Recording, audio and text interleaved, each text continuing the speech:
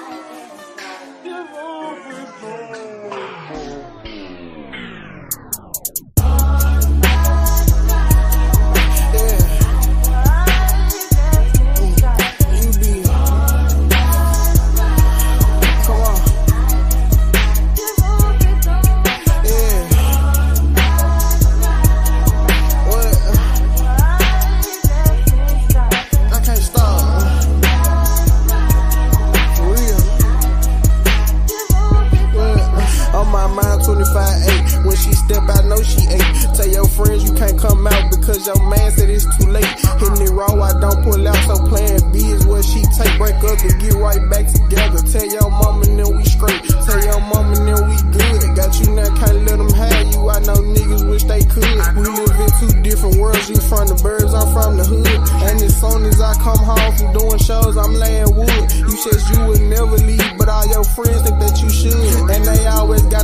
sense, but you never pay attention. I see niggas all throughout your DMs and throughout your mentions. Come for you, I get relentless. Tryna come hawk a nigga down about you, bae, I'm hopping fence. Cause you be...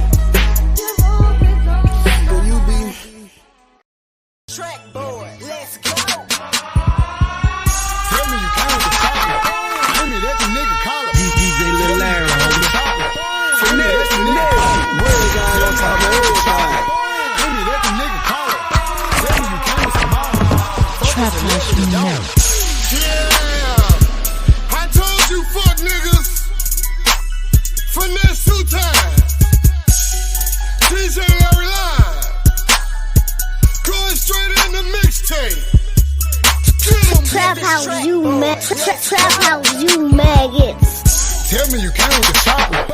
Aim it at the nigga collar. Tell me you came with some model. Fuck a celebrity daughter. Mixing the act with the slushy. Baby mama favorite buffy. I pull up all of a sudden. American, I got the Russian. You playing Russian roulette. I'm playing run up a check. Whoever thought I was next? Social media a mess.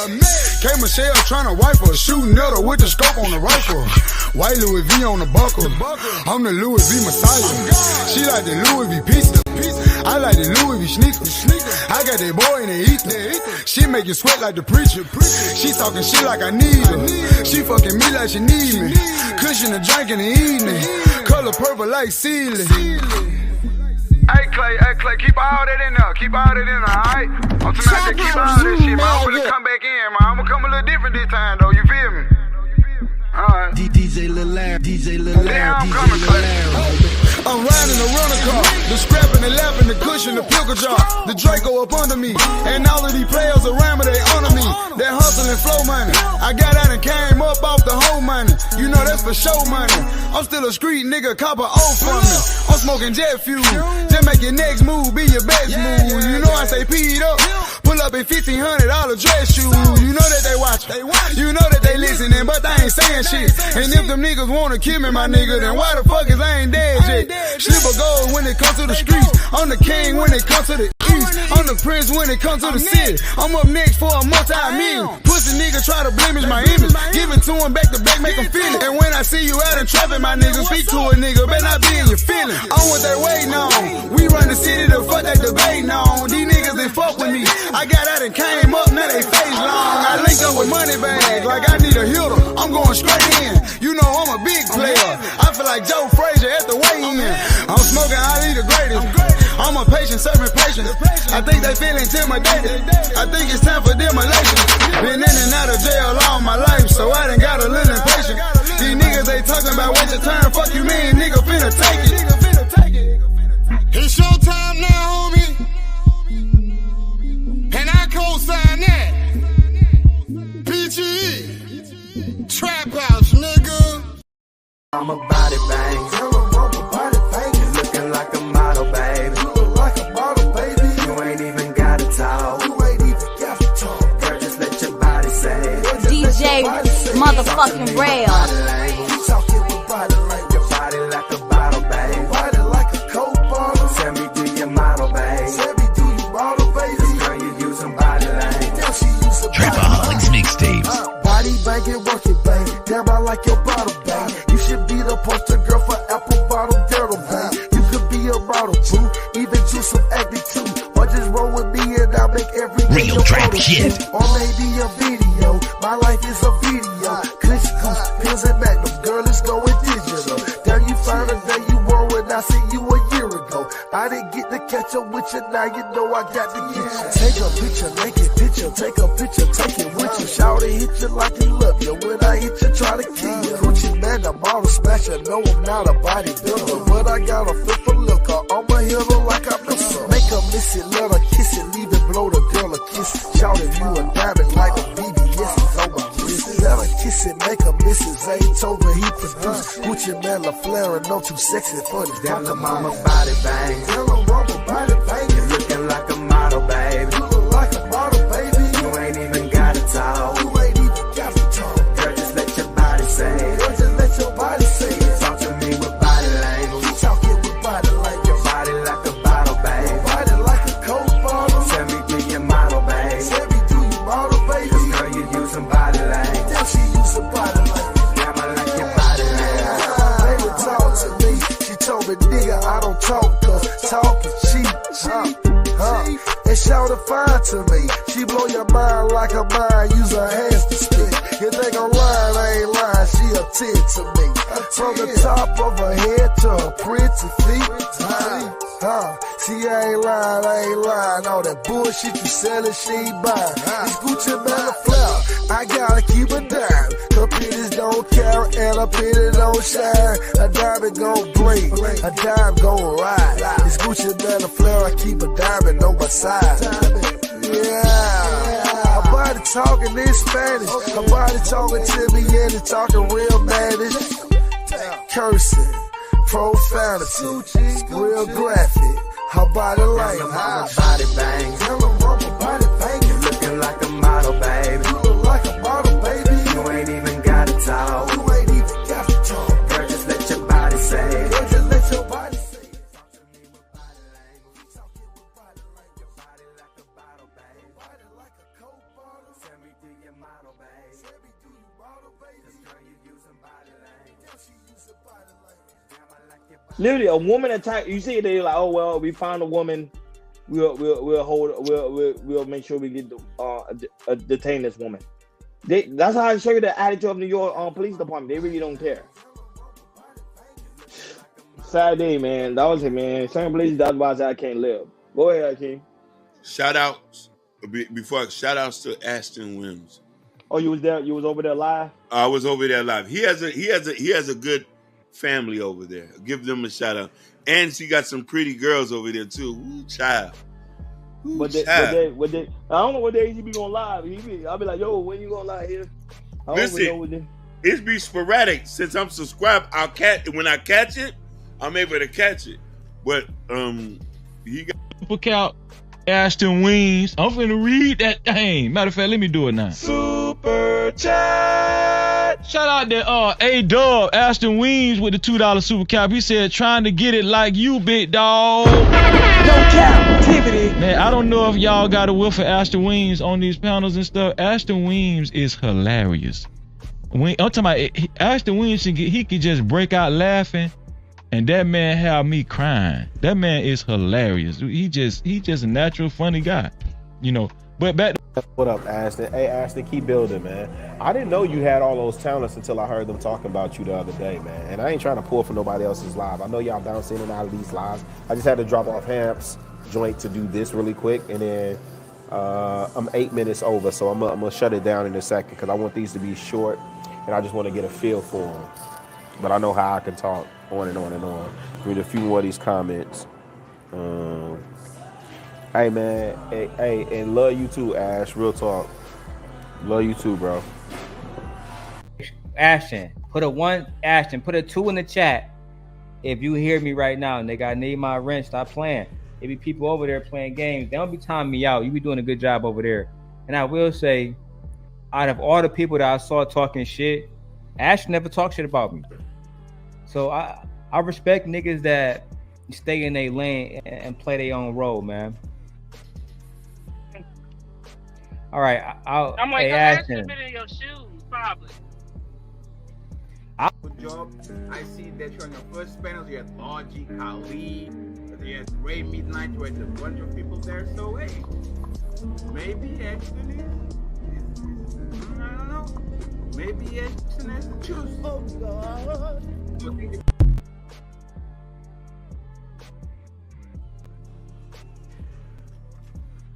Oh, mic check, 1 2 1 2.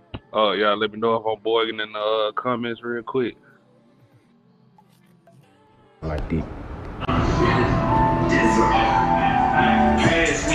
lay down. This Kane in here. Fuck you all about. Oh, they got my niggas look kind in here. hoe. He my kid, Lil Harold. Prince Hakeem in this motherfucker. What they do? Oh, good, Prince. Yeah, no cracking, man. I had to leave the show earlier today. I had to watch the debate, sir. I don't know if you saw it. No, I didn't see it. We should have watched. I should have watched that shit. It was a tie. They both lost. They ain't gonna hold you. They both were throwing slurs and not answering questions, and I get a tie. I just say it was a draw. Okay. Well, nah, you doing all right, friend? Now I'm just taking it one day at a time, man. What about you, man? Yes, the other show, man, you had a nice panel, man. I was gonna come up, but I didn't want to fuck the flow up. I wanted to see. Damn, fucking. You had Pink. Damn, which one? You had Pink, Sunkiss, and you had that new girl. What's that new girl? Pre? Not Pre. We know her. That's the one from Detroit. The other girl that was in the bottom that worked from home. Shit. Oh no. Naked Allure. I think that's her name. Yeah. Yeah. That's gang. Hold on. Let me knock these comments out real quick. Shit. Tips and Tricks. Appreciate you for coming through. Carmen Michelle. Impressive vibe. I be want to say Empress. Me too. Prince Hakeem in this motherfucker. Pink in this motherfucker. Hey, Pink, don't come up here so I can ask you about that person you put in the back chat. I don't know who the fuck that is. Carmen in this motherfucker. Hey, Carmen, pull up too. Cause I didn't know you started doing content, man. So I seen you talk about it today. Let me drop this link. Pink is a firecracker. Look, I think I say off her meds.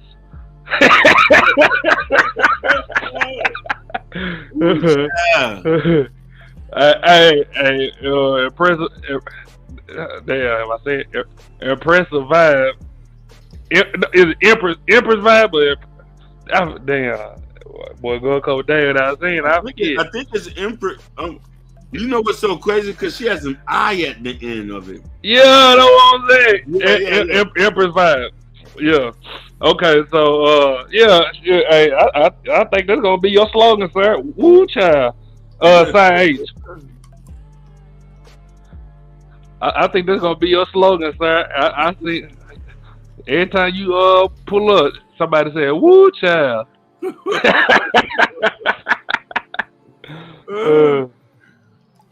Jayla, go come up here, man. Is that Houston in there? Yeah, let's talk about that debate. I ain't never seen the moderator get to talk.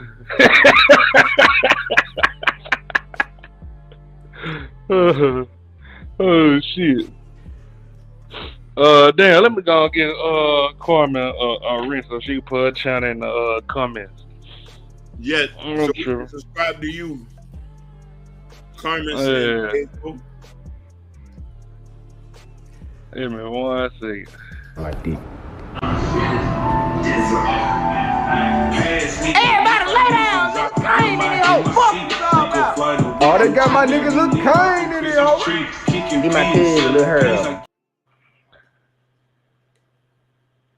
Jalen in this motherfucker.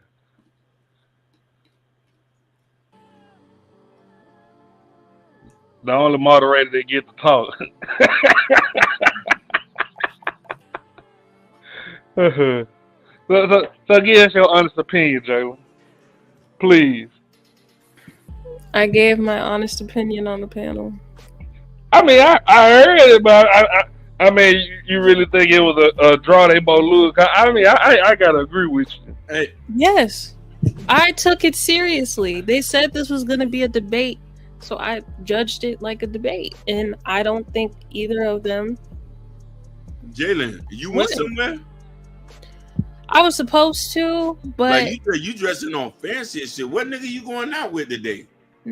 I was supposed to be out, but I got called to stay on the clock, so that's why I had time. Hold on. What nigga you was going out with today? None. Ooh. Okay. I just wanted to show y'all I could be jealous, but I'm not. Okay. Side H, the Fatty and Sharon debate. I gotta be honest, goddamn me. Sharon didn't answer like the first 17 questions. Shit. Yeah, I think he was getting too caught up in his head about it. I ain't gonna hold you, Jay. I've been calling Sharon out about he can't debate for months. He can. It's just no, he can't. He can. It's just he needs to be more patient. No, he's not a good debater. Anybody can become a good debater. Unless you're well versed on what you're talking about and you're able to hit the talking points. I've sat and watched numerous of shows, but first, before I go into that, I'm sorry for cutting you off. Go ahead, finish what you're saying. I agree with you, which is why I say anybody can become a good debater, because it takes research, it takes you using the right tactics and not arguing in bad faith. It takes a lot of different factors, but you can become a good debater. It's a skill that can be taught. Yeah. But let me tell you what's issue with him too. He somewhat is kind of like fragmented in certain topics that I say that I don't know if he believes what he's saying at times. When it came to this, I feel like I suspected he would have did a better job, because I don't know, at the end they said this is based off of subjective opinions, which I didn't know that in the beginning. I didn't know that. Listen, he should have took a point or two from PH Diva. She knows how to debate. Let me tell you why she knows how to debate. Let me tell you why. Let me give you and explain why. Okay. The PH Diva is speaking from experience, and she is read. So let's say, for instance, if we're gonna just give an example, we're gonna talk about single motherhood and the issues that come behind that. Not saying she can say that, but she can speak from experience, where she can draw some comparison and can give some facts behind that, and to be able to articulate yourself where it doesn't seem like you're pandering, or at least to sometimes of hate. Sometimes you gotta read between. Like, not think about how aggressive she's saying it, because I had to dial back at times and be like, okay, oh yeah, she did say something. She's not really. She's just stating the facts behind it. But you know what I'm saying. Like when you hear Sharon, he's mainly just speaking from opinion. You know what I mean? Yeah. And then there's some opinions I think he's not qualified to speak on. But this wasn't based on, well, if we're gonna be basing it on that, I think he has the experience to speak towards it, because he's married, he has results. He says success is based off your results. So I don't know, man. But if he's gonna say that, then let's also talk. Doesn't he have a baby mama? Yeah. See. Wait. Hold on. I gotta be. Oh, go ahead, Joe. Yeah, he does. Oh, so now here's the thing. So then, this is why I said when we're gonna have a debate, we're gonna have to deconstruct everything. As you could see, they were very excited to debate each other. Yeah. So it was kind of. At least for me, it was difficult because I don't like cutting people off, and I don't like getting cut off and being so. Yeah, I couldn't really do my job. But at least they had fun. At least they had fun. I mean, to be fair though, Sharon got a business, so that's an extra point on. And then to be fair, just having a baby mama, I can't disqualify you for that because I talk about a lot, and this is gonna be a new talking point. Like you could be a great leader, but that don't mean that you know what I'm saying. The people gonna follow. Okay. Like there's a lot of women that jump ship. Let's be real. We talk about how women hate structure. Do we not, Prince? No, you're right. You're right. But here's the thing. Before we get into that, somebody asked you a question, Jalen. What? They said, "What do you do for work?" Because you like how she taught. They like how you communicate. I work in. I can't say specifically the job title, but I'm more so in data analytics. That's a big umbrella, so y'all won't be able to guess what I do. Yeah. So let me tell you. Let me go back into this. Like in a debate, sometimes, if depending on what the debate is, if we're basing debate on strictly topics, I don't know what you know what I mean, because I heard some of it and I'm like, okay, they all over the place. But if they did it like it was like, okay, we talking about this, and this, then okay, then nobody's not gonna deconstruct everything. But if we talking about certain things, yeah, your life gonna be deconstructed. You feel me? The person who's able, you know what I'm saying? This is why I say I agree with you. The baby mama situation is not always a plus. I just put that in there when he talking about he has results. So I say, man, you got a baby mama. So you talking about your second relationship is good, but I would have wanted to hear something from somebody who's married to the same woman and who has kids with that one woman to be able to speak from a perspective that, hey, I had temptation, I didn't leave when we had, you know what I mean? So a lot of things can get deconstructed. But check this out though, Prince. Him being married for maybe 17 or 12 years. Yeah.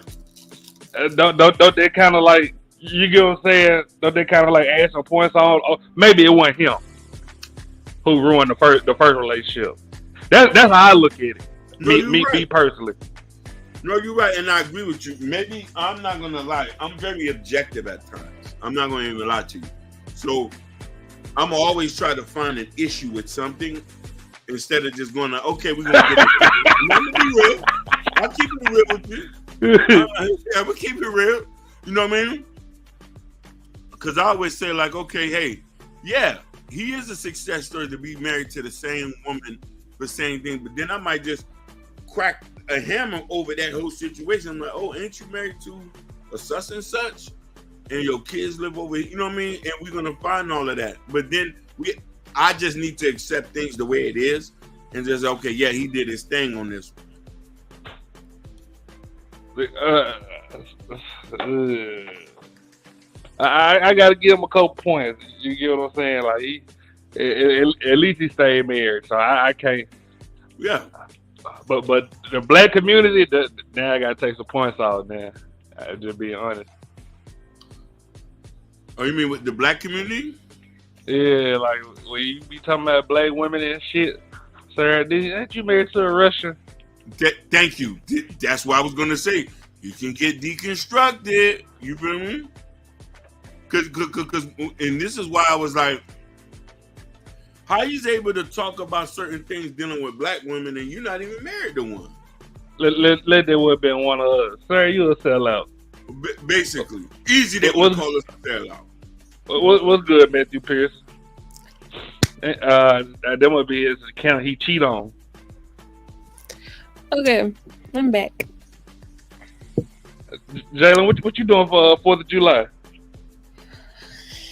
I should be out. Real hot girl shit. No, not like that. No. I'm going to be with family. We are going to be popping fireworks. That's what it is. You see, I don't celebrate 4th of July. I don't celebrate it either, but it's a good excuse. I'm off of work. Why not pop some fireworks and like drink and eat? Carl Anderson, I think some of fatty people went over there and voted. I ain't gonna hold you. I even voted for Sharon, knowing he lost. Hold on, give me 1 second. Give me 1 second.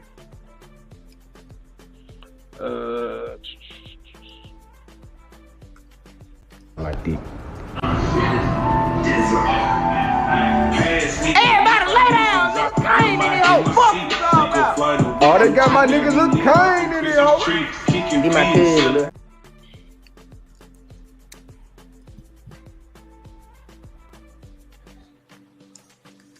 Real God.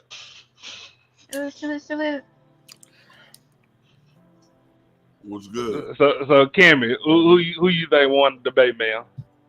Oh, you're talking about the debate? Yeah. This like ESPN after hours. I think Fatty won. In my opinion, I think. We got a person that biased over here.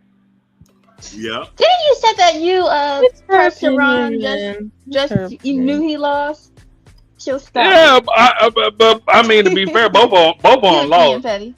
Yeah. Both of them lost. I mean, but you had to pick one. So No, you don't. In actual debate, you can actually do a tie, and then they have to go one more round to break that draw. So that's actually something that judges and moderators can do in an actual debate. I know people didn't like my stance, but again, I agree with your stance, Jalen. Argue with your mama. It is what it is. I agree with your stance. No bullshit. Shit. Here come Pookie. Let me drop the link. Hold on. Let me restart after I drop this link. Oh my god.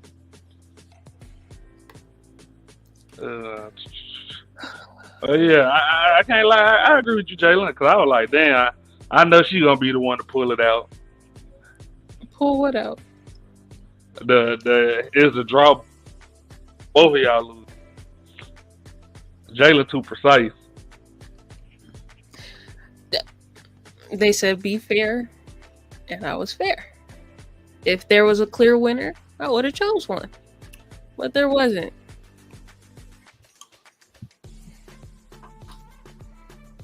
I'm pretty sure they'll have more debates. I don't know. Hakeem? Yeah, I'm here. Oh. How's your night? You want to know something? It's going okay. It's going okay, you know. Is it not okay most nights? Not really, you know. Oh. You know, I've been going through some shit over here.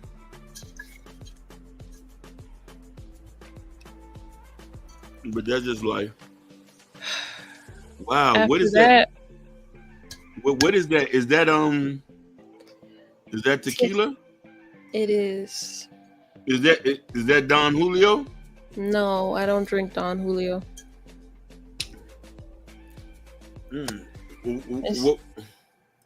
What? What name is that? A local brand in Texas? Tiramana? I ain't never heard of it. No. Well, they have Blanco too, but this is Reposado because I like Reposado. Nice. Ay, Cariba. I really want something fruity with this. I'm just gonna take one shot because why not? I thought I brought my shot glass in here. You know, because of you, I finished my first module. Module of what? You know, taking the thing on Coursera. Oh. Thank you. But if you really want to take it seriously and make like actual money, because again, I didn't go the conventional route. You know who to talk to, because but does he data though?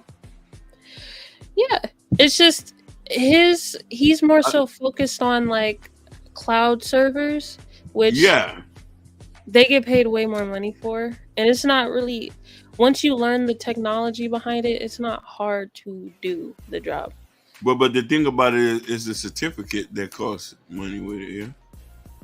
Yeah, but you should want to invest in your future, right? Yeah. That's what I'm trying to. I forgot how much it is. I know what they took. It's just I forgot how much it is, but it does cost. Give me That's what one second. I'm taking the data analytics class. Oh shit! Congratulations. Like deep. Everybody lay down. Look Kane in here. Oh, fuck you all about. Oh, they got my niggas Lil Kane in here, ho. Get my kid, Lil Harold. What's up, nigga? What a hold it? You got him. So you want to be on first 48 weekend? Oh, Pookie, you there? Nigga, get rid of that tape. Yeah. Yeah, I'm here. You can hear me? Yeah, I don't know why my shit fucking up. I already know Pookie is against me, so go ahead. Jalen sucks as a moderator. Nah. Alright. So, let me say this. It was a rough draft. I just think, you know what? It wasn't particularly you. It was just really more so in the beginning where it seemed like all the mods were trying to question Sharon more so than Fatty. That was it. I think it would be hard to contain both of their personalities. So it would really have to be on somebody else's platform with a master mute and control of the time. That would have helped way better. Neither of them having controls on a neutral platform where neither one feels slighted would have been the best option. But it is what it is. I know, but if you look at that rough draft, it was the first show. And I'm sure as y'all continue, if you continue to come back as a mod, it'll start to get better. I probably won't. Why not? I think I judged too precisely. Yeah, but then I you thought know, that too. But now you know you gotta start taking biases away there. I wasn't going biased. in and out on y'all shit. No. Did you hear No, my I'm- critique? I was not biased at all. No, but you said you judged, so I was just going off of the statement you was making. Oh, well, no, I meant like I judged the way I scored them. I guess I scored them on a higher expectation because of what was presented to me, it being a debate. Yeah, I thought it would have been like Take care. I thought it would be like pre-questions ready and all that discussed before. That was really just regular Fatty and It's just a Sharon. conversation, but granted, it's the first episode, so Yeah. I'm pretty sure he'll take pointers and like adjust from there. I'm not tripping. Yeah, it would need to be. I would think it would need to be. Well, if it's presented by the Untouchables, it's probably always going to sway in their favor. But if you wanted to do a more non-biased, Is Pookie going out on y'all end too? No. It's me. No. I can hear him. Oh, okay. Why can't I open this bottle? But I think it was what it was, and if they continue to do it, hopefully it gets better. You know, in our space, shit usually don't get better. That shit gonna turn into Fight Club. I'm optimistic. I feel like it'll get better with time. It's just they gotta feel it out. It'll be fine. They'll be fine. Because we know we're super opinionated over here. So more so, whoever gets up there, the personalities that we have are a lot of dominant personalities. Somebody needs to be able to just, hey, time up, just like they doing in political debates and just like they doing academic debates. Shut that shit off. Mute up. Your time is up. Rebuttal or ask a question and type shit. It's more traditional debate style. I haven't seen. But I don't anybody. think I don't know if that's possible with so many different personalities and so many people who don't do that. I mean, it's possible. It can be if somebody's adamant about time control and muting. And it'll have to be like Jalen, Mimi, and who else that ain't biased. It had to be a third person like Jordan Era. No, you can take because it's different debate styles. Huh? I was asking Pink to come up here because, like, girl. You can take the moderator out of it, and all they do is control the flow of the conversation. They like it's different setups that you can do in any debate. No, Yes, you need a moderator up there. Nah, the moderator don't necessarily have to. They can ask the questions and ask follow-up questions, and then leave it up to the debaters to answer those questions and just control the time. Control when people are supposed to talk. That's it. Usually how presidential debates go. Academic debates are more so. It's different. But go ahead. Okay. No, I was just saying, I would agree with the Pink. The thing was pointless. It was all over the place. That's why I said niggas stop watching after a couple minutes. I said, man, this shit trash. Like, it wasn't trash. It was rough. It was very rough. And I wouldn't even say rough to put the debate title on it when it was just Fatty and Sharon doing what they always do. They listen. But you see, the thing is, like, if you're gonna do something like that, it, like you say, it has to be structured. You feel me? And real structure, like, and this is what Ashton say: somebody who's not gonna be non-biased. Nobody's not gonna cut nobody off and be like, hey, answer the question. Okay, after he's done, okay, now you answer the question. And I, you know what I mean? Go ahead, go ahead, Prince. No, I'm done. I'm not. Somebody said, "What about Aaron O for one?" Aaron O, he kind of biased. He told me he was biased. But it's like I said, it's not about being. It doesn't have to be about bias. You can take the moderator's bias out of it by just giving them a specific set of tasks to do. That's it. But who gonna cut the time off though? The moderator does that. The moderator, they're on a certain time. Just like you have a minute to ask the question or answer, that person gets the 30-second rebuttal. Then you keep moving on, or he gets a minute to ask the question. Like it's rules that you can negotiate at the beginning, where the moderator doesn't have to actually be in control of the conversation. They just ask the questions and keep everybody on task. Yeah. Yeah. No, That's I the still best way need. to do it. I still need a good 3 up there. Two people that's in the middle, and probably one person from your camp. I would agree with you. For entertainment purposes. That will probably be better. But if you want it to be more like structured and actually, let's get y'all opinions off and let's see who can really debate and really get their articulate their intellect better, it would probably be better with one in a hardcore set of rules. Yep. I agree with you. I don't know. I don't feel comfortable with Jalen by herself moderating. It would just be time up. If I would have controls during a debate, not this one, but any debate would make my job be more easier. I wouldn't feel like I don't have control. They're just gonna do what they do. You know, I actually have the power. So who would you debate, Jalen? Out of curiosity, in this space. Hemp. Hemp. You're going for the juggler, ain't it, man? No. I think we're on the same intellectual level. I think he's more so his intellect where he has me is when it comes to theological discussions. I feel like he's way more versed in that than I am. But with everything else, I feel like we're pretty much on the same level. Whoa, you throwing that word intellectual around very loosely, Queen. Pipe down. Hey, she's standing on. She want to stand on business.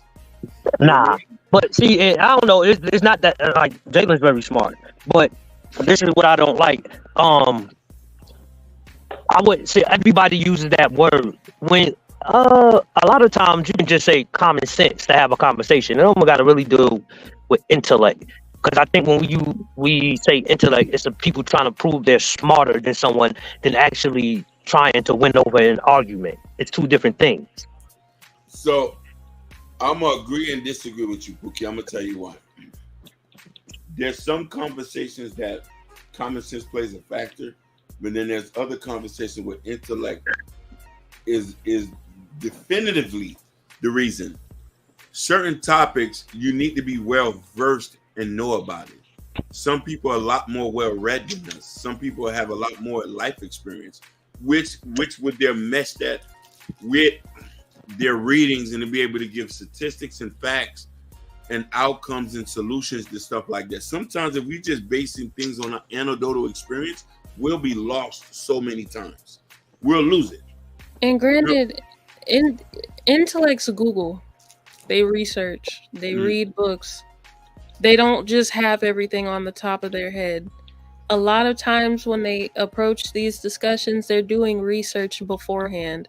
They don't know half of this shit by the time a topic comes up about it. They're researching beforehand. Like on the show, you mean? Yeah, like for example, what I used to do, especially when it came to shit I didn't know, because I don't know everything. Before a debate, I would research. So it may seem like I'm well versed in the topic, but I'm just well researched to be able to debate. Yep. Well, I mean, ain't nothing. That's how you're supposed to do it. But give each other a week or two and build your material up, and then argue off of the research. Intellect at that point has nothing to do with the debate. But how you apply that research shows your intellect. Yes. I can give you that. Yeah. I'm agree with that. Look, but that's why he just ain't some dumb nigga. Nah, I'm definitely not no dumb nigga at all. He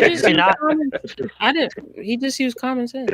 I'll be trying to fucking real talk. It be hurting my brain cells trying to be smart for this crowd. Listen, but Pookie, I am going to agree with you on this one.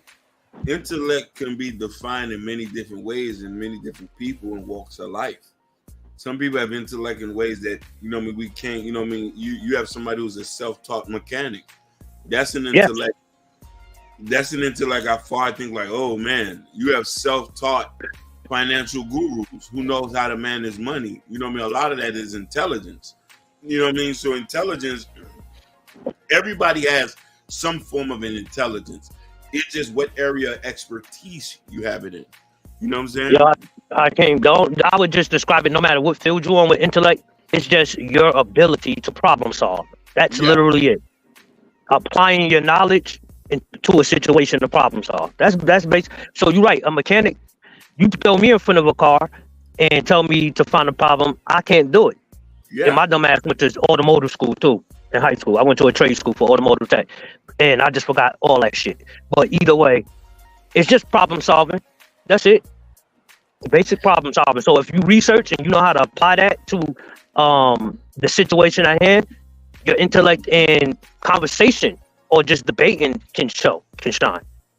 Wait, so did y'all see This Might Be Risky last night? Man, yeah, we seen you on there. Yeah, I peeked on it, but I thought that shit some shit just don't be my taste sometimes. What you do, Jalen? She killed the old girl who married and was talking about traditional. No, I didn't kill her.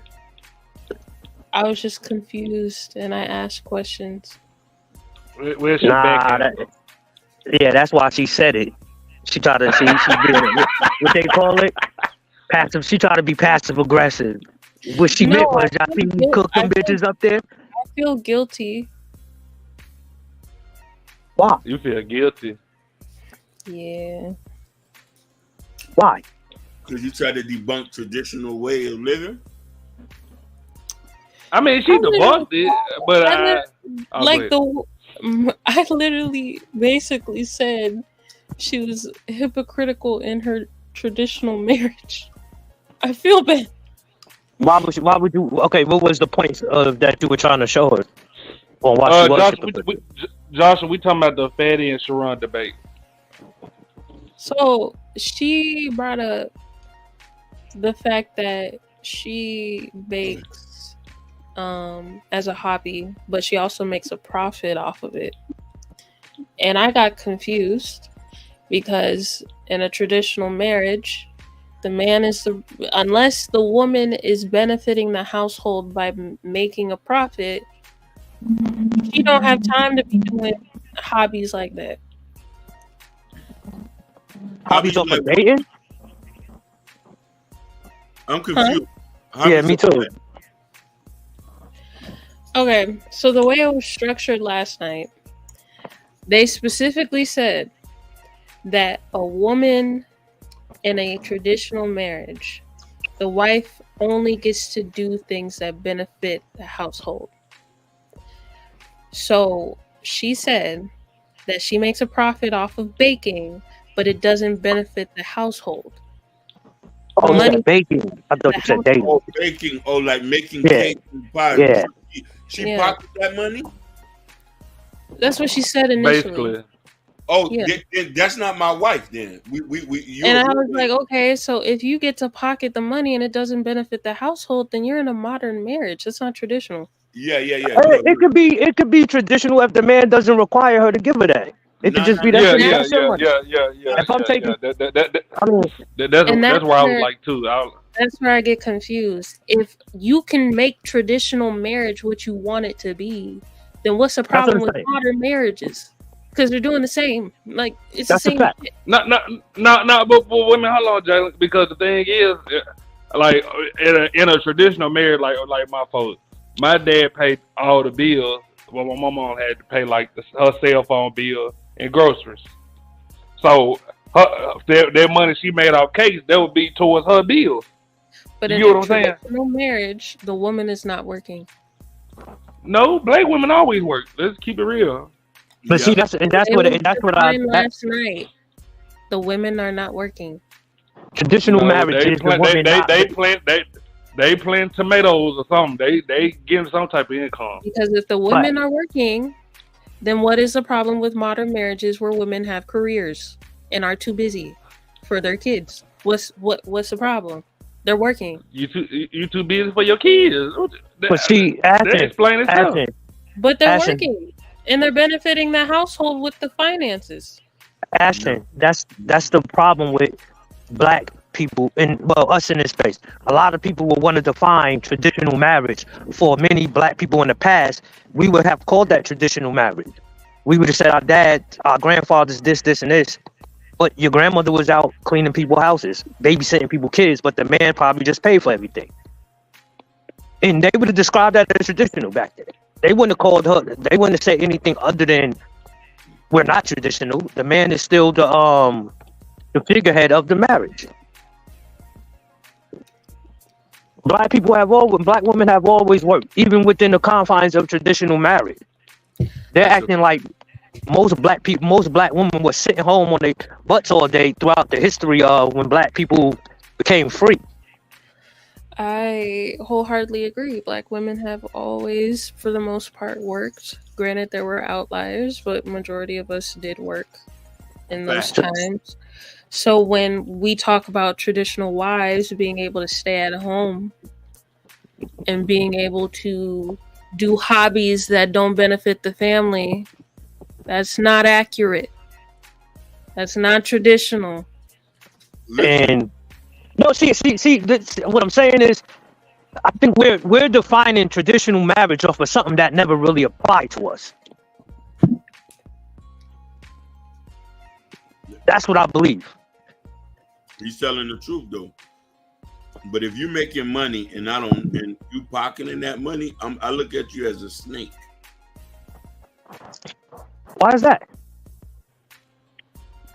So here's the thing. Let me tell you why I look at that. A lot of girls now be stashing money up to have an escape fund for whenever they want to leave. Sometimes they'll pocket the money you live. I need to know every dollar that come in the crib. Yeah, but whenever you do know every dollar and you just don't require her to give that to you for a bill. That's different. But let's say you making money and I don't know, you a snake. No, that's a fact. That's a fact. How you come in the house and smell all of damn cakes? This is what I would say, and then I could be wrong. She has, let's just say, she has a debit card. One her husband funds, and she has her own. When she's out grocery shopping, is she not using her own sometimes? That's not traditional. See, that's traditional marriage shit to me. I don't. One pot.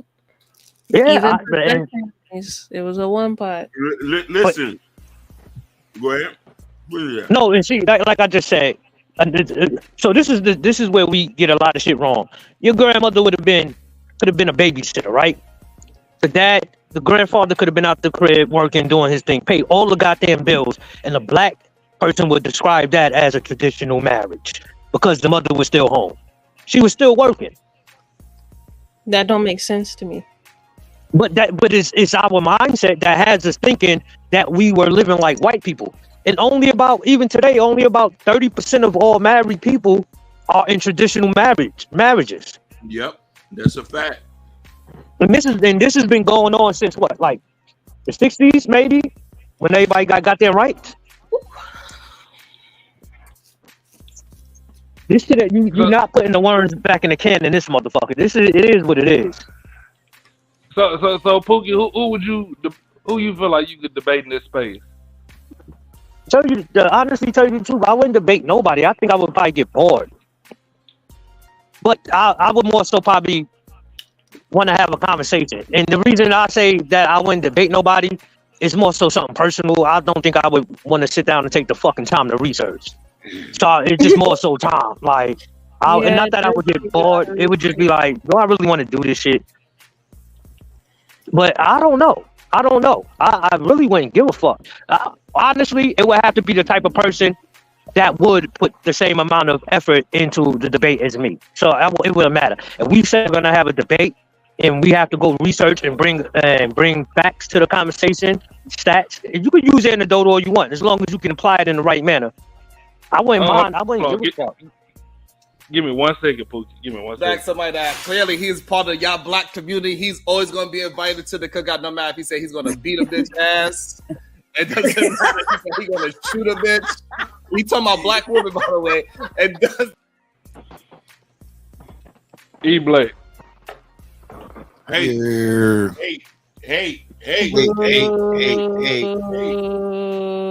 What's going on, Jalen? Hey. Hate. I feel the hate.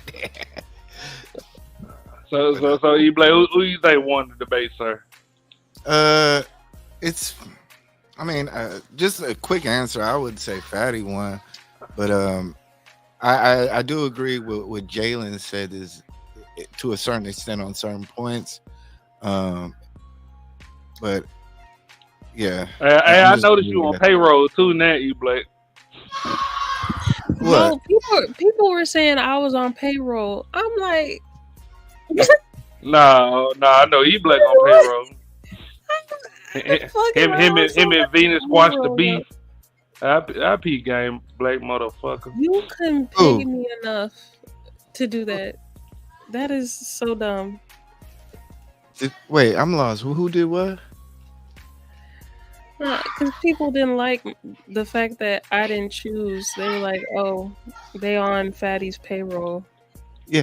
I actually agree with a lot what you were saying. I think there was definitely flaws in both attempts. But I do believe it was too many flaws for me to depict a winner. I don't see how you could, unless you were trying to give out at least you did this trophy.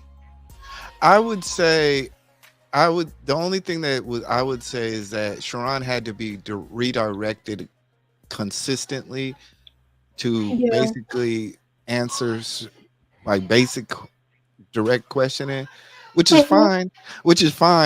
I still believe that's a tactic in its own self, but at the same time, if that's a constant theme to where you're not answering questions and it's just not, that doesn't look good.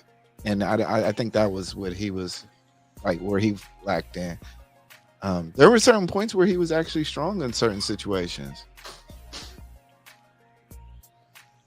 Think so, sir? Yeah, I'm not no hater. As much as I don't like Ash. Shit. I don't have a hating bone in my body. Shit. But I thought it was. I mean, yeah, it was. I guess what it was. You know. I think Jalen was definitely spot on. There was a lot of surface level things, but I think that one person was attempting to do it better than the other person, and then Sharon's attempt to do his debate tactics, it's all. I don't like it. I don't think it's really good. Nor is it very like. I wouldn't risk my life on that, you know. But I think what Jalen said was actually on point. It wasn't a blowout, but pause. But it was. I don't think I would give Sharon any credence to what he did. I need cake. Seahorse in this motherfucker. Be love in this motherfucker. Right. I'm ordering cake. You're ordering cake? You ordering cake? Yeah, a slice of cake. Mm. From the... Wait, you're in Houston, aren't you? Who? E-Black. No, I'm in No, that nigga Beaumont. Oh, have you ever heard of Dessert Gallery? Dessert Gallery? No. We have cupcake. I forget. My wife go to these damn cake things. But we have a couple of things like that, but yeah. Give me 1 second, E Blake. Give me 1 second. Yeah.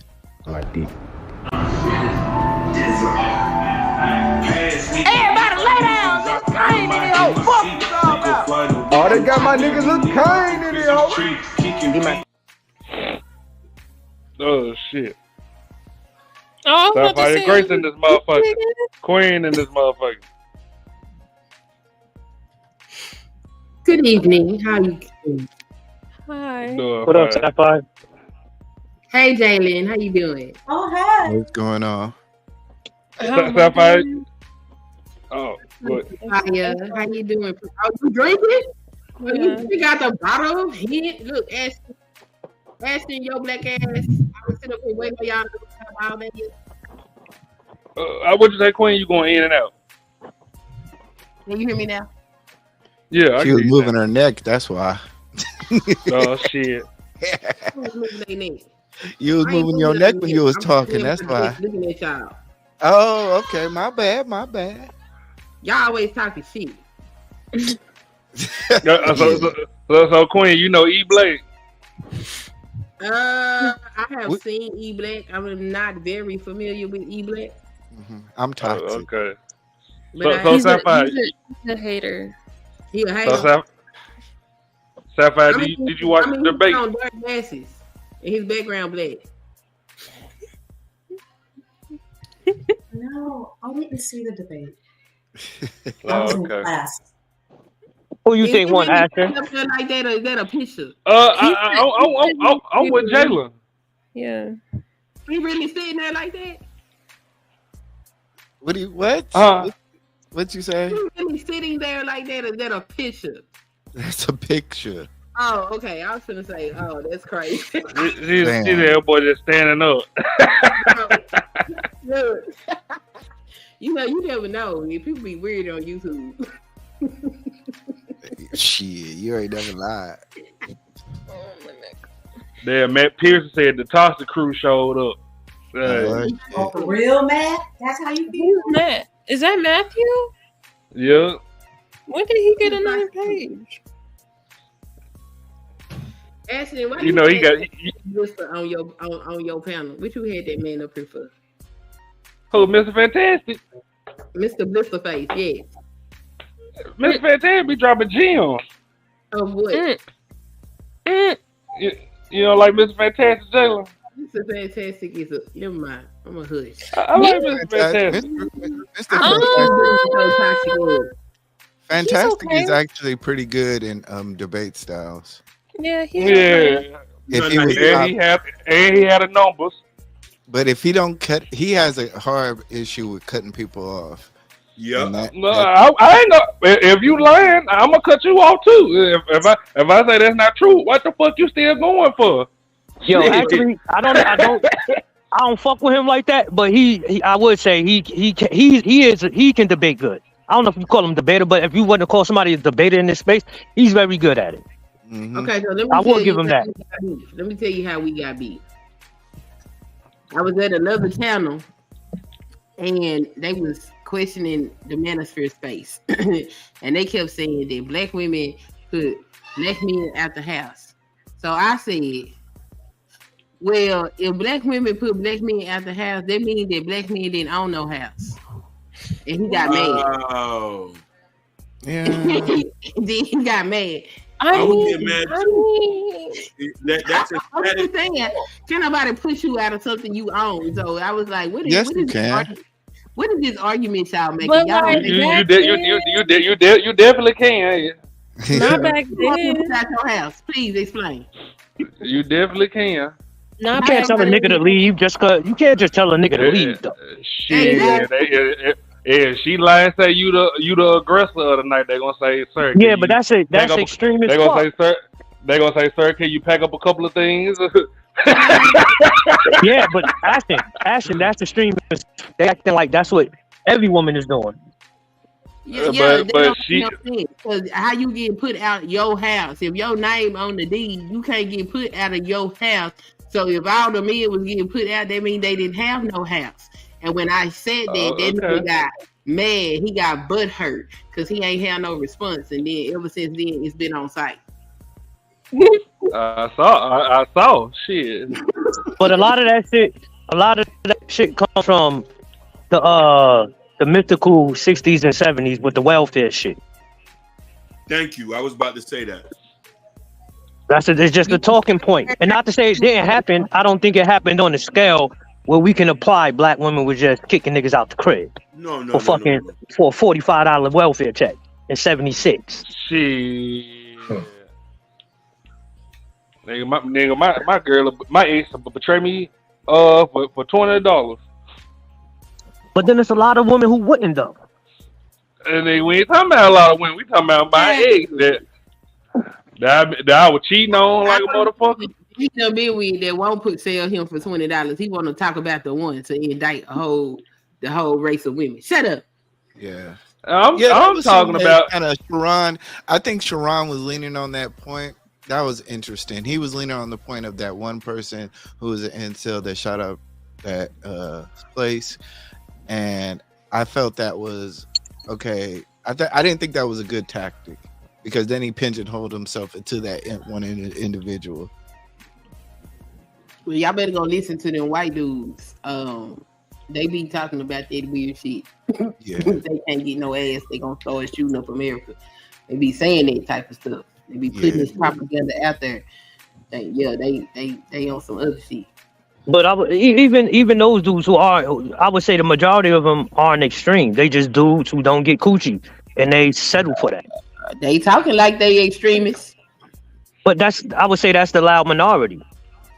Yeah, that's what everybody said when that dude when they shot up that damn church and he had a whole manifesto. Y'all better be listening to these people when they be saying this shit. They ain't playing. All right, y'all. I'll be back. Anthony, I came up here to cut you out because I was sitting up here waiting on you all day yesterday, and you ain't never had no show after you just told me that I need to be ready. That was Brownie. That was Brownie fault. She got sick. My bad. You ain't even message me and tell me it was canceled. That's my fault. That's my fault. That's my fault. She said we're gonna start at 2, and then she ain't text back. So I'm like, okay, maybe you get what I'm saying. She at work. And then I waited till I hit up at 3. She said she wasn't feeling good, but no, she said I waited till 3. She said look for some topics, so she ain't had none. Then she said she kind of still feeling sick. Then she was like, but she on her way home, so it got to like 4, 5, and 6. I was like, she was like, she just wanna wait. She gonna wait because she was trying to brush it off. She said, yeah. So I apologize. That was my fault. Oh, okay. Well, I'll be back in about 30 minutes or so. All right. What'd you say, Jayla? What are y'all talking about? Brownie. We were supposed to do a midday show since Sharon ain't going in the morning no more. Oh, he not? Yeah. No, he I probably guess back to not. work. Nah, he doing the evening. He trying to stick to the evening. Yeah, He must have got a job. Yeah, he's probably back at work. Which, get your money, Sharon. Don't let people talk shit. The doctor said he can't pick up a brick or a piece of wood no more. So he definitely ain't work. But he might have gotten like, I don't know, a management job, something like that, where he doesn't have. No, he switched over after he let that white girl call all y'all niggas and shit. Nah, it's more so with his job. It's dealing with his job. They said you better not let me catch you in the morning no more. He went back over the night. Wait. So you say he got a workers' comp claim? Disability. Disability. You don't notice his long sleeve shirts be buttoned open. He gotta let his heart breathe. But so with E-Black, what you just said with that incel shit, I don't think a lot of us would be able to give anyone an answer on that. Particularly a certain person who describes themselves as an incel, you would have to look at that content. And I would say this: at the inception of YouTube, this Manosphere, Red Pill, I want to say Manosphere because all that shit is under that umbrella. That shit started. That was like one of the main things for men when YouTube first came out. If you wasn't on YouTube when it first came out, it was that dating coach shit. It was a bunch of men saying they was incels for the white crowd, and then for the black people, it was the pro-black shit. So you was looking at pro-black. No, it wasn't pro-black. Not pro. It was black people talking specifically towards black issues. But I want to say more so, it was them Israelite type niggas like Sarnetta and them niggas was on early like on that YouTube shit. Yeah, that was the black YouTube. I agree with you, but you're adding like too many people together and considering that Manosphere or Red. E-Black, before you get to name it shit out, E-Black, Pookie said he on your ass for manipulating me and handing him that tape. Oh yeah, nigga sold my information. That nigga got something to do with my exposing. I don't give a fuck about that shit. Don't do nothing to my real life. So I know you don't care. This shit is the internet. And this shit is the internet. Hey, everybody got B, and it was just your time. So But I mean, it showed my bad side, but it also showed you, like, and I say this to anybody, you seen that incident. I'm still with that same woman. Like, I still had two kids after that. So I gotta give you credit for that. If I really want to dig into it, it would probably be more pertinent for niggas to ask me how you get over that. No, yeah, but I think here's what I don't like about that. Like, that's your personal life, and I don't think that should have been the topic of discussion. You feel me? But this, I would. This is what I would say. I don't agree with it, and I don't agree when it happens to anybody. But this is the space we in, and I can't cry over spilled milk if I'm engaging in this space, because anybody can get got, and it is what it is. Yeah. Yeah, but you gotta understand something. Let me tell you what I don't like about that. That sucker shit, because that's your family, that's your wife name, that's your kids involved in that. Like, if I got a problem, I'm not gonna bring your personal business in that. So I didn't know what that, you know what I mean? I was like, damn, niggas brought old cases. You know what I'm saying? I'm like, yeah, damn. It is what it is. But and I would say it's a lot of niggas who fell by the wayside who's been in that situation that be in these comments. So I don't mind and I preach transparency. So if you gonna open up the book, just show the whole thing. And I say that to E-Black, nigga. If you gonna open up the book, show the whole thing. You know what I'm saying? Don't just show the bad part, nigga. Just show, he's still with that woman. They just had, nigga. I got a 4 and 5-year-old with that woman. Yeah, and that shit happened 11 years ago. So I won't want that shit out, bro. Nobody. That's a fact. That's a fact. But I can't cry with spilled milk, though. This shit is already out there. It is what it is. And I've been coming to the conclusion, like, this shit is the internet shit. Ain't nobody getting touched in this motherfucker, because I used to bug out over that shit, over shit like that. But it's like, who really gonna meet up? Who really gonna get hurt? Like, I'm tired of that shit. I'm tired of arguing with niggas. Actually, Well, like I said, man, everybody get gotten with I your slapped the time. fuck out E-Blade. nah, it is. I'ma still talk my shit, but it is. Yeah, This is the game. shit. Hey, I'm gonna talk my shit too. This is the game. And then, like I said, know already, I'm gonna talk my shit. But my thing is, like, if you would have came up here and I would have just went at your neck, it would have been like, nigga, I don't want to do this every time we get on the panel with each other. Yeah. Not to say I won't fuck with you, but I might in 2 weeks. But some days I'll be see you one in the to back. Give me 1 second, Pookie. Everybody lay down. Just came in here. Oh, fuck you all about. Oh, they got my nigga Lil Kane in here, ho. Get my kid, Lil Harold. NT in this motherfucker. Yeah. What up? Yo. Jalen, Yeah, say some of that. Jalen, say some of that bottle, cause Mimi coming later on. I'm not. Oh no, I'm not drinking the whole bottle. Jalen was drunk during the debate. I was like debating, should I just hop off and go on the game? Because they were having a conversation without the moderators, so it seemed like, you know. But that's why I said it was regular Fatty and Sharon conversation. Yeah. Jalen, you on Xbox too, ain't it? Yeah. Yeah, you got that new Cartel game? Boy, I've been on that motherfucker 7 days straight. I ain't been asleep. What? What's the name of it? Cartel Tycoon. No, I have not. I mainly play like Call of Duty. I know Power Washer Simulator. No, Call of Duty and Overwatch 2. Yeah, my sons be on Overwatch and Call of Duty. They be on some other new shit that I ain't seen too. Your son is not my favorite kid on earth. Huh? No, I said my son. Yeah, your son is not my favorite person on earth. He plays Overwatch. I don't what? Oh, he play. Oh, they. I don't know. They be playing all that first person online shooter shit. I can't at this point. I can't tell what the fuck is Call of Duty or not because they all look like it's something that look like Call of Duty. They be on that heavy. It's not Battlefield. So, Auntie, who you think won the debate, sir? Nah, Fatty won the debate clearly because Sharon wasn't debating. Now, did they both violate all types of like rules of the debate? Hell yeah, but there's a winner by default. That's the way I saw it. You know, so. Okay. It was trash. So ask him the question. Ask him.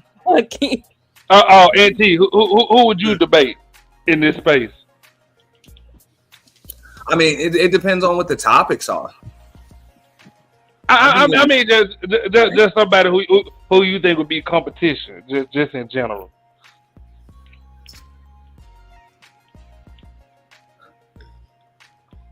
I'm not gonna lie, bro. Most of y'all is light work, bro. Damn. Get the fuck out of here. But y'all like the talking points that y'all have. Y'all don't know what you're talking about. Both sides. So everybody pretty much light work. Light work like that? They smoking Not on that even light me. back? Because all you got is rehearsed talking points. All I got to do is throw you for a loop, and then people start getting personal. Auntie, I give you that work. Stop it, man. I give you that work. Okay, I would debate E Black. I think that would probably be a decent one. Oh hell no! Yeah, not seeing him debate. Hell no! Hate. Oh, so when you say debate, would you say have it in the context of what Fatty and Sharon just did, or actual debate? Hey, nigga, get your shit together in 2 weeks. We going at it. Yeah, I'm talking about actual debate. Like it would have to be some kind of structure. Jalen, with my research ability, trust me, I'll be pulling out all stuff. And my entertainment value, girl, you gotta stop. You probably be a good second seat to my first seat. Damn.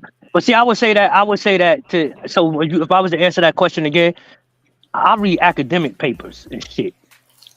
And a lot of times I like to see the actual nitty gritty. Where the fuck did they get these stats from? Who actually handled the research? And it's a lot of shit that go into like actually being prepared and knowledgeable just on any subject. And I just do that shit, and it ain't even. I don't do it for a debate. You know what I'm saying? So if you're not willing to do that, I don't want to sit up there and argue with a nigga over talking points when I actually spent time fucking studying this shit just to make sure I'm prepared for an actual debate. That shit, it would suck. That's what I'm saying. But at this point, like, I done spent so much time in the space, even the talking points I'll pick apart.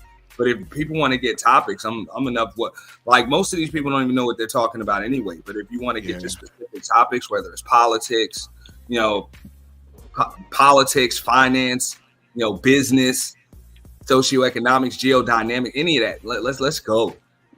Like, let's go. The bare bones idea Fatty got is lucrative. It's kind of like what Destiny is doing, so it can. I mean, I think every content creator should start. Just fucking pick up on that. Fucking run with it. I'm gonna pick the debate thing. I think that's good. I think it's healthy. I think it's just healthy, good competition, good sportsmanship, and not only that, it'll kind of just force people to bring a little substance to their arguments and conversation. They used to do that with what's that place called? POC? Teapot. The Prophet of Thought.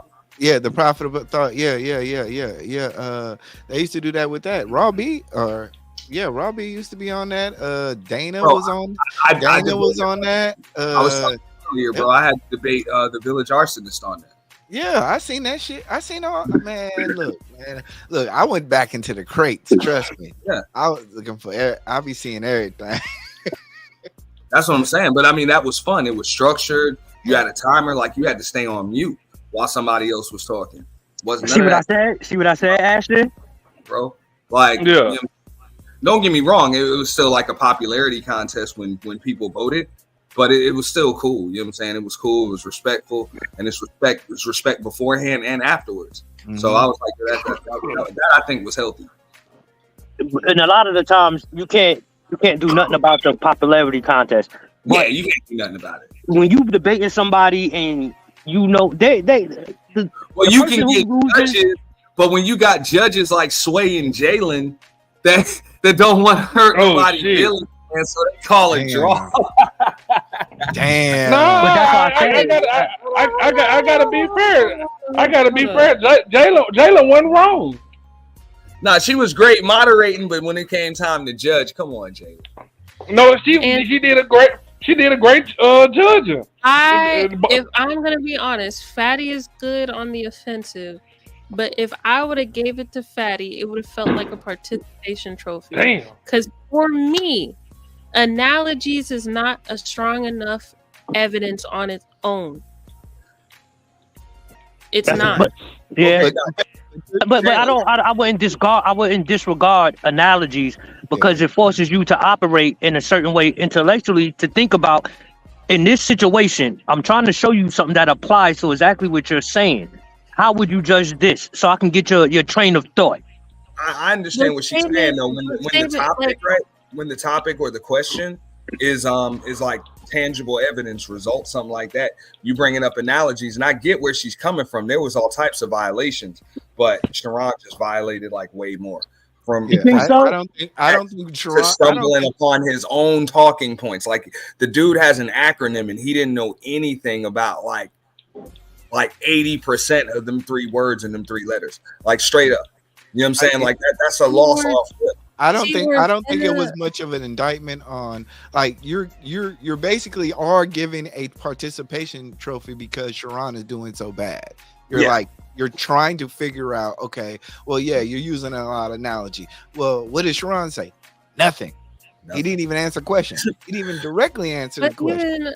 Okay, so Seahorse, the burden of proof in a debate, they both have the burden of proof. They're making claims and statements and arguments that they both have to prove. This isn't like this isn't a legal court case. This is a debate.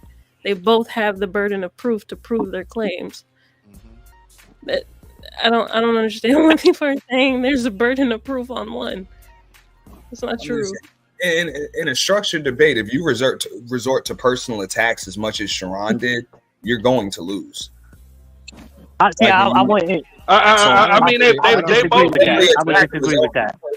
Out of all, everybody that has these talking points is overweight and whatever. I can't agree with that. I can't not agree. Disagree with that. I can't disagree with that. He would be disqualified, but that doesn't mean Fatty wouldn't also be disqualified because he threw a lot as well. A whole lot. But see, and the reason I would say personal because, and I guess this was a super chat. They asked Sharon about something with his wife, and Fatty said something about him and a girl putting a baby on him that wasn't his. That's two personal things that I think if you're debating on a certain topic that pertains, and you can add those into a debate, your competitor could probably use that against you during the debate. So I see more so. Just don't make it disrespectful, so the conversation can keep going. And that's what I was saying. Sharon opened that can of worms when he made the first personal attack on Fatty's weight. The first personal attack. That's what I'm saying. You open that can. So if you can get personal with him, now he can get personal with you. But I don't think he answered that. I honestly, I still don't think Fatty answered that question. He asked him. He said more so, where are the results for the same dudes who get up here who are overweight and they're not transforming? Because get his schmeat sucked, being overweight, it doesn't matter. He said he's good. See, but no. He was talking about the Mr. Miyagi thing where he was basically saying, you know what? Yeah, I could be fat, but I could still teach you how to lift weights. I still can be fat, but I can still tell you that eating chicken every day and a hamburger is not healthy. That was his rebuttal. But that rebuttal is not directly answering that question. He's asking, where are the results from all of these years of taking in this ideology? Where are your results? When they preach a certain thing, but the people who actually say they follow it, they don't go through with the actions. They don't go through with the results. What they go through with is they just hang on to the ideology. Well, okay, let me give you an example. Do you know Tommy Sowell? Nah. All right, Tommy Sowell is like he's a Stanford professor who teaches economics at Stanford. I know you talking about the old black dude with the glasses. I know. I got a couple of his books. I know you talking about. He's never created a corporation. He's never done anything other than teach. Why would you take economics from him? Because he's very astute in what he studies. Like exactly. So that's the point. That's the point. But if I say that right there is the point. But E-Black, if I say I follow Thomas so well and I'm broke as fuck, how does that? What sense does that make? Well, but the overarching point is that there are people who are expertise or who have studied a subject particularly long enough to have an understanding of it. Therefore, you can't. But once again, I'm just talking about how you can approach that argument, whether I believe it or not. I do agree to a certain extent. Hey, if you're not married, you can't really talk about marriage subjects. Okay, I disagree with that. To a certain extent. But E-Black, I disagree with that. I said this. By that logic, right? If you're not married, you can't talk about marriage subjects. If you've never been divorced, can you talk about divorce? That was one of the topics. Yeah. Hey, I've been through a divorce, and that's literally like the opposite of damn marriage. So they were sitting there, both of them talking about damn divorce, and neither one of them have been divorced. Okay. So come on. But what I would say is, go ahead, my bad.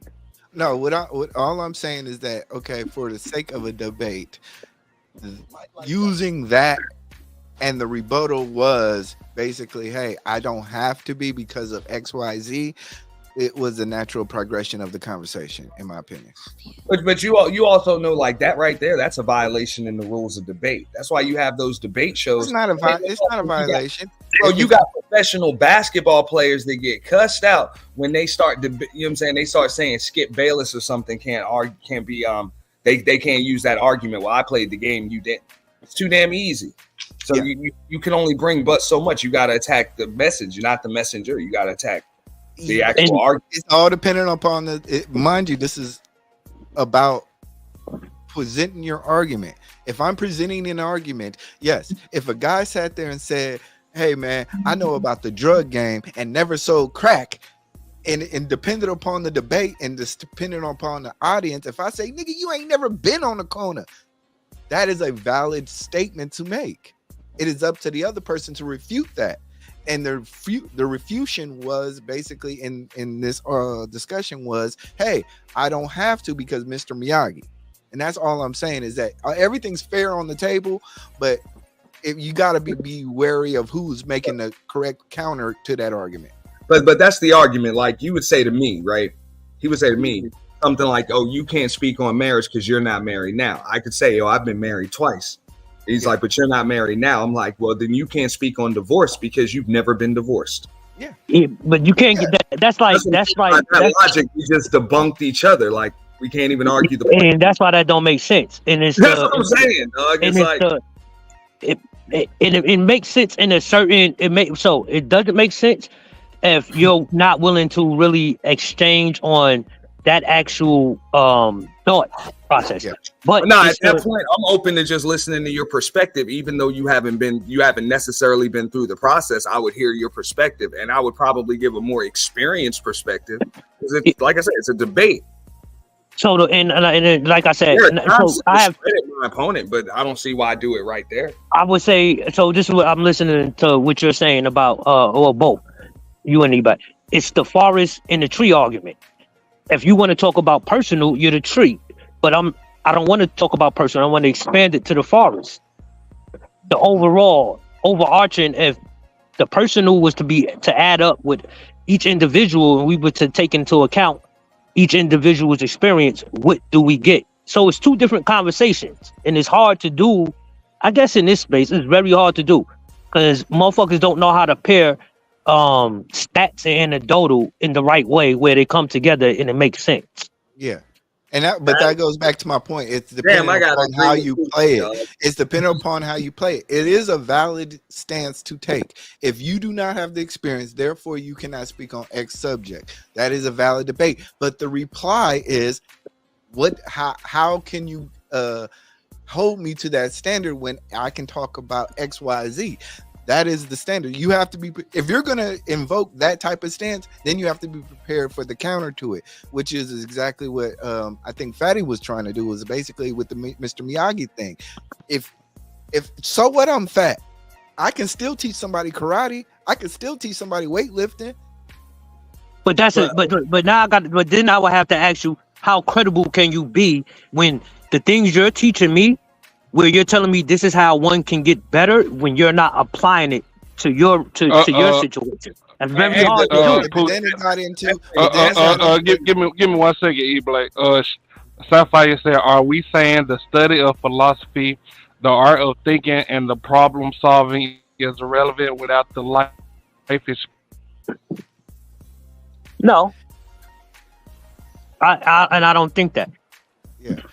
But we're just talking about tactics. I'm just talking from a tactical standpoint. If you're going to do that, there's going to be an equal response in that action. The equal response was, he then brought up Customato. Customato was a white guy who can't fight like Mike Tyson, but he taught him the best. So to me, that was a great counter to that. That's why I'm saying it's like. But you black. Listen to what Jalen is saying though, and she's right. He's bringing up analogies. That's why I said, but that's not an analogy. Listen to me. No, yeah, it is. It's a total. It's a. Totally is Customato a real person? I'll give y'all the. When you're actually Customato a real person, y'all gotta let me land the plane real quick. My bad. Yeah, yes, he's a real person, but you still gotta correlate somebody separate. When you're debating a person in particular, you're supposed to throw what they said at them. Okay, so he had his own talking points that you can debunk. Correlate that to what you're saying right now and throw that right back in his face. That's really what he's supposed to do, not just bring up a random analogy. Disagree. I'm just saying, when you're trying to win, I understand your standpoint. I just disagree because simply, if I sit here and I give you an example of how your point X does not correlate to my actions, then I'm debunking your point X. Therefore, you have to then come with another one, which he never did, which was basically, well, I still don't think you should talk about it because you've never been experienced. That's exactly, and then that's when I would have. Hey, as soon as he brings up divorce, you have no right talking about that. You've never gone through it. Yeah. Bam! I don't have to bring up an analogy. I bring up what's right here, and make the same point. That's still tactitional, but I'll agree. I'll agree. Good point. I'll agree. That's a good point. Yeah, but I still think that's still not. I think it's still Sapphire. Tactician. Sapphire say if it's all about winning an argument, facts don't necessarily matter, especially with the current level of standard intelligence today. Semantics, talking points, and perceived popularity rules. Yep, I agree.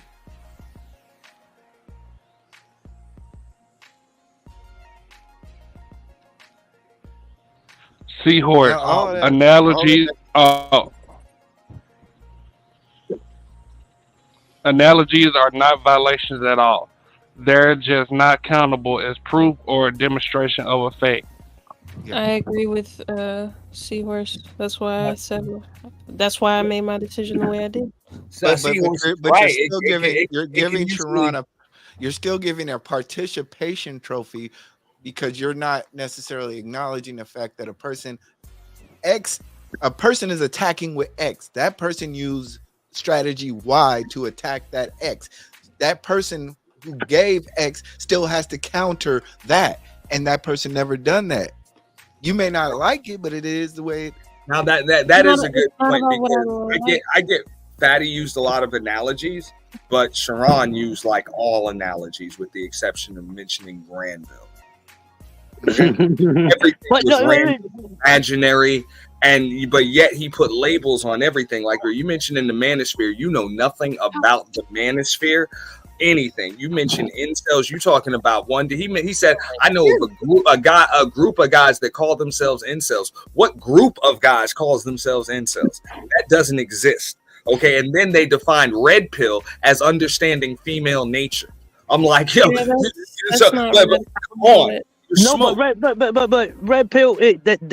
No, that's not red pill. No, but understand it. No, understand it. That's never been red pill. That's bad. That's some bastardized shit somebody made up. But that's not red pill. But no, dudes that when you hear dudes that talk about their red pill, and this is where definitions matter and how they apply and the relativeness of those definitions and talking points. When dudes say they're red pill, they're saying a lot of them will say we're making men aware of females' nature. We're also making men aware of the current dating environment and the current nature of these women. So that's a part of it. You can't take that away from when somebody says they're red pill, because they describe themselves as this is what this is. He stated red pill is centered around that of female nature, which is totally wrong. Then what is red pill? Because I'll be trying to figure this out, and I'll be watching these dudes, and shit sound crazy to me. That's centered about an understanding of basic reality. Female nature is a very small part of everything else. I've never heard a dude describe himself in the context of economics as red pill. You want to know why? Because most of these dudes don't know what the fuck they're talking about. That's why Have you ever heard of the Straight term up, man. alpha your way Light work. Say it again. Have you ever heard the term alpha your way through it? Nah. If you're an alpha, you should be able to do X, Y, Z. I've heard that. Yes. Okay, so that's outside of women. But see, and that's the thing. So, and you're saying that applies. That's under the red pill umbrella. That. Yeah. That, but I mean, that could be one tenet of it. Yeah, that's the point. But one doesn't take away from the other. I can say, yo, this is female's nature. This is red pill, and alpha your way through it is also another tenet of it. It has to do with a lot, like I said, socioeconomics, geodynamics. It has to do with a lot of different things too. Yeah. But this is why I put everything under the manosphere umbrella, because the manosphere umbrella is that shit is under that. It's centered around women and what they do and trying to make those arguments. Hey, it's cool. It's nice for content, but you like working debates. That's all I'm saying. Yeah. But I would say this to you. You think a lot of these dudes are describing themselves as alphas who consider themselves red pill? I mean, a lot of. Go ahead. Go ahead. I was gonna say a lot of dudes consider themselves, you know what I'm saying, to be whatever the hell they want to be. That doesn't make it right. You know what I'm saying? A lot of these dudes on here, let's keep it real, they just assign themselves some damn term just to make themselves feel better about not having what they want in life. That's all it is. You know. Oh, I'm not alone. Look at him. He's red pill just like me. So, and this is what I'm saying. If you say you red pill and you really understand red pill, and you understand the tenets of red pill, but you could be true red pill. But with the popular consensus of what red pill is and how it is relative to what we're seeing, they're not talking about what you call a true red pill. They're talking about the deficiencies of women. Yeah, and they're talking about pickup artist stuff. And when you associate that with manosphere, you don't really know what you're talking about, because the PUAs really never merge with the manosphere, ever. I think when I say manosphere is under that umbrella, because manosphere is more so the teachings of. So how would you describe manosphere? That's what I want to know. No, the manosphere is supposed to be an advocate for just men's rights, and patriarchy. And I would say that's what it is. Men's rights, patriarchy, you know what I'm saying, and pretty much giving men a voice in society. And it's also a counter reaction to basically a lot of men being silenced. When that was the original purpose. That was the original purpose. Yeah, that's what we speaking on the original purpose. I know it is kind of evolved into, and it's not the same, but that was the original purpose. So that's more so what I'm saying. The evolution of this shit is convoluted. So if you was to say right now, if you was to say no, I'm red pill and this is what red pill is, and you talking to a 23-year-old and you ask him what red pill is, his definition could be completely different than yours. Actually, no, bro. This bugged me out, man, when I talked to my son about this, because he be hanging around the internet spaces and he seems to understand some things, dude. No, okay. See, what I'm saying is the conversations that happen for dudes our age, the motherfuckers 15, 20 years younger than us not having these same conversations. I know Sophia said she had a question. She up here, she putting shit in the chat. Is she not up here? Well, she raised her hand. She came on. Oh, my bad. I'm trying to be in my feminine energy tonight and let y'all, Oh shit! I'm in my feminine energy. You got about 30 minutes of that. You got about 30 minutes of that feminine energy, and I can tell you about to go off. So go ahead. No. Give us all that feminine energy right now, then. Okay. So my question is, do you think that men and patriarchy don't have voices? No. Do you think that the red pill space was really needed to give you a voice? Was it needed? Something like it was needed. I don't know if it was needed in this particular form, because I'm starting to think it's creating more harm than good. But a space where men could congregate, get it out uninterrupted, have that was needed. Yeah. I definitely think that as a black man, even myself, like I'm not a Pookie, I'm not a Ray Ray. I didn't have kids until I was married. There's no space for me. The women's side doesn't cater to me. Nobody caters to my opinion, especially as a black man. Even when you're talking about pro-black, these niggas is so trying to get pussy. When you talk about church and religion, these niggas is trying to get pussy. So when you talk about, okay, hey, where can a black man go who's successful or who's figured out things? There's not many places to go. So if you want to say it's necessary, I think it's a necessary, but at the same time, once the money came in, shit got fucked up. Yeah. You had to start giving people what they wanted to hear, what they wanted. And people want confirmation bias. Or you just chose to? Because my question is for you, as the perceived leaders, protectors, and providers. Are you going to acquiesce to what people think it is that they want, the Roman Coliseum, the circus, the carnival all the time, or are you going to just keep it real and give them what they need? I was having a tough time hearing you. Yeah, I thought it was me.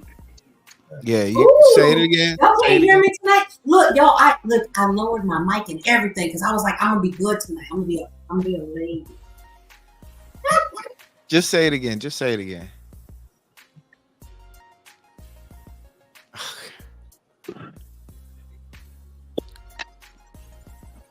All right, can you guys hear me now? Hold on, I'm gonna make sure. I'm trying to make sure because I was trying my best to make sure that tonight I'm a lady. Can y'all hear me?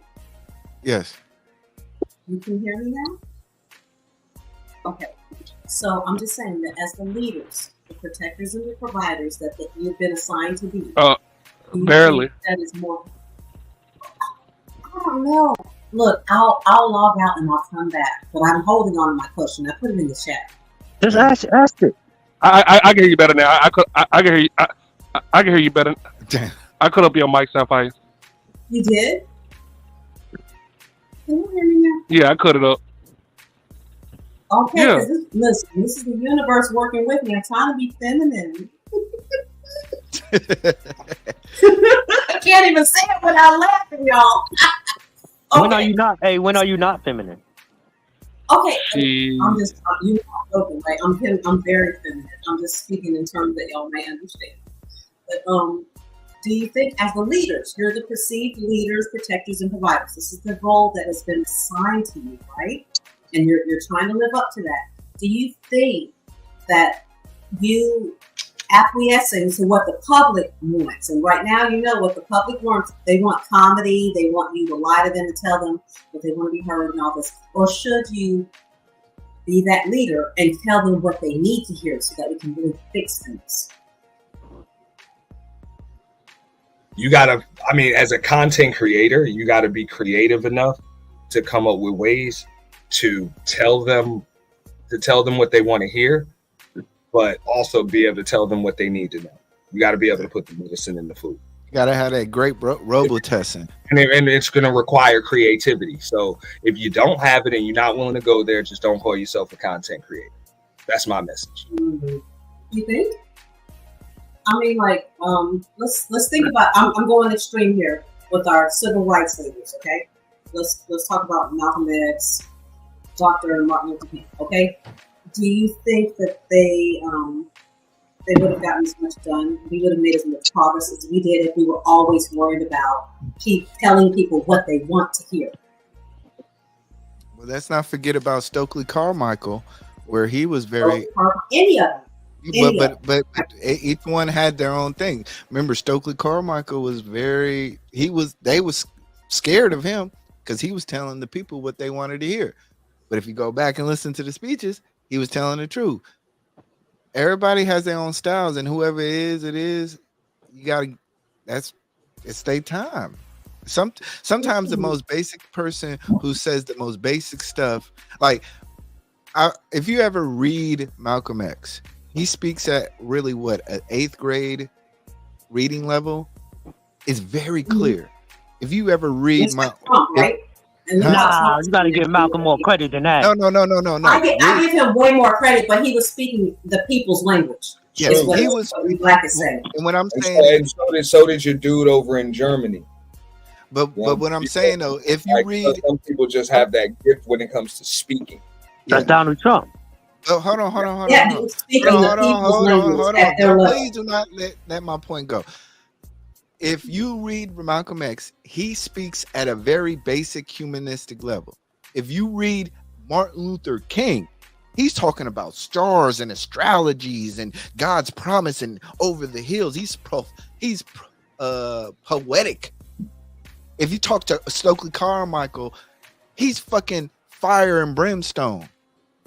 Each one has a purpose within each life, and they all have like. So when you talk about why do people do things and how they connect, it's just the way it is. These people connect because they are who they are, and they're successful at who they are. And sometimes it's a little bit of luck, sometimes it's skill, and sometimes it's just God's promise. Combination of all of that. And so, do you think we get the work done?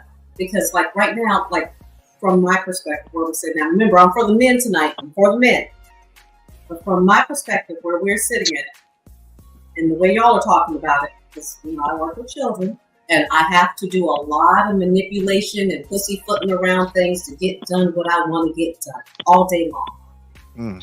Are we actually getting anything done when we're talking to adults who have real life consequences and impact, because we're not getting that message out there, because we're giving it what they want.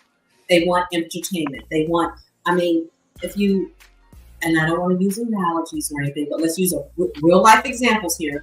Let's take the real lives, the real lives, wives of Hollywood, all that bullshit. I don't even watch that stuff.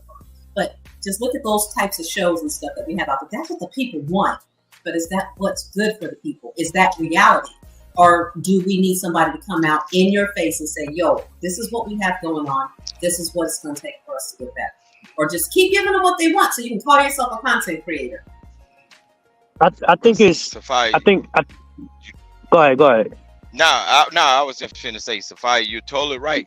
But the problem with that, though, if you got people that's operating in favoritism, or they are just wanting to be liked, they ain't gonna never step up and tell people the truth about them and themselves. So it's up to the individual to decipher all this and understand that these people want a certain thing. It's on you. Are you gonna either deliver what they want, or are you gonna be ridiculed by telling the truth, bro? You're moving the goalpost. So, Cousin Rooster, what makes No, I ain't moving it. Yes, you are. You're basically, you changed it from the leader saying, how can a leader, hold on. The conversation is, how can a leader effectively lead? You then switched it to the individual has to be ready to understand what the leader wants. No, a lot of times, look, I am not switching it, bro. A lot of times, y'all see people as leaders. They are not the leader.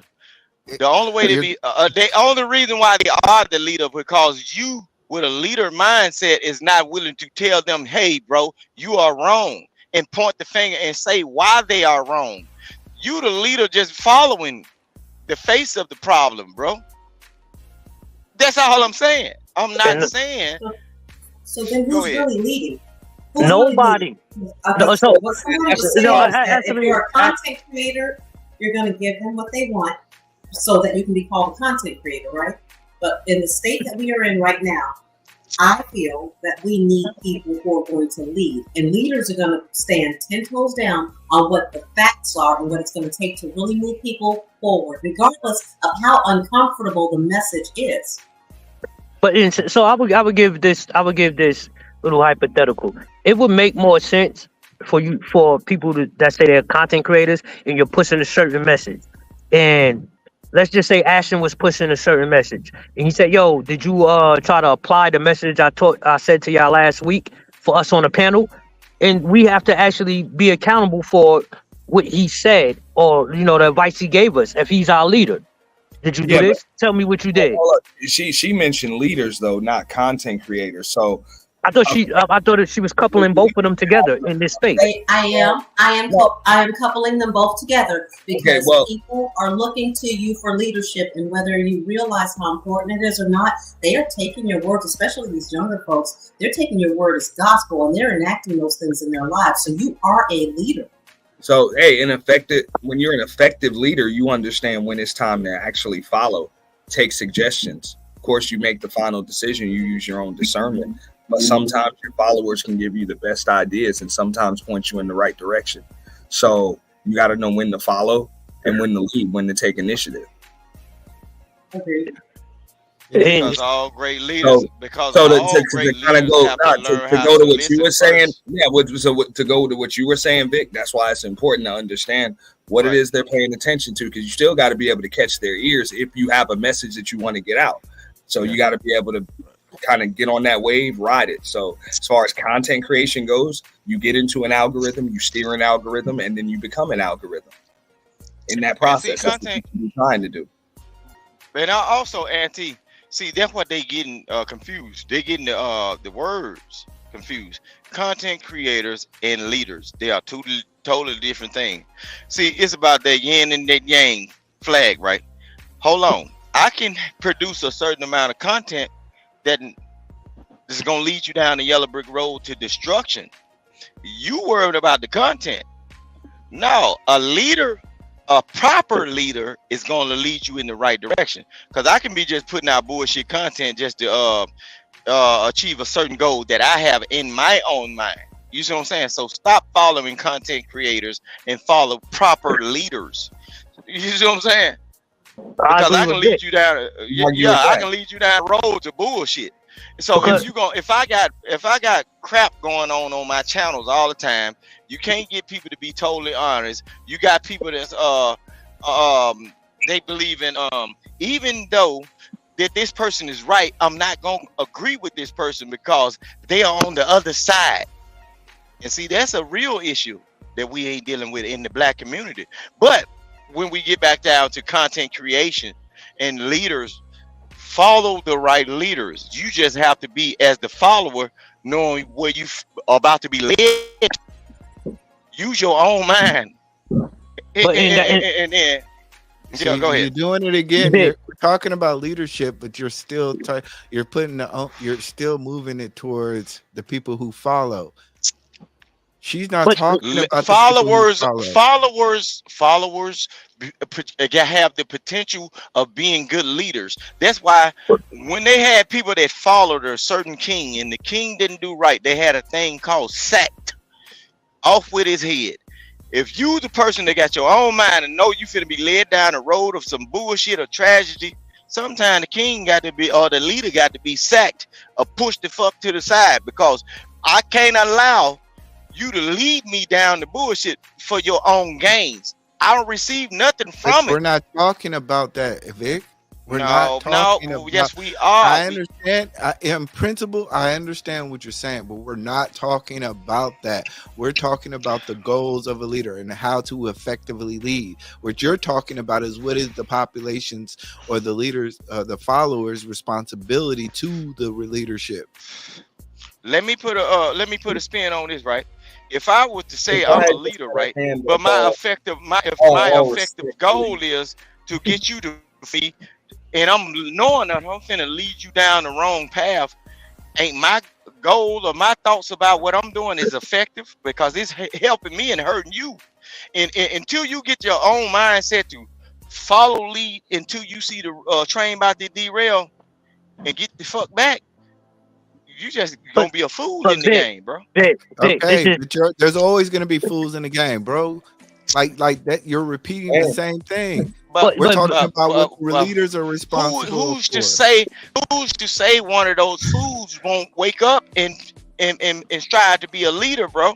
Because they understand. But we're not talking about that. That's the point that I'm trying to make. We're not talking about the responsibility of the follower. We're talking about the responsibility of the leader. We talking about programmed people then. Okay. So I would say this, and this is my leadership style, and this, a lot of people, I say this, like, motherfucker, I'm lazy. So I'm the laziest, hardest working nigga that you'll know. I work hard to not work at all. And anybody under me, I teach them the same skill set I have, because I'm going to need you to know what the fuck I know. I don't hide no information from nobody.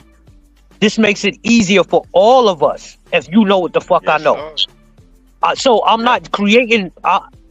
so what I'm saying is, I don't depend on a motherfucker following me. I depend on you to become the same type of leader I am, so we can rely on each other properly. I don't need you to follow me. I need you to be... More so, I need you to know what the fuck I know. That's my leadership style. I don't want to act like I'm gonna be over you all the time, because you might find something out, a better way to do this. I'm always receptive to better ways to do shit. Cut time, cut costs, cut time. Let's do that. I like the way you did that. Show these motherfuckers how to do that. And effectively, we got to never lose sight of the mission and how to accomplish it. You know, under all circumstances. Look. Auntie, we got a method down south, right?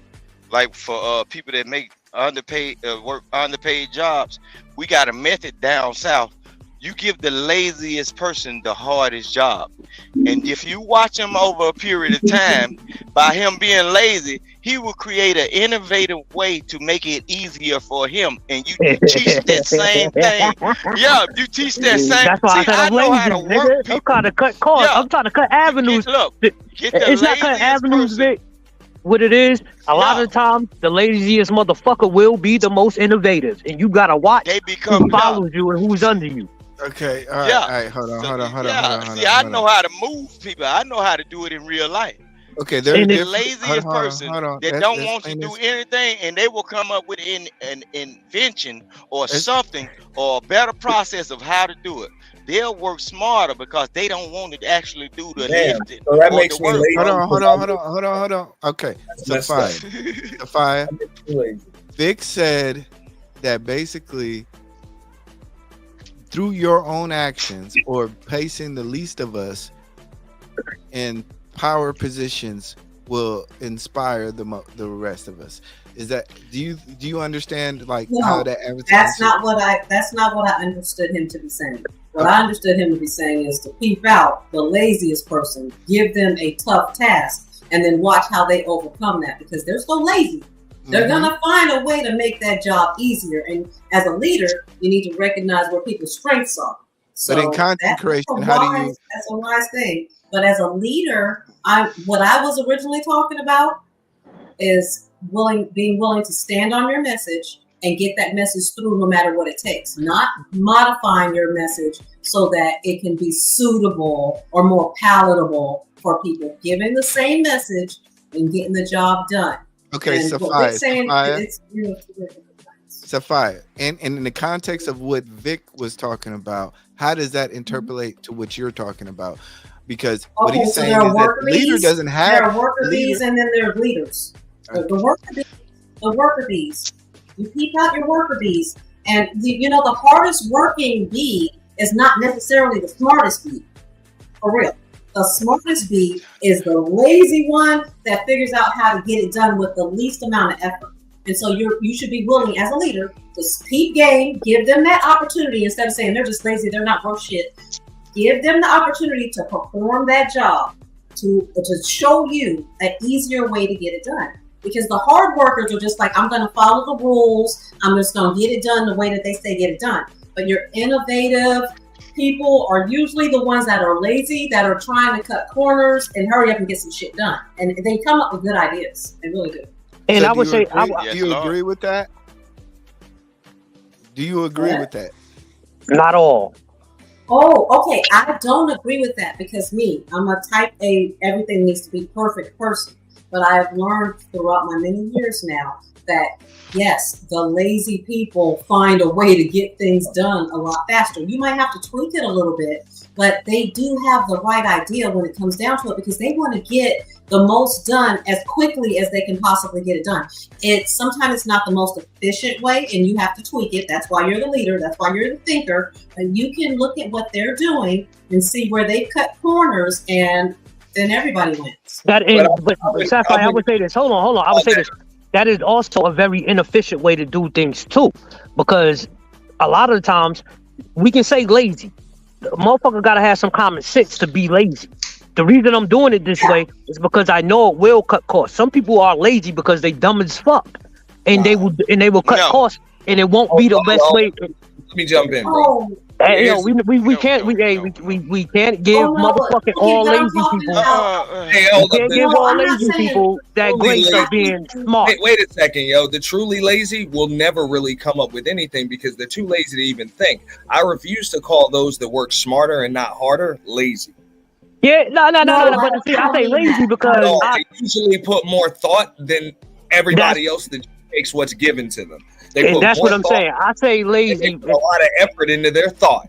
I say Okay, that's Auntie, so you're right. I can call them lazy. But You're right. I say lazy because I don't want to do it. Hold on, Vic. I say lazy because I don't want to do it.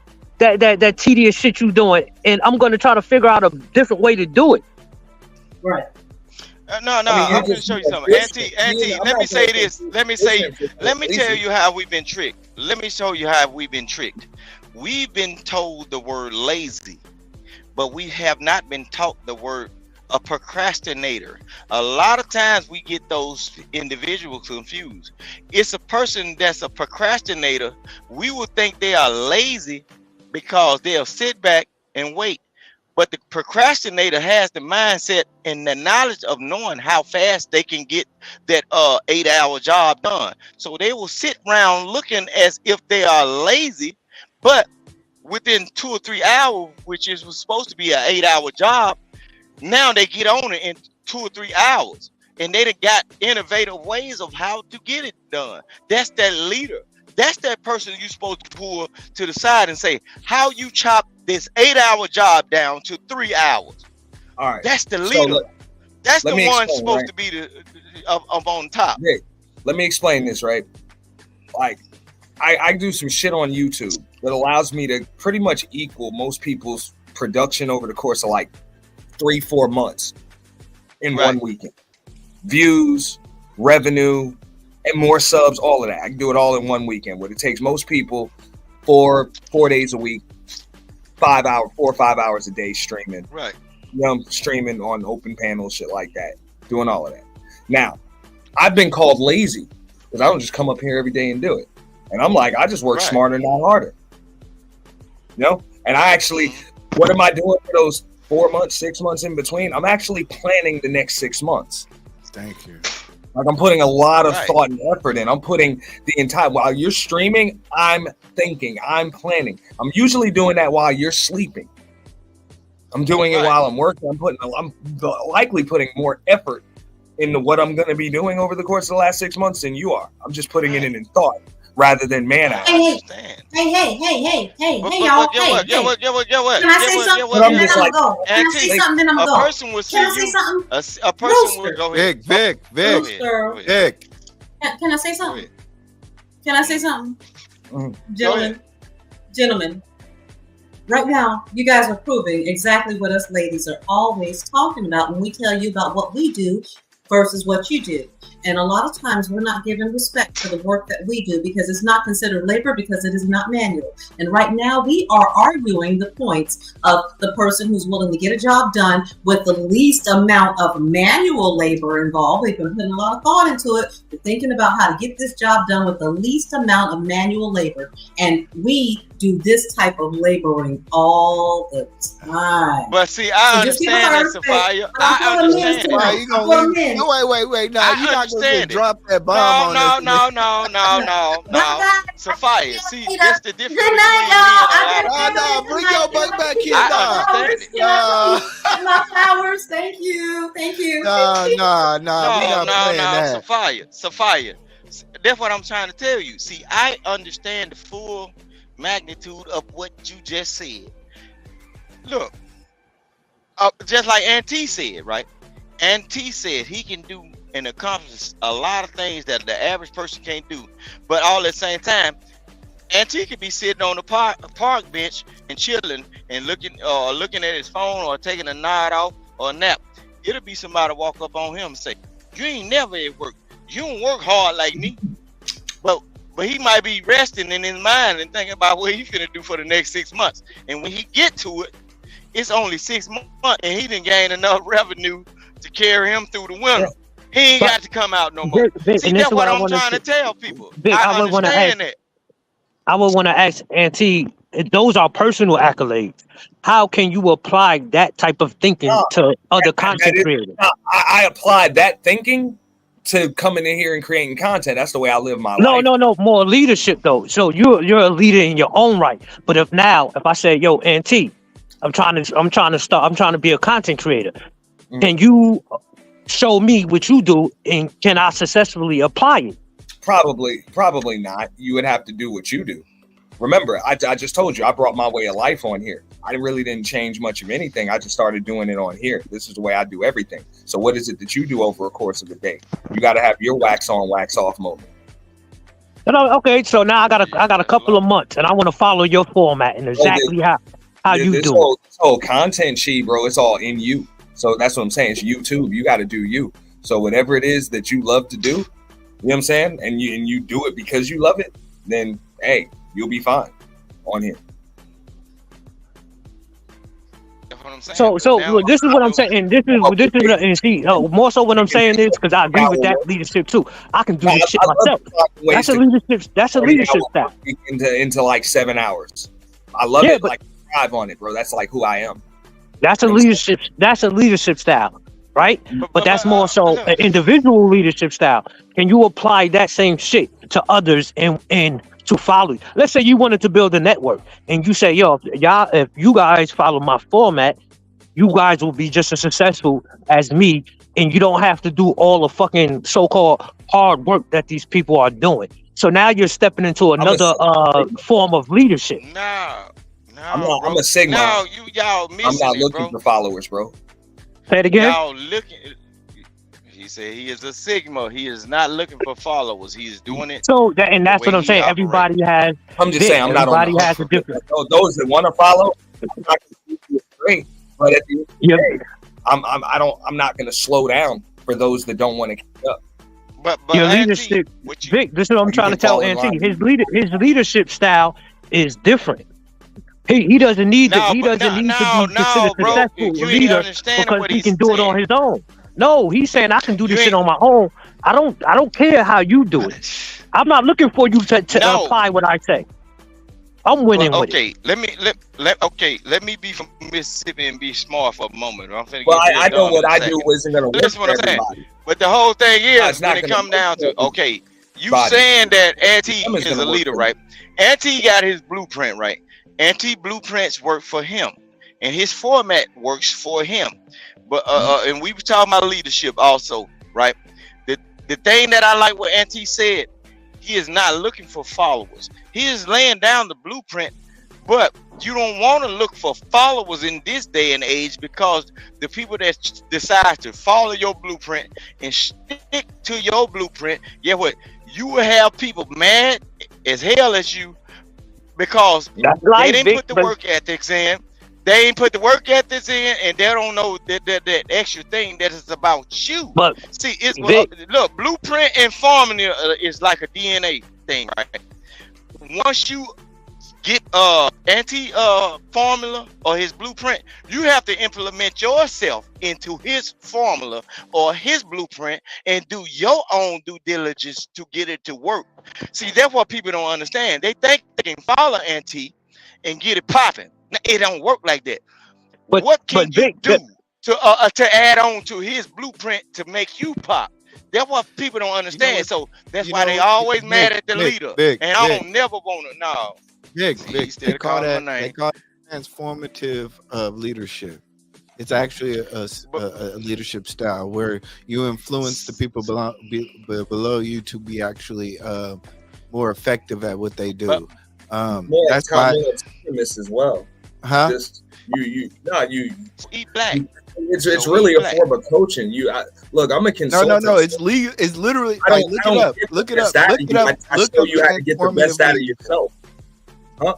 No, literally look up transformative leadership. That's the definition. What you're talking about is that, or what Vic is talking about is that. But he black. But this is what I'm saying though, bro. When it comes down to that right there, so if they apply Auntie's blueprint, if they apply black blueprint, and they or Pookie's blueprint on whatever aspect of life, whatever their skill level is, and then they take that and enter themselves in their DNA platform, and they doing the work, bro. Why wouldn't we say when they was at their lower level, they weren't a leader at all? They was always a leader then. They just weren't at the position of where they stepped up. Ashton. They was always a leader then. Ashton. They was always a leader. It's just on different levels. levels. Sleep. Man, that nigga sleep on his stomach again. Hey, Hey, no, that Vic, nigga but, need to but stop doing that shit. His phone gonna fucking amputate his fucking wrist. No, he black trying to call. He black trying to call the principal on me. No. I wanted to show. I wanted to share a screen and What? yeah, that nigga sleep. yo, Look, but Vic, this is where I get. This is what I know. I'm gonna tell you how I know what I know, but because I don't work a whole lot of different jobs, bro, and then I learned them jobs. Some of the stuff, if you seen certain things I can really do, and how I learned how to work some of them tools or some of them systems that people done put me around. I ain't know nothing about none of that shit, but I applied that blueprint. They gave me this. They told me this information about this. First day on the job. Learn this and learn it fast because some of this shit might blow up. If this go on, you can do this and do that. You know what? I overcame all of that shit because I applied myself and my work ethics to what they had already established. They got all the credentials, they got all the shit, they got all the money that niggas want and everything. And I was around them making a little bit of money for some of the dangerous shit I was doing because all at the same time I ain't had paperwork. Vic, what was the last position you was in? What was the last situation you was in where you actually had leadership? Well, I had leadership. I got leadership every day of my damn life, man. Other than your household. Other than your household. Other than I can go to the gas station and turn my camera on live. Them motherfuckers love me, bro. People know I'm a family man, and I will get down in real life. And then motherfuckers know look. But I'm Vic, just a different type of dude. Peep this though, Vic. But peep this though, Vic. This is what the reason that line. People know me for handling jobs, bro. People know me like when these youngsters see me, these niggas be asking me for jobs like I can just appoint them to it. But all at the same time, the same thing y'all be talking about that lazy mindset of that I can't be a referral to you and you get out there and you moving like I see you move at this gas station, bro. Because I can put you around people that probably change your life. See, that's what I be trying to tell y'all. I ain't like y'all. Fuck that Kendrick Lamar shit. Vic. But I ain't rich, and I don't want to be rich. You didn't answer the question, Vic. You did not answer the question. What question? Okay, what question do you want me to answer? Hold on, Vic. Peep this. I was sticking to more so what Sapphire was saying. How, as leaders, do you get, especially content creators, and I'm assuming she's saying if y'all see that we're going in this direction and y'all don't agree with everything, how or what is your responsibility as a content creator to actually correct course? Or can you correct course because motherfuckers want to make money? Which one weighs more on you, making money Pookie. or actually? The simplest, no, bro. The simplest thing that they want to do, bro, because they love their content creators, bro. They won't tell them they wrong, bro. They will not tell these people. Let the content creators speak. Nah, I mean, she was saying you got to package the message in a way in which people are going to receive it. You know, that's it. You got to package it in a way in which they're going to receive it. See, I don't even like that word. You can't just change. You can't change your message because that's what they want to hear. You got to package it in a way in which they're going to receive it. Auntie, we got to be cautious of word uses, man. In our community as black people, why would you package it? Okay, the word usage of package mean wrap it up, cover it up, and conceal, package, right? Delivery, see, when you see them, you want to call it. Look, okay, if me and you, Auntie, or Pookie, we was out on the block or whatever, all of that shit, if we have a disagreement or we have a disagreement or a difference in understanding, it's unwrapped. All of this shit is gonna be unwrapped. We gonna say what we gonna say. We gonna still be homeboys, and we gonna disagree, and we gonna agree. It's called cultivating. No, when you wrap it up and box it up, bro. Hold on, Vic. That shit crazy, bro. Vic. All right, Ashton, bring that up again. Bring that up again, Ashton. All right, so transformational leaders. know how to encourage, inspire, and motivate employees to perform in ways that create meaningful change. Remember, I learned that off of coaching, getting coached. Yeah. So I know we were late on the conversation, but there was a point to that. That's the same thing I said. I just want to let you know that I wasn't just talking out my ass. But so E-Black, what you were saying is more applicable, or how you say it, applicable to content creators in the context that Sapphire Grace was saying. How do you, as a content creator, see this which she would call as destruction going on and change course? What Auntie was saying was, at this point, I don't want to put words in his mouth, but more so Auntie was saying, yo, I'm not looking to be that transformative leader. I'm going to do my thing, and if you could pick up on it, ride with it, because I'm doing it how I do it. Right. You know what I'm saying? I'm not saying it's applicable to you, but for me, I think I would have a more transformative leadership style, because I understand everybody got a fucking part to play. And I've got this from coaching, and I've got this from looking at fucking CEOs. If y'all think the CEOs and the owners of these fucking companies are the smartest niggas, y'all are sadly mistaken. Some of these motherfuckers have a very unique skill, and it's knowing who's smarter than you and putting them in positions to make you more successful. And then they also keep them there, though, bro. That's why they complain about raises. But most of the time, it's not, Vic, because a lot of the times when somebody has to, this is why you can see people who are in the what they call it, not mid management, the C class, the people who actually making the fucking moves at the top. A lot of the times you would see them going from company to company. Like and I'll give you an example. You will have a motherfucker who runs MasterCard, right? You'll have a motherfucker. No, I'm saying you'll have a motherfucker who runs MasterCard who will get hired as a president of a college. Right. Because those skills are they can transfer from one to the other. Okay. All right. Right. Here's another style right here. Inspirational leadership. Inspirational leadership is the ability to be a positive influence on those around you and motivate others towards success. That's me. Okay. See, y'all gotta start looking up styles of leadership, man. Y'all gotta look up styles of leadership, man. It goes deeper than just like I can understand how Vic is motivated probably by one style of leadership. Sophia is probably motivated by another style. I'm motivated by another style. Ashton, this nigga a fuck nigga. So damn, nigga, fuck you. You crazy as hell, man. What the fuck wrong with you, E-Black?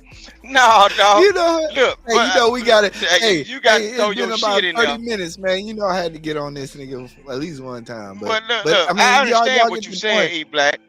The styles of everybody's motivated. So Sophia, I can go down and walk down like at least 30 styles of leadership. These are all, if you take a business course, these are all different styles of leadership in which how people, we can even talk about like spiritual leadership.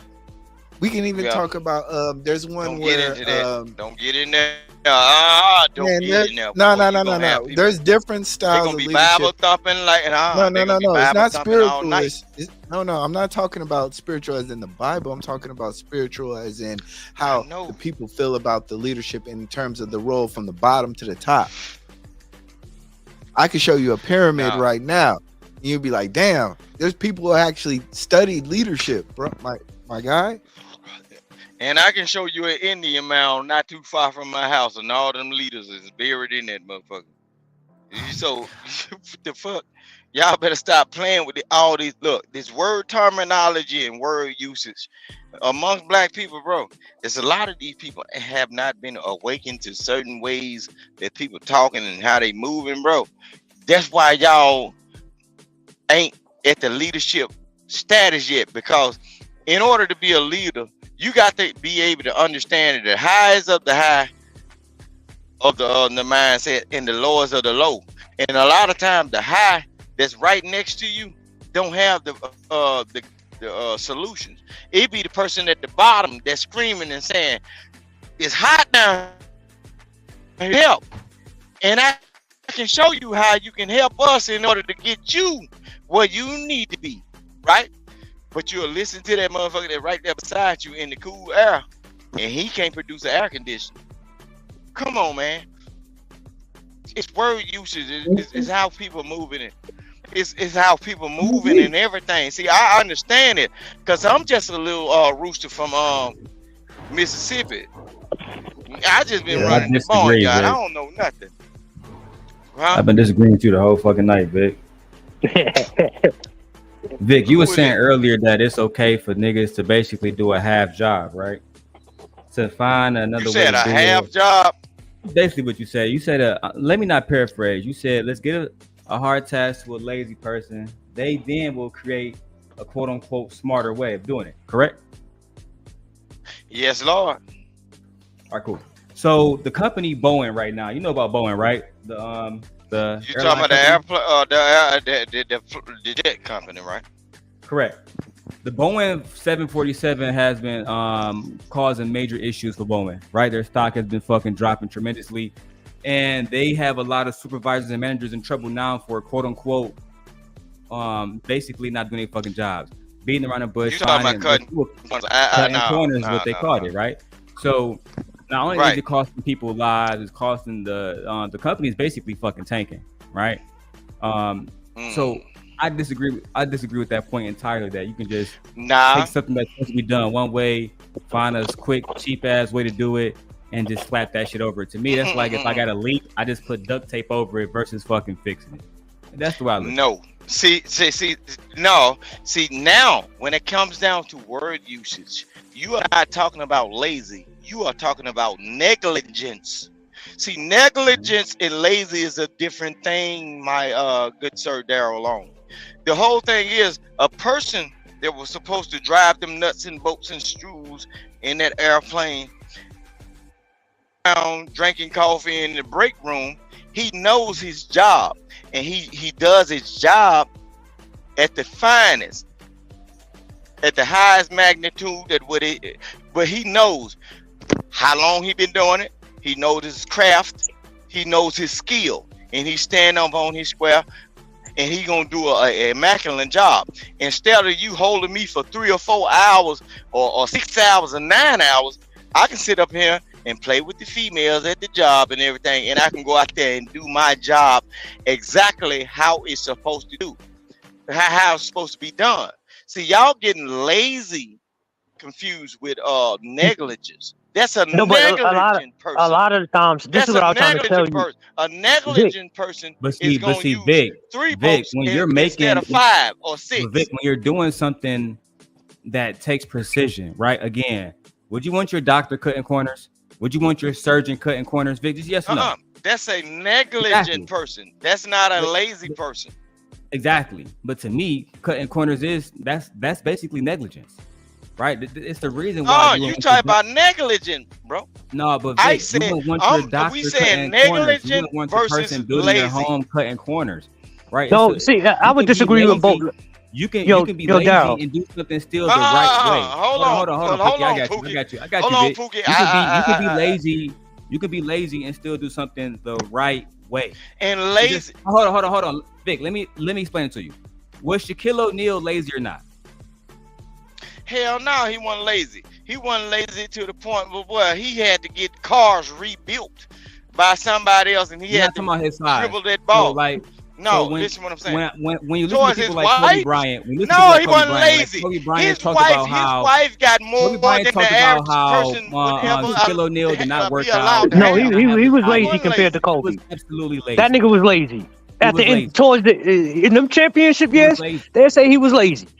Not even just. But I'm finna show you something, in 2004, Kobe Bryant did an interview saying that this man didn't work out the whole summer. Shaquille O'Neal lazy, That's lazy. But you have never seen Kobe Bryant do what Shaquille O'Neal has done or got people to do for him, bro. Vic, you changing the Vic, you moving the goalposts, right?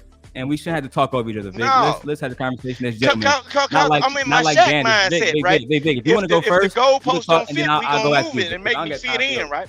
I don't like talking to everybody. If you want to go first, you go first, bro. I got too much expensive equipment to just be yelling back and forth from my mic like this. It ain't about no expensive equipment. I got the same thing. I don't use it for the internet, bro. Vic, the whole point is this. Negligence is cutting corners, right? You wouldn't want your attorney cutting corners. This ain't no pissing in the wind if you had shit, bro. Vic, if you had a murder case, would you want your attorney cutting corners? Yes or no? If I had a murder case, I got some people that in my family that ain't gonna cut corners. I'm saying? Niggas can never answer questions straight, bro. So again, we don't want our doctors cutting corners. You can laugh like a demon because your intentions is your intentions. I see what it is, bro. Vic, I'm calling it out. Did you feel a certain type of no? Vic, listen, what I'm saying. Vic, what you're talking about is negligence. Cutting corners is negligence. Period. Like I was negligent, but I ain't saying okay. You was basically saying what I said, bro. So Vic, like I was saying, it's a difference because Vic, no, it's not. No, it's not. Vic, it's not a difference at all. Negligence. Vic, it's not a difference at all. You only talking about. Let's talk about a lazy person. Let's talk about a lazy person, bro. Hey yo, Dow, I disagree. I would hold on, Vic. I would disagree with. Break it down because the nigga kept fucking interrupting. Nah, then all right. Let me. For example, when Sophia said that Bowen cut corners financially, dollar bills don't build planes. Engineers do. So when they're when they're having doors open randomly or fucking wings pop off, that has nothing to do with the dollar amount that was specifically spent. It has everything to do with the people that is building it, right? And if they're cutting corners like it has been reported, they right? are not lazy. Yes, they are. They ain't lazy. They negligent. The workers didn't have. That's not the workers. That was the executives not giving them the equipment that they needed to do their jobs effectively. And that's why they're offing. It is negligence on the part of the executives who did not give the workers the equipment that they need. And when those executives are getting golden parachutes, those guys are actually able to get out of this trouble because they are just retiring with a big ass check when they should have put all that tax money that we gave them during the pandemic towards improving the planes. And I have a friend who works out there on the runway, and he tells me all the time about how they have just big ass pieces of duct tape on a lot of these planes. They don't want to increase any of the stuff they need to make the plane. And that's the executive. That's not the worker. The worker is not as invested. It's aircraft. What is no. Like big ass pieces. Let me say this.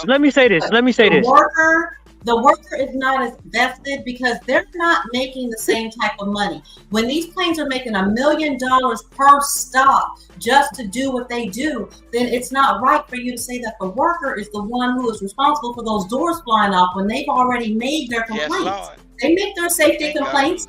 And then guess what? Those executives ignored it, and that's why they are offing. They are getting rid of. They are unallowing. That's negligence, not laziness. Ain't that right, somebody? That's negligence on their, let me say this. Hold on. Let me say this. No, laziness. Hold on, laziness. Hold on, Vic. Laziness, negligence, and cutting corners, they can all go together at some point. No, they don't. No, it don't. They can because laziness will result. Laziness. Wait. Give me 1 second, Pookie. Give me 1 second, Vic. Y'all make sure y'all hit the like, share, subscribe button. I don't ask for much, but help me get in the algorithm. But that cash app is at the bottom. For clout. That is the solution to this. The solution, Ed, is for you to send a goddamn 99-cent super sticker. So this way I don't have to go to Brokeback Mountain. That shit crazy.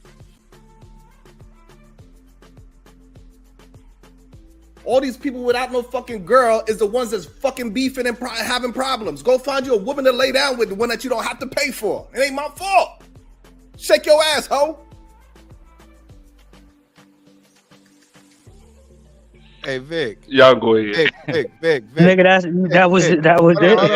Hold on. Hey, let's have a productive conversation, man. We've been doing good for the last 2 hours. I'm having a productive. No. Just relax.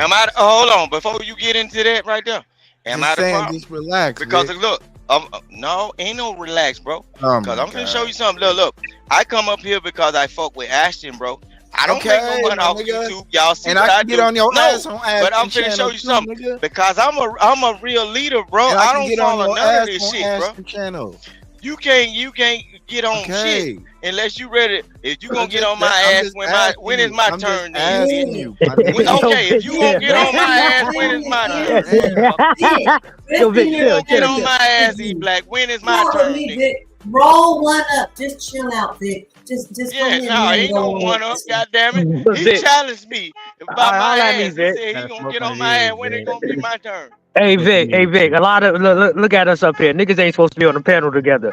Hey, so let's make this work. Let's make this work for right now. Yeah, it's good. So peep this, Vic. So I don't. So when y'all say cutting corners, I don't apply that to negligence or being lazy, because to me, because I've experienced cutting corners a lot of times leads to actual change in process. You know your craft, bro. That means you know your skills. Well, you didn't have to spend a certain amount of time to do the same job, bro. That's just like me. Vic, okay, let me tell you about your no, Vic. Let me say this to you. Let me say it, Vic. Let me say it. Yeah, and I will get it. Using a knife to cut potatoes, you can buy a machine to cut potatoes where you or mandolin, instead of one, right? And you right, and that's what I'm saying. Bro. And that's so Vic. The reason I am where I am today is because I had to follow leaders. I had to follow leaders, and I had to follow. Craft and you had good teachers, bro. That's all they told you. But peep this. Hey, hold on. Y'all let the lady speak, please. I'm trying to be feminine. When are you not feminine? A lot of time, nigga. You know what Okay. So, can we agree that most of the innovations that have occurred in our nation are at the hands of Black folks, right? And why is that? Because we're the ones who had to go out there and do the labor, right? So we constantly come up with new, more innovative, faster, more efficient ways to do things because we have to do the hard work. The innovators are not the people who are sitting out there, just collecting all the money. It's the ones who are actually on the ground doing the job. Now, when it comes down to the Boeing thing, y'all, that is straight up executive decision. Those workers worked with what they had to work with, okay? The companies pocketed a lot of money. For the most part, people are not just on purpose, not tightening screws and slapping metallic paint or whatever you want to call it, King Rooster. I call that shit duct tape. It looks like big ass pieces of duct tape on the side of planes. But they're not doing that because they're lazy or because they don't care. They know that people could die if they don't do their jobs properly. They take their job very seriously, but they can only work with the tools that they have available to them. And the executives who make the decisions about where the money is going to be spent didn't pay attention to the safety reports, and that's what's coming out as these whistleblowers are giving their testimonies. And also, Sophia, look, a lot of these people that run these major companies and everything, you can't get them to come to the plant, bro. You can't get them. See, I done worked in, you can't even get them to come to the plant. And a lot of times when you get one of them major people that run that plant, because they done found out there's a problem in there, they don't even know because they got like 30 or 40 of them. They got the same problem. So, peep this, Vic. Vic, what you're saying is, so I want to keep it back to her original question because this is one thing that that perturbs me or gets me frustrated. The content creators and how that basic question Sharon asked from the so-called debate. How are you or we? I'm gonna say we because I'm gonna put myself in this too. All of us, in general, how do we sit up here and say these are the solutions, but then we ask you, how does that apply to your real life? And you are a content creator, or we the followers, we in the chat and we following the same ideology. How does that apply to your real life? And then now we can sit back and say, yo, are you using that ideology towards action and results or not? Get one more. And then you can tell who's the fucking leader. Wait. That's the biggest problem. That's the biggest problem, bro. I wanted to bring it more back to the content and what we was talking about. Yeah, they just making content. They don't care. Hold on, Pookie. What you're saying is that the results do not matter as long as you empower the people. No, what? What I'm saying is, E-Black, if I had an ideology that I pushed, I would expect pushback from my audience, my followers, fans, whatever you want to call it, supporters, on how is this working for you in real life, and can you show us the results on what you're saying to us, so we can have some kind of actual evidence of this really working. Once again, you're talking about whether the leader's goal is effective for the people who are following or who are empowering.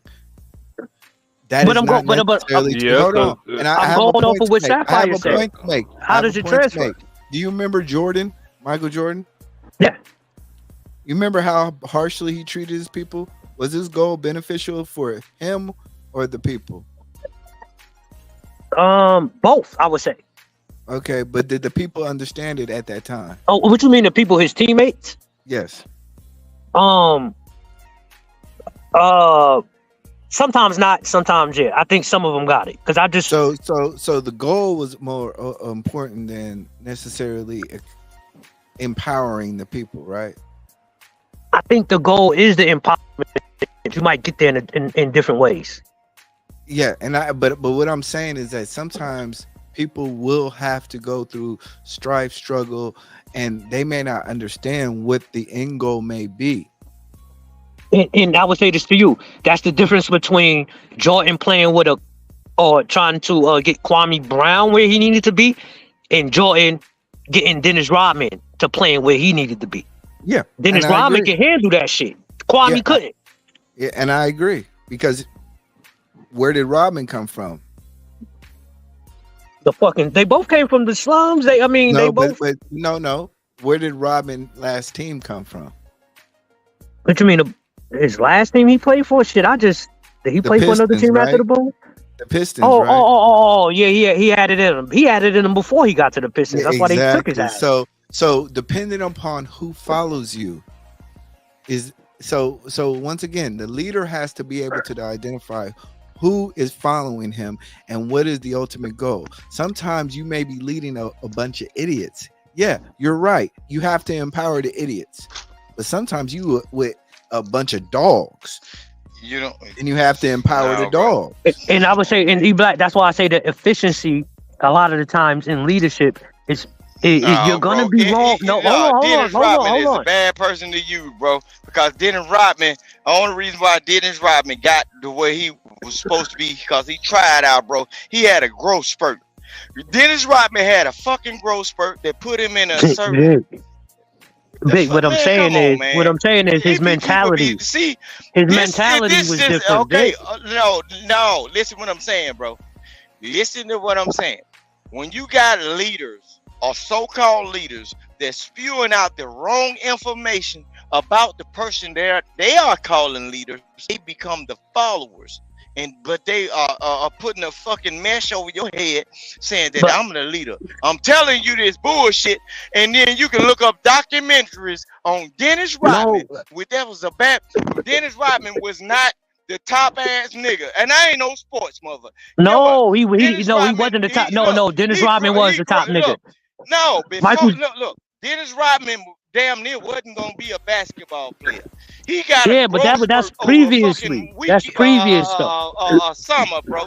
No, before Dennis Rodman became who he was a little bitty nigga.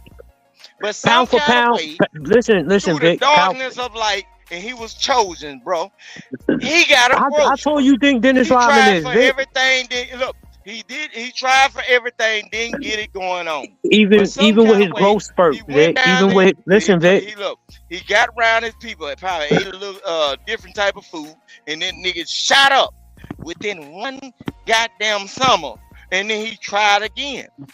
He wasn't Vic, no shooter like it doesn't matter. What he did. Vic, he was always bro. Vic. Listen, Vic. Dennis Rodman, even in the NBA, always nothing. Dennis Rodman. Wasn't always nothing. No, man, let's just take his college years. We're not lying, Vic. Listen, let's take his college years and NBA years. He was always undersized for his position. Dennis Rodman overachieved because of his mentality. Somebody seen that. A coach seen it. Jordan seen it. But okay. But I'm finna show you something about that right there. Do you think a good leader would have gave out this bullshit information? What bullshit information? See, a bullshit. I'm finna show you something. A bullshit leader will give you out bad information. Guess what? To stop you from becoming a leader, bro. See, a lot of these look. You're gonna have to get on cam because we can't. No, bro. They not bullshit leader. I'm they finna not show you going. something, I'm bro. telling you right now, they are not going to stop. A bullshit leader will tell you the calm improper. down. Bring that feminine energy. Look, I'm gonna show you something. A bullshit leader will tell Rooster, you. Rooster, and Pookie, both of y'all hush. Hush. Them, bro. Rooster and Pookie, both of y'all hush. Both of you.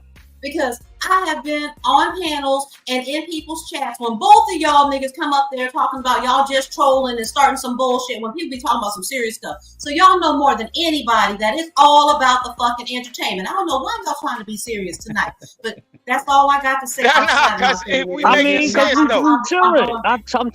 You ain't hear me. I said I'm tired of yelling at niggas. Next week I'm yelling at niggas all week. But Pookie, she's just surprised. She first surprised that Rooster can be. More so what I'm saying is leadership, and more so I wanted to get back to what she was saying. Now, hell no. Let me add you something. We can agree that leadership is different, right? For example, I have never seen outside of Prince Stella. I've never seen nobody lead somebody panel and take 800 people with her.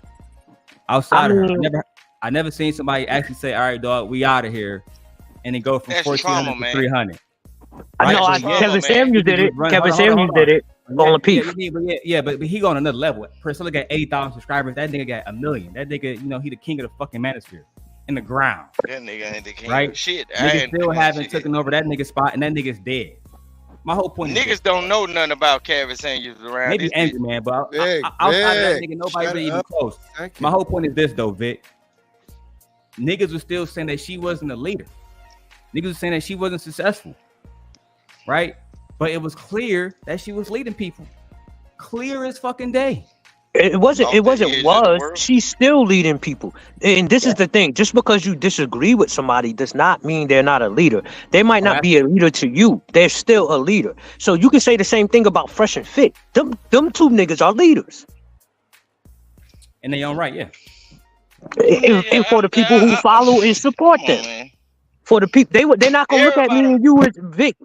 Their followers are not gonna look at me and you as authorities on leadership. They're gonna look at what they do. And look, we speak in these chats every day, Pookie, and people wave at you every time and acknowledge you, bro. It's something about you or me or any other person that are non-content creators that somebody like. Don't you think? For now time, say something out of your mouth that they ain't following, bro. Because all at the same time, people seek. Sometimes when we in the bullshit, bro, some people seek the truth, and then we ain't doing it for the money, bro. We ain't doing it for the money at all. So somebody's out here like, Vic, I know you hear me. You want to get fucked again? I'm finna fuck you. Call my name. Vic, we having a conversation. You fuck with us, Vic. Fuck with us, Vic. Yeah, he not. Vic, slow down, Vic. Fuck with us. Let's just have a conversation. Like now? We got fruity rubbers around this motherfucker. What kind you like? Instead of calling my name now, nigga. Nah, so Vic. Fruity Rubbles. Fruity Rubbles. Yeah. No, yeah. Vic, my wife ain't said, goddamn, they eat black again, baby. But Vic, black again. She shook her head. She said, "This nigga ain't got enough." Ashton, why you ain't got nothing to say? Ashton just sitting here making money. Ashton just sitting here letting us go on. Ashton, what you got to say? Ashton can't fuck with the big dog on the panel. You trying to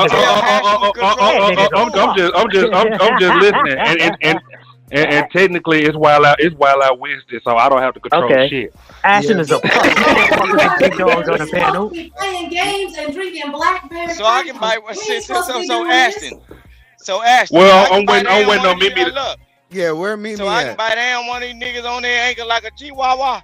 Yeah, you can do whatever you want to. So more so, go pull out my card game. I'll be back. And Rooster and Pookie, y'all hush. Y'all go ahead and get it out while I'm going to get my card game. I'll be right back.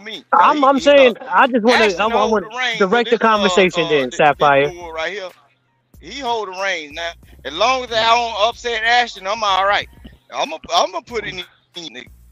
Now, look, if Ashton tell me to calm down, that's the only person you can. E Black, you ain't got no weight up in this conversation. Cause I'm gonna give it to you like you want it, man. Cause you been bullshitting a long time. I don't want to know type No. of way, man. I'm telling you right Keep now. your poison, man. If you keep on calling my name like you do, boy, Hey, and if it hey, rain in my offer ear a it. certain Hey, type of way, I'm coming for you, hey, man. Yeah. hey, just offer. Yeah. Hey, just offer it to the niggas. No, that like don't that start type it of now. shit, man. Keep going. You 'Cause talking I straight ain't the for All right, so nigga, peep this, man. Vic. Peep this, Vic. Let me ask you a question. Let me ask you a question, Vic. Why do you think Go ahead. some content creators in this space are more effective than others? It's because their mindset. It's also they applying their mindset in the real world and their logical thinking in the real world, and they casting it on these people that don't understand anything outside of this content, right? It's a lot of people, they've been on it. Look, you got to think about where we at, bro. It's some people ain't never really been outside. Come on, man. Well, I was born in I was born in 1985, right? We used to be outside. Look at some of these people's knees and shit. They ain't got no scars on them motherfuckers. They been playing. They got all. We used to fight and then being upset with our brothers, sisters, and mama for the Atari 1200. And if she gave that motherfucker to one of our brothers, and we been doing all the good school work and everything, we end up beating his ass off. Mama love you the most, bro. But all the kids get all the good shit. These kids riding Chargers now, bro. Challenges and they got all the good shit. But guess what? But they don't got no true substance, and they ain't got no true guidance.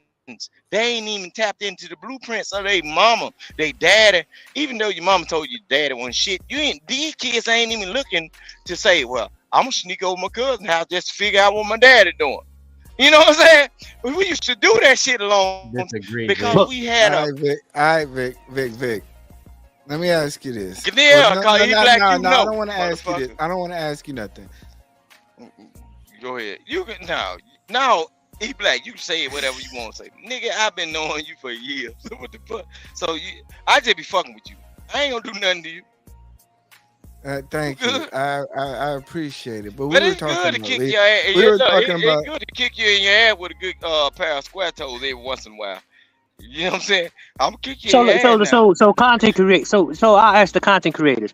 That's E Black and Dow. In this space over the years, I've been in this. And Ashton. What did he say? Well, Ashton is. Oh, I guess Ashton could apply too.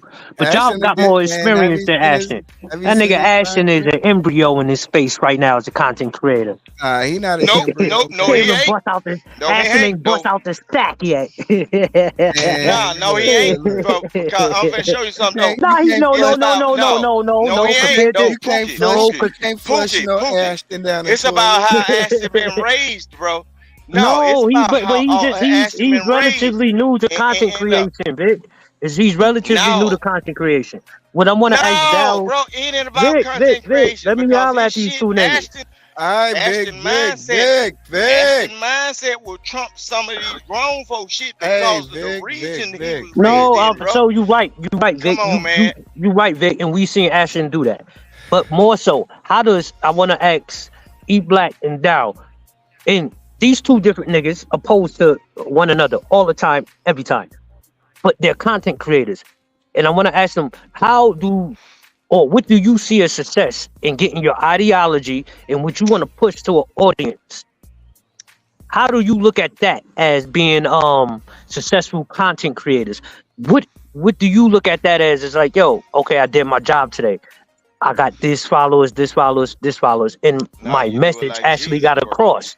My message actually got across to XYZ followers, and I can build my audience off of that ideology. Messages ain't for everybody, bro. Somebody got to be left. It will never be. It will never be, Vic. But you have to know how to captivate a certain. You know how audience. we talk behind the scene, bro. Yeah. Your message ain't for everybody. I'm not saying Look, it has they to be for take what everybody, they but can if I'm eat. saying I'm a leader, though, if I'm saying, Vic, if I said I'm a Ashton, you leader, gotta get a hold of Vic, man. He too You drunk. can't get a hold of me. I'm one of them wild, He too untamed drunk, niggas. man. $20 to boot him for 15 minutes. Yes, Lord. Nah. No, I'm here to no, do no. my I'm motherfucking telling you job. right If you now. don't want, if they look, and I ain't never disagree with what Ashton said. I know his blueprint. But Vic, you not If letting you no don't want air to do right, breathe, my nigga. no, I ain't gonna You let gotta you let do the a air goddamn breathe, thing. my nigga. I know the air You can't breathe answering his because I'm the question when he molecule, asked somebody else. The hell no. The air can't even breathe. Listen what I'm saying. I don't disagree with anything in any platform that I ever go on, and especially Ashton to go, look, this is a young nigga, man. I hold that nigga tried and true, bro. You doing your goddamn thing, man. Handle that business. Oh my And if God, one this of you nigga dick motherfucking sucking regular ass now. motherfucker, look, My. oh, I told this nigga that I got colorful. Pick one, nigga. You gonna Yo, say Vic, something? Come on, man. Vic, Fuck chill. this nigga, man. How the conversation? No, he Yo, throwing them hey, Vic, underhanded ass shots, hey, nigga. Vic. No, I got one straight for your body, bro. Look, anytime, any day, fly me out, motherfucker. And I'm gonna You shut ain't your gotta fly. goddamn You can mouth get up. on I-10, Yeah, my nigga. I'm delivering meat to your fat ass, Hey, boy. chill. What the fuck wrong with you? Hey, Yeah, you only pop up. You only look, E Black. You better stop that bullshit, nigga. You only pop up for your own gains, nigga. So I'm paying attention to you, nigga. Look, Vic. don't project your shit off on me, nigga. Ain't no question. The question is, what you want to do? Oh my God, you man. infatuated with me. You ain't nobody infatuated with me, sir. infatuated with you, but you talking Where so much. the moon at? The moon disappeared. So get what? Oh, It won't be no light when you all right, get go ready ahead, to Vic. suck it Vic, because Vic, all you at the got same it. time. No, it Vic, won't be no light shining on hey, that Vic, tent you when got suck it. something. You got it, Vic. No, You got it, I ain't Vic. got nothing. Go ahead and talk. You ain't gonna Vic. let me have nothing, nigga. I want you to submit because I'm your leader. Submit, nigga. Tell me one time that you ain't gonna never do this now another time again, bro. Vic, you be telling me to, hey, Vic, Pete, Vic, you know you the bro. You know you my nigga. You be telling me to fall back sometimes, right? Yo, you gotta give me the rain check on this one. You gotta give me the rain check on it. Let's just have a conversation, Vic. You be telling me to fall back all the time. Go ahead and tell me to fall sweat back. out of these motherfuckers, bro. Huh? When they be coming with that shit, and You look, always he be telling throws me to that fall shit back. towards me. No, hold on. Nah, I'm asking him now. Vic, my nigga. Yo, Vic. Pete, what we saying, though, Vic? Pete, go with the flow. Don't Black just. got hit, man. Hey, Black got issues, listen, right? Vic. Listen, Vic. You crazy. Me, you. Listen, me, Nigga, I you, ain't got a down. bar in my house. Look who on the panel right now, Vic. Shit, me, you, Sapphire, Dow, and E Black, and that's Cammy. We could all just be up here wilding the fuck out. Yeah. We could just all be up here wilding the fuck out, right? Because a lot of us don't like each other. A lot of us don't like each other. I don't have no dislike for nobody.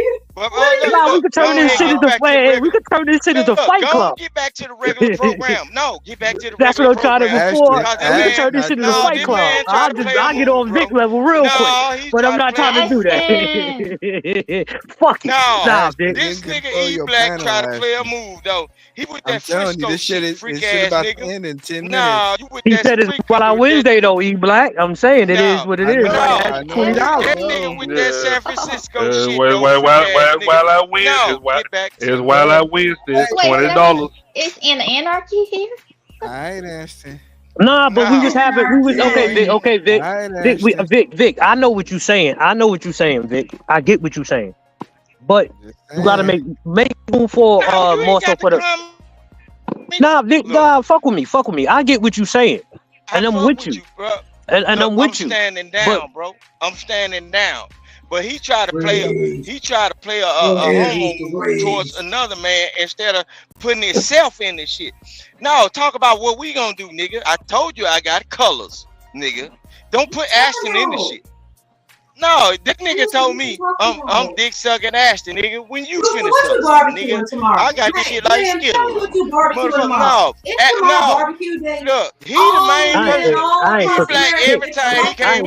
Every time this nigga come up here, he come with some weird shit. And then he But women, he come with some you real don't shit. want to talk But about I ain't me. mad at him. I'm That's trying to just say he ain't been taught better, bro. tomorrow, The man. nigga ain't All been right, taught Vic, nothing. Vic, more so, this is what I'm trying to get to, Vic. This is where I'm trying to get to. So all of us on this Keep panel, playing in you old bitch ass nigga pussy. No, but Nigga, I'ma keep playing with him. I'ma peep keep this on though. playing with him. Peep this, Vic. We all have disagreements. Everybody on this panel have disagreements. Look. No, it's not a disagreement.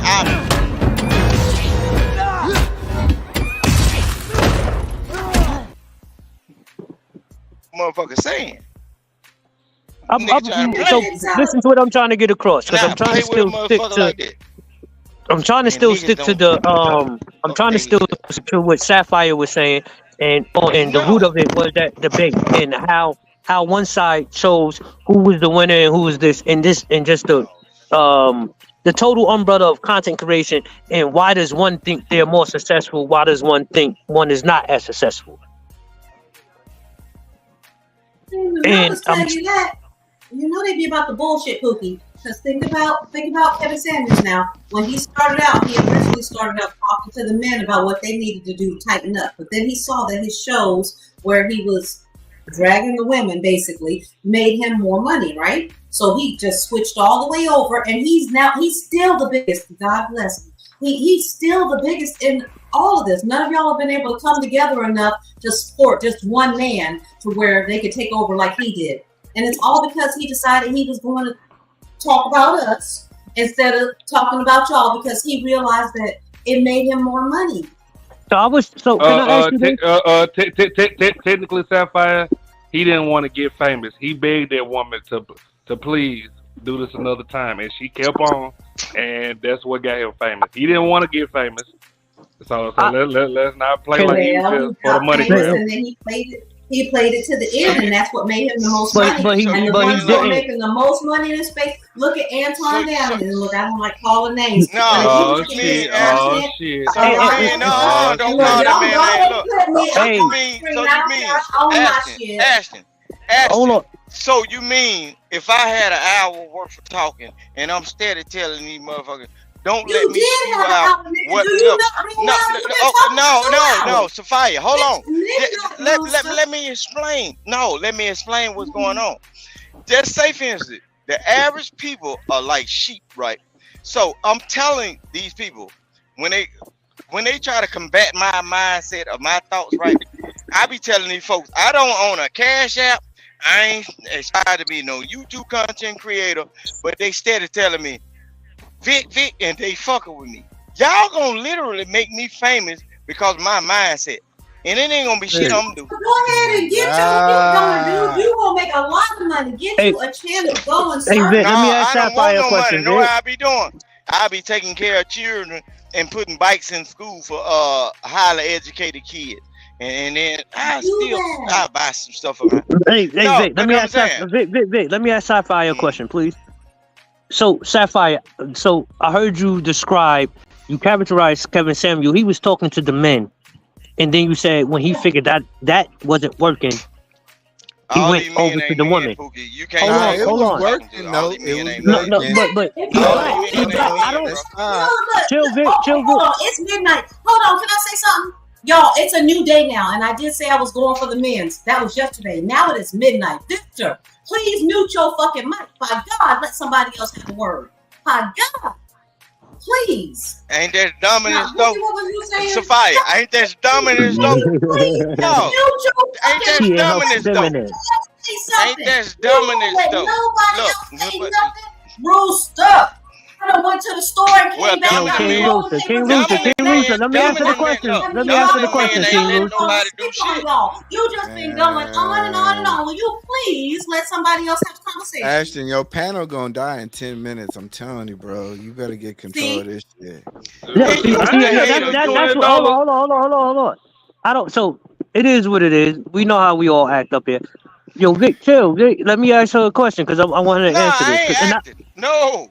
No, I ain't saying you acting. I said let me ask her a question. Somebody finally sent the cash out. Vic, you'll be back at 11:20. Thank you, God. So, and I will ask everybody on this panel because everybody characterizes Kevin Samuels in that manner. He was talking to the men first. I don't remember ever where Kevin Samuels was being just as critical to the men as he was with the women. I remember this nigga telling niggas how to dress, how to put on motherfucking cologne, and do all that. I don't remember him saying you ain't shit, niggas. No, Pookie, he was softballing them, but he was really speaking to the men about what they needed to do to step their game up if they wanted to get women. But he was softballing because we know how he has to talk to men. But then when he had his show where he like really got into it with the women, he realized that all the men that he had been trying to talk to were more willing to support him if he was dragging women. But Safari, let me ask you a question. How many subscribers did he have when that happened? Dude, I don't know. I wouldn't follow his ass like that. I'll let you know what if I told you? Already heard of him. No. There's a point that I ask you. There's a point. There's a reason why. Mm-hmm. If I told you he had 50,000 subscribers at that point, is that success? I think so. If I was only speaking to men and I had 50,000 subscribers, is that success? It's really a simple question. I already said yes. I'm not going to change my mind about that. Okay, so yes, that was a yes. 50,000 is quite a bit. But what took him to the next level is when he started talking about derogatorily about women. That's when he saw that the same guys, just like Fresh and Fit. Y'all can't tell me the formula that Fresh and Fit, even though they are y'all know they flawed. Y'all know that they are fighting on every level. We've already seen it. It's been played out, right? Yeah. So we know that Fresh and Fit were only as big as they were because of the bad things that they were saying about women. And then they started using that to their advantage and they started hiring women. And it was to those women's advantage. All those women that came up there and pretended to be what they were being and everything, they did that because it was benefiting them too. So they came up there and played the airhead and they were like, yeah, I'm gonna let y'all talk about me like I'm some hoish ass Instagram model and that's all I am. But they got many followers for that because the same guys that were watching them get dogged were the same ones going in their DMs after the show was over. Okay, you're right. Sophia, I'm still sticking to my point. You said Kevin Samuels did not have success. If I was to tell you that I was a man, hold on. I would say that to you, Black. It's a really short sentence. If I was to tell you that I had 50,000 subscribers and my content was exclusively towards men, would I be considered a success? No. I would say yes. Okay. Yes. Okay. 50,000 subscribers is substantial. That is let me say this to you, Black. That is a success, but his viewership numbers for with his content at that point, they wasn't the same numbers. Exactly. He had the subscriptions. He didn't have the viewership or the monetary gain. Okay, let me ask you this. That's how it is with any self-help thing when it comes to men. And it makes me sad to say that. But whenever it is something that for the betterment of men, you don't get as many subscribers. When there are men out there speaking truth and trying to help you to do any kind of self-improvement, the same way y'all feel about going to get therapy or anything else, because you have this God complex, y'all don't think y'all need anybody to tell you anything or that anyone can tell you anything. But what really did push him up there was him talking bad about women. They like to hear that more than anything. That gave them that ego boost to help them get through the day. That's when he really started making his money. And I agree with you. But sometimes what the narrative is that Kevin Samuels wasn't shit until he started talking about women. The argument is that at the moment that he did make that switch, he still had substantial amount of subscribers with his message. Hold on. Let me complete my sentence. I've been respectful. I did not interrupt you. He still has substantial subscribers that even by small YouTubers is a success. So a lot of times we do not allow ourselves the grace to say, yeah, he was successful to men and he was successful to women, and just because the women overshadowed the men, he was not successful to women. He was successful because of women. because Okay, of the way he was okay. talking about women. That's You're- what that was. And then the women that decided to go up there and have themselves be castigated the way they did, they had low self-esteem and attention issues and everything else. But Okay. it is what pushed him up to the top, for real. And yes, he was a success prior to that. But what really pushed him over the top, just like it did for any of these other guys, it was talking bad about Black women. That's what really got him up there. I think Even in his passing, and I'm not speaking bad about him, but even in his passing, he didn't have as much as you would have thought he did. It's I still think all that this definitely game. applies to Kevin, right? Safai, he was undoubtedly successful before the women. He became 10 times more successful afterwards, right? There's no denying this, right? Yep. But don't apply to everybody. I think about Trill specifically in this space. Trill from Cruise Season never has built his channel off. What's it up, baby? Thank you. He never built his channel off any type of fucking drama. He never built his channel off of any type of fucking controversy. All right, man, married to his wife since they was basically in high school. No rumors of him cheating. There's no drama, right? So there are men in these spaces, and I think that Trill is one of them that try to go out and show Black men that you can be like him. You can have the same results. And now he went from being on these panels to now doing live shows, selling out arenas, giving that same advice, right? So I think when you look at Kevin and other people in this space, I'm not gonna mention their names unless one of y'all bring them up. There are people that sell whatever they got to sell to get their fucking money. It is what it is. But then some people, like a Trill, I'm gonna name him specifically, who I think actually give results. And he has the desired results to fight that young men want. He has a good life, a beautiful wife, and a beautiful, it's this everything just bossed up around the nigga. Platform doing numbers, actually doing interviews with real people, not talking to the same 10 people every fucking day for the last 4 or 5 years, right? Continuously growing, right? That's what I like to see out of content creators, Pookie, and niggas who claim to be leaders. Because I remember seeing Trill on a small ass table with 4 of his homies with tiny ass little mics. That's a fact. Not arenas. Not them niggas selling out arenas. They're not complaining about the same issues. They're not talking about how they don't get bitches no more. They're not talking about none of that same shit. New, everything bossed up. So there are the Kevin Samuels of the world, and then there's real niggas out here. And that's more so what I wanted to ask. I wanted to ask. He was talking some of the same stuff when he first started, and then he kind of reversed his stuff. And he has a formula because he has a balanced panel that can speak to and for whatever his topics are.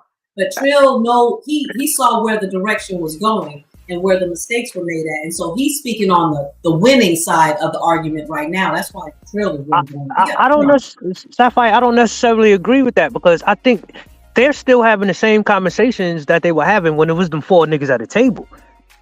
It's just that when you say leaders, it's the formula. It's like they have women up there too, and then when they involve the crowd in it like that, because I've seen some takes from Trill when he was talking like he was talking before. He was saying some of the same old stuff, some of the same old stereotypical stuff about women, and saying basically it's all on us. But now, his stuff is reverted, and he's saying that men and women both have to do that. I've also heard Trill be very transparent in saying, this is the woman and I could be wrong, but I watch him. He said, he's been with his shorty and he's telling you about experiences he had with other women. And he said, I wasn't ready for her at this point. Right. He was very transparent in that. Isn't that the same thing that we say? That I know that's the same thing I'm always saying. I don't think that y'all are incapable of it altogether. I just feel like it's a time that y'all get to a certain place in your life where you realize you can't fuck around anymore and you have to get serious. And that's how Trill is talking now. Like he already done did all his playing around and now he's telling y'all the truth about it. A lot of the guys who are grifting off of the manosphere, they are feeding into the same way y'all say that the women are trauma bonding with Princella, the men in the manosphere are trauma bonding also. And it just happens to be more dangerous because some of them have not even had any experiences with women. And they're taking what these grown men who are doing something completely different in their lives in order to make their relationship successful. They're doing something completely different and then telling these young men what they want to hear, which is leading them the wrong way. That's what's really problematic because they're not telling them how they compromise with their old ladies in order to make things work. So what I'm But hearing from you, Sophia, that what don't I'm really hearing apply from you, to what I'm hearing Trill from you because is what you're Trill and saying his is wife that. was married since high school, Hold right? on, So hold on, I hold get on, what you're hold on. saying, but Trill and his wife, they've been married since high school. Cause we can't say, well, Trill is one of them guys who just start, after all his clowning around, he settled down. No, he been with this woman since high school. They both have told the story publicly. She made way more money than him. She graduated college before him. She was in her career before him, before we even knew what the fuck cruise season was.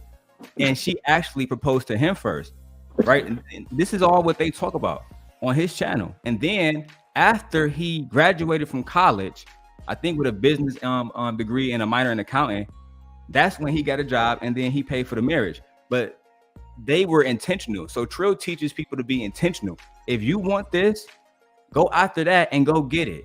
Don't be out here fucking around, cheating, doing all this goofy stuff when you should be focused on being intentional. He even talk about on cruise season all the time. He say men who are not where they should be in life, whether it's financially, whatever you shouldn't even be dating. You should be focused on getting yourself in a position to be a husband, right? So when you do want to marry a woman, you don't have to be out here dating like a hoe. You can just find a woman, settle down, and get married, like he did.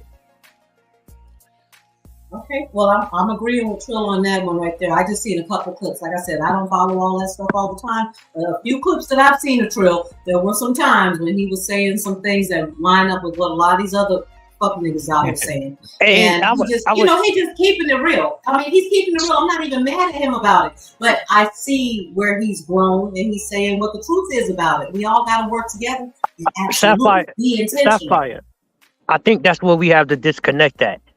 It's not that we disagree with those sector of men with everything, because there's a lot of red pill shit, manosphere shit that we can cross intersect that I'm gonna fuck with. But Pookie, do you think overall that it's helpful with what they're spewing out there? No. The young men, No. what they're saying? Hold on, Pookie. Yes. E-Black, you do? Yes, I do. Ooh. I think it's very important for men to express their frustrations and learn how to deal with other men who learned how to deal with those same frustrations. But do you think they're dealing with other men, E-Black? Honestly, because the conversation always centers around what women are or are not doing and whether we are not submitting or not. Yeah. But are you actually dealing with the men? Yes. Okay. E-Black, that's where I would disagree with you at. It's not I think you're being very short-sighted. I would say this to you, E-Black. It's not that you dealing with men. It's how you deal with women. And a lot of us come up short at some point in our lives when we're dealing with women. And the reason I say this is we were not properly, you could say groomed, taught, coached on how to actually deal with women in the right context. And at some point, it's going to show in how we have relationships with them. You're not going to be able. Look. Have you ever been deer hunting, man? Nah, I ain't never been hunting. I hunt niggas though. So when you go deer hunting, man, everything ain't gonna work every time. The corn ain't gonna work all the time. Your scent may be off every time. That's part of life. A lot of times people are not ready to see the gross reality of how people have to actually hunt. My thing is, why do we have to hunt? Why are you out there killing innocent deer? Why do you have to hunt? Because, man, look, life is harsh. Life is harsh. Just gotta kill something. Just gotta kill something. Harsh. Survival is harsh. But what I'm saying, you just gotta kill them. But you're not hunting deer for survival. Let me get this. Apply it to how men move, E-Black, in relationships in life. How does that hunting apply to us? Hold on. Rejection is a character builder. E-Black, how many times you got shitted on? And this is what I wanted to get to. And this is maybe better. But you went through that early enough to build character. And we're seeing nowadays, yo, E-Black, how many times you got called ugly from elementary, middle to high school? And plenty of time. Daryl.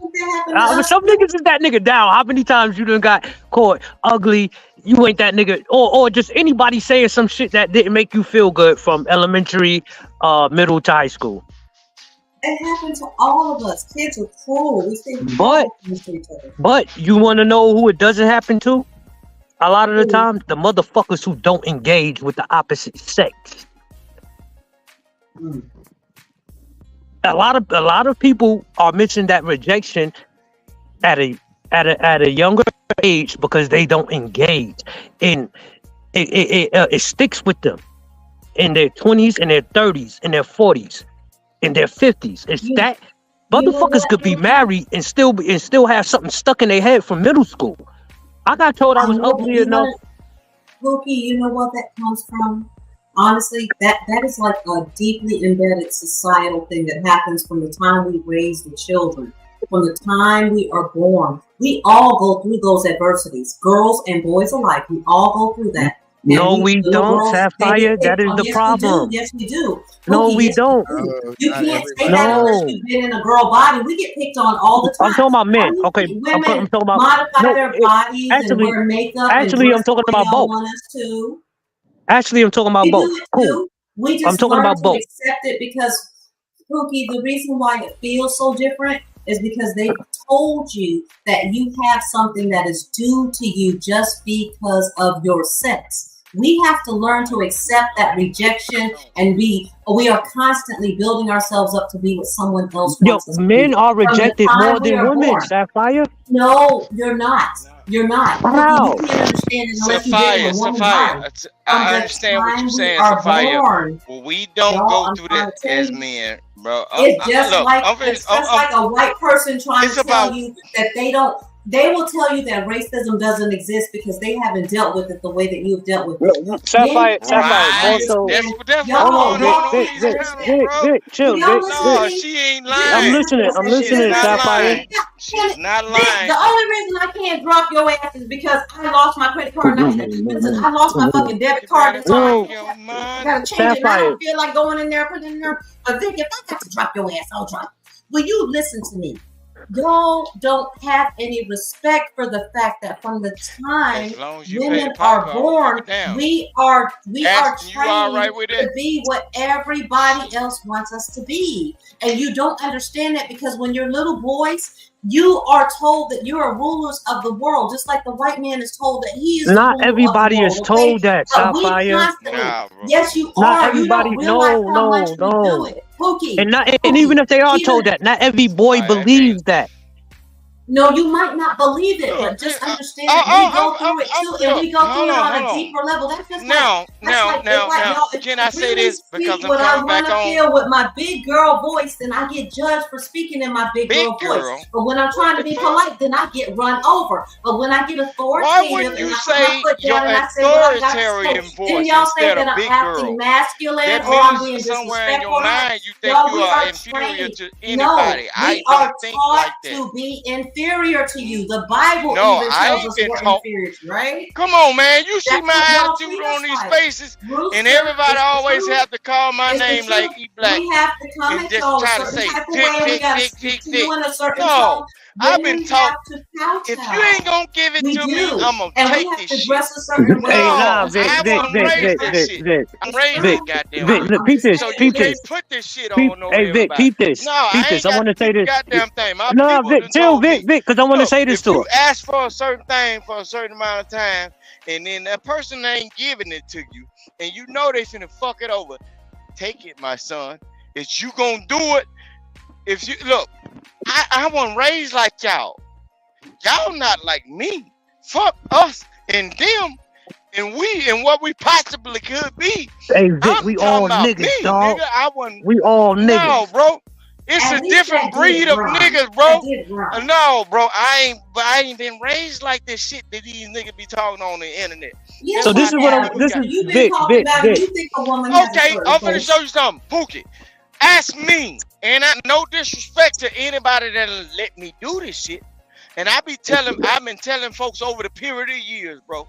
If you don't like what I'm saying and you don't like this shit I'm kicking, bro, you can kick me off these panels and off these shows. You can bar and disband me off this shit, nigga. No, Vic, know what Vic. I do? I will ask you a question, Vic. I want to ask you a question, Vic. I will tell a motherfucker, look, ain't shit that you gonna do because I'll find another way.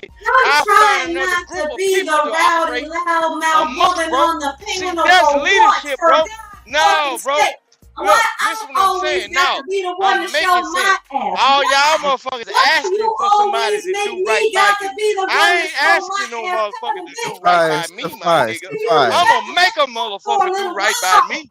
Hell no. What the fuck is wrong with y'all? Y'all asking these niggas to, and these bitches to do right. No, I'm gonna make them. No, ain't no. No, she gonna cry.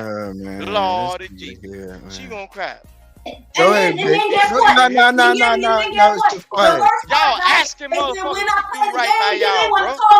See, I'm finna show you about that white man and that white woman.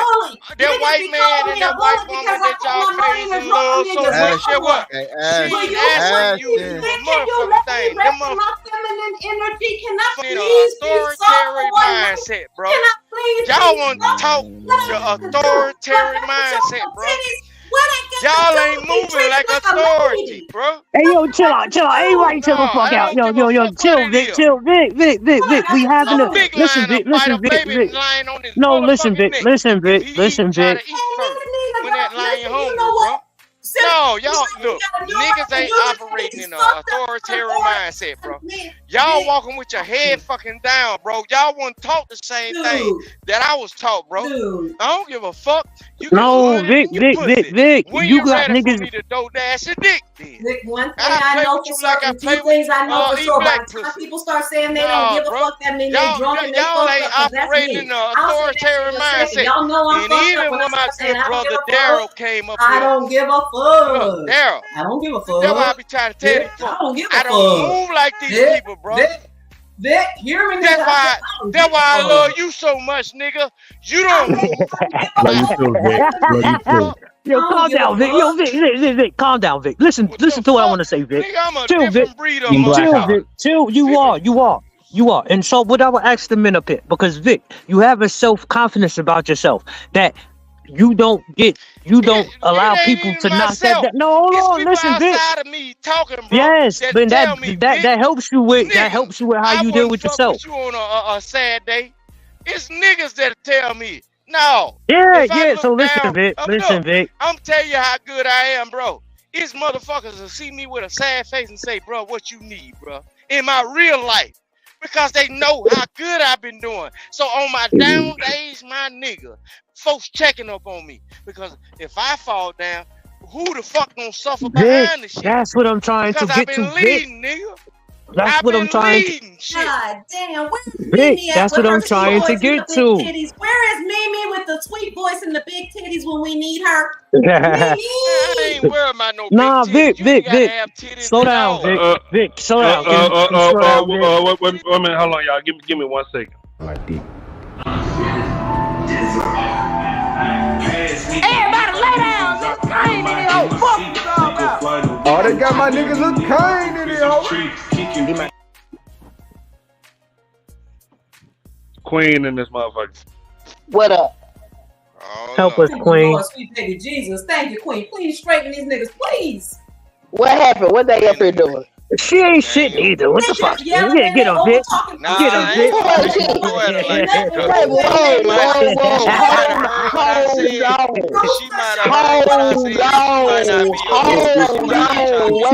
came up here for that smoke, Vic. I know. Who said that? Who said she ain't shit? Who said that? Vic. Who said she ain't shit? Wait a minute, y'all. Give me 1 second, Vic. Hold on, Vic. I said it. I was joking. Everybody lay down. Look Kane in the old fuck you all about. Oh, they got my niggas look Kane in the hoe. Get my kid a little her. Dark Lake in this motherfucker. Dark Lake revived. That ain't about to get no better. God. My brother Dark Lake. Ladies, so I want to get it back to a regular conversation. Come on, Vic. Fuck with me. Fuck with me. Peace and blessings to you, brother. What up, Dark Lake? Everybody. Whatever way you operate, bro. Dark Lake, you look Dark Lake. You good. You Big good. Dom, I can man. only ask Grit for I can only ask Vic for grace because when I go off, you give me the same grace. Yeah. I can't hear you, Sophia. Look at her looking sexy in that black shirt, yo. Uh-oh. Shit, that nigga, hey, you been working out, nigga. You did push. How many push-ups you do before you Hey, came on the Pookie, street? how you doing, man? It's been a long time. Hey, Ashton, thank you for having me at E Black. How you doing, man? What's good, man? Hey, what's happening? What's going on? Hey. Take him off the big screen. So can I ask you? Sapphire said, "Look at you." Is that Gently back there? What's good? What's going on, Gently? So, can I get back to the? Let's get. I'm just saying. Nah, bro. You come with this smoke, bro. Dad look real player with his aesthetic right now. Leave that woman alone, darling. Leave that woman alone. Whoever the fuck. Look. Don't act, hey, gently. Don't act like you wasn't just massaging that nigga's shoulders. Continue. It don't fucking matter. That's in their own comfort of their household, bro. Nah, No, y'all so- crossing the line, bro. Nah, Vic, Y'all Vic, crossing the line. yo, Vic, forget that, Alright. forget that. What I'm When that trying to nigga say is, activate on y'all ass, bro, he ain't doing nothing wrong because you're nah, that oh my god, he already know. Nah, Hey, it don't fucking matter. You ain't supposed yo, to play Vic, like that. chill, Vic. That, Nah, ain't you no know your chill, nigga. bro, when it comes down to that shit. Nah, I got a I'm question. just a straight up nigga, bro. Leave that Nah, girl Vic, alone, bro. Vic.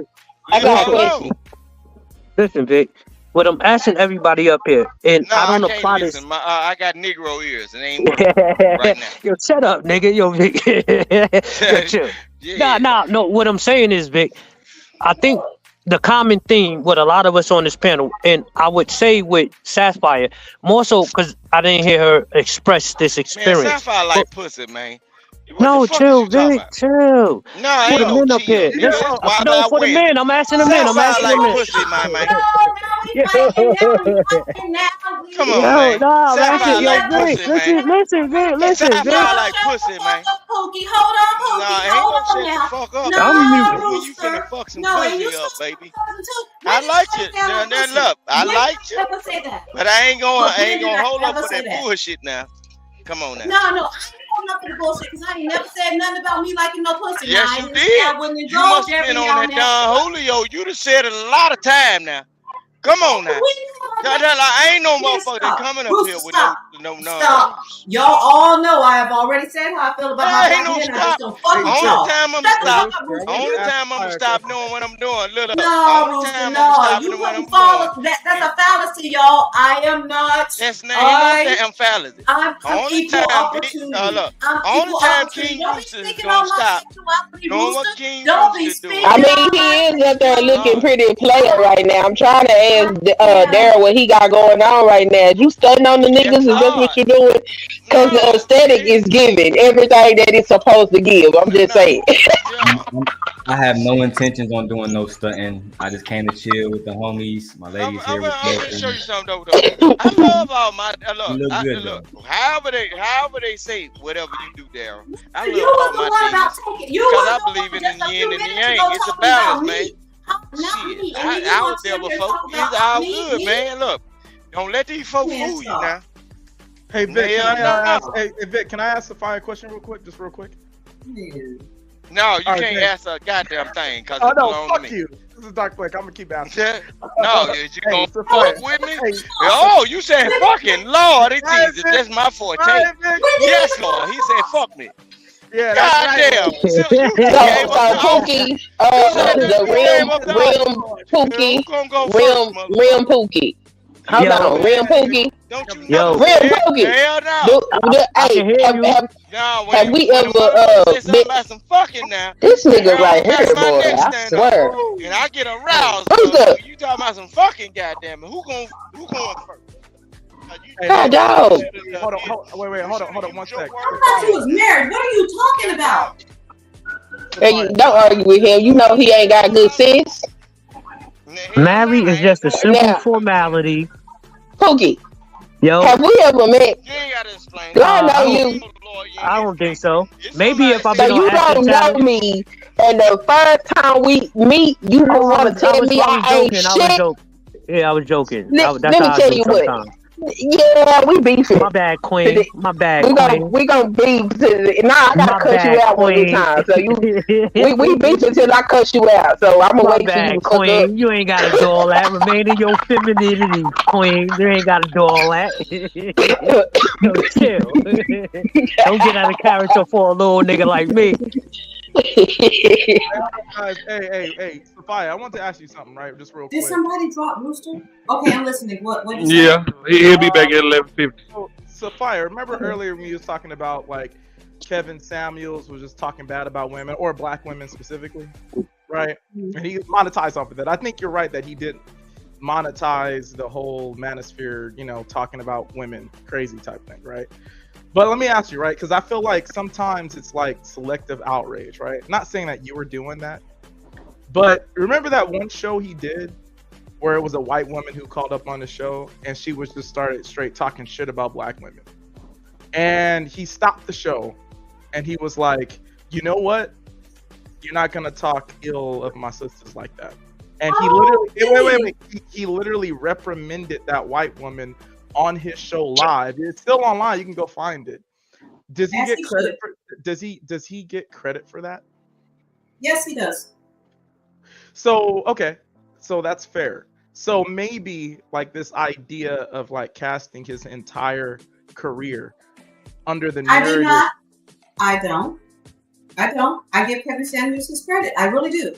I'm not like totally against him. There's a lot of things that he said was absolutely true. I just say that initially I think he was coming out trying to do a good thing for black men. He was trying to talk to them about how to improve themselves, and he realized that that was not as lucrative as talking shit about black women. But there's a reason for that, and you're right. Was actually a pertinent observation. But the reason What's the reason for that? Because when he attempted to correct the men, and he said some harsh things about men, especially black men. When he did, and they don't like correction. Men don't like correction. No, men don't like correction. You're right, but men consume and edify that correction a lot better than women do. So this is what I'm saying, right? Wait. No. Wait. Time out. This is what I'm saying. The reason why it was more lucrative for him to correct the women versus correcting the men is because he didn't get as much pushback from the correction he was giving to men versus the pushback that he was getting from the correction that he was giving to women. And when when there's pushback, there's people reacting to your videos. You get more famous and popular, more watch hours and all that shit, right? No, Dark Lake, I think you this is what I was talking about. Hold on, Dark Lake, because you characterizing his body of work and is not what he did. He went from showing niggas how to dab on cologne, how to wear suits, to shitting on women. It was not no gray area where he was just on niggas' necks and showing how men need to build themselves up. He did it in a more cosmetic way. He didn't do it they don't want to hear it, Cookie. He was trying to softball the conversation and get it to the other things, because it's like you can build. The men don't want to hear that. Sapphire is right. But to Dark Lake's point, yes, women are more open to taking the correction. We're going to listen and actually self-evaluate. Men are not open to that, and that is what is dangerous. We want to grow and to learn and to do better. Men typically don't want to do that. Y'all sit right where you're at and refuse to move and think that everyone is supposed to move around you, and it's not your fault. But this is what I'm saying. Hold on, Dark Lake. Do not characterize that man as being on that Kevin Samuels. Do not characterize his body of work. He was saying the same shit to men as he was saying to women, because that's not what he was doing. And hold on. Like I said, women are more open to correction. They will open themselves to being criticized because we want to do better. Sapphire. You said that women want correction. Is that your stance? Yes. No, hold on. Let me make a fucking disclaimer. Okay. Hold on. I know things are getting wild on this panel. I walked right into that. Let me make myself clear. We are open to growing all the time. We're opening our minds. We will listen to the possibility that we might be fucking wrong, because at the end of the day, we just want to do better. You're not going to do better if you're not open to some type of criticism and correction. That's not to say that you're always right, but you've got to be willing to at least listen to it and to consider that you might not be all the way right. Men are not even open to that, generally speaking. You don't want any kind of correction. And this is why he got to show y'all niggas how to mix cologne. Hold on, y'all. Not So mixing. what you're saying is that women are open to correction. What are the circumstances that women are open to correction? E-Black, if we weren't open to correction, then we wouldn't be the ones keeping the churches alive. Honest to God. Now, when you look at it, anybody who can read can recognize that the Bible is a misogynistic book. But women are still willing to try to work that out somehow. It's like, yo, this shit ain't working for us and it don't seem fair. But we're going to take it into consideration, especially if it's for the greater good. That's where we stand at. Whatever's going to be for the greater good. For the most part, I'm not speaking for all of us because there's some real. If women were not open, Wait. I'm sorry. Wait, if women weren't open to correction, then Kevin Samuel's career would not have blown up, because those women had to go over there and allow themselves to be humiliated and degraded. They were going there to challenge him. They weren't going there to be. No, everybody knows. It's not if even you that took your women ass were. over there. It's That man not finna that. talk to you. Queen, y'all give me 1 second. Somebody at the door. Give me 1 second.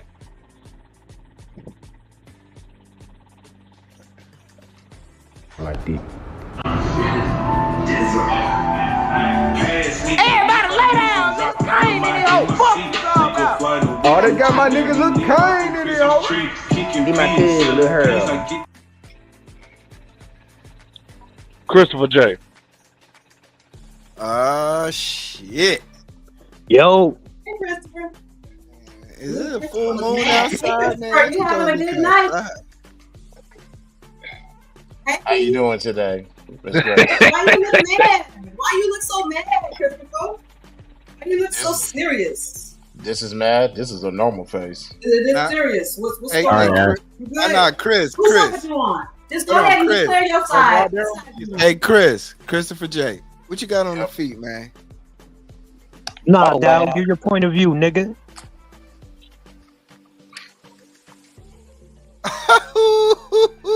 Ones with the wait, y'all, you see, I love my guy Chris, man.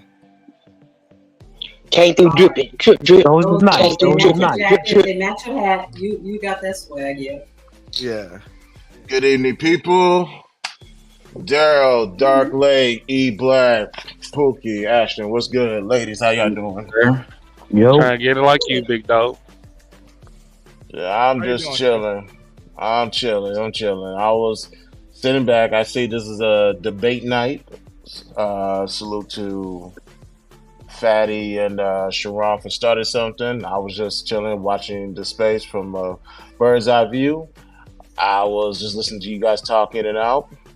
I heard Grace say the Bible was misogynistic, but we're keeping the church open. I'm like, oh, I guess this is where I insert myself, because I like to learn more about that.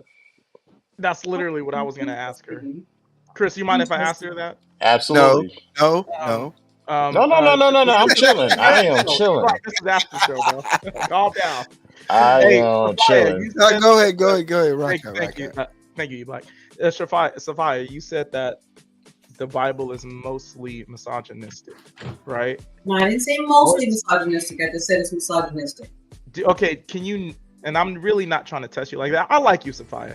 I'm not really trying to be. All right, let's just start with Eve and the apple and blaming everything on us because we ate the apple when the instructions were given to you. And I mean, that started it all. And we've been living with that bullshit from the beginning. From the moment Christianity and the colonizers came in and told us that that's what we need to be believing on, and they killed us to make us believe what they are believing. Then that's when it started right there, because he told you, hold on, sir.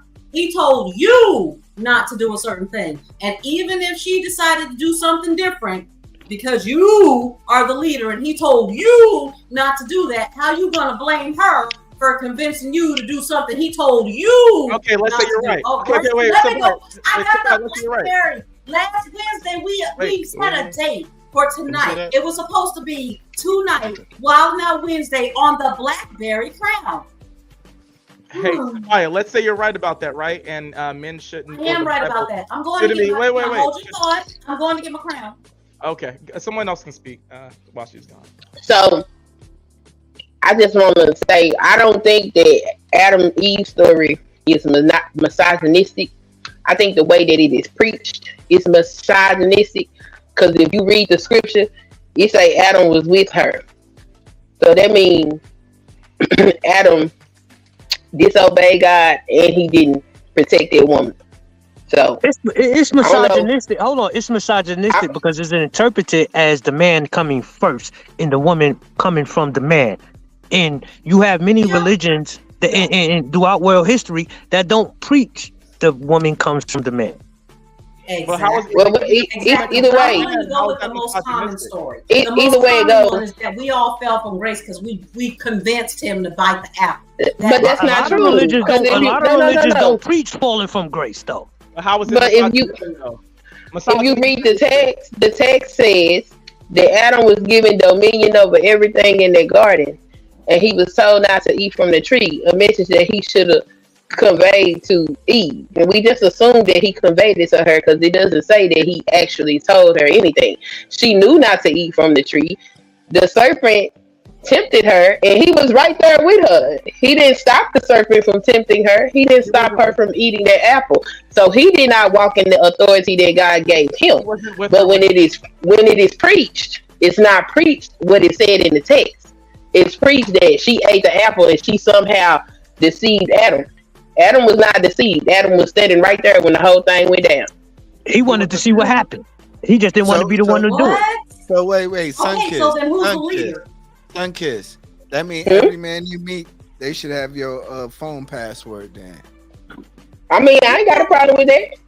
Okay. Okay, I ain't mad about that. You can have it. He lying. Misogyny is the hatred of women. So what I'm telling you guys is, like, for instance, let's just say you're right, Sophia, about everything you just said, right? And men or the Bible has no place to correct women and say, oh, you shouldn't have eaten from that apple, from that fruit. I didn't say that. Let's just say, no, but that's what you're implying, that I'm it's not saying that. misogyny I'm just because saying of that message. if Adam was told specifically not to do a thing, and then he was allowed somehow, some kind of way, he was permitted, he decided that he was going to go against what he was specifically told not to do, then that shouldn't be put on us. But Okay, throughout but history, you're saying that it's makes all it been put misogyny, on right? us.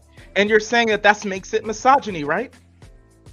No, what makes it misogynistic is the fact that it tries to say that we are beneath them. And the Bible doesn't even say that. The Bible does not say that women are beneath men, but that's the way it's been interpreted. And that's the way it's been enforced. Hold on. Let me put it in better context. Hold on. No, we're going to put it in better context. The reason it's misogynistic is because the woman's interpretation was not allowed to go into what we're reading in the Bible. It's not. It was all men. So no matter how you say it, how you want to put it, and this is what the Bible says, there is not an account for the opposite sex and how they receive God's word in the Bible that we read today. They're supposed to receive I have a God's question. word. Can I ask Where do all you of get you that from? believe in the Where do you Bible, get that can I from? ask you something? Which is misogynistic. From the Misogyny is the hatred the of Bible women, believers. hating women. Because I believe in the Bible So- as a book that's a collection of works from other places. Patriarchal. How It do was you more so explain that there patriarchal. are works? How do you explain that there are works thousands of years older than the Bible that are the same story interpreted in a different way, and then it's all been compiled into the Bible? How do you explain that and then say that the Bible is the definitive word that we're supposed to be following? There's a lot of different Egyptian scrolls that were Not implemented just the in Egyptian Bible. scrolls, I'm saying beyond that. Thousands and thousands of years. Yes, there's a lot of allegorical scenarios that are from past civilizations that are. So in is the Bible allegorical? But it doesn't prove that it's misogyny. Is the Bible allegorical? Not all of it. No, some of it is. So I mean, the no, fact no, that you say let me it break is- them down. Let me break them down. And Christopher J can speak on this. So when who changed it? Was it Constantine that who bought the who mixed the paganism and said we're gonna incorporate some of these pagan things so we can get more followers and keep our nation together. The same, Pookie, that's the same thing we were just talking about with the content creators, isn't it? How we have to meet people where they're at and give them a little bit of what they want and then a little bit of what they need. It's the same thing we were talking about earlier. That is exactly what the Bible is. It is an agreement between a whole bunch of people who said, we're going to take a little bit of this and a little bit of that. We're going to put it in there. And actually, the most important parts of it were left out in the Apocrypha. It's left out. The most powerful parts of it to tell us who we really are and how we're really supposed to be navigating this. And then when they inserted Jesus into the whole situation, he was trying to remind us that it's not about religion. It's not about politics. It's about what's in you, because God is in all of us. But we've all been forced, and I'm going to say we have all been forced to accept this Bible. You got to think about how that was enforced on us. There's and so you're right. many You made good points, but none of that has anything to do with misogyny in the Bible and how it's perceived by It has everything to do with misogyny. No. It's always been about control. Just Let me like give there's him- a let me- slave Bible, Dark Lake. They have No. been able to take the true history of our world and the true nature of spirituality, and they turned it, they bastardized it into something that is meant to control the populace. That is what they have done. That's how it was used. It has been bastardized over and over again to fit certain narratives for certain groups of people. I mean, It's the way simple bigger fact than that. that you said that women are supposed to learn their spirituality through men is a testament within itself of the misogyny. Because hold on. The Lord gave us all a brain. He gave us ears. He gave us understanding. He gave us all of that. And that does not take away because we have different genitals. False, because you're saying something that I didn't say. I didn't say that women are supposed to learn their spirituality through men. I said the word. The word spirituality, whatever the case may be. That's misogynistic because I don't have to go through no man to learn anything. Dark Lake. Let's be smart. Hold on, Dark Lake. Hold on. No, because you want to focus on the word misogyny. Let's take away.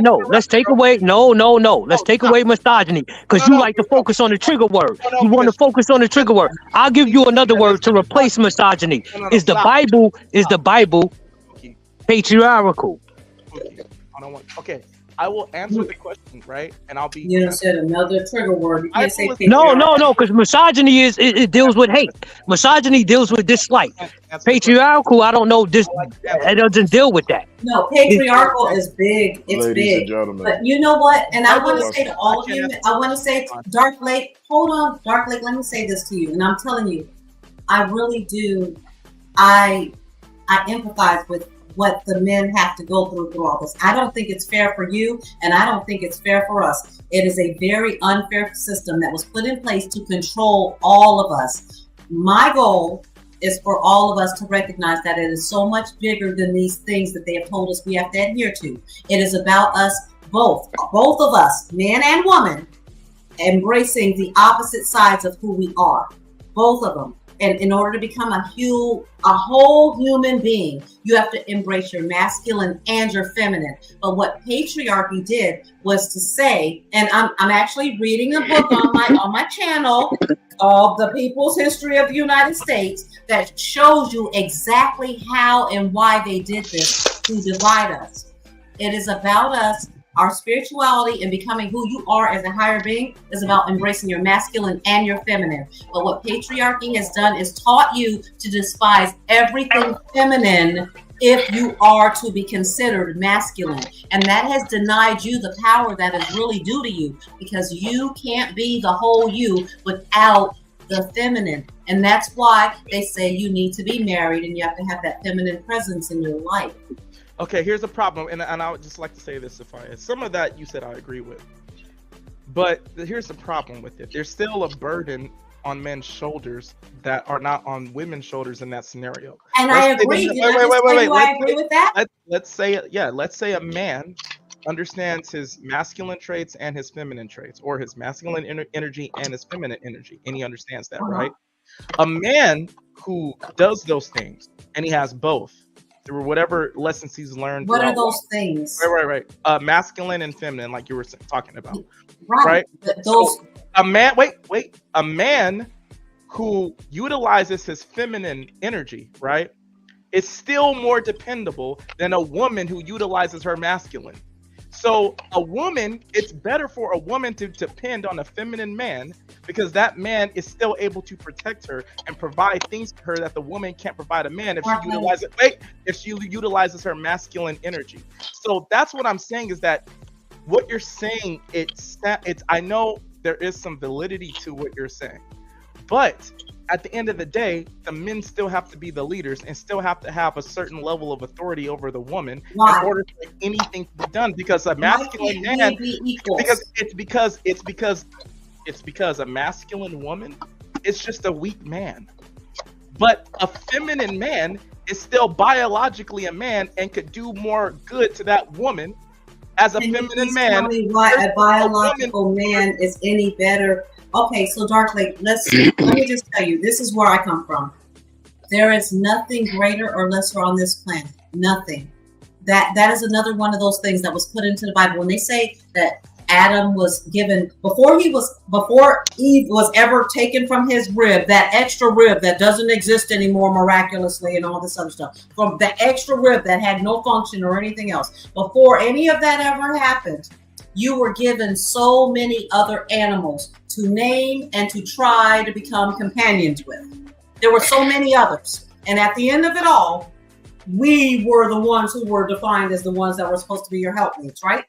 And just not, depending on how you decide to translate the reading, we're either your helpmate or we are your savior, depending on the translation, right? I want to know from you, what makes the masculine man who embraces his feminine energy more dominant, more important, more everything, the leader of this world, than a feminine woman who also embraces her masculine energy? Why does one have to be greater than the other? Why does the grass have to be thought of as less than the man? Why does the deer that E Black was talking about hunting have to be thought of as less than a human female? Why does there have to be hierarchy at all? Okay, I'll answer that real quick. And I won't wait, guys, I'm not going to go on a whole speech because Chris, he actually hasn't said anything. I feel bad about that. I'm sorry, Chris. I'm just going to answer the question real quick, Chris, and then you can go. I'm going to shut up. Okay, so the big difference between a lot of how men think and women think is men are operating within a reality of what is. And what you just projected, Sophia, it sounded beautiful, honestly, but it's operating within a reality of what ought to be. And even though that's fine and great, men have to operate within what is and maneuver around what is and adapt to what is for the betterment of a multitude of people vis-a-vis family, right? This is common sense. If I have a daughter, right, there's dangers in the world. There's sick people in the world who want to harm other people. If you ask any person who's sensible, right, and a person comes out with a machete and my daughter is out there somewhere, I'm going to feel more comfortable with a man, right, who might have a little bit more feminine traits or is in tune with his femininity to protect my daughter versus a female who is in touch with their masculine energy. Because that female, the probability of that masculine female protecting my daughter out there from the crazy man with the machete, right, that probability decreases versus if my daughter was just so happened to be around a man who was in touch with his feminine traits because of a man's biological makeup. You ask, why does there have to be a hierarchy, right? We are not here to answer the question as to why there has to be a hierarchy. We are here to expose the fact that there is one. And it's important. It's important to understand that everybody has biases. You understand the difference. If I have my daughter out with this person, the likelihood of her survival decreases. If she's out with that person, the likelihood of her survival increases because of biological. I wasn't raised with bias, bro. You understand that? That's a lie. I was raised in a different sector of life. I wasn't raised with bias. I was raised what's right is right and what's wrong is wrong, and I was raised also up under the Bible Belt. And they'll tell you in where I was raised is you will have to separate from your brother and your mother if they are doing wrong, bro. I was raised a different way. I don't know. You can't take what you saying on the internet dealing with these multitude of people, bro. I was raised that if your brother come in the house drunk, inebriated, off that crack cocaine, and he pull a pistol, kill him dead because we got insurance on him, and he might be worth $1 million, bro. Because he played that move, bro. I wasn't raised like y'all. I'm y'all like not like me. This shit. Fuck wait, one y'all second. Wait, Rooster. No, bro. I'm not saying that women are less than men.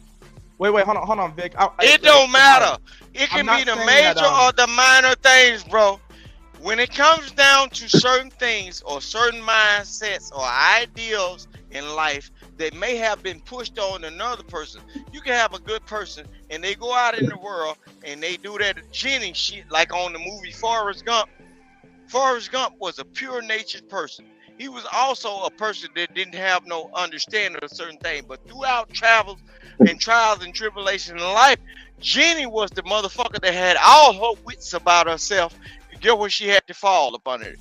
The stupid motherfucker and bring back all her shit, bro. She brought back all her baggage to the motherfucker that have no sense about everything, and he did everything correctly because he didn't have no wiggle room, bro. He didn't have no wiggle room. So when all you intellectual motherfuckers or all you smart motherfuckers be talking about this shit, I be saying, look, these are the motherfuckers.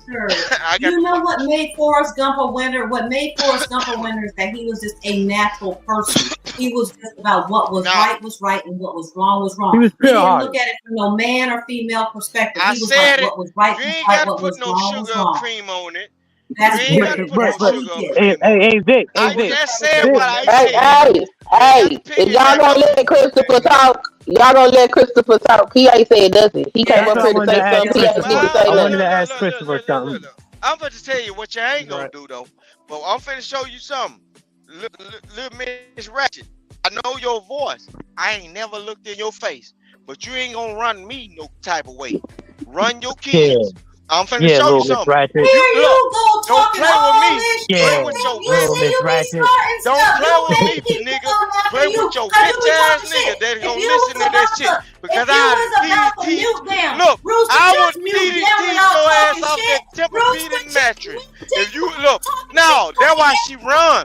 I ain't even Hey, talking about you, Sapphire. You be hey, I'm Ash, you talking need about to that tell your goddamn panel. woman right. I would have DDT'd your ass off that Tempur-Pedic mattress. If you raised your voice or anything, or that pot roast ain't ready, I ain't give a damn about Nah, none of that hey, shit. That's why she hey, get up Vic, off Vic, this Vic, motherfucker Vic, every time. Vic. Listen to this, No, Vic. don't call my name like that, Pookie. You can always call my phone. You got my real phone number. I'm getting Nah, on these talking to motherfuckers' you. neck, Shut bro. up, nigga. And I'm gonna crush this shit. No, no, don't save a motherfucking thing.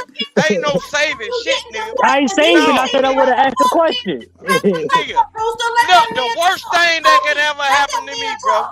The motherfucking worst thing that can ever happen to me if I was to become a fucking vegetarian or a vegan, nigga, because I'd be along the Hey, lines Ash, of a hey, goddamn Ash, gorilla, nigga. Ash, I'll be you gotta along the go. lines of a gorilla, because my shit's strong, nigga. So, and look, all that old please shit, drop it. Somebody Sapphire, please drop it. My nails no, done look like no, why don't you do it? Dig that please drop it. person in that pocketbook, pull that 20 out your motherfucking titties, then. Pull that 20 out Hey, your Sophia, titties, is then. She Rising Sills your IG?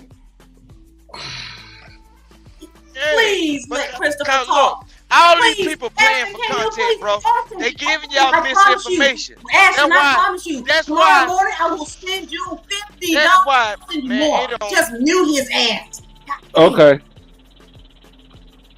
Go ahead, Christopher. Oh, and by the way, Sophia, I wasn't trying to say that women are less than men. I was just talking about a metric of utility. That's all. She said $50, Vic. You get booted for an hour. So, I got you. Go ahead, Ashton, I got you. before we, and this is what I don't like about Bible talk, because when we have 105, Vic. Whoa, whoa! It's Christopher's turn. No, I'm talking very to patient. I'm very no, patient. I'm talking to Christopher, but I'm referring to what Ashton is saying. I mean not Ashton, Dark. I ain't saying bitch ass thing. No, I corrected myself.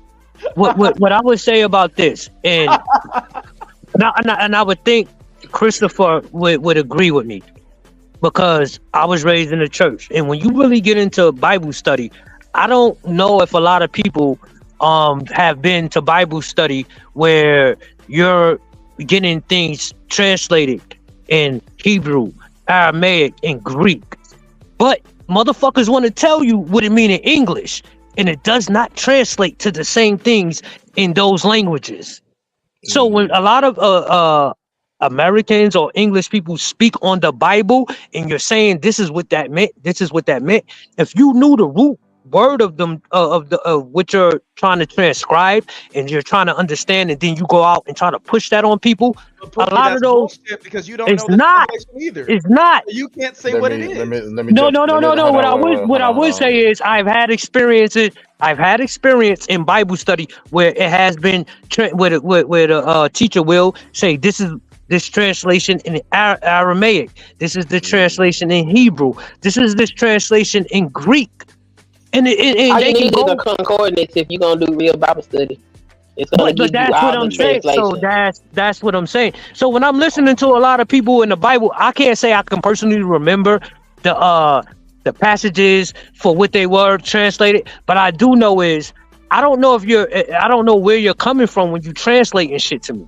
And if you can't tell me that you're rooted in the actual Aramaic, Hebrew, or Greek, which the Bible was, those are the first couple of Bibles, and when you can really see it, they don't mean the same thing in how we verbalize it. Shout out to Sapphire for the cash out. Cash out? Vic, yeah, Vic, you going for 105, sir. Damn, that's tough. Now, Christopher J, am I wrong? Tell me I'm lying. No, you're not wrong. I hear you, but don't make me drop my nail money so I can drop your ass too. Now, come on, let Christopher talk, please. Please. So here's the thing, Pookie, you're not wrong with what you're saying. Like, because me and my friend was talking about this maybe last week. When it comes to the Bible, we're getting it in English, but what does it mean in American? What does it mean in Greek? But honestly, yes, salute to those who actually go through the proper channels to actually learn the different languages, learn Greek, American. There's one other language, Hebrew. But here's the thing: in 2024, we all got this in our hands. Yeah. There's really no excuse at this point. But Christopher J, what is the chances of you saying, "Yo, I want to read the Aramaic translation to English translation"? Nobody's doing that shit. But it's on right. there. You know, let me acknowledge that he's absolutely right. A lot of people is not going to do that. Only a handful of people has done that, and they could confirm this is what this word means. What you hear in Genesis 1 is what it is in these different languages. What you hear in Matthew 5:20, it is what it is in these languages. We are relying on other people's integrity for them actually going through the work and doing what they have to do to translate the scripture. Usually our pastors, most pastors go through theological school or whatever the case may be, and they learn that translation. Matter of fact, yesterday I went down the TikTok algorithm of Cliff Kinetic. I think that's how you pronounce his name, Cliff Kinetic.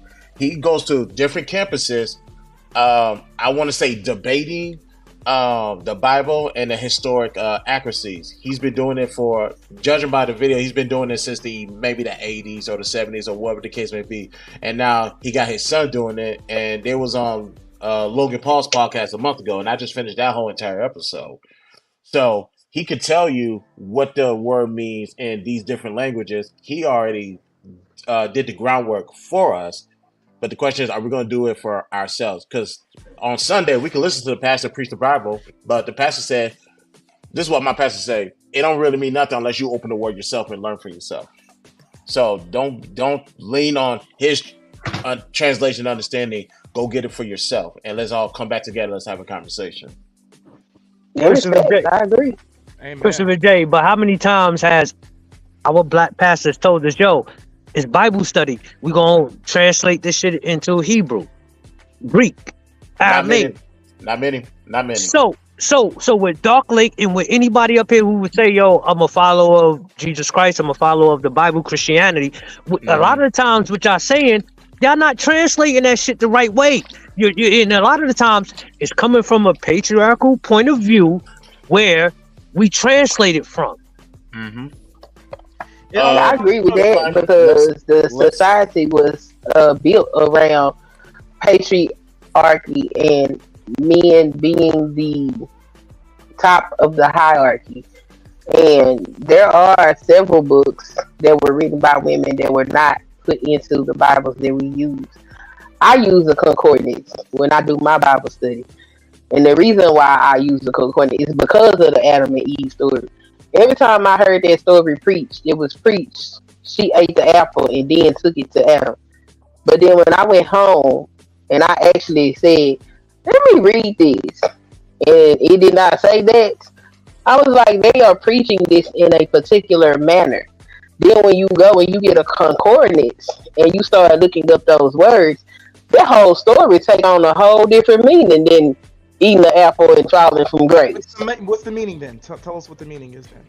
I don't even want to go down that rabbit hole. That's a whole nother. We can say in the surface level. She's talking about Genesis chapter 3 verses 1 through 7. Hey, Dark Lake, and I'm saying this and more so when we looking at leadership. How do people follow leadership?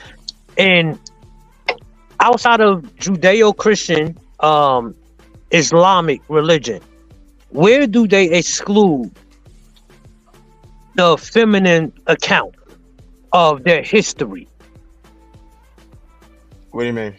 Say that. Can you repeat the question? What I'm saying is, it was a concentrated effort for the Judeo-Christian Islamic, what do they call it? That area, the Middle East area. Okay, we can go with that. That's fine. I understand. The Middle East area, it was a concentrated effort to keep the feminine accounts outside of what we would say is the official accounts of the Bible. Yeah, what's the question? The question is, why are you so susceptible to believing that outside of anything else?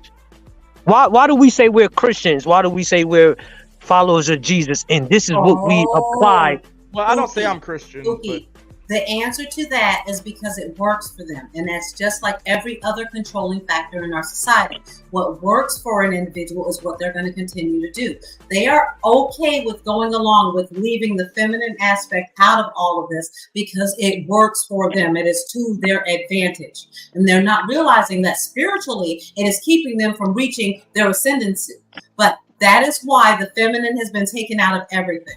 But guys and girls, for all of us, it's about us learning to be one whole being. And in order for you to become a whole being, you have to embrace your masculine and your feminine. And it is not those attributes that they have said is men not being able to talk about their feelings or being the protectors and providers and everything. It's everything in nature will show you that that is not the truth.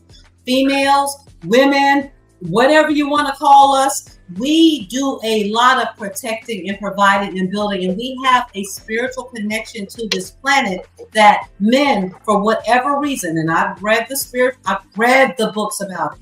I understand it. It is too deep for us to talk about on here. But that is why it is imperative for you to be connected with us. It is different for us. We don't have to be connected to you the same way. But in order for you to truly recognize your whole self, you must be able to tap into this right here and to that feminine part of us.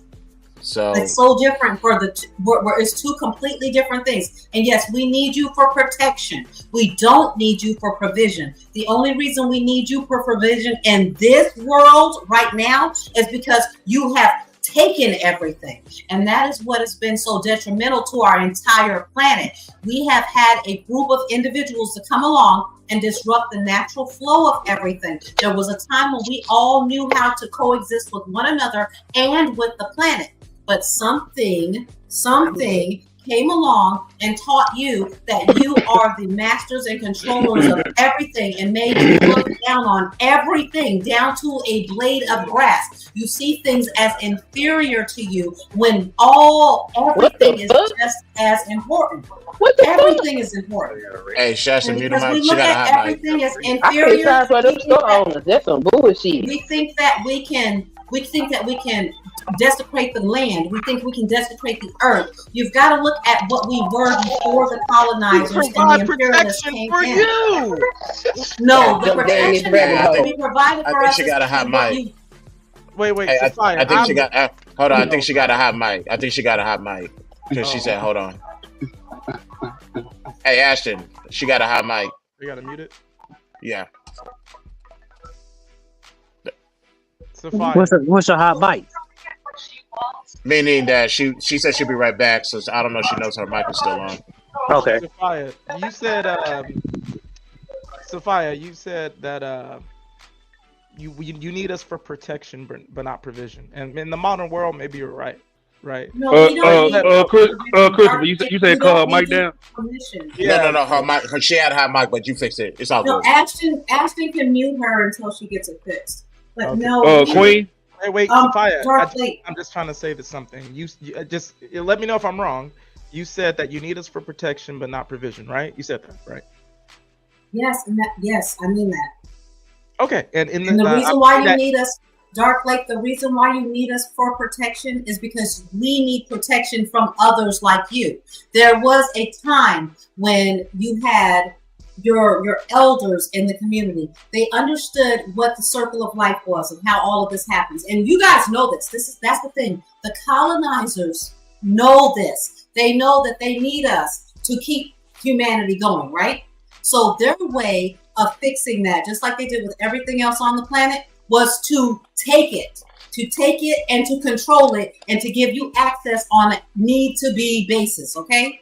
Now, for the most part of history, we were doing our own thing out here. We were all just living our natural lives. We did not have marriage certificates, birth certificates, nothing like that. We just did what we did in the natural order of things. We respected the nature around us, and we respected one another as human beings there was still and a hierarchical as spirits. power.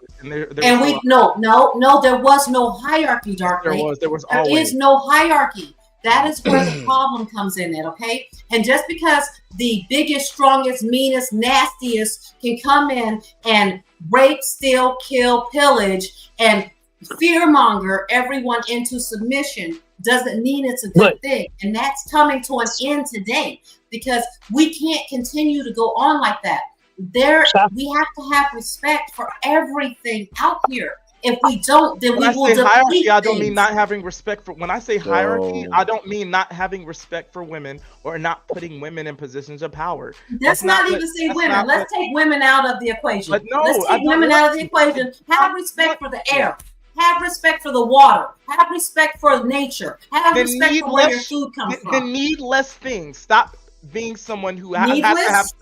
No. I said then need less things. Then stop being someone who needs trees cut down because you need shelter and a house to stay in to feel safe. Stop needing that. Dark Lake, If Dark you don't Lake, want Dark trees Lake, to be cut down, Dark then Lake. stop needing shelter. Then Dark Lake, You listen understand how to it me. works? There was a time when we didn't do that.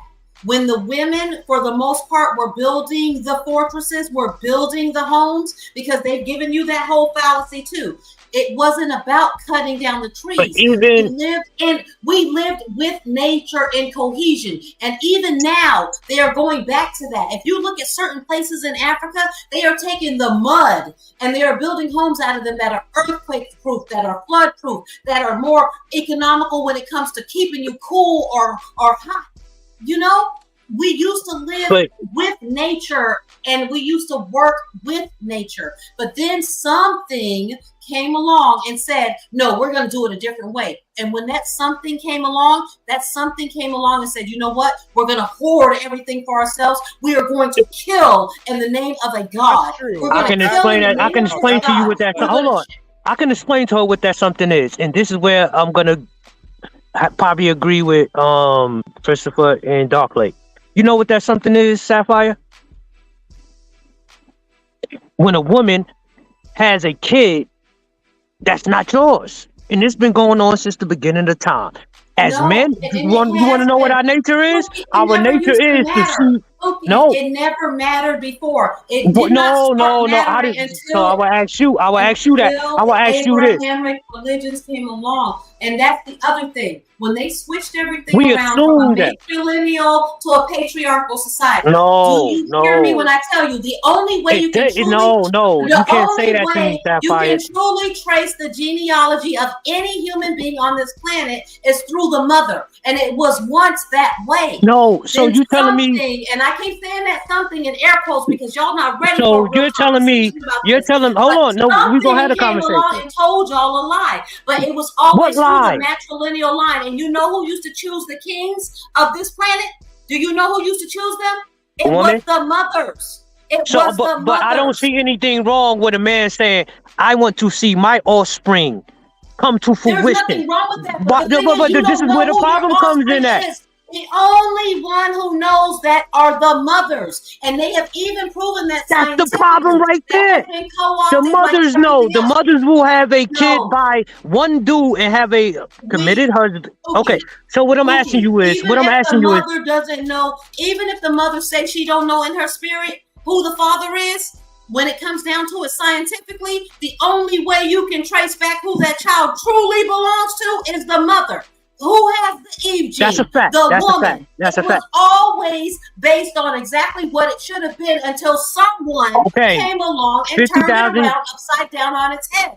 So Now we peep this. have a mess out here. And in order to control everybody, you know what they did? Sapphire. They said that you were in charge and they took everything, every fucking resource, everything that any of us need to live a happy, successful life. They took away. None Sapphire. of us have to be working jobs out here. None of us have to be toiling the way that we do. The only reason this is happening right now, and the only reason that Bible was popularized the way that it is because it was meant to control and subject you. They took so very much out of it to keep you from reaching your higher self. It is not about. Hold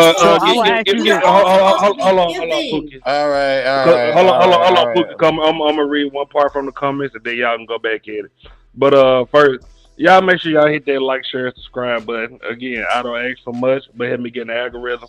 But that cash app is at the bottom. For clout. That is the solution to this. The solution, Ed, is for you to send a goddamn 99-cent super sticker. So this way I don't have to go to Brokeback Mountain. That shit crazy. The problem is that we are all these people without no fucking girl is the ones that's fucking beefing and having problems. Go find you a woman to lay down with, the one that you don't have to pay for. It ain't my fault. Shake your ass, ho.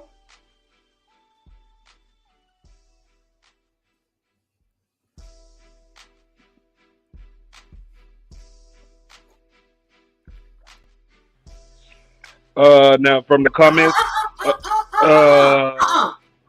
Seahorse's comment from 121 AM. Seahorse, baby, let me tell you what really happened with this shit right here, okay? Yeah, that's. Let me tell you, the white folks didn't know how to wipe their ass. They didn't know how to clean themselves. They didn't know about health. They didn't know about medicine. They didn't know anything until the Moors came through and taught them. They taught them, and then they sold out. That's what they did. The Dark Ages was not for us. That was not us. That was you guys sitting over there living in fucking squalor. Us?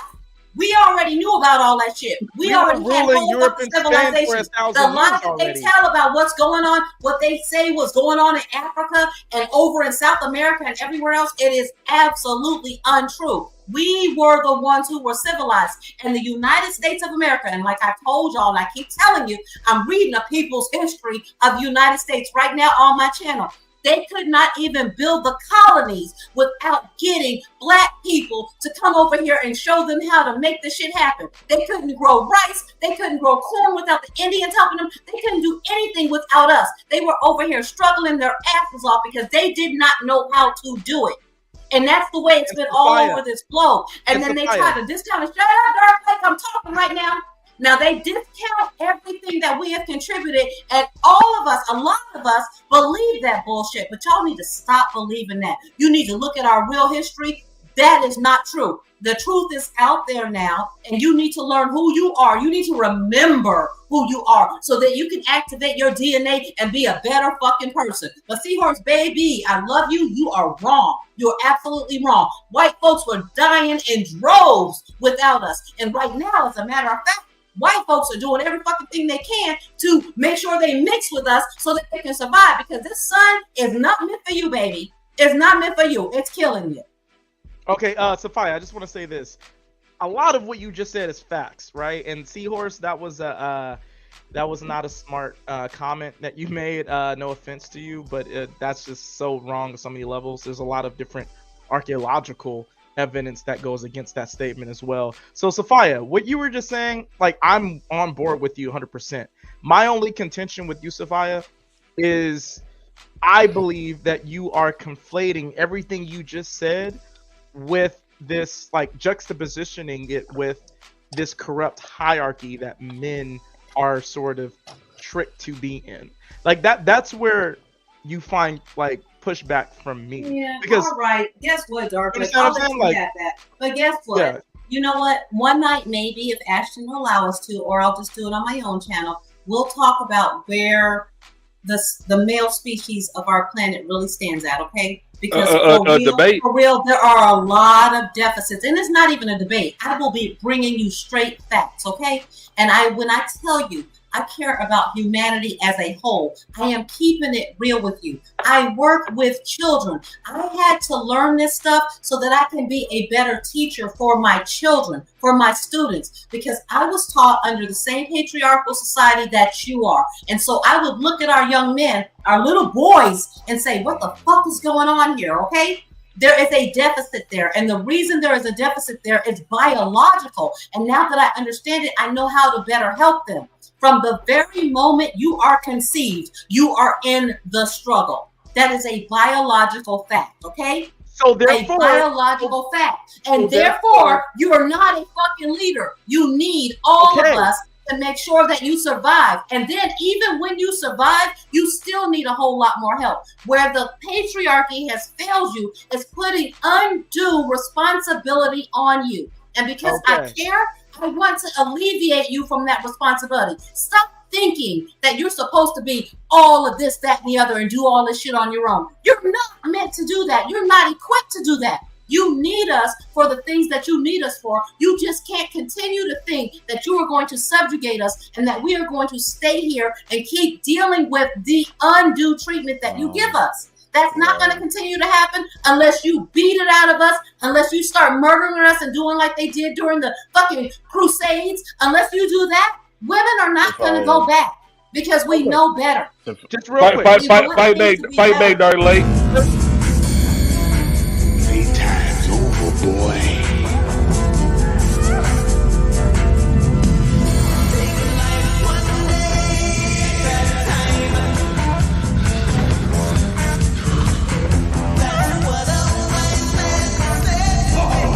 Ain't this beautiful, huh? I love it. I love it. They just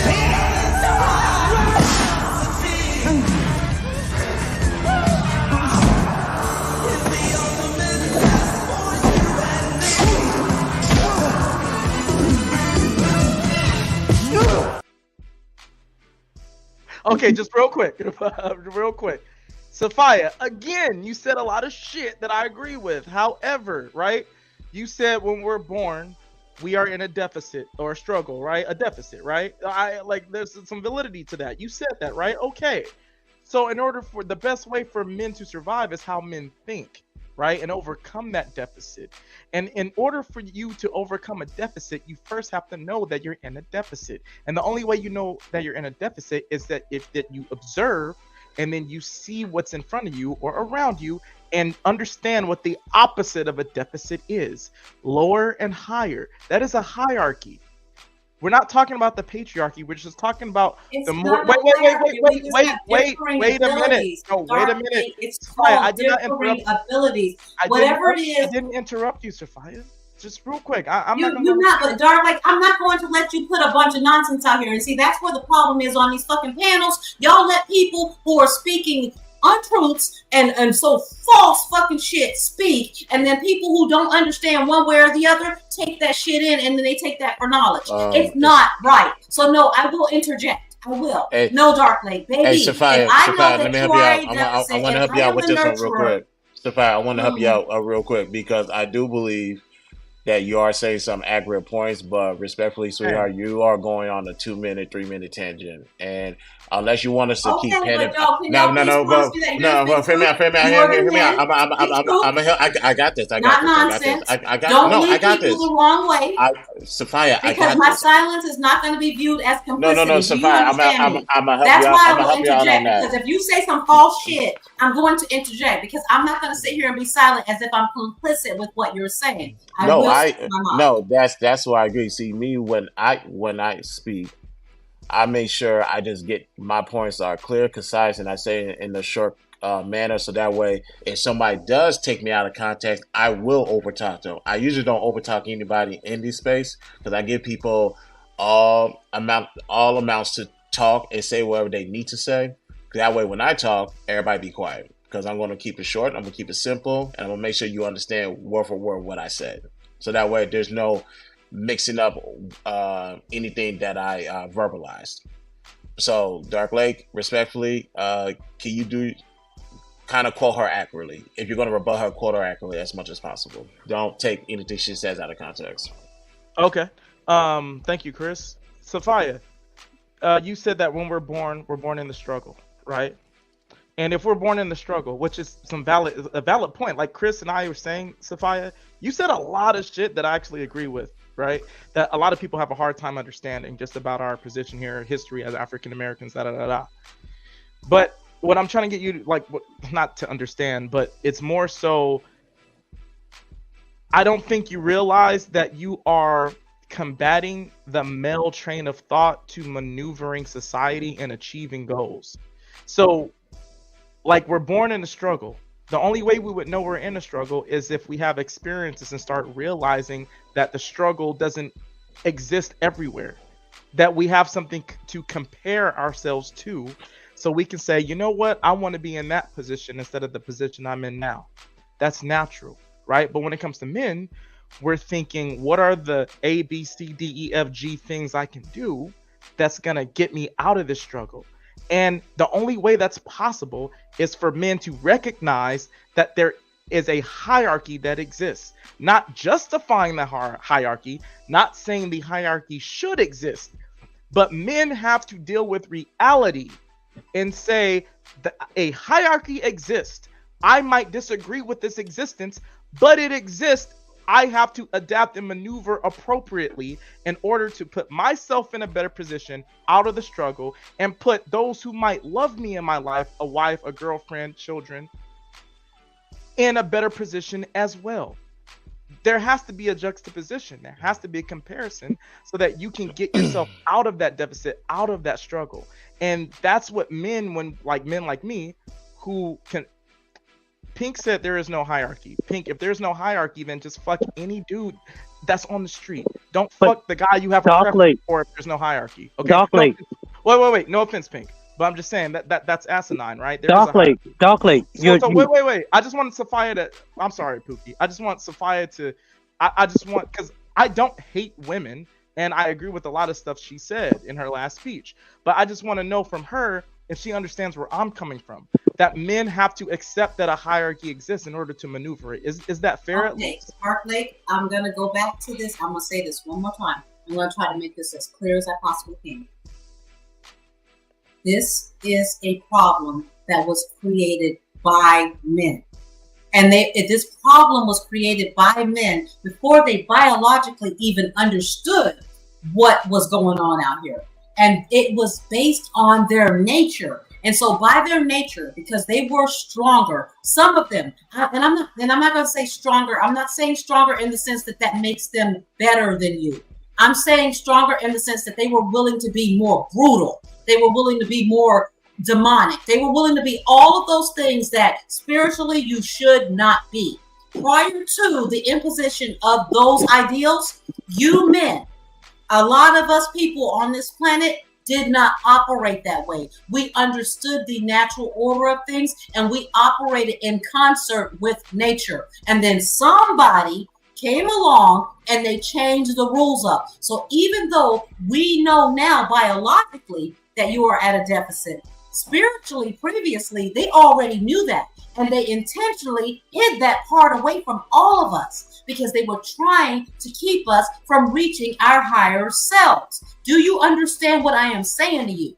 And so they put us under the weaker spiritually of the two of us and taught you that the other side of your spirituality, the other side that's going to help you to reach the place that you need to reach, they made that almost obsolete. Everywhere you look out here, they have done everything they can to take the feminine, the mother nature out of things. Everywhere you look, we are destroying mother nature. We no longer work in concert with our planet and with other individuals. Certain beings came along and they taught everyone divisiveness and war and bloodshed and everything else. And our people have been subjugated so much that they have bought into that. And then after a certain point, even when they were being freed and even when they were being shown the truth again, because they had to remember who they were, certain individuals of us decided that it worked for them to keep going along with the fallacy. And that is exactly what we have going on today.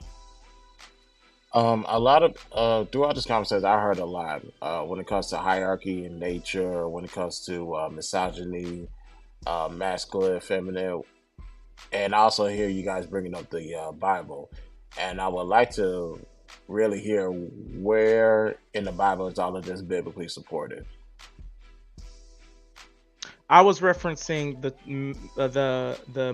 man's train of thought when it comes to our perspective of hierarchy. I wasn't bringing up the Bible because does the Bible specify a hierarchy beyond you naming the animals? Because I'm aware of the divine order. I'm aware of that. But I'm trying to figure out if, like, I hear what Sapphire is saying, and I also hear what Pookie and Dark Lady is talking about. But, and in correlation with the Bible. But once you bring the Bible in, I got to ask y'all questions.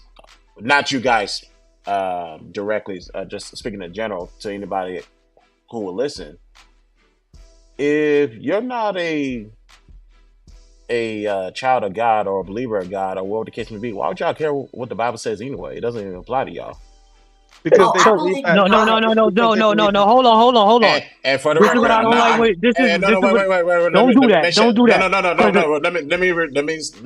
Let me say this again. I'm not talking to Dark Lake. I'm not talking to Pookie. I'm not talking to Sapphire directly.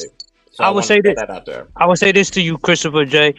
A lot of our foundations, and especially for Black people, because that throughout history and recent history, Black people have found to be the most religious. We were raised off of that religiosity, however you say that word. We were raised off of that. You know what I'm saying? This is why I know different translations. I was a church baby. I know all that shit. I went through it. Most of us was right. Yeah, that's what I'm saying. Don't you think that Black people are heavily religious because prior to colonization, we were very spiritual beings? Because if you got good sense, you can't tell me that the way we live is natural or in tune with nature. This is so out of divine order. Exactly. There's a difference between religion and spirituality. Religion and politics align with each other. Spirituality is something completely different. And you can believe in God. You can believe in a lot of what's in the Bible and understand that there's a whole lot missing from the Bible, and intentionally so. A lot of it is sitting beneath the Vatican. There's a lot of information that they took away from you so that you can disconnect from your spirituality and connect with religion. And because Black people were so connected with spirituality, with source, we are more apt to connect to religion. And you cannot forget that we were subjugated into that. And we were not done. That was not done to us alone. That was done to this entire planet by the imperialists and the colonists. They took the most important parts of our spirituality, the parts, the magical parts of it, the parts that we don't want to connect to anymore because we don't understand, because we seek power over everything else. They took those parts and they hid it away from us, and they used it to their advantage. And they have us going along and fighting about religion. Religion and spirituality are two completely different things. Well, I would say that anybody that was focused in on religion is not in tune with their spirituality, because I grew up in church, and the whole time I was sitting in there reading that Bible, I was like, what they telling me is but a half truth. Something else is going on. And when I got from under, the supervision, because I grew up, you don't question God, and you ask certain questions, they might get the switch after you would, stuff like that. So when I got in my own place and started doing my own thing, I started doing my own research. Because while I was in church, 2 Timothy 2:15 stuck out to me. And it says study. Study is an important word, because you study when you in school.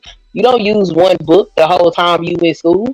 So why would I just use one book and say, oh, I'm studying the word of God? Where do you get that from? That's insane. Everything on this planet is God and was created by God. Why would you think everything that God has to give you will be found in one book? But so I continue to pray and research and learn. There's a different interpretation of the Bible for those people that are in tune with spirituality. I'm not saying that the Bible is a lie, but once you read it, you can read it for what it says, and you can also read it with your spiritual eyes and get a deeper understanding. I'm not going to demonize it, but I don't necessarily, I still go to church, but I don't sit up there, oh, well, exactly what the pastor said is what it is. No, the pastor is but a man, and he can only do what a man can do. I got to pick up my end of the thing and do what I need to do, and continue to build my relationship with the Most High, and not just rely on what another person has to say. And that's how you develop your spirituality. So I would say people that's caught up in religion is not doing the work that they're supposed to do. Hey, go ahead, Pookie. We like to. Okay, John might be different because I've heard him. He pushed that consistent line of who he was since I've seen him in his space. But a lot of us like to use religion as a crutch, or when we're in a bad spot. You know what I'm saying? And I would say we way past religion and spirituality in today's society. It's popular culture. Have y'all seen the show American Gods? Yeah, I heard about it. Yeah, that's where we at right now. My God, Pookie! Listen, okay, so American Gods and many other shows, they are required by universal principles to show you the truth. They have to tell you the truth. They are not permitted to lie. That is a universal principle. So they put it out there, and either you believe it or you don't believe it. American Gods is a prime example of one of those situations. They show you exactly what this thing is. And there are more gods than just the one God. And it's a popularity contest. Yeah, they fired Orlando Brown because it was being racist.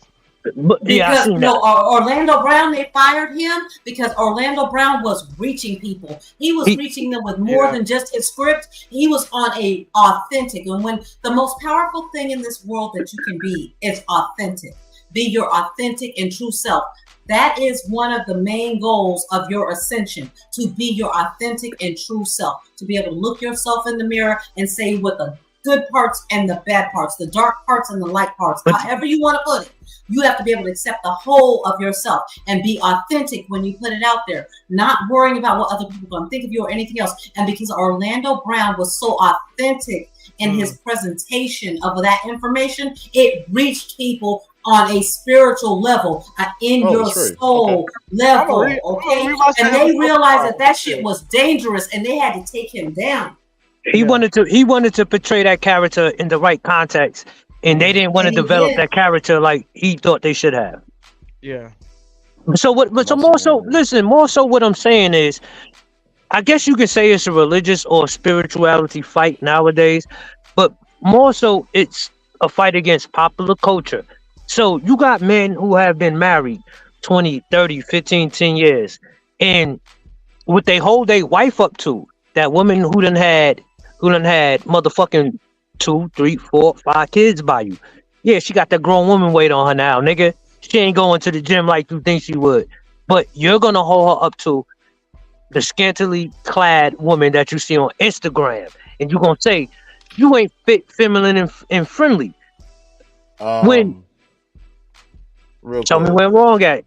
No. I just noticed. Here's one thing that I want to get into. That's crazy. I think we're mixing when we bring in the Bible. Let's rock that topic. When we bring in the Bible, we're mixing that with current constructs that may have no validity. The Bible has always battled the current day issues. That's literally, if you want to say it in religion. Of course. No. I'm not refuting that, because what happens in the messages you get from the Bible is applicable in 2024 as much as people try to deny it or denounce it. But someone in the chat just I'm sorry. But no, hold on. But one thing I want to say is because I'm listening to you guys, albeit I'm hearing certain constructs from Red Pill, certain constructs from Manosphere, and I was like, I would rather it stay separate from the Bible, because when you bring in the Bible, most of that stuff does not apply at all. I would disagree. So what about a virtuous woman?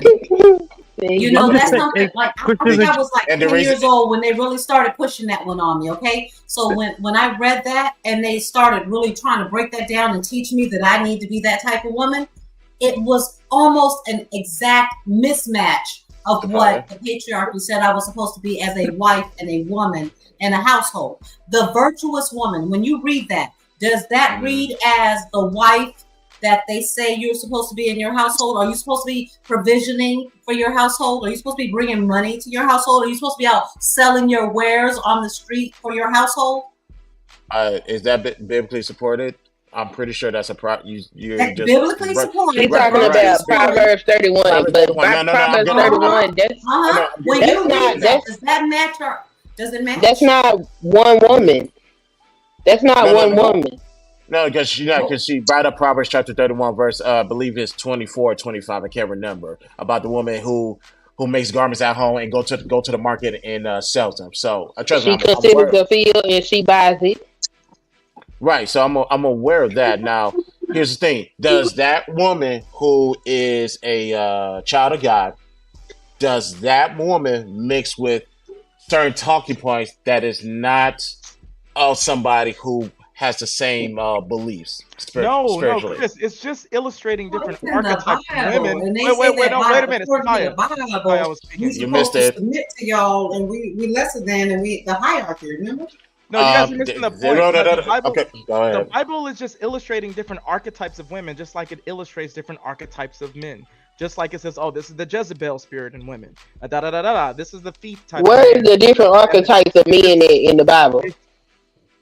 Tell me what are the different archetypes of men, because I haven't seen no different archetypes of men. It's one archetype. No, it's not, because Saul was different than Jesus. But Saul had redemption, right? Come on, tell me what. No, no. Let's take his whole. Let's take in the Bible. You have his whole capacity, his whole body of work, his whole body of work. In the Bible, you have the Immaculate Virgin, right? And then you have your virtuous woman, and then you have your shout out to the stepdaddies. What are the different archetypes of men in the Bible? Hold on, before y'all get to that part, because Sapphire brought up submission. Now, people in this space usually like to go to Ephesians chapter 5, verse 22, but they bypass verse 21.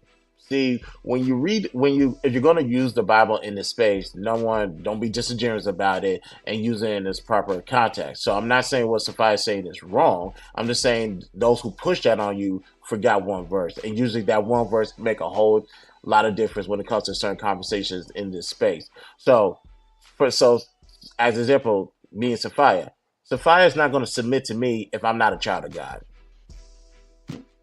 That's the end. So if she's not going to submit to somebody that's equal to her principles, thought process, ideology, and values, then what are we doing here? Why are you submitting to somebody that's not equal to you? Because I think that's human nature. I think It's not human nature. Human nature is for us to push back against that, and that's what usually is the problem. And y'all, if y'all want to get real petty about it, that's why you have cheating in relationships, if you want to keep it honest, okay? Because you marry the woman that is the one who believes in you being the man of God and everything else, right? And she holds true to those virtues and that commitment that she made under wedlock, right? And then she accepts because she's been taught to turn the other cheek and all this other shit, right? And God's going to deal with you in your own time and all this other stuff. Which doesn't mean a thing if he doesn't do it. Which doesn't mean a thing he doesn't do the same thing as well. So I don't want to throw that out there. But the nature of the leader, and the nature of the leader, right? The nature of the leader. And he's going to do what he does. And we are supposed to turn the other cheek and everything else. And it's the same thing when you talk about slavery. And that's what upsets me so much. That's what really gets my soul on fire when it comes to black men talking about this and standing on this. Because the same things that are used against us as women, the same things that are used to say there's a hierarchy, dark lady, it's the same tactic of the slave master. The white man did. The black man. Hey, listen. I can't respect that. Hold on, bro. You are black men are white men to women.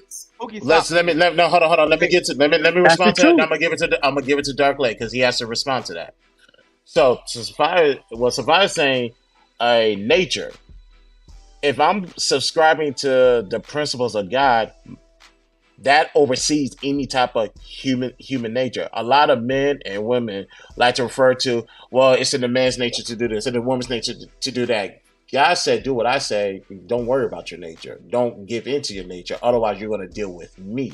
So to the woman that likes, the wife that turns her other cheek, my brother, you need to do the exact same thing. So it's almost like although there's a divine order, there's some type of egalitarian to that situation, because if Sophia believes in God, the Father, the Son, and the Holy Spirit, I need to believe in God, the Father, the Son, and the Holy Spirit. If she moves like God tells her to do, I have to do that as well. Otherwise, we're not gonna be marching in steps together.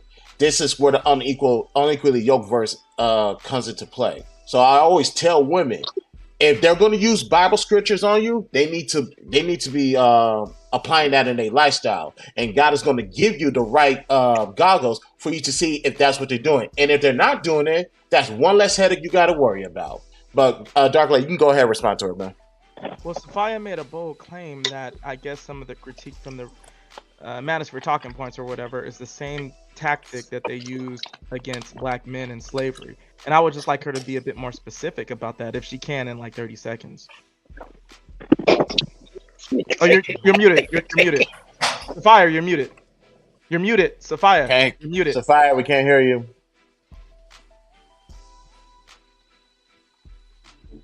Unmute yourself, the Bible says that you're supposed to submit to your master, and you're supposed to be a good slave. You're supposed to turn the other cheek, just submit and do what you are told. That is what God has put you here to do, because of the hierarchy. But there's nothing to say what the hierarchy is or anything else. But as a slave, you are supposed to submit to your master, and then if you're a good Christian, you're supposed to turn the other cheek and just do what the Bible tells you are supposed to do, right? Can I get in there? Can I get in there? Can I get in there?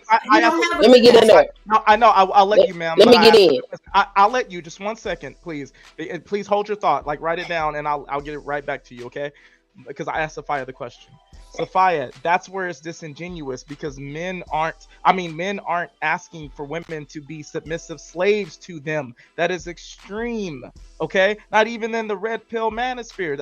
No one's asking for women to be submissive slaves to them and refer to us as your masters. So that's what I'm saying. Like, to juxtaposition what men are asking for, to juxtaposition Okay, so we're not supposed to give you our money. We're not supposed to listen to what you say, do without question. No, Dark We're Lake, not you're supposed to wrong. give you Dark for Lake, your you're sins. wrong. You're not asking us for any of that? Time out, please.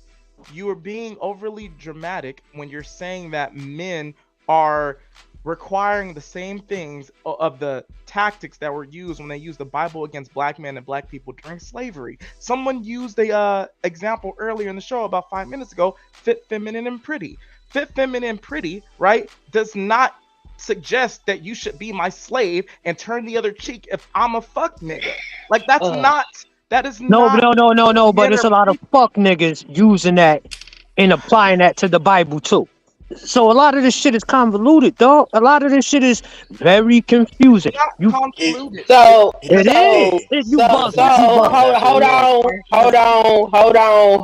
because these terms do get thrown around and nobody ever talk about what the scripture actually says. And what it says is, submit yourselves to one another because of your reverence for Christ. It says, wives, submit yourselves 5:21, right, to your husbands as to the Lord. For a husband has authority over his wife, just as Christ has authority over the church, and Christ himself, the Savior of the church, his body. Also, wives must submit themselves completely to their husbands, just as the church submits itself to Christ. Husbands, love your wives just as Christ loved the church and gave his life for it. He did this I'm sorry, go ahead. to dedicate the church to God by his word, after making it clean by washing it in water, in order to present the church to himself in all its beauty, pure and faultless, without spot or wrinkle or other impurification. Men ought to love their wives just as they love their own bodies. A man who loves his wife loves himself. Okay? That part is not talked about. All we ever hear is submit to us. No, you're supposed to love your wife just as Christ loved the church. If you want that woman to submit to you, sitting up there screaming them, calling them bitches and hoes, and all this other weird stuff y'all be sitting up there doing, does not speak to love. So why would that woman submit to you? You are showing her that you will not love her the way Christ loved the church. But that part is not discussed. This is what I'm saying, And this you know is what the booby trap is? no. We're gonna keep it on The some booby adult trap is shit. that we're supposed to turn the other cheek, and we're supposed to accept that men will be men, boys will be boys. No, we gotta accept that. Turn the Okay, other this is cheek that keeps no you in Sapphire. trouble. We have to accept adult shit. Let's talk Okay, about then y'all adult should shit. accept. No, That is we some don't have adult to. shit, Pookie. That's what I'm saying. I'll give you adult shit.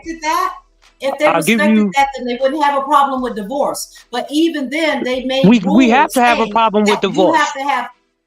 So Josh didn't have a problem with paternity. Wait a minute. Hold on. Let me say this. Let me. Paternity, everything else. But No. even in the Bible, Women have a very big problem. God in the Women have a Bible very. allowed them to go.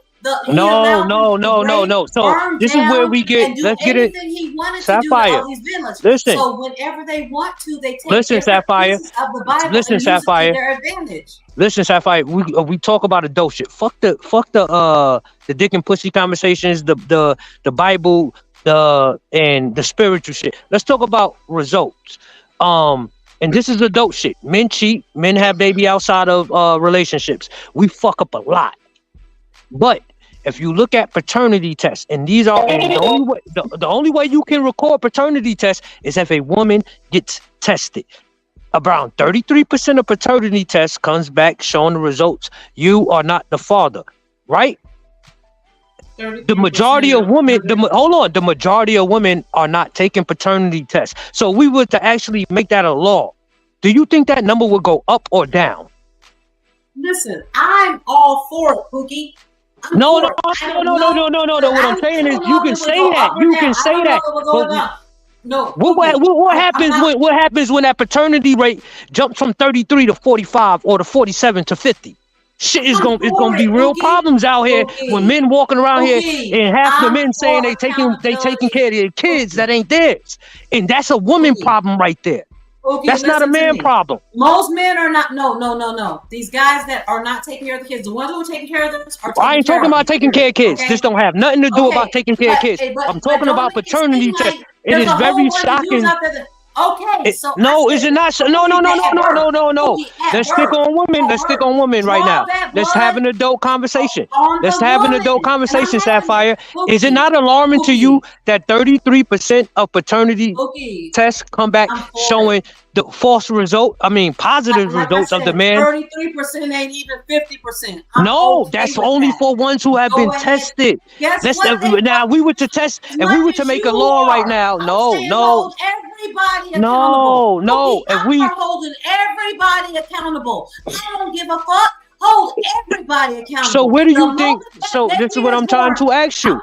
This is what I'm trying to ask you. If women were honest and completely honest, that 33% only comes from those tested. Now at birth, if we were to have paternity tests at birth, this whole society will crumble. Because I'm gonna assume, I'm gonna make an educated guess. Because guess what? Baby Jesus didn't come from his daddy. No, see, right? But now now you're not having a goodwill conversation at this point. Conversation with you, Pookie. I'm telling you that I'm for a paternity test at birth. I'm not saying if you are for it or not. I'm saying what would the result be? Baby daddy. And listen, I think it should begin from the very beginning. From the very beginning. Just like they don't want us to be able to have abortions, I think from the moment that woman finds out that she is pregnant, then benefits and everything else need to be paid for her.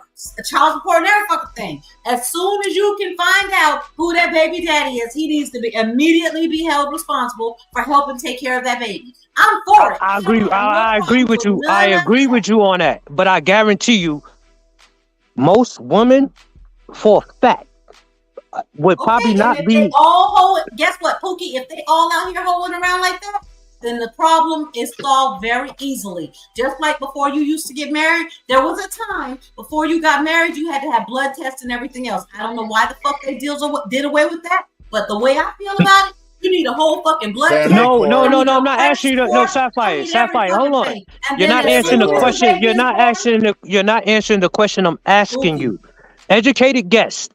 Right now, paternity tests, we know for the people who just get paternity tests, and that's not a huge population. No. Listen to what is the question I'm asking you. Women are lying about who their baby daddy is. 70% of women are. I'm not saying 70. I'm not saying that. I'm not. Baby daddy is. I'm not saying that. That's not what I'm. At the moment that child is born, prick they fucking toe, find out who their baby daddy is, and then. I'm not saying that neither. I'm not saying that neither. I'm saying educated. Forget if you did the test or not. An educated guess will lead you to believe what? That the paternity test for men and those being their actual kids, would that be lower or higher? Most of y'all are fucking and they ain't your kids. Okay. So like I said, the solution to we shouldn't deal with that. If men are coming to you with that concern, should we not deal with that? The way to deal with, guess what? Stop fucking around without condoms. You wouldn't have to worry about it. But if you would have to say that to women. You would have to say that to women, though. Stop having sex without being married. How about that? Because it feels so good, you can't expect us to put on a condom, but then you're gonna bitch about it when you get hung up. All I'm saying is, I think that everybody should be held accountable. Y'all, I ain't letting the women off. Your example was just you just used was towards men. What about women's responsibility of bringing a kid into a world and telling that man that's his baby? Both of them responsible. And listen, I hold women more accountable than I do men, because at the end of the day, the women are the one who have to go through the most when it comes down to this bullshit. Okay. I hold the women most accountable. If you don't want to possibly end up sitting there taking care of a baby all on your own, keep your fucking legs closed. Niggas, if you don't want no babies, stop fucking. And if you want to fuck and you want to make sure that you're not the baby daddy, then put 2 fucking jimmies on that bitch and do what you do. And if you have a problem with that, I don't care about. No. I'm not saying one is wrong or the other. I'm saying hold everybody accountable. Everybody. I'm trying to let nobody off the hook. The ladies who's hoeing around out here, hold their ass accountable too. Because I don't agree with them saying that somebody else is the baby daddy when they're not. No. Test them at birth. I don't have no fucking problem with that. They take enough blood, all of that shit, they get it right from the fucking cord as soon as those babies are born. Go ahead and test them. I ain't got no problem with that. Go ahead and tell us who that baby daddy is. I don't have no fucking problem with that. And then you deal with it from there. Hey, so I would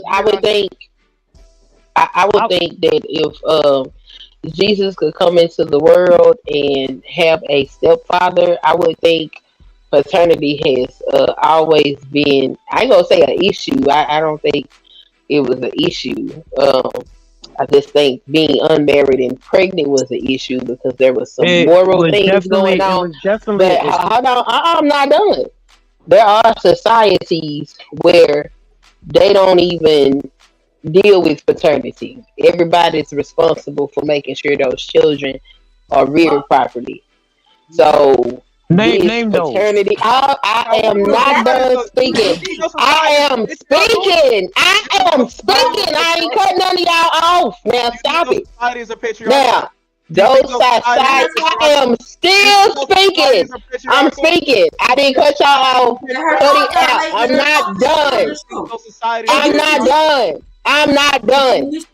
Learn how to I'm not done. I'm not done. I would like to finish my thought. I didn't interject with you. When I asked to interject with you, you told me no. So I'm asking you to let me finish my statement. I don't know why you think it's okay for you to tell me I can't interject, and I'm asking you to give me the same respect, and you don't feel like you can. Let her get her shit off. That's ignorant. Watch how you talking to me. No, I don't watch nothing. You the one cussing and acting a fool. I haven't said anything disrespectful. You the one being disrespectful. No, don't tell me go ahead, because all you had to do was shut up. Don't yell at me. I can yell at whoever I want to, when I want to, when I get ready to, because it's my mouth. And when I asked you to be respectful, you didn't do so. So now you want to sit up here and get mad because you don't want to let me speak. That's your problem. Get out your feet.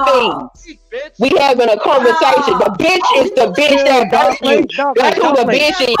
We wasn't getting this. The bitch is the one that birthed you. That's who the bitch is. You pick up the phone and you call that bitch and call her bitch. I ain't your mama, hoe. Call your mama and call her bitch. You raggedy ass nigga. She's a better woman than you. So yeah. No, the fuck she ain't, cause she raised a bitch ass nigga like you, hoe. Shut the fuck up talking to me. It don't matter what the fuck my mama raised, bitch. You don't know me, you bitch ass nigga. I ain't saying nothing ignorant to your ass until now, you stupid motherfucker. Shut the fuck up talking to me, y'all stupid ass. You don't yell at me. That's why, yeah, that's what's wrong with you, you ignorant bitch.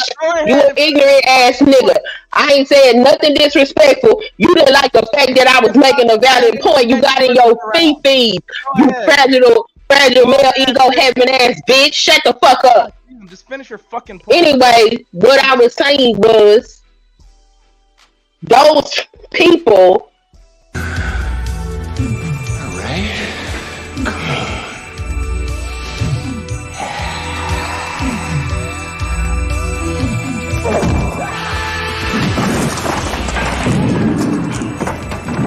Steaming little donut.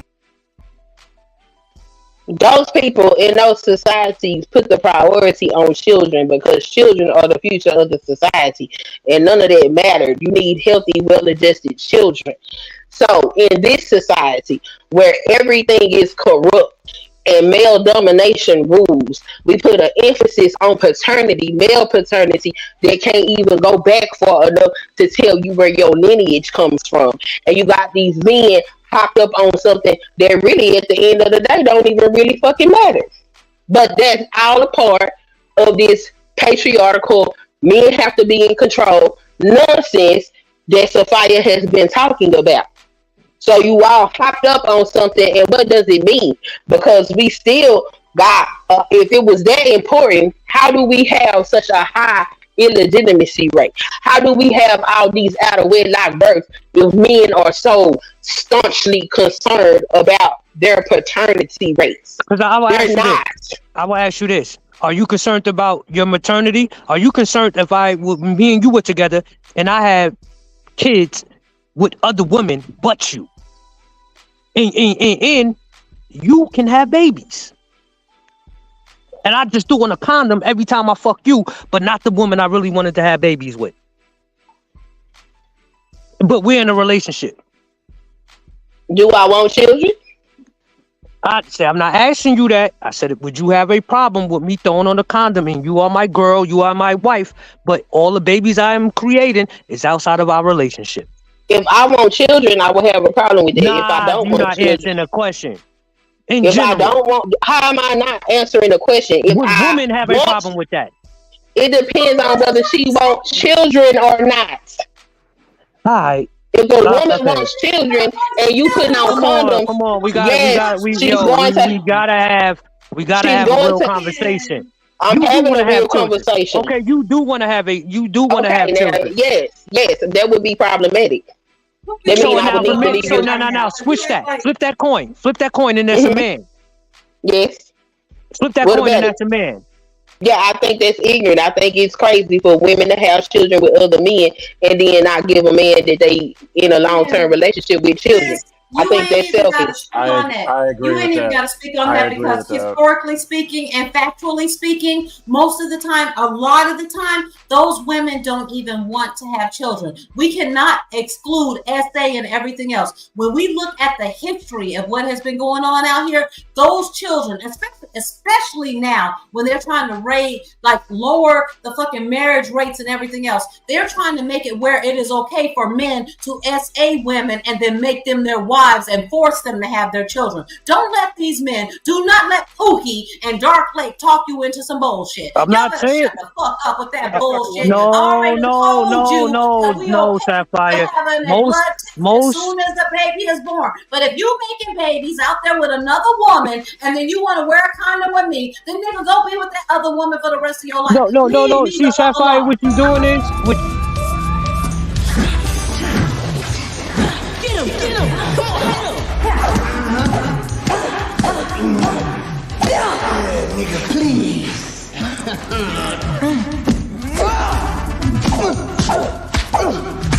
Stop, Leroy! You can't do that to my brother. Get him, Leroy!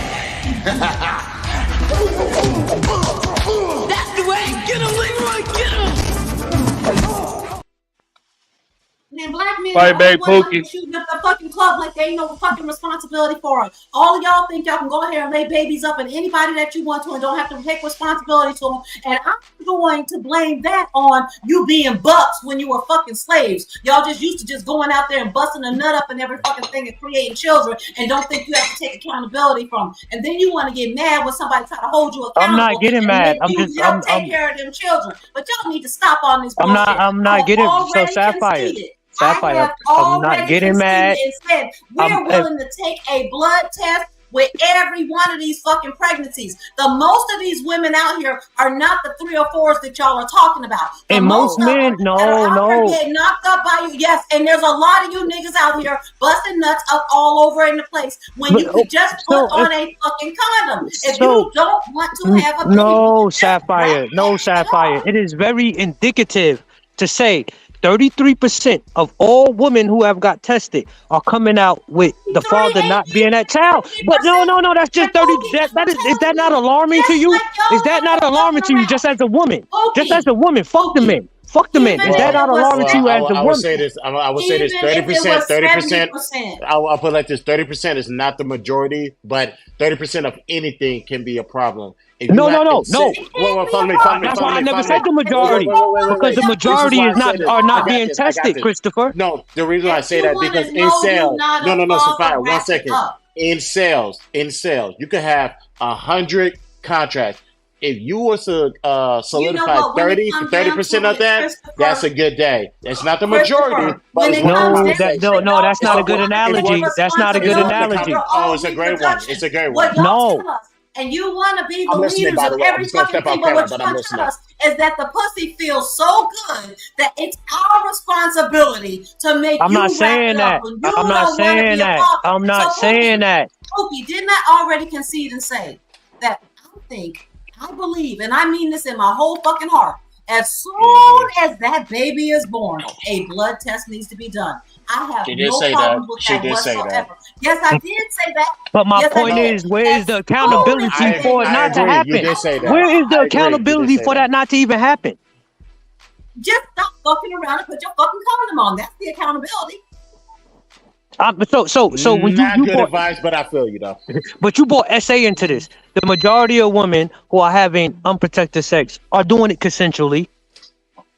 They are. And Pookie, the solution to that, if I had my way right now, if I could just go and write the fucking law, I would say that every baby that is born needs to be tested for paternity. I don't give a fuck. But that is not the law. I'm saying with the actual Not. results. We should Take an make it the law. educated Why guess. do you think it's not the law? Why isn't Family it the court. law? The reason why Y'all it's make not the every law. other fucking law in the land. Why haven't they made that the law in the land? The reason why it's not a law because family court is predicated that nobody gets a blood test, and they spend hundreds of millions of dollars in family court every year. That's why it's not going to ever be in law. Okay. And so who makes those laws? The men. I'm saying as a And women. This does not have anything. Listen, this doesn't have anything to do with the law. This has Women something to make do laws with too. no, Women make laws too. no, Just wanna throw no. that out This there. does not have anything to do with the law. Go ahead, test it. Test So what law is going to stop? What law is going to stop a man from putting on a condom when a woman says, when a woman doesn't say, "Do you have a condom?" And that's the same thing that applies to the woman. Pookie, if the men write the laws, if the men are the one making these laws, and because they This want to is make not a money law. off We of you, fucking then raw. why the This fuck don't you have shit to blaming do with us? the law. Yes, they do. Yes, they do. I'm fucking you raw in that. The reason why the child support system exists is because they're trying to make you responsible for your children. And if you're not going to do that, then they're going to rape you for even more. No, It's on you. the child support in a lot of these states, the child support is if that woman has a baby by you and it comes from another man and you're married, that is your responsibility. Fuck if it came from another man. If you do that, I'm saying the men are the ones who make the laws. And me as No. Fuck that. Women vote more than men. Women vote more than men. If you really want to break it down. Okay, go ahead. I wish we did. I wish Women, we did. No, y'all do. Women make the law too. It's a statistical. Women make the law too. That's why we don't get paid what we are due. This is why I'm saying we're gonna have an adult conversation. We're gonna have an adult conversation. Women contribute to the laws just as much as men do. I say, as soon as a baby is born, they need to be tested for paternity, and whoever the parents are of that child need to be held responsible. I am not trying to put nobody's baby on anybody else. No, but socially you will hold a man. Because But y'all are irresponsible and you're not gonna wrap your dick up, then I say do a blood test as soon as that baby is born. so where is the woman's accountability at in that? You don't have to pay for nothing. Where's the woman's accountability at in that? How does it? Oh no. Sapphire, me and you are together. Where's your accountability when you step outside and let a nigga nut in you and then tell me that's my baby? The same place your dick is when you putting it up in another bitch.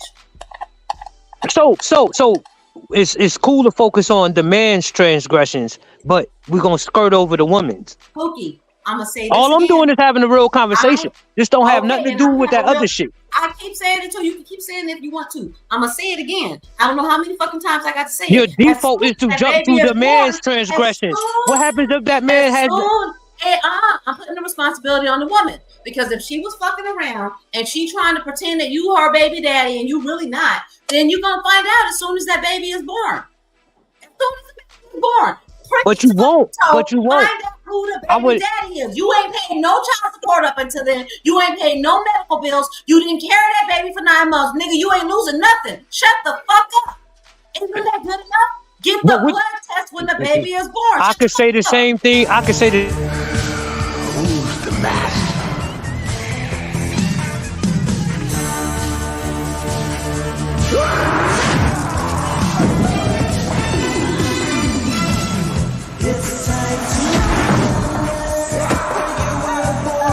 of you. I mean, I'm trying to help you out and stop excuses. Fight back, Pookie shit. No, Ashton, if you don't get that fake ass Dragon Ball Z graphics out of here. No, yo, Sapphire. I'm done. I'm not arguing with you. I'm just saying. As soon as the baby believe. is born, check it and make sure that Pookie ain't never got to pay a red fucking cent to a baby that ain't his baby. That's the most I can fucking do. They can do it. Who has to push for that? Who has to push for that? A man or woman? Who will push for that more? Men or women? Don't give a fuck. All I know is that most of y'all niggas is not out here taking care of your babies. The women are bearing the responsibility of it, and the government had to do something to offset the loss that they are contributing from you. From men out there sticking their dicks out there and not wanting to take care of their children. The best I can do is to say that as soon as that baby is born, find out who that baby daddy is. And if it ain't you, nigga, then you lucky. Shut the fuck up. I agree with you on that. That makes perfect sense.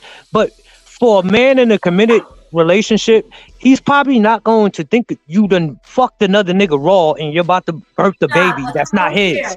I'm saying, even if we've been married for 20 fucking years, I don't care if we got 13 children. As soon as that baby is born, each and every last one of them, I don't care how fucking disrespected the mama feel. I don't care how disrespected the daddy feel. Do a fucking blood test to make sure that baby is your baby, and then you can shut the fuck up. Okay? So let's take no. See, you're talking about a law. Let's take the law out of it. Let's just do social control. Let's just talk about the social ramifications. Let's talk. No. Socially, should I have to? No, socially, forget. You will not take responsibility. Socially, why are you having unprotected sex? Why are you having unprotected sex? Right, woman. Why are you having unprotected sex? No. I'm talking to you because you're the one that's having the problem here. So if you don't have a problem, you've been talking about paternity pretty much this whole conversation. So you're talking no. You're talking about paternity, and you're talking about paternity and how it's unfair to men. So if you want to talk about social control, socially, you should not be having raw, unprotected sex with a woman because a woman can't get pregnant if you don't give her your sperm. I don't have unprotected sex with a woman. I'm talking about men. Women don't have sperm. Only men have sperm. A woman can't get your sperm unless you give it to her. So we're talking about social control. We're talking about personal responsibility. So socially, you as a man should not be having unprotected sex with a woman that he has no obligation to, no ties to, for real. So what are we talking about here? So what happens when we're married and we're in a committed relationship? Should I even be thinking about you letting another nigga stick his dick in you raw? If that's what you feel like you need to be thinking about. Why would I need to think that if you are? I don't know why, but you brought it up. I ain't thinking about that. Then why are we discussing it? Because the reason we have to discuss it is because the women who get tested show 33%. So me taking an educated. So all 33% of these women are married? No, they are not. No, they are not. Well, what are we talking about? What I'm talking about, come on, let's make this leap. The reason they're taking that test is to determine if paternity, right? Why would they be doing that if they wasn't fucking raw and they didn't have to find out, oh, this is your child? Because there's a fucking discrepancy in who the daddy is. Most of the time they taking these tests because they putting somebody on child support and you need to do that to get the child support. Now we break it down. We break it down. I'm dealing with a woman. I could be fucking her raw. Cool. I know what I did with her. But then again, where's my responsibility when you go out and do the same thing with 2 other dudes? I mean, if you worried about that, then your responsibility is to get the baby tested, like Sophia said. No. The responsibility is, you know what's fucked up? I mean, that's crazy. Who sits there and think, oh, she fucking 12 niggas behind me. I don't know. That's crazy. Y'all not. So why y'all acting? Yo, y'all gotta stop. Y'all gotta stop acting like this. Y'all gotta stop acting like this. So if it's hold on. If no, Sapphire, no, Sapphire. If it's a possibility.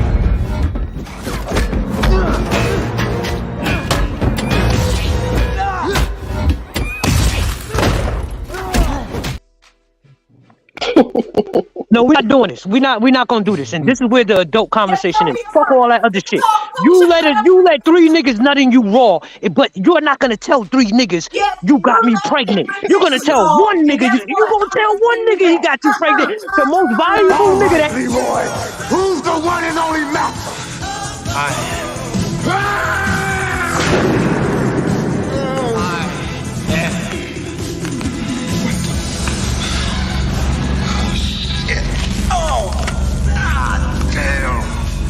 Let me go, motherfucker, let me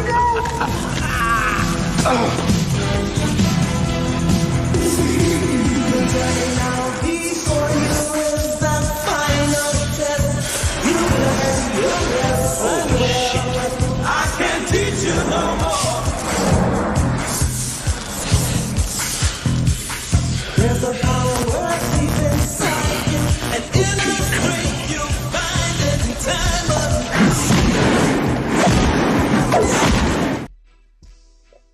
I mean, what nigga she gonna tell Pookie? Go home. What nigga she gonna tell Pookie? She gonna tell a nigga. She gonna tell a nigga she think is the most. She's gonna tell the nigga who she thinks is the most.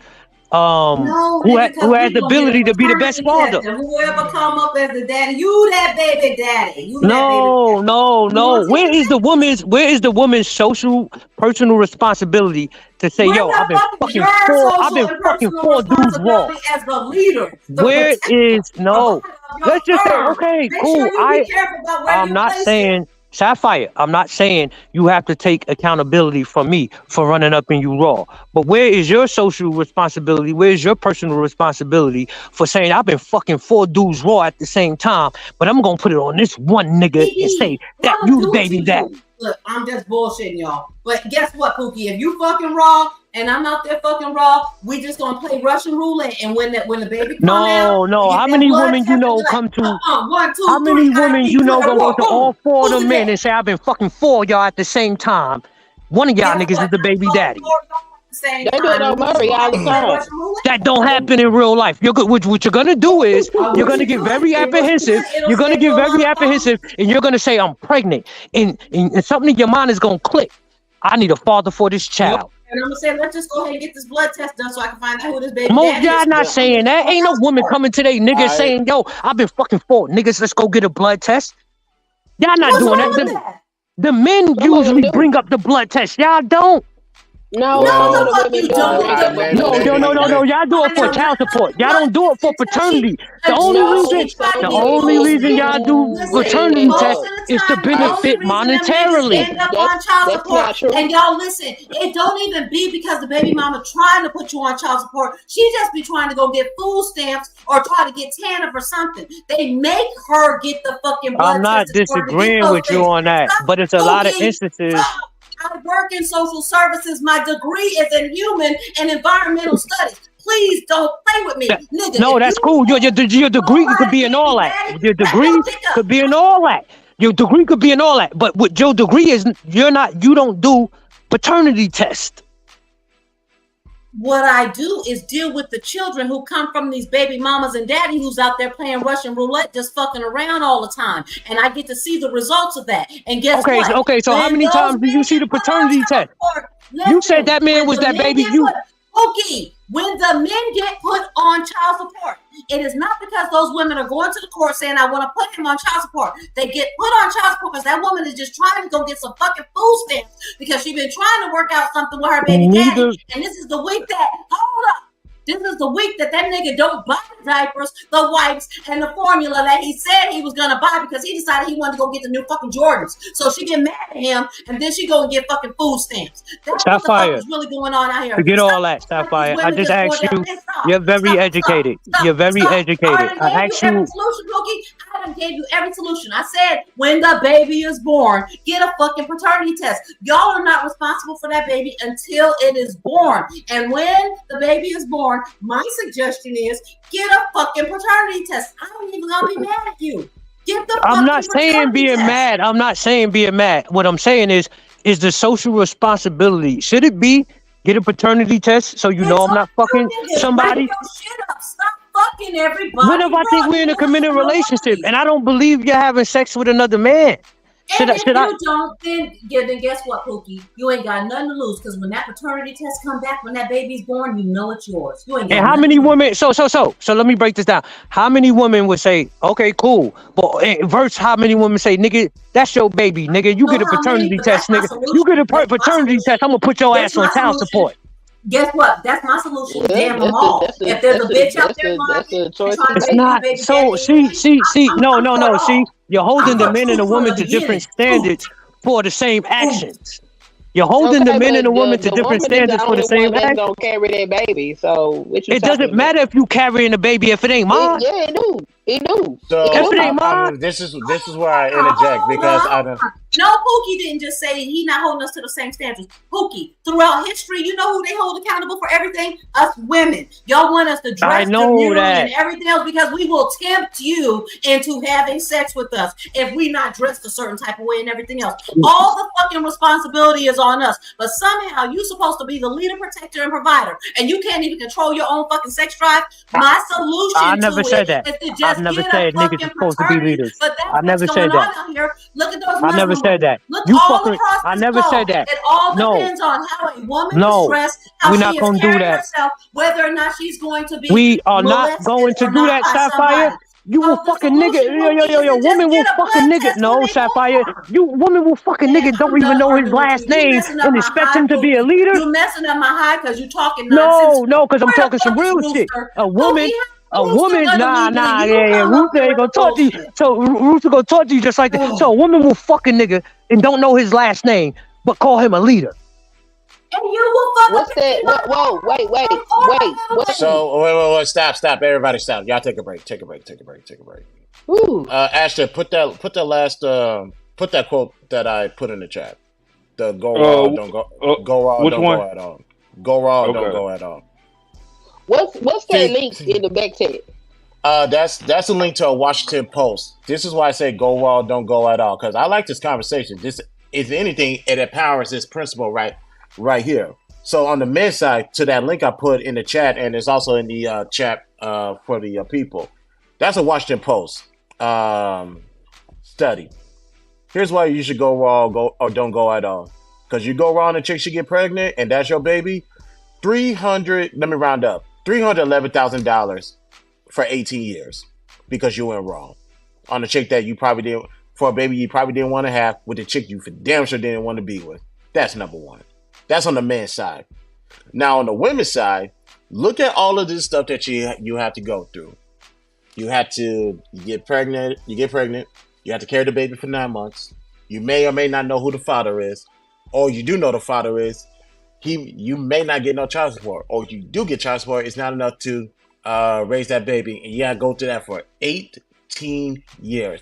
The reason why I say that is, and combined with the conversation that three of y'all was having, why would you put yourself in a position like this where all of this is going to be sitting right in front of your doorstep and you have no choice but to do with it because you got somebody pregnant and you got pregnant yourself? That's why I say, if you're going to do it, or just don't do it at all.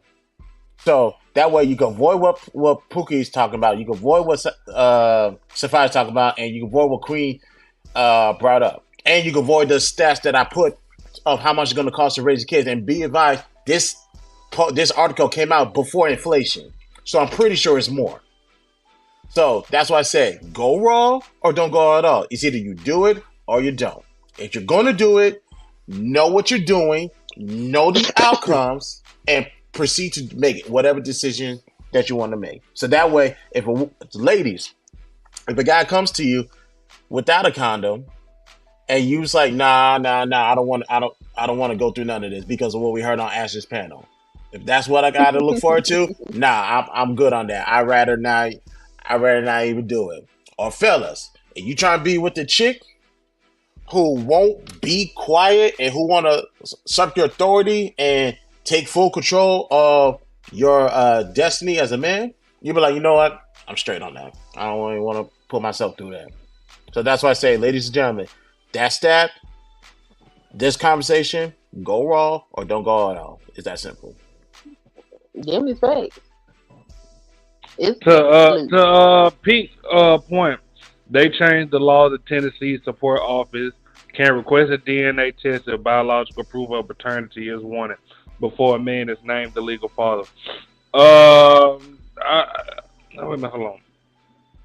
If biological proof, no, they gonna make you go get a DNA test before getting on child support and help. They put your name on the birth certificate. When did that law come into effect? Do y'all know? It probably like last year sometime. We gonna see it. We gonna see the results in 10 years.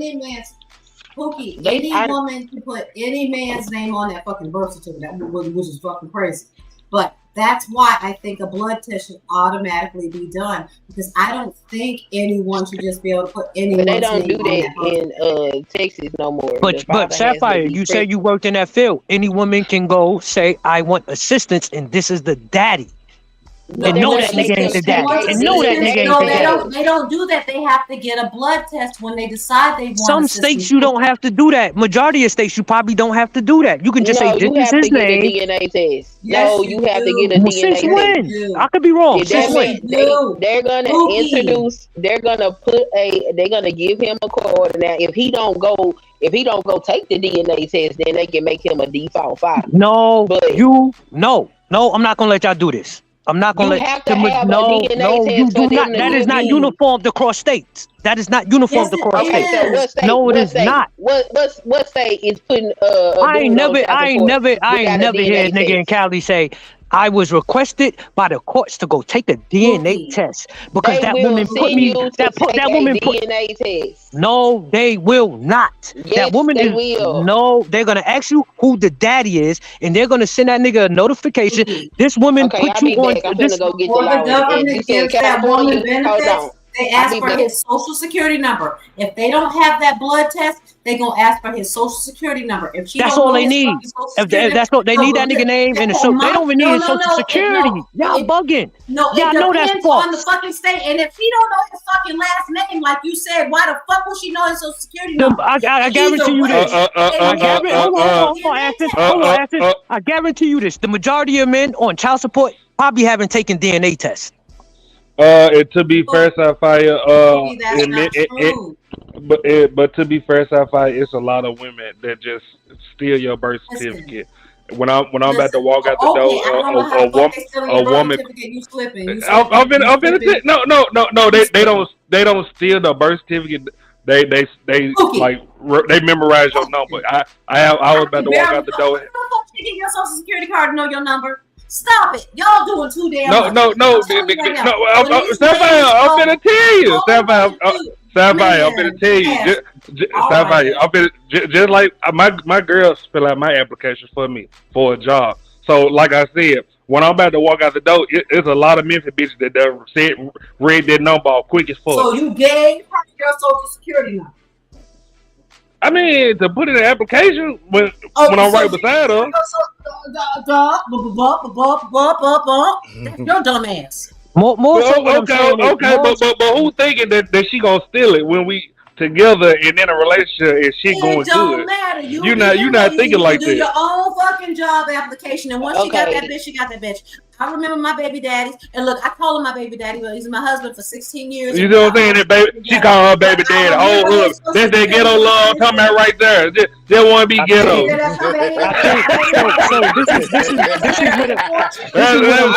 You know how bad it came out of when I said mother stole my social security. Social security number. Exactly. They were quick right there. Say it again, everybody. Daddy Social Security number. Exactly. I remember my children's Social Security number. Grew up in a 2-parent household. Mother didn't want to be ghetto. I see you, Nunu. You So I just looked up. First of all, they don't be knowing the nigga No, last name. I just looked up the law in California, and to get child support, paternity has to be established, and they will require a DNA test. No, it doesn't. If your name is I'm on the birth looking at certificate. the law. On your, if your name is on the birth Okay, see certificate. now you adding another factor. That's You didn't not say adding it. that. That's not, if a You nigga didn't. think the child is his. No, If a nigga you think did the not child is say his, that. I don't You have did to not say say it. that. I don't have You, to but say you, that. I thought that was because what you implied. said, no, it was not implied, because what you If you said make me was, think the if child she is go mine, get, I said if you no, make me think what the you, child is, I thought it what was you said implied. was, My bad. No, I what didn't. you, I never said nothing about. I never you said said, anything. Go you ahead. said Tell if me what that I woman said. go get, you said if she go get assistance, she can put anybody's name on the birth certificate. That's what you said. That No, means no, that no, no, he no, no, hadn't no, no, signed no. no birth certificate. No, and the reason I know this is because I know niggas who started getting motherfucking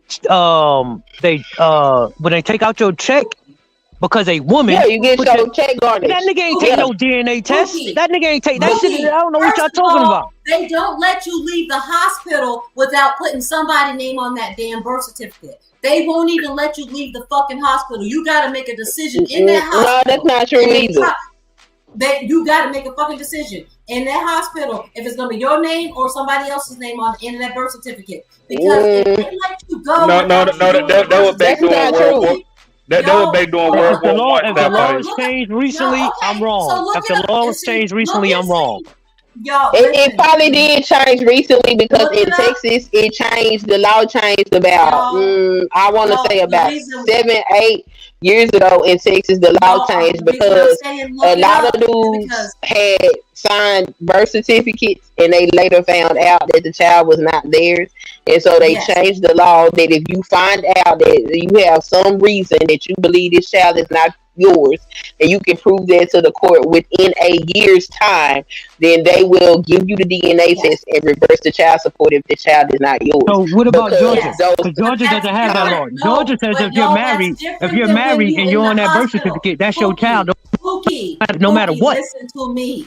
Pookie, before you leave the hospital, and I've had my children in 3 different states, I'm telling you, before you leave the hospital, the U.S. government, those nurses push you and push you and push you. You have got to do the birth certificate paperwork before you leave the hospital. You do not, And because then you do get not in a have to do couple. that in Georgia. The court is going to hold you responsible as their husband. You are married, and your name is not on the your name is not on the birth certificate. Your name does not have to be on the birth certificate. The state law is you're responsible because you're the oh husband. Lord, it's different for each state, but in Texas, That's what I tried to say at the beginning. Hold on. I know in Texas, in Texas, you can't just put anybody's name on the birth certificate. If that man is not present to sign that birth certificate is blank where it says father. Nobody signs it. Right. So does Georgia not hold the husband responsible even if the kid is not his? You the husband. So when it comes to that, that's gonna be up to the judge that presides over the case, because the law still says that on the books, but it's up to the judge to interpret the law. So it's gonna depend on whoever you see and what how they gonna interpret the law. But that is the law. But you're saying the judge has to interpret the law in your case. But the law is the husband is responsible for his Just have a baby and just write anybody's name on that birth certificate. You don't have to write the name on the birth certificate. Some states hold you responsible for being the husband. Hey, I got But I mean, I got one more channel. I got to visit, but I got to get out of here. But blessings to the panel. Have a peaceful conversation. Pookie, you're a real one. Queen, E-Black, Sophia, please be nice, sweetheart. Can you do that for me, please? I think E-Black sleep on his stomach. Ash, not sleep on his stomach. But I will say Georgia does have. I will say Georgia. Hi, Christopher. We're talking to you, Christopher. But I would say Georgia does have ramifications if you fucking with a married woman, also.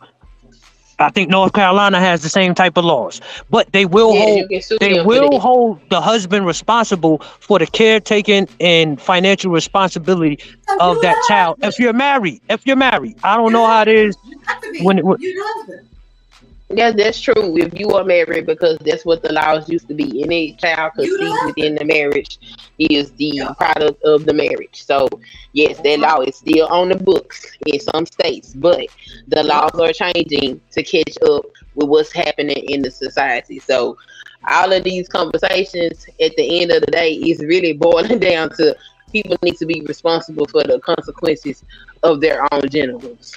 I think that's more so what I was trying to say.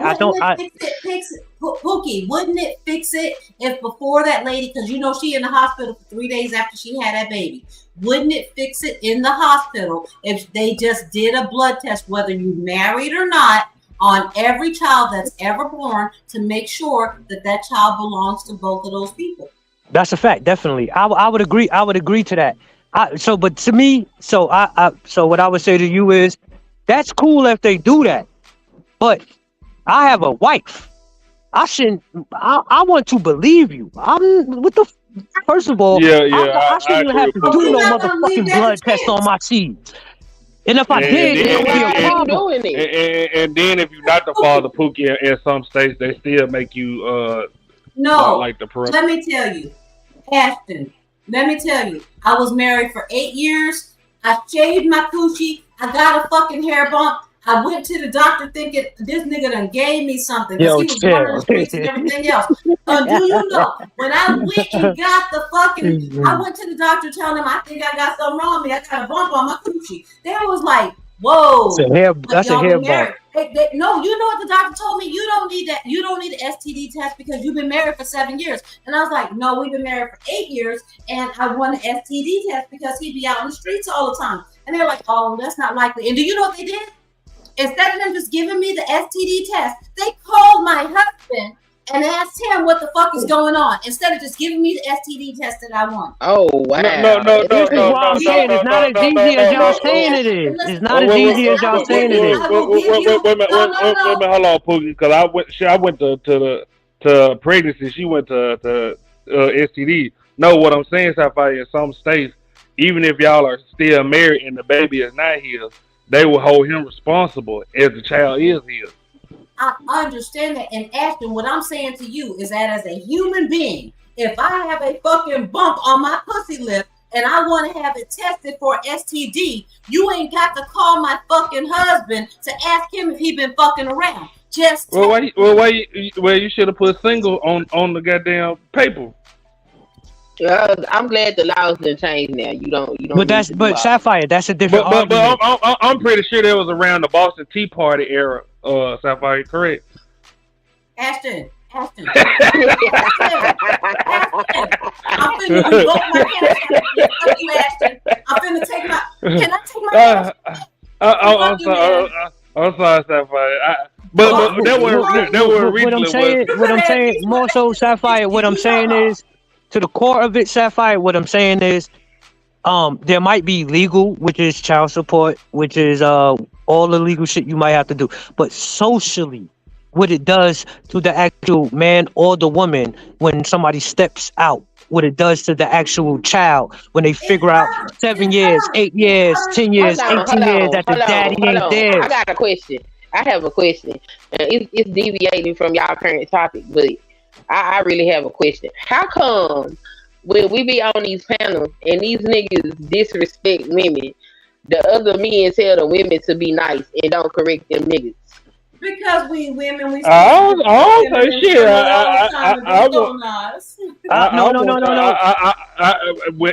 Them niggas be talking about women. I let Sapphire come up here and talk her shit for hours on them. No, we talk. No. So we can take. We can take the example. Me and Christopher J just told Dark Lake chill out. And I get tired of these niggas bashing women panel to panel. So when Sapphire come up here, I let her talk her shit for hours on end. But when Dark Lake was getting disrespectful, me and Christopher J said, "Yo, chill. You don't gotta go there." So listen, Homegirl, don't let Dark Lake talk shit to you. Do not, man, cam the fuck up and Yeah. kick his ass. But Don't let this Dark is Lake what I'm sit saying. there in a fucking bitch No, ass. Don't let Dark Lake. But Queen, No, that's what I'm- Dark Lake. That's Dark Lake character. He can't fight in real life. Yes, but Dark Lake got. Okay, Say so it like this they got all his is ass the other day. Do not but let this Dark like Lake the talk second shit. time. You know, well, it's more than the second time because you know He was me and just testing Fantastic. you out, girl. He was testing you out. No, You we're got not to gonna get him test me his out because ass. I'm not gonna be on no more panels where he at because I didn't disrespect that man for that man to disrespect me like that. And see, Man, I don't get along. Well, to be fair, Queen, you was getting loud, and that's what niggas do in the Because streets. why do I have to No, talk? just because my No. voice get raised, he was being disrespectful. She didn't disrespect him. He started No, I disrespecting ain't say you get disrespectful, but when you loud talking somebody, You got loud. Hold on, I did get that, and let me finish. Okay, but I'm telling you, you asking why, and I'm telling you, when you do what you just did right there, no, when somebody trying to talk, that piss niggas off, so you treat But you like a I'm nigga. talking. Guess what? They show when you gotta talk to them like you I talk to would say this. 2-year-olds. You know, when you don't want your 2-year-old to throw a temper tantrum, you know how you be trying to be But real I nice would to say them before this you more beat so. their ass. That's how I just want to finish my thought. I just want to get my thought out without being interrupted, and that's what happened. Because when I said I wanted to interject, he told me no, and I got silent. When I requested the same thing from him, he got mad, and the only reason why I got loud is because I was still speaking, and he was speaking over me. I wouldn't have got loud if you would have respected the fact that I was speaking and you were interrupting me while I'm talking. So how you gonna get mad because you're disrespecting me? I honored you when you asked me not to interject while you were speaking. Why couldn't I get the same respect back? And now you want to say because I got loud, that's a reason to call me a bitch? I mean, that's what niggas do in the street, but they won't do it. No, because But I don't think the men up here disagree with that. I think we try to calm that down. Training wheels or some shit. You gotta treat them like they on training wheels, and then they don't want you to get loud with them, and you want to be friendly all the fucking time. And then when you give them the same energy back, they want to whine and cry, or they drop the fuck them. Fuck them. Say what But you got this to is my say thing and move the fuck on. because this seems to be a thing. The reason why me and Fantastic don't get along is because I was like, y'all keep talking about this getting put out the house. How you get put out of something that you own? And they have a rebuttal, so he got mad. So his default was to start calling me all out my name and all that nonsense. Okay, so then I'm on a panel. Where was I at? Over on Easy's channel, and that Uncle Jeff nigga got up there talking crazy to me. And when DJ Hemp came up there, when he got ready to leave, instead of him saying something to Uncle Jeff, he instead of him addressing him, he told me be nice and stop cussing people like I didn't contribute anything else to the panel. And I'm like, wait a minute. I was nice and respectful. This nigga disrespected me, and because I defended myself back, now I got to be painted as the one that's acting a damn fool. Honestly, honestly, I can say this. And then, hold on, I'm not done. When Christopher J got ready to get off the panel, he told me to be nice. Hold on. Not why you address the man that sit up there and call me a bitch. Don't be nice, because guess what? You'll sleep better. You will sleep much better knowing you cursed his black ass out. Curse his ass out. Go to sleep with a smile on your face and wake up in the morning like, girl, yes, you did that. Because you're going to feel like shit if you wake up in the morning and be like, I let that nigga talk shit to me. No, tell him what the fuck you got to say and move on, because it ain't going to matter one way or the other. They don't take this shit seriously. Fuck them. I don't give a fuck. Sapphire is right. Y'all know I'm getting tipsy because I done said I don't give a fuck. No, but you're right. It's in a lot of the times I would say this. When women come up here and you're not used to this space, and we don't know if you're used to the space, we don't know your personality. I say as a whole, the men would look at it like, you know this shit ignorant over here. Why would you even come over here if you wasn't really ready to get ignorant? There's a lot of women come in this space with that energy. A lot of women come into the space, not to say you did, but a lot of women will come in this space with that energy on some fuck you nigga type shit. So it just, I don't look at it, and this is why a lot of times I don't look at it as women versus men. It's two adults with opposing opinions It's based off of woman versus men, but you're an adult and shit is stupid over here. So you gotta hold your own. Well, I was told this was a safe space for women. That's why I come over here. Because I don't get on these panels because I don't take kindly to being called no bitch. Because I do my best to be respectful. But if you disrespect me, I can't act the whole motherfucking monkey's ass. And I don't like to do that. I like to have conversations, like, because I'm an adult and I'm grown and I'm intelligent and I like to have conversations. So that's the only reason. Sideways, then, you know, give them the same. Nah, I ain't gonna be and niggas be over here doing that type of shit. I just ain't gonna be hitting these panels because I can't do that. That's fuck that. I don't like to sit up here and scream out. That shit got me hot. But sometimes you gotta hold on real quick, Pooh. Everybody lay down. Kane in the hole. Fuck you all about. Oh, they got my nigga Lil Kane in the hole. Get my kid, Lil Harold. Prince Hakeem in this motherfucker. But hold on, give me 1 second, Prince. We at the 6-hour mark. Y'all make sure y'all hit the like, share, and subscribe button. I don't ask for much, but to help me get in the algorithm. But that cash app is at the bottom. For clout. That is the solution to this. The solution, Ed, is for you to send a goddamn 99-cent super sticker. So this way I don't have to go to Brokeback Mountain. That shit crazy. The problem is all these people without no fucking girl is the ones that's fucking beefing and having problems. Go find you a woman to lay down with, the one that you don't have to pay for. It ain't my fault. Shake your ass, ho.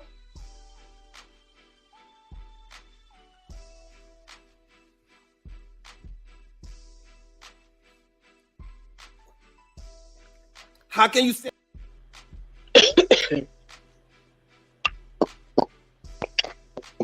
All right, now y'all go ahead. Y'all could go back to y'all paternity conversation. I just so I would say this to you, Queen. I think once you start to get used to certain personalities in this space, you'll probably figure out like if you're gonna go on a panel or not. Because a lot of us get into it with each other, and you might not even know. I don't know Dark Lake. Suncase, who called you a B? Dark Lake. Nah, don't tell me that. Yes, he did. Yeah, he called me a bitch for no reason. Not what he say, but he called me a bitch because I raised my voice. Is what he said. But I didn't say anything disrespectful. The only thing I did was ask him to respect the fact that I was still speaking and I wanted to get my thought out. That's all I hold on, y'all. Give me 1 second. One more person at the door. I apologize. Okay. Damn, where my buttons at? Ooh, I clean the hell. Hey man, I smell it, canine hilly. What's up, guy? What y'all got going on? I'm trying to get like y'all. Hey, this my nigga that be shooting shit I was telling y'all about. This that Motown suit ass nigga.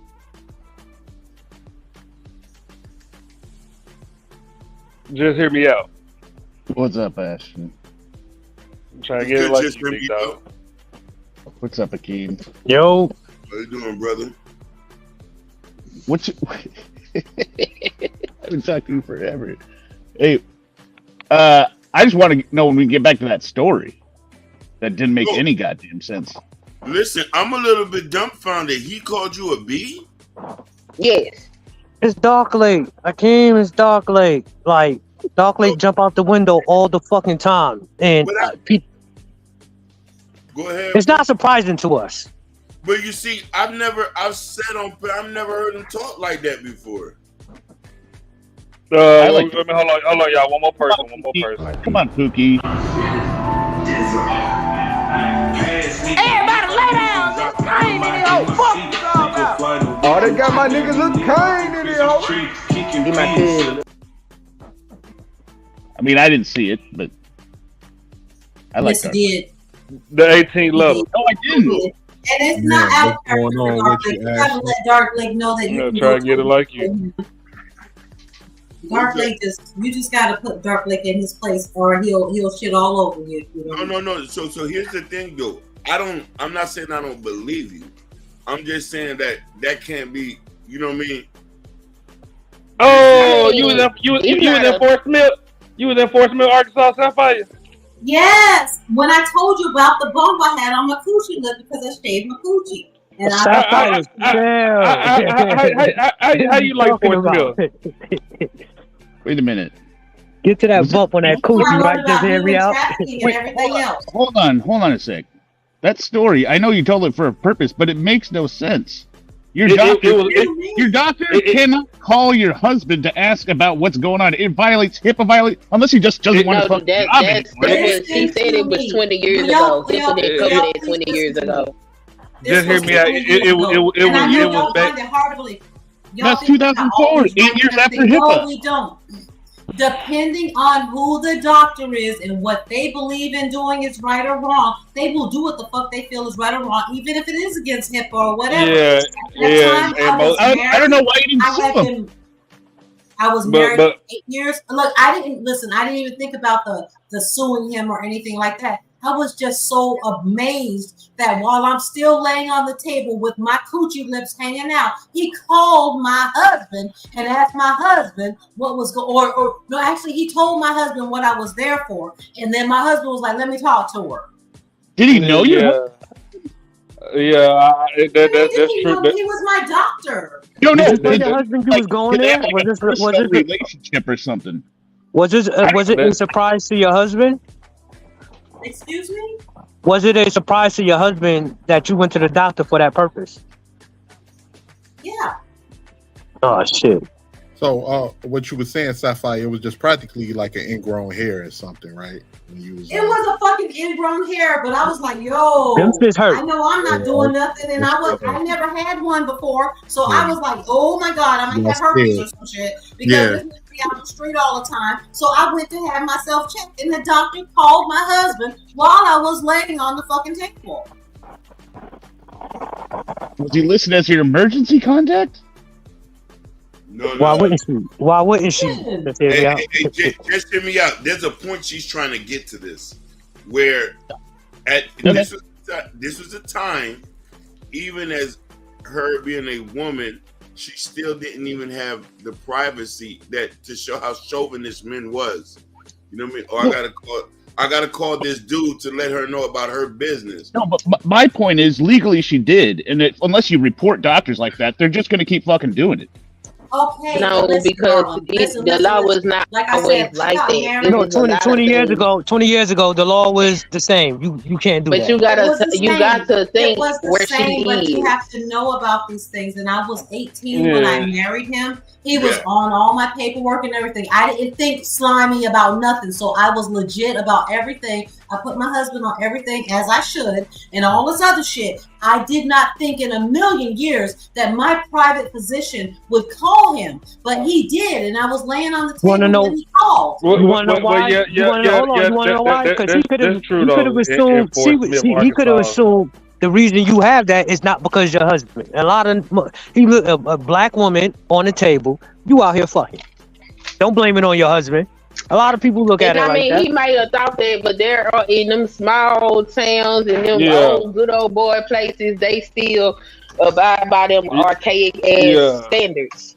Back during the Great Depression too. Oh yeah, Listen, the doctor he went wrong. Man, fuck you, Ashton. But he should have just given me my test like I wanted. Let the results come back as they were and left it alone. It was not his responsibility at all to be giving my information to anybody. But at the time, I was too young and dumb, and I was believing all this terrible bullshit. And I went along with everything. I had my husband's name on every fucking thing. I didn't expect him to call him. And when he did, I was shocked. And he handed me the phone. I was shocked. And then I had a whole nother mess to deal with. But that should have just been my private appointment with my doctor with my concerns about something. And then we could have talked about it on a personal level. And he turned my marriage into a fucking... Your husband didn't have a problem with another nigga with your coochie in full view questioning you about your coochie? Not if that's your... What? That's the doctor. I don't give a fuck. Why you calling me asking me about my wife coochie? What she said? Wow. No, Pookie. Fuck, nigga, I don't want to have that discussion with you, nigga. Pookie. This is her gynecologist. I don't give a fuck. You discuss that with I'm with Sapphire. You discuss that with her. Me and you not gonna have this motherfucking conversation. I'll come in and get tested if you want me to, but we not gonna have this nigga. And she said her shit was out. She didn't even wait. He didn't even wait for her to put her clothes back on. Hey, None of that. Can I ask a question? Hey, Sapphire. Why did he feel a need to contact your husband? What was up with that? I don't know why the fucking doctor contacted him. I just figured that was a man code kind of thing because he should not have done that. But he did. He called my husband to ask him, to let him know, hey, she's here. She feels like she might have an STD or whatever. Imagine the nigga calling you saying, yo, I'm looking at your wife pussy right now, dog. It's a big ass bump on his shit. What's up with that? What's up with that? Wait, hold on. Do y'all? We can't have that conversation. Do y'all not know that it was a time when any medical care that a woman get, they had to contact the husband. The woman had to get permission. This was 20 years ago. That's 2024. I mean, that's 2004. That's modern. That way in 2004. She just told you where she was living at. Now you talking about some rural backwoods ass shit. Wait, Sun Kiss. I wasn't around when she said what she was living there. What was you living at? No, again? and I couldn't even, y'all. As a matter of fact, at the Fort Smith, Arkansas, and at the same time, I found out I was pregnant. That's the other thing. Because I was like, oh, hey, Sapphire. My discharge is a little different. I got a fucking bump. I thought something was wrong, And so he called my husband and told him. And then it came back a couple days later that I was pregnant. And that was that. But that's the way it was back then. And then I told them I wanted my tubes tied after that baby. That was my third baby. I wanted my tubes tied. I couldn't even have my tubes tied because I was too young in that state to have my tubes tied. They said, you're not old enough to say that you want to have your tubes tied, and you haven't had enough babies yet to say you want your tubes tied. So I couldn't get my tubes tied either. I was just going to say, I think he felt comfortable doing that because of the fact that you were young. Because had you been a woman, probably in her mid-20s or early 20s. No, wait. She said she had been married for 8 years, so she would have been 25. Okay. I thought you was 18. Exactly. I'm sorry. Exactly. I was not a little girl at that time. I was not a little girl, not at all. But the point she's trying to say was, even at this era in time, she didn't have full autonomy over her body, stating to be like that she was still property. I get it. What I'm saying is she does, even though there are bad actors. That's my only point. It is legally, you do have it, but some people act bad, and the only way to deal with that is to get rid of the motherfucker. But most people don't think I'm gonna report this when in medical situations. Why not? Everybody not white, and white people don't even do that. Just hear me out. It is what it is. You call the police. You go. I'm not going to report it. A lot more people do it now because HIPAA has made it very clear that you have rights as a patient and they can't do stuff. But back then, it wasn't pushed that much. My degree is in healthcare. I've been in healthcare since I was in high school. I went to the high school of health professions. But HIPAA in 2001 was not as hard as HIPAA is today. This is 2004, right? 20 years ago. So HIPAA had been the rule for like 8 years. It was just HIPAA no. Listen to me. You know what? That's just HIPAA why do we celebrate Juneteenth right now? Because laws are passed, and then it takes time for people to start adhering to those laws. So during that time, even though it was the law, there was not much that I could do about it once he had already made the fucking phone call. I've already got to deal with it. And then why would I press charges while I'm still married? And then I find out I'm pregnant. And it ain't No. Okay, cool. He violated you, but you couldn't press charges anyway because you didn't have anything. You had a hair bump.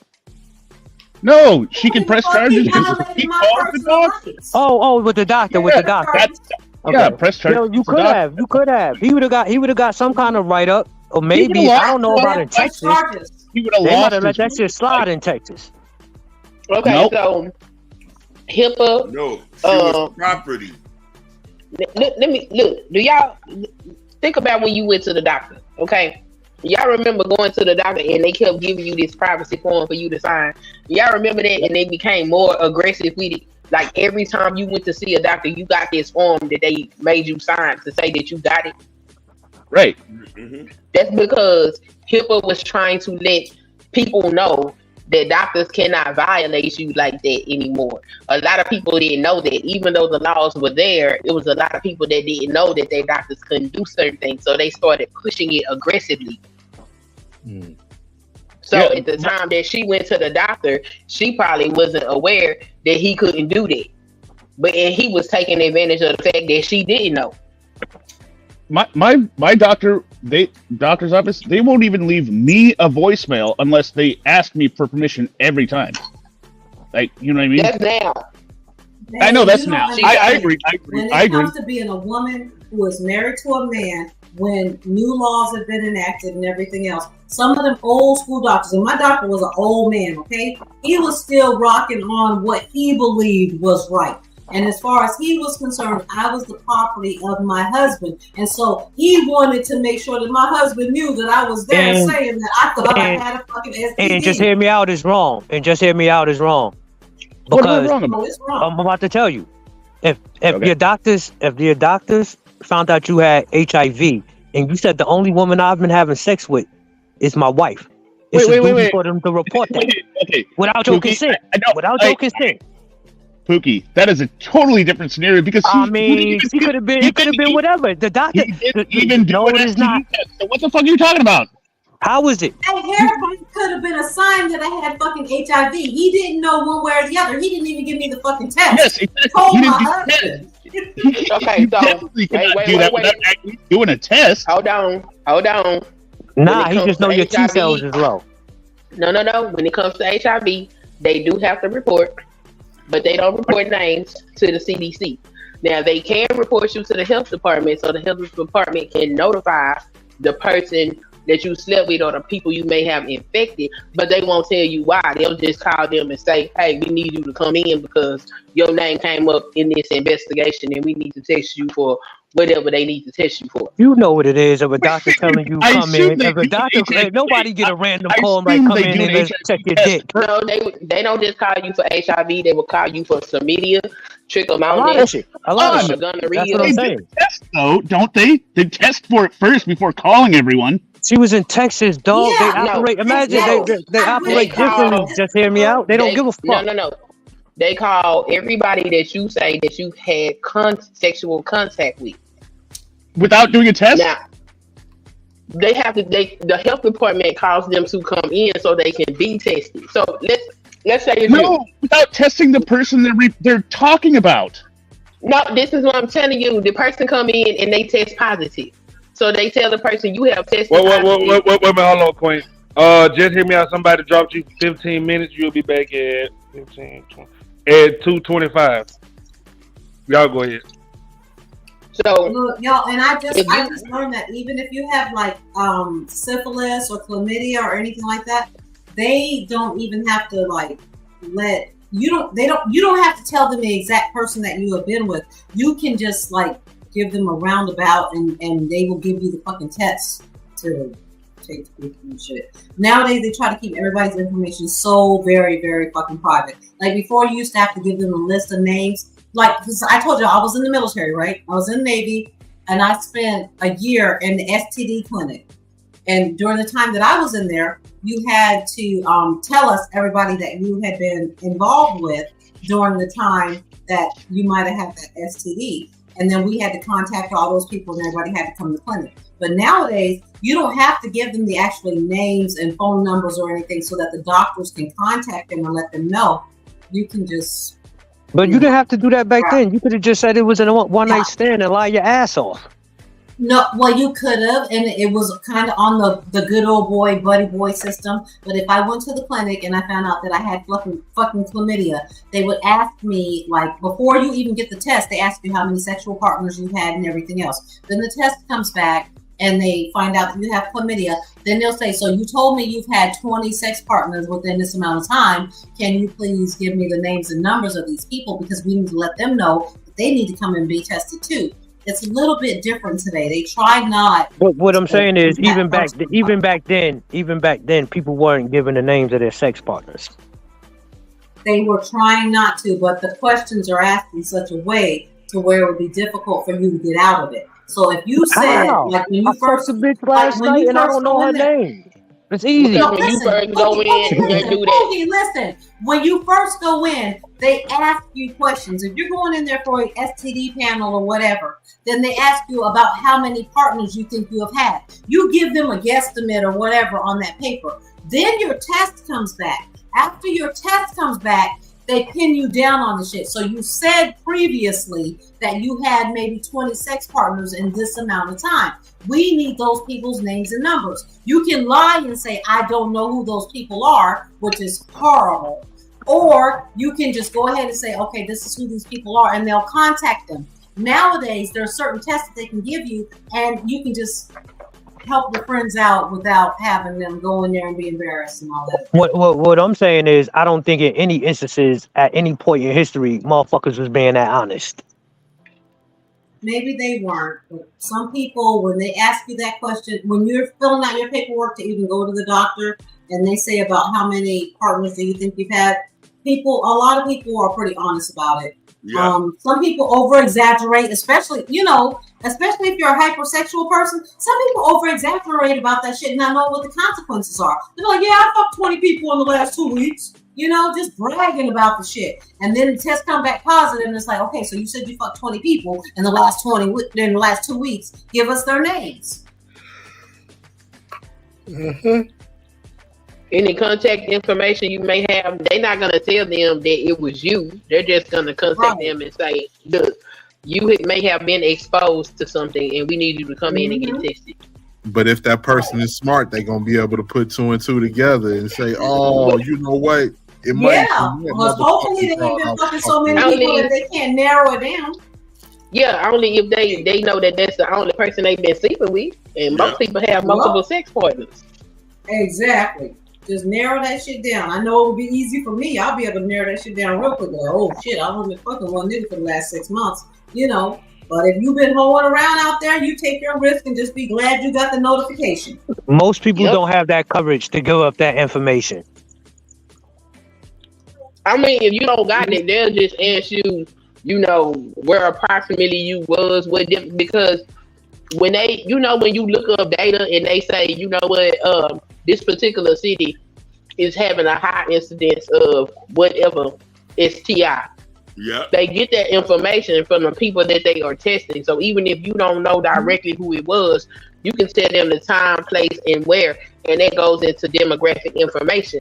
So when they start pooling data to see what's going on, they know, in this particular area, this is a hot spot for this particular STI.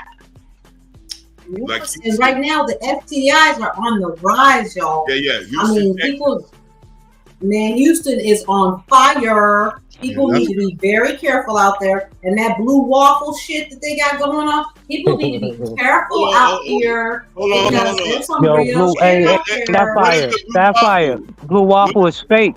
No, that blue waffle shit ain't fake. Listen, you Pookie. Okay, genetically, what is it described as?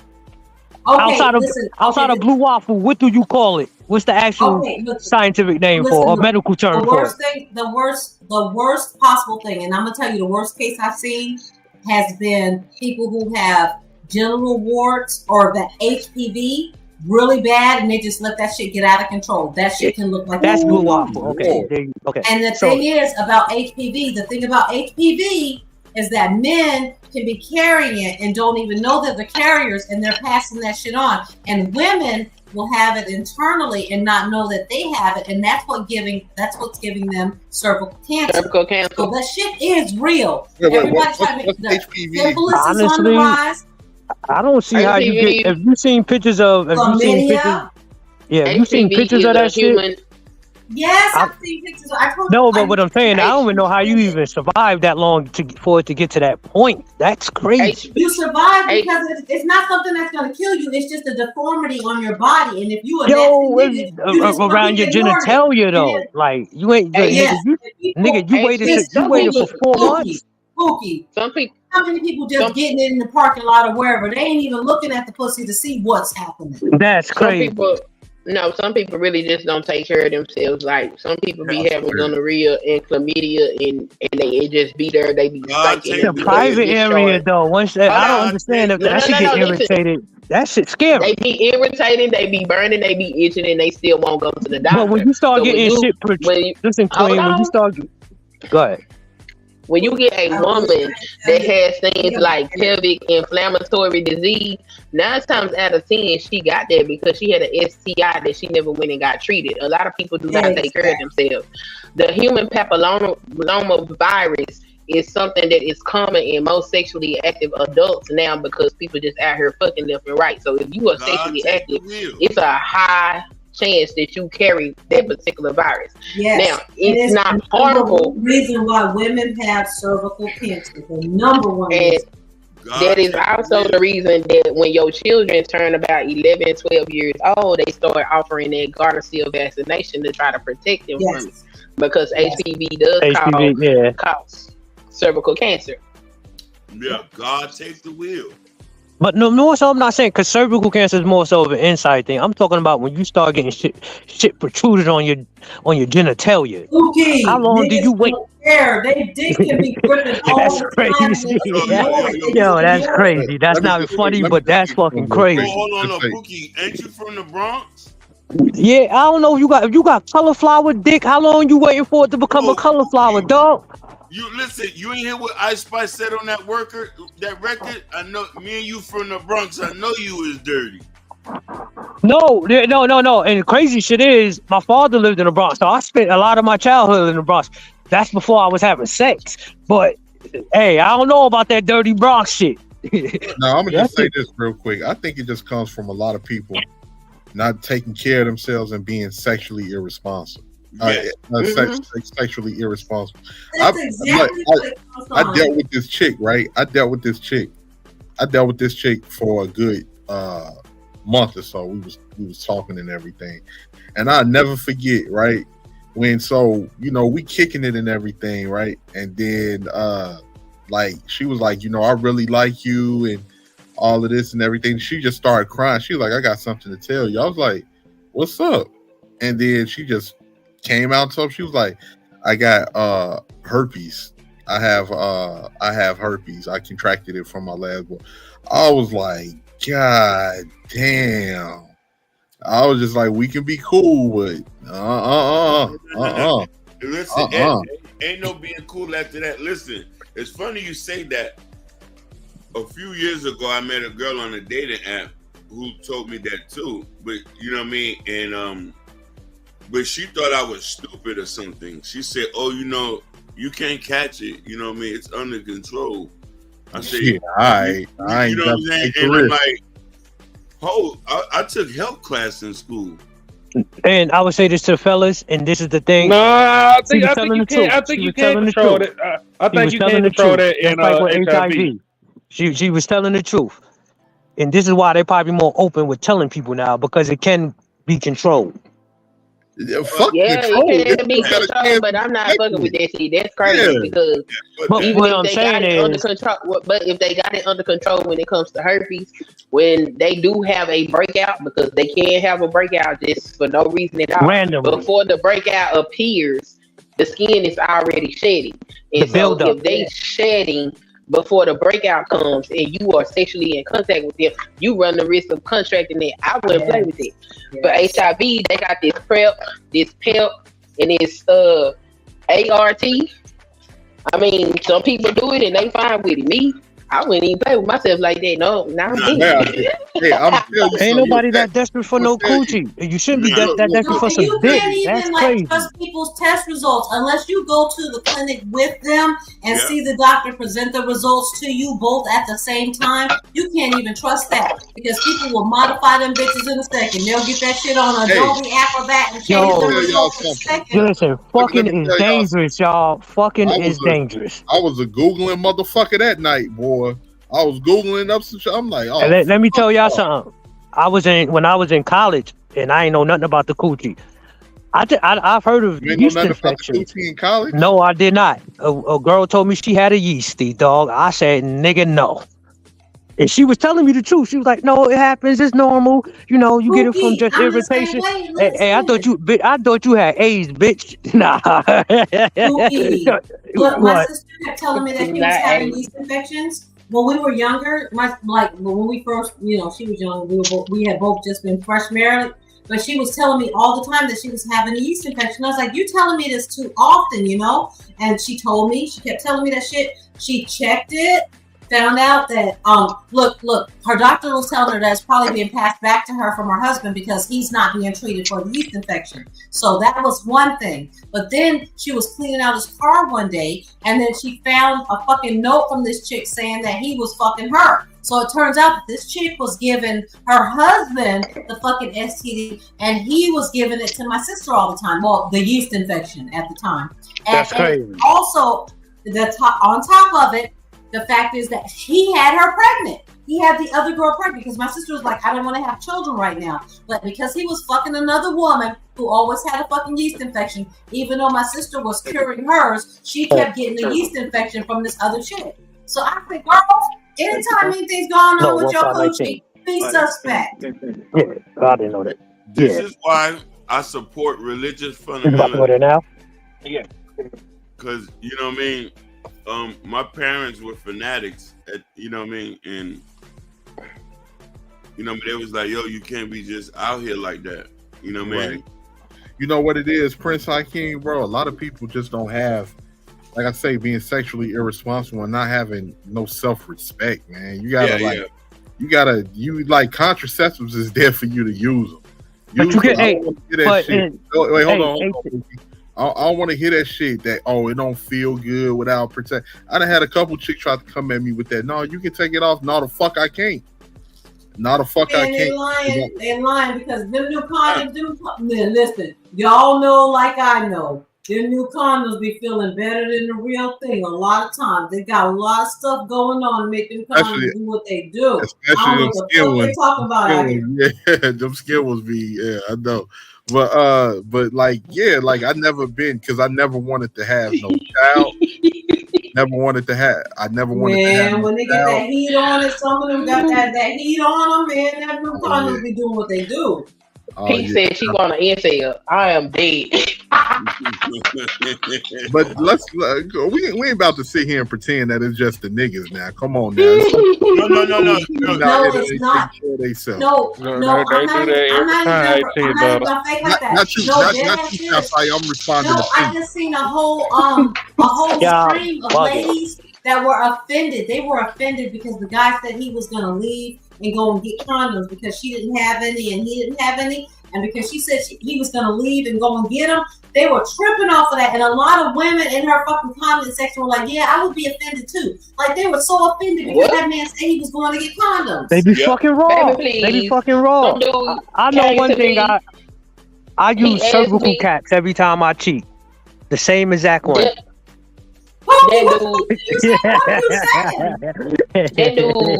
You better learn about a cervical cap. Asked me for sex, and I agreed and showed up with no condom. I was like, "What are you talking about?" No. I said you need to go to the store and get a condom.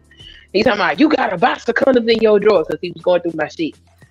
I said, "Them my condoms, sir. Mine. I didn't ask you for sex. You asked me for sex, and you came unprepared. So you need to go get your own condoms and not get my condom.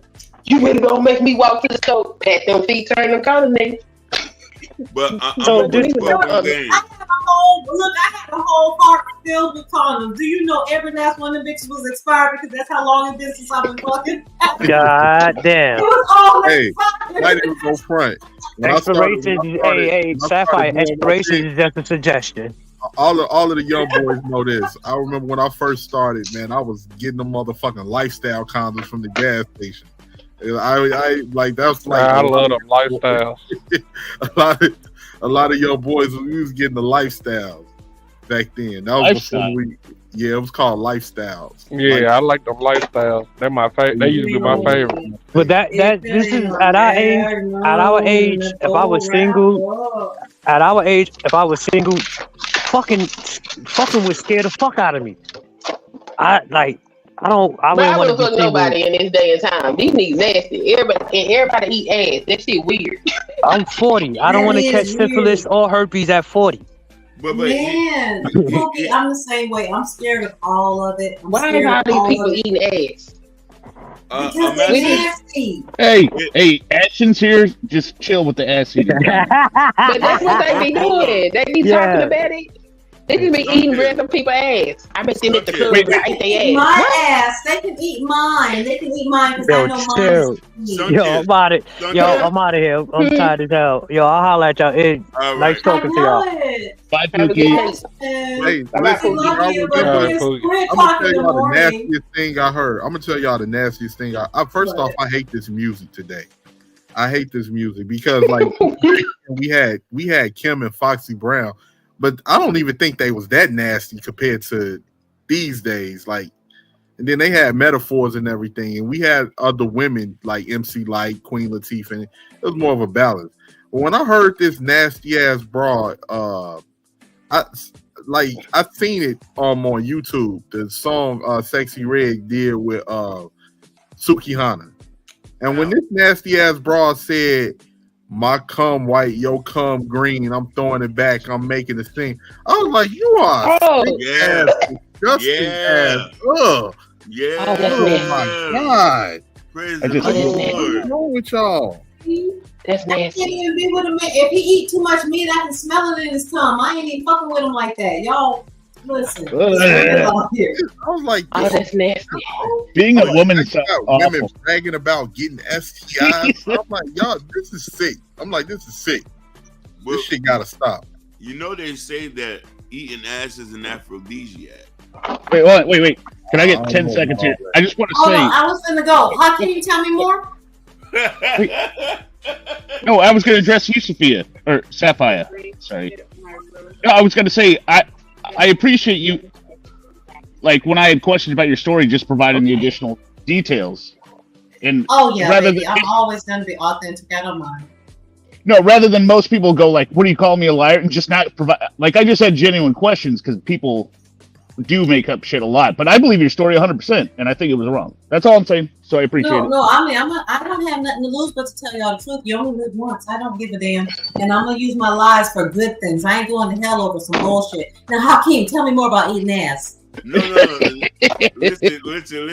That was somebody that told me that they was like, "Yo, just try it. It's an aphrodisiac." Like, you know what I'm saying? And I was like, I'm scared. Don't be afraid. Oh wow. I said that we're gonna. I said if I gotta eat ass, we gotta die together. Pretty much, yes. I agree. What the hell? Like we. Yeah. You don't just do that to no random person. Yeah. You know, the person that you love and you're gonna be with forever. But. Yeah. I mean, if it's your spouse. Yeah, you know what I mean? But Forever. Whoever you gonna be with forever. That ain't something you just do on the random like it's an appetizer or some shit. Yeah. Forever. Whoever your forever love is. No, you're right, but ain't no rules. Hakeem, ain't no rules in the marriage bed. No, you're right. But listen here. You got people in the dating stage want you to eat that outer rim. Yeah, that's because the way shit has been promoted now. You know what I mean? Everybody is on autopilot. A lot of people don't have a mind of their own. So whatever that's influencing them, like now, it's no rules, it's no morality, it's none of what it used to be. Because how people view things is, if I see people on TV rapping about it, if I see people in society accepting it, then that must mean it's okay. And that's how a lot of people live their lives. And now people feel like, oh, well, I can just be as nasty as I want to be, and it's acceptable. And that's exactly I don't know. I think it's generational. My sons and all their friends are way more conservative than I was even when I was in high school. Right? And I didn't even raise them that way. I think it's the younger generation is going to be way more reserved than our generation. They are. I think they are. It's like 50-50. It's like they are either hardcore this way or that way, but like My generation, we were pretty demure for the most part. We found out that the white girls was like way out there, and that blew our minds. But as black girls. So I like that you say that, but I also want to specify location also plays a part. Yeah. And depending on if there's maybe a cultural situation going on in that city, because in Miami at the time, for years Miami was rated the top places for STDs. You feel me? That's all that Uncle Luke and Houston now. It's Houston and probably anywhere in Florida. Yeah. But I think Atlanta Florida is too. high because we have a lot of tourists. We have people that come here and bring shit and leave it, and then they go home. That is a funny break. Hey, Sapphire, what part of Florida are you from? I'm in Tampa. Okay, I'm in Miami. So okay, I have family in Orlando. I used to come down there and visit. Oh, okay. Orlando's right up the road. That's right around the corner. So Hakeem, you're dangerous. Hakeem is dangerous. On he in Miami, danger. Listen. Miami has always been a danger zone. Even when I was growing up, this was a fast city. Hoes was popping it for a real person. Like, this was a very promiscuous city. This was even a place where they used to talk about a lot of the gay dudes here catching it here. So, you know what I mean? This was stuff I was hearing my whole life. Like, oh, you know what I mean? But then, I've seen instances growing up where, like, people were just very easy about it. Sex was very relaxed. Like, Houston just getting now on to this. We have been seeing this.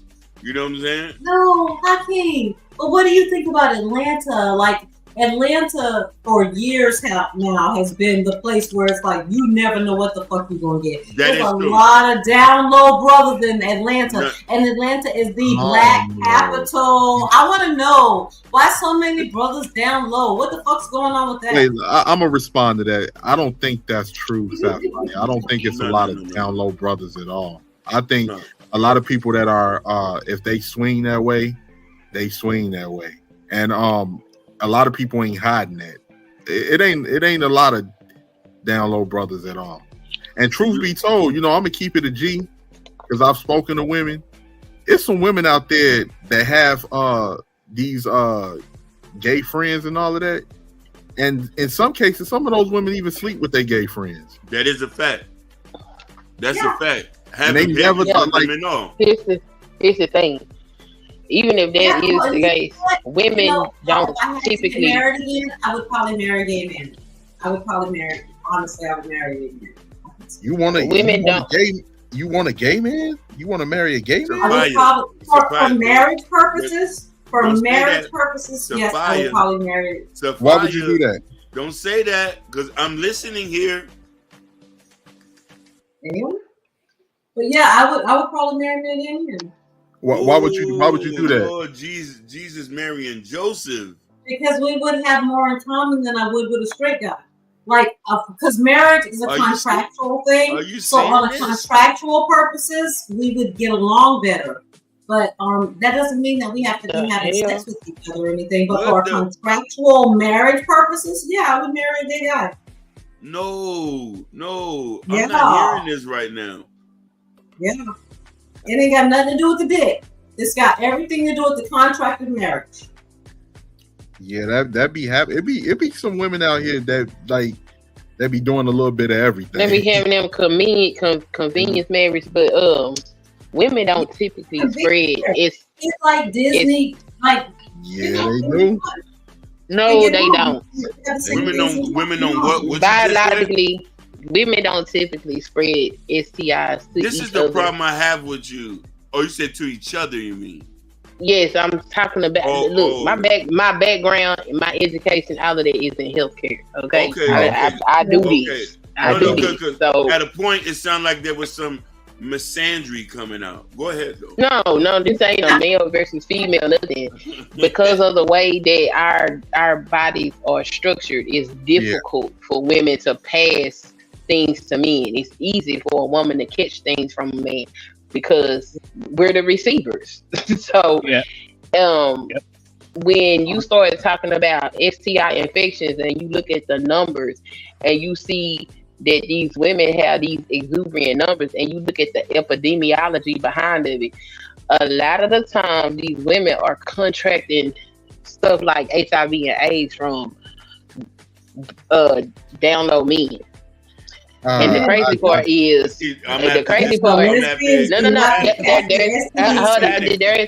there is nothing to disagree about. You can go look at the data. I'm gonna have to emphatically disagree with you on that. No, wait. Women, Hold on. women are not passing STDs to each other. Really are not. We get our STDs from men. Let's just no, wait. Hold on. Let me just say something, Prince. We get it from dirty dick. A lot of the times too, they get it from somebody else, and then they go fuck another nigga and give it to him. That's the thing. Difficult. Wait. Hold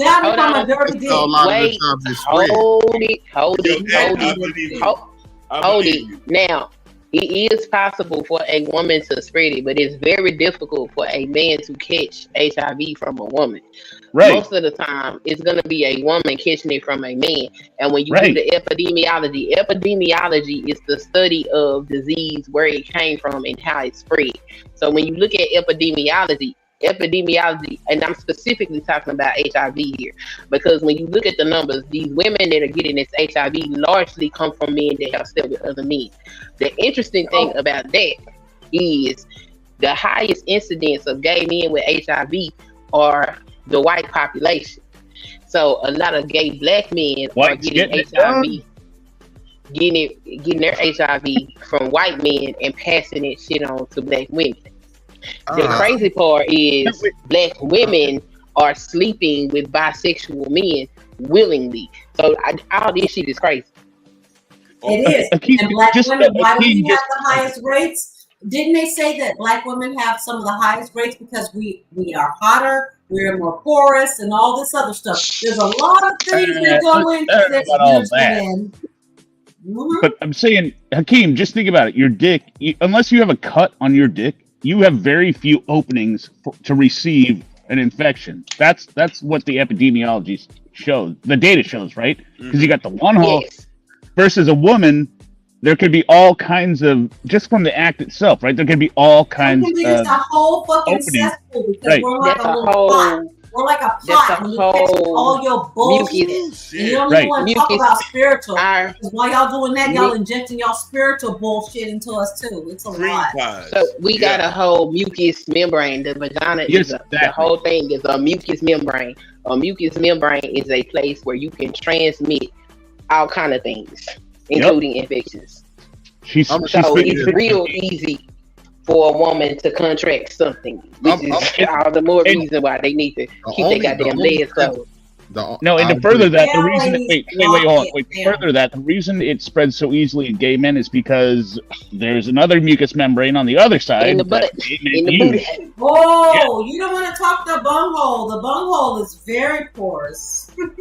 And easily perforated and everything. That's just the facts. That's why it so easily spreads in those communities. And it is more infectious. And because you guys are highly sexual. You're aggressively and highly sexual. Wait, who you calling you? I'm not gay.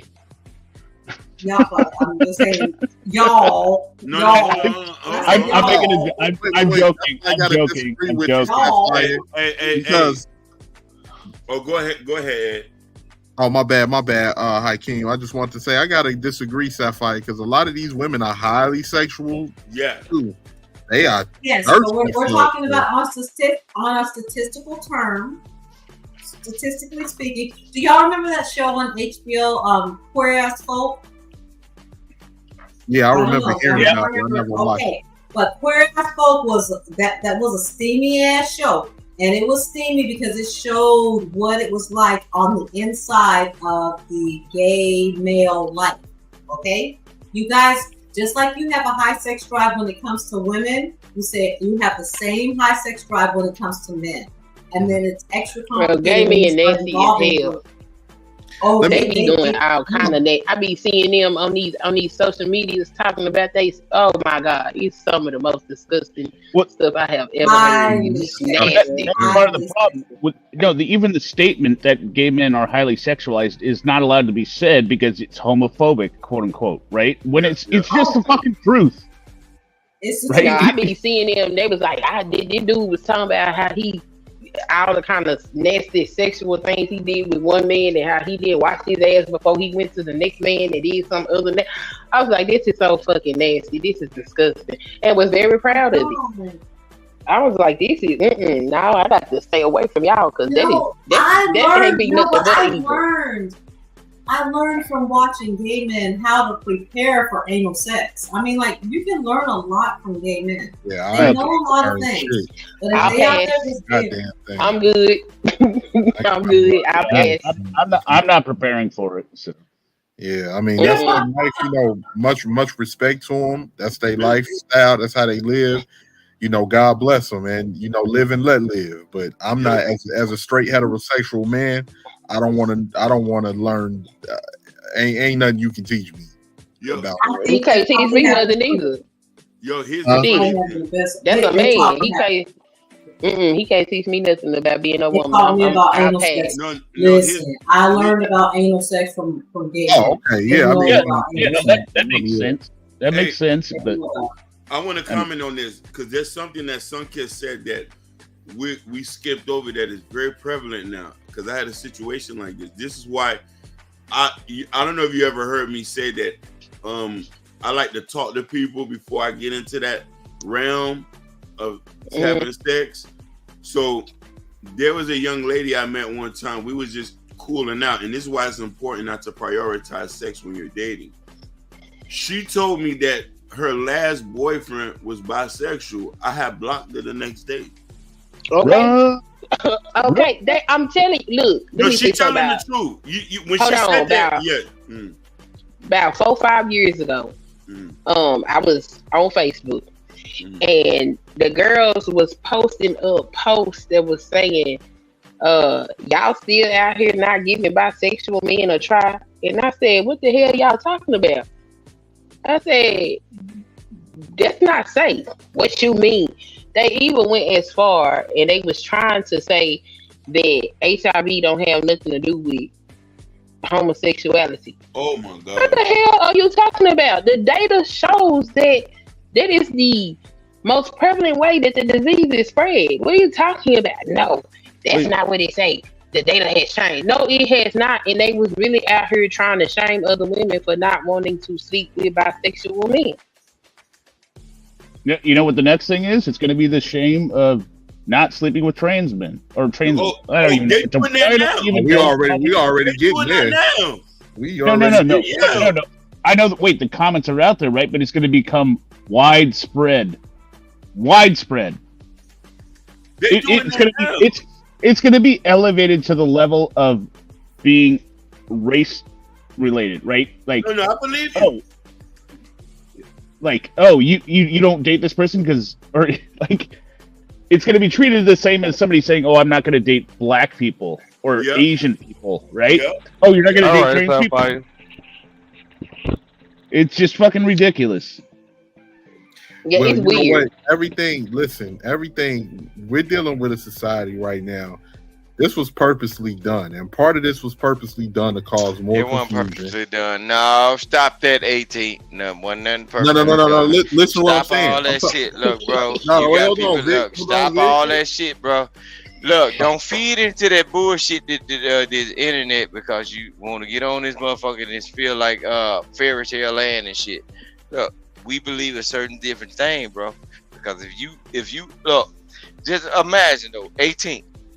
Can you show your family members the videos or how you've been acting on the internet or saying certain things about people that you come from? They'll look at your ass like a motherfucking fool, bro. Don't do that, bro. No, this is what I'm saying. The shit we be talking about and dealing with these goof ass motherfuckers on the internet, bro. 18, bro. I know some of your folks in real life, bro. If you show some of the shit that be going on the internet, these motherfuckers can't tell the truth. You got motherfuckers doing goofy shit, motherfuckers kissing ass to folks that they listen what I'm saying though. Look, bro, 18, bro. If you was to come down here to Mississippi and take your phone and put your phone on projector stream and show your face and show what you've been dealing with just with these conversations. Don't you know the half of the old women will tell you, you better get that bitch ass nigga away from me, cause he gonna be some motherfucking shit. You know this shit now. You know, They're lucky gonna we tell all. you this. Wait. Just side note. Side note. Vic, just hear me out. I'm agreeing with you, Vic. Yo, what? I'm reiterating your point. You can't agree. You ain't from over here, so you can't agree with what I'm talking about. Now, sometimes this is not the Boy Scout meeting. You ass ain't invited. No. You're not going to control the conversation. You're not Vic, going to control the I'm agreeing with you. Let me give you a comment in support. Give me an agreement. Joe Biden agreeing with us now. Jesus. Let me speak to Vic real quick. Hey, Vic. Joe Biden agreeing with us now, but he said Vic. Some kids don't need me before some of these motherfuckers were born. Now, hey, so Vic, I'm telling you. Let me tell you something real You quick. got to stay out of. Damn it. Hold on. Let me tell you something real quick. Joe Biden is agreeing Vic, I'm with us agreeing right now. with Can you. understand? I'm agreeing with you. Can I agree with you vocally? I don't need no. Jesus. Hey, no, Vic. You gotta You let me misinterpret. Wait, hold on. You have to agree with me. Vic, you misinterpreted what I'm saying. When I say shit is being shit is being controlled that way, I'm talking about the promotion of all of this shit. The promotion of the rainbow community. That shit is being put out there. If your female relatives was to see what we are operating and what we are doing and what we are as men and the lineage that we come from and we dealing with, cause Papa used to tell a bitch shut the fuck up with this nonsense. And then look, bro, come on, man. 18, we can't fall for this shit, bro. Some of our kids got to have the old way, bro. I'm telling you, look. I agree. Listen what I'm saying. Papa used to tell a bitch, Benner tell a bitch, if you don't get the fuck out the goddamn way, a Mack truck gonna come through, right? And you gonna get the ran the fuck over, bro. You know who I'm talking about, bro. No, bro, we ain't operating like this internet shit, bro. And I'm glad I caught you when you was talking, bro. We ain't moving like this, bro. Cause these motherfuckers being indoctrinated, bro. They are being indoctrinated by their feelings and who they next job is. There's a whole lot of these motherfuckers. Can I no. Okay. No, hell no. Okay. Hell no. I'm talking to 18, bro. These motherfuckers is being indoctrinated, bro. I want to comment. You can't control. Oh no, that Hakeem. Okay, I just had to catch He your doesn't boy. want Go ahead, Hakeem. He doesn't want Go comments ahead, Hakeem. Go or ahead. or Now, anything. fuck that shit you talking about. Just hear me out. I like you like another about? brother. You didn't even let me say No, fuck anything. that. What are You you ain't got talking about? No, you are not like us right now. What are you talking I about? would you just hear me out. You are I not know, like Vic. us, bro. We talk on the phone. I'm literally asking you, what are you talking about? Literally, you ain't You're literally not doing even nothing letting me because you say ain't in front of my anything. face, bro. No, I'm saying, bro, I'm talking to the black community or community or whatever the fuck black folks call that shit. I ain't up in for the height of the conversation. I'm talking to a person that I actually know where his lineage come from, like the people that produced him. I've been raised in the area where he come from, so this is the conversation not for you. Just hear me out. I'm talking to a brother that's finna acquiesce to some bullshit, and he knows the people that I know, bro. Fuck this internet shit, bro. No, it don't matter. No, stop trying to be an FBI agent. It don't fucking matter. I told you I'm not talking to you. I told you who I'm not talking to you. Worry about the not. Who are you talking to? Is the who. I told you who I'm not talking to. Hey, don't chill worry out, about. Vic. Chill out, Vic. It's all good, man. It's all good. No, wait. So you Don't get it twisted. Vic and I are good. I love Vic. Vic and I talk. You all right. It's not a problem. I don't know what you're talking about, Vic. I'm just asking, what are you talking about? Fella, he don't know when the heat is on and shit. The heat is on. He'll know that What song. heat are you talking about? No, listen what I'm saying. No, but you see, I'm talking to Jesus. 18, right? I'm talking to 18 about some shit we know. But I was telling you, just slow down and pump your brakes. I went on another panel, bro, and you got all these content creators that y'all look up to, bro, and these motherfuckers sucking dick, bro. They sucking dick like a motherfucker, bro. God Look, damn. I just got off a panel, bro. That's what I'm telling you, 18. I just got off a panel, and I'm glad y'all are still running this panel, and I'm glad. Man, these motherfuckers sucking dick like a motherfucker. Ain't no nigga that's a grown ass black man unless they come from the real South, nigga. They got a fucking real vertebrae in the backbone in their body. Y'all, but look, them motherfuckers, they moving down south. Them niggas up there was up north with them extra eyes in the middle of their forehead. They was supposed to be standing on the biz and all square, no square. Get with it. They moving back down Hey, south. Vic, let me They can't just handle say that this shit, real bro. quick, because we was Nah, talking about bro. Atlanta. It's We some was talking bitch about ass Atlanta shit, bro. earlier. Hey, Prince Akeem, remember we was talking about Atlanta earlier, right? Yes, we were. No, Atlanta, you can't talk about Atlanta. Fuck Atlanta, bro. Atlanta been tainted, bro. No, let's talk about where all these strong men supposed to be coming from, bro. Listen, that's All what I'm these saying. niggas that be calling themselves Old strong, Atlanta- bro. Atlanta is gone. feminized, It ain't bro. the old Atlanta Atlanta now. been There's a lot of people that have moved Man, come on, man. from up north down there, and that's why it's a lot No, of shit most of going them on. niggas that move from up north, they move to Alabama and or North Carolina or the Carolinas, nigga. They don't want to be in there because they studied the physical thing that's really going on with people that's in a highly populated, over sexually activated people, bro. They are dying from sickness and diseases. Ain't I right? Just hear me out. Back me up on this point, right? Now you want my? Okay, yeah, yes. yeah. Yes. Yeah, Okay, there you they go. are That's dying. it. I said When yes. you are There we in go. a highly populated place of people that don't have nothing to do, the devil. Look. See, that's what I told you. I'm just a little rooster that lives in Mississippi. I'm just a barnyard pimp and don't know a goddamn thing. Waiting to get fried fricassees up and whatever the fuck. I know all this shit because all this shit.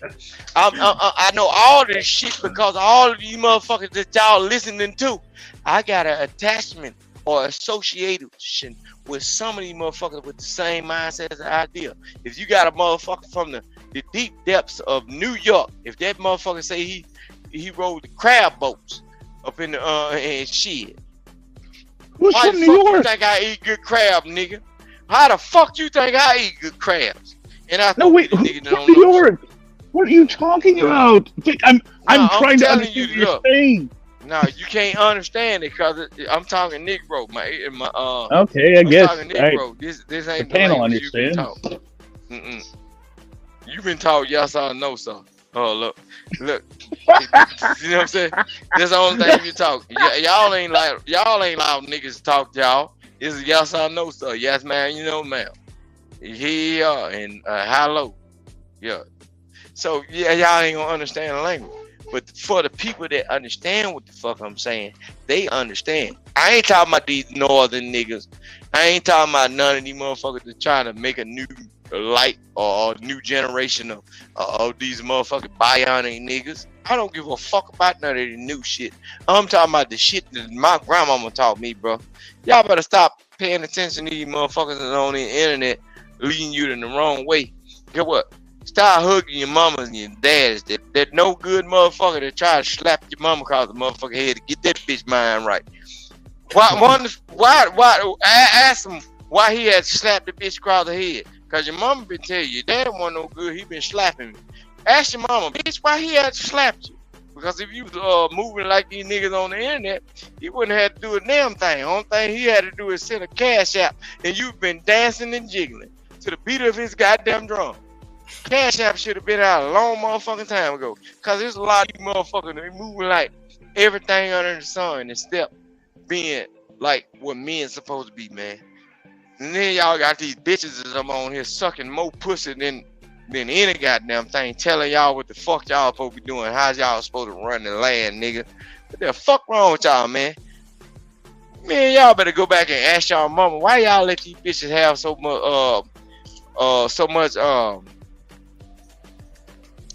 of the realm up on my mindset.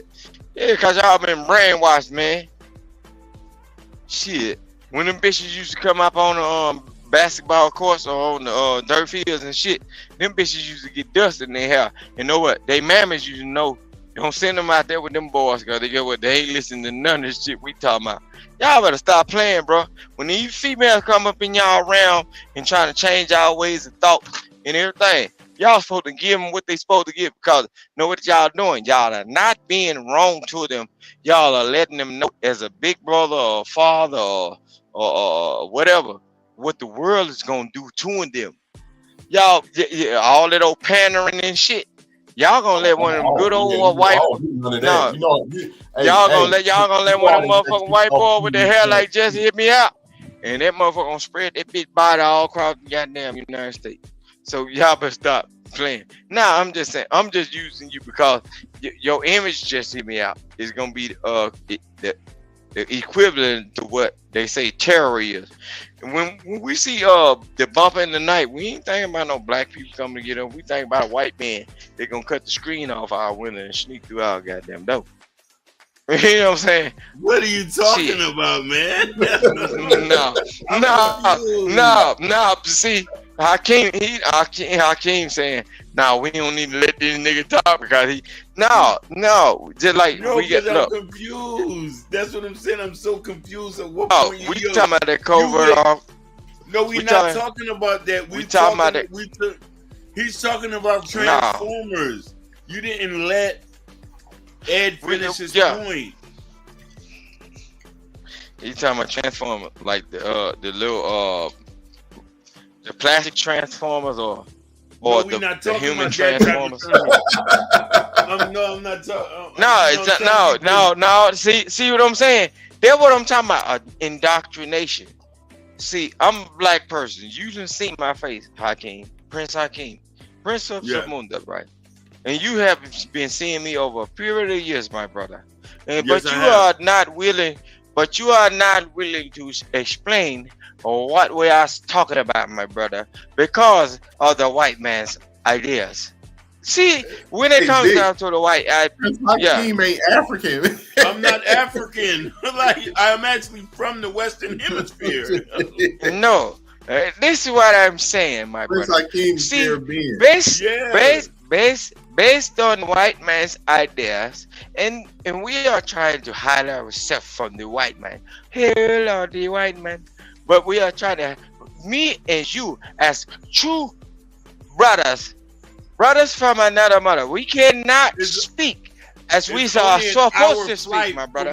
Because we don't make no difference whether it's an hour or 200 hours or a sleepover hour. I can actually take a boat from where my country is to Miami. Well, okay. Right. Don't you say nothing, not a blood clotting about a banana boat. Yeah.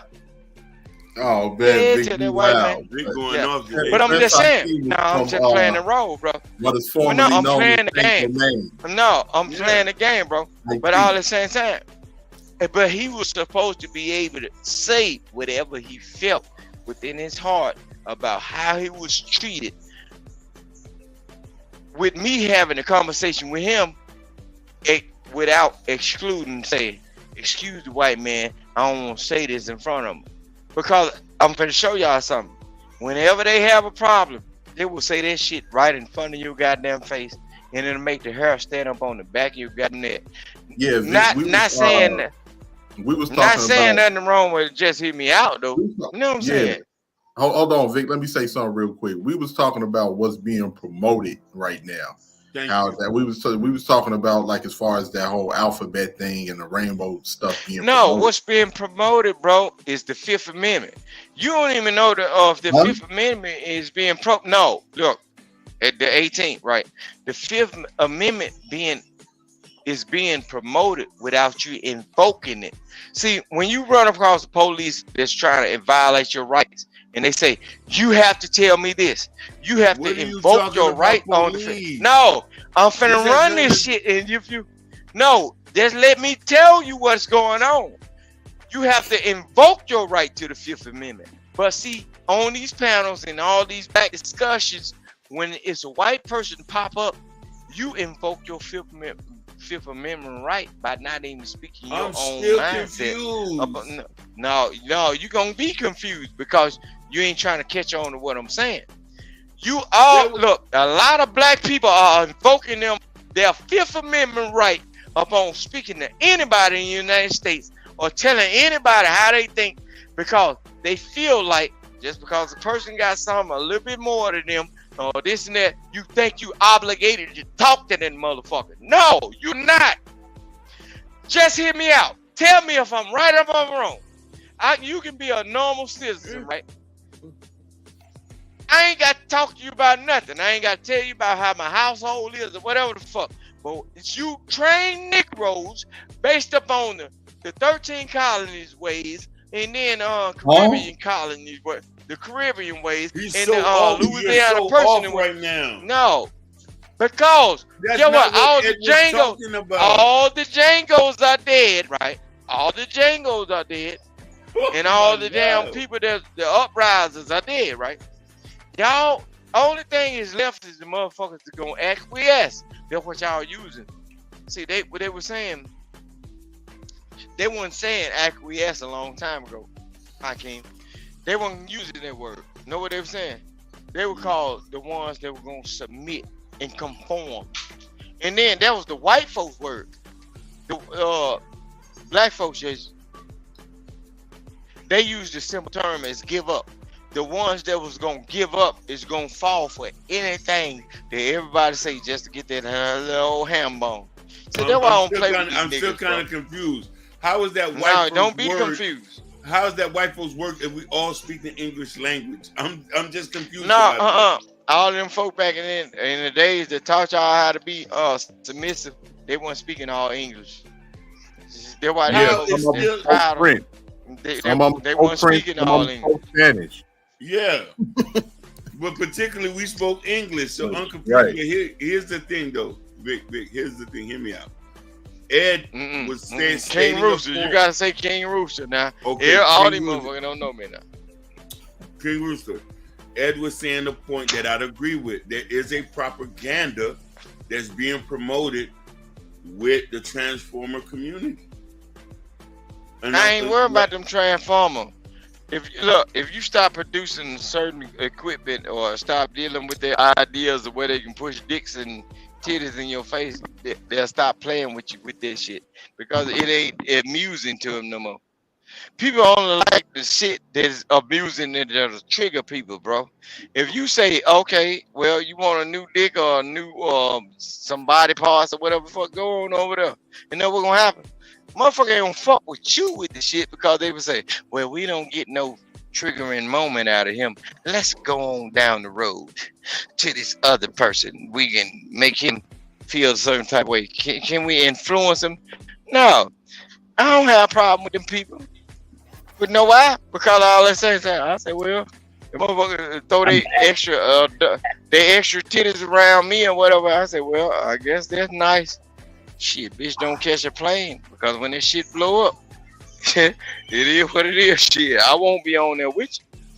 No, you can't preach no certain shit to me because I was raised a certain way, Hakeem.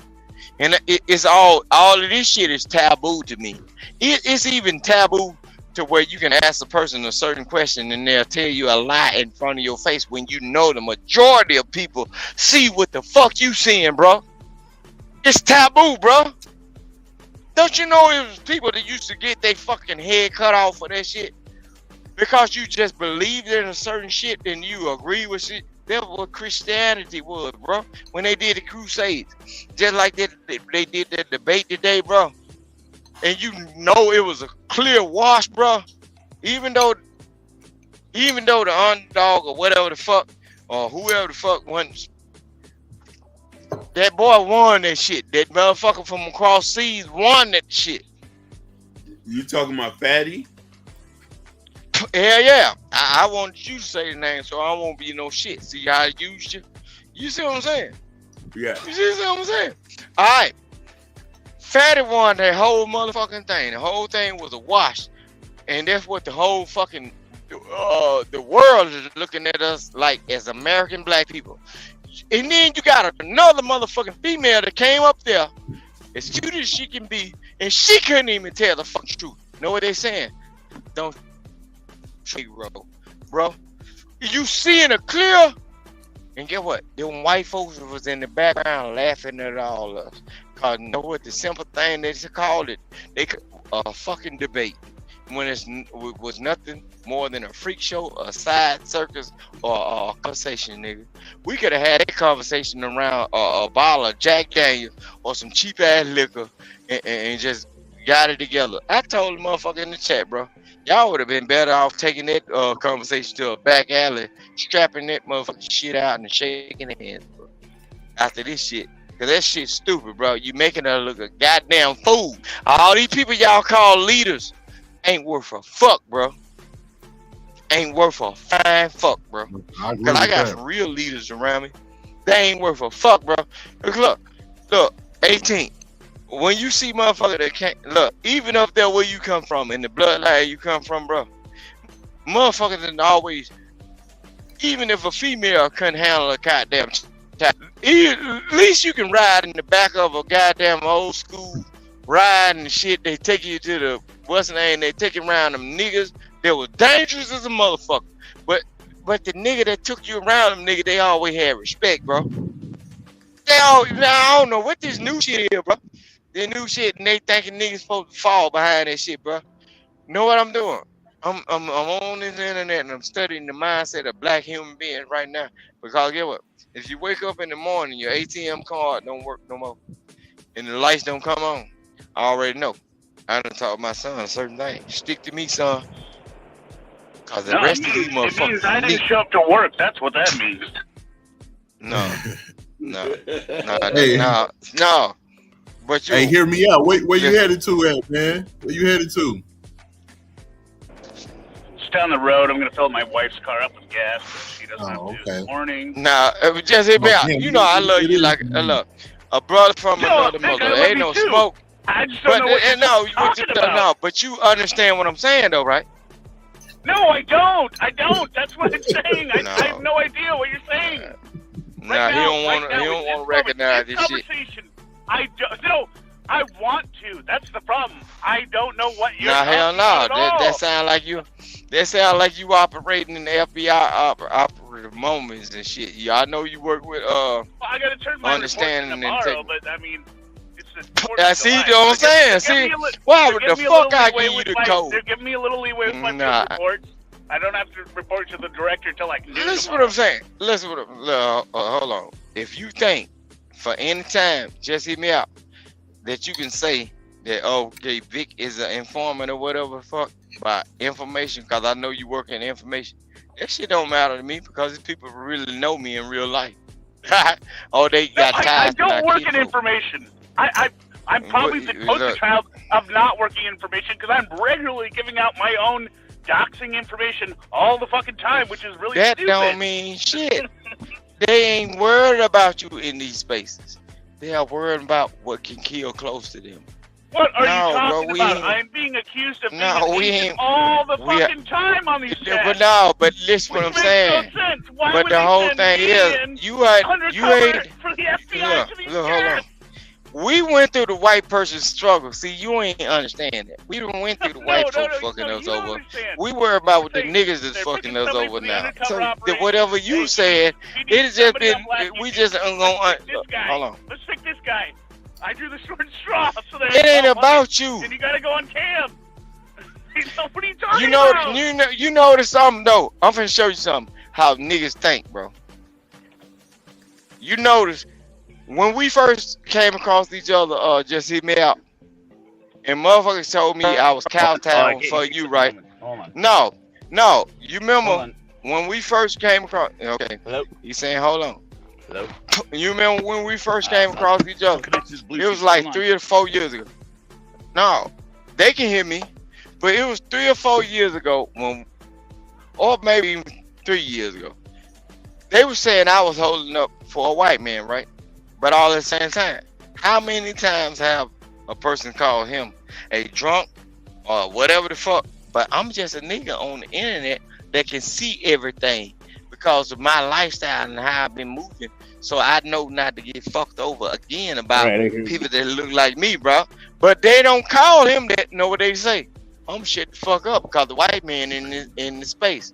You see what I'm saying? Wait, I Say just for got instance, audio back. I didn't hear anything for the last 3 minutes. I'm still it's confused. good you ain't hear that because I was talking to my people. I'm still confused, to be honest with you. No, don't be confused. The people, But look, it ain't for everybody though. I can't. What I'm saying ain't for everybody, bro. But Vic, 18 letters. Ask Ashton. If Ashton wake up, Ashton know what the fuck I'm saying though. But he ain't gonna say it. Ashton's awake. I called him. That's how I got back up. I was like, dude, wake up. Listen, now they gonna say Ashton not like us. One thing. Now you said that. You said that. You went on a tangent. That's what I'm trying to say. I ain't went on no tangent. I have not went on any tangent. No more than all these. That was the biggest tangent I've ever seen. You crazy. Come on now. It was fucking 90 degrees right off the topic. Just fucking skyrocket. I'm finna show you something. Look, just hear me out. If you want to make them mad, I can really make them mad with some shit that I know. Invite me up on your panel, a panel just like Sharon did, and I can say some of the most egregious shit. It'll get white folks and black folks upset. So if you want to try, what are you talking about? I don't have panels. I'm not a YouTuber.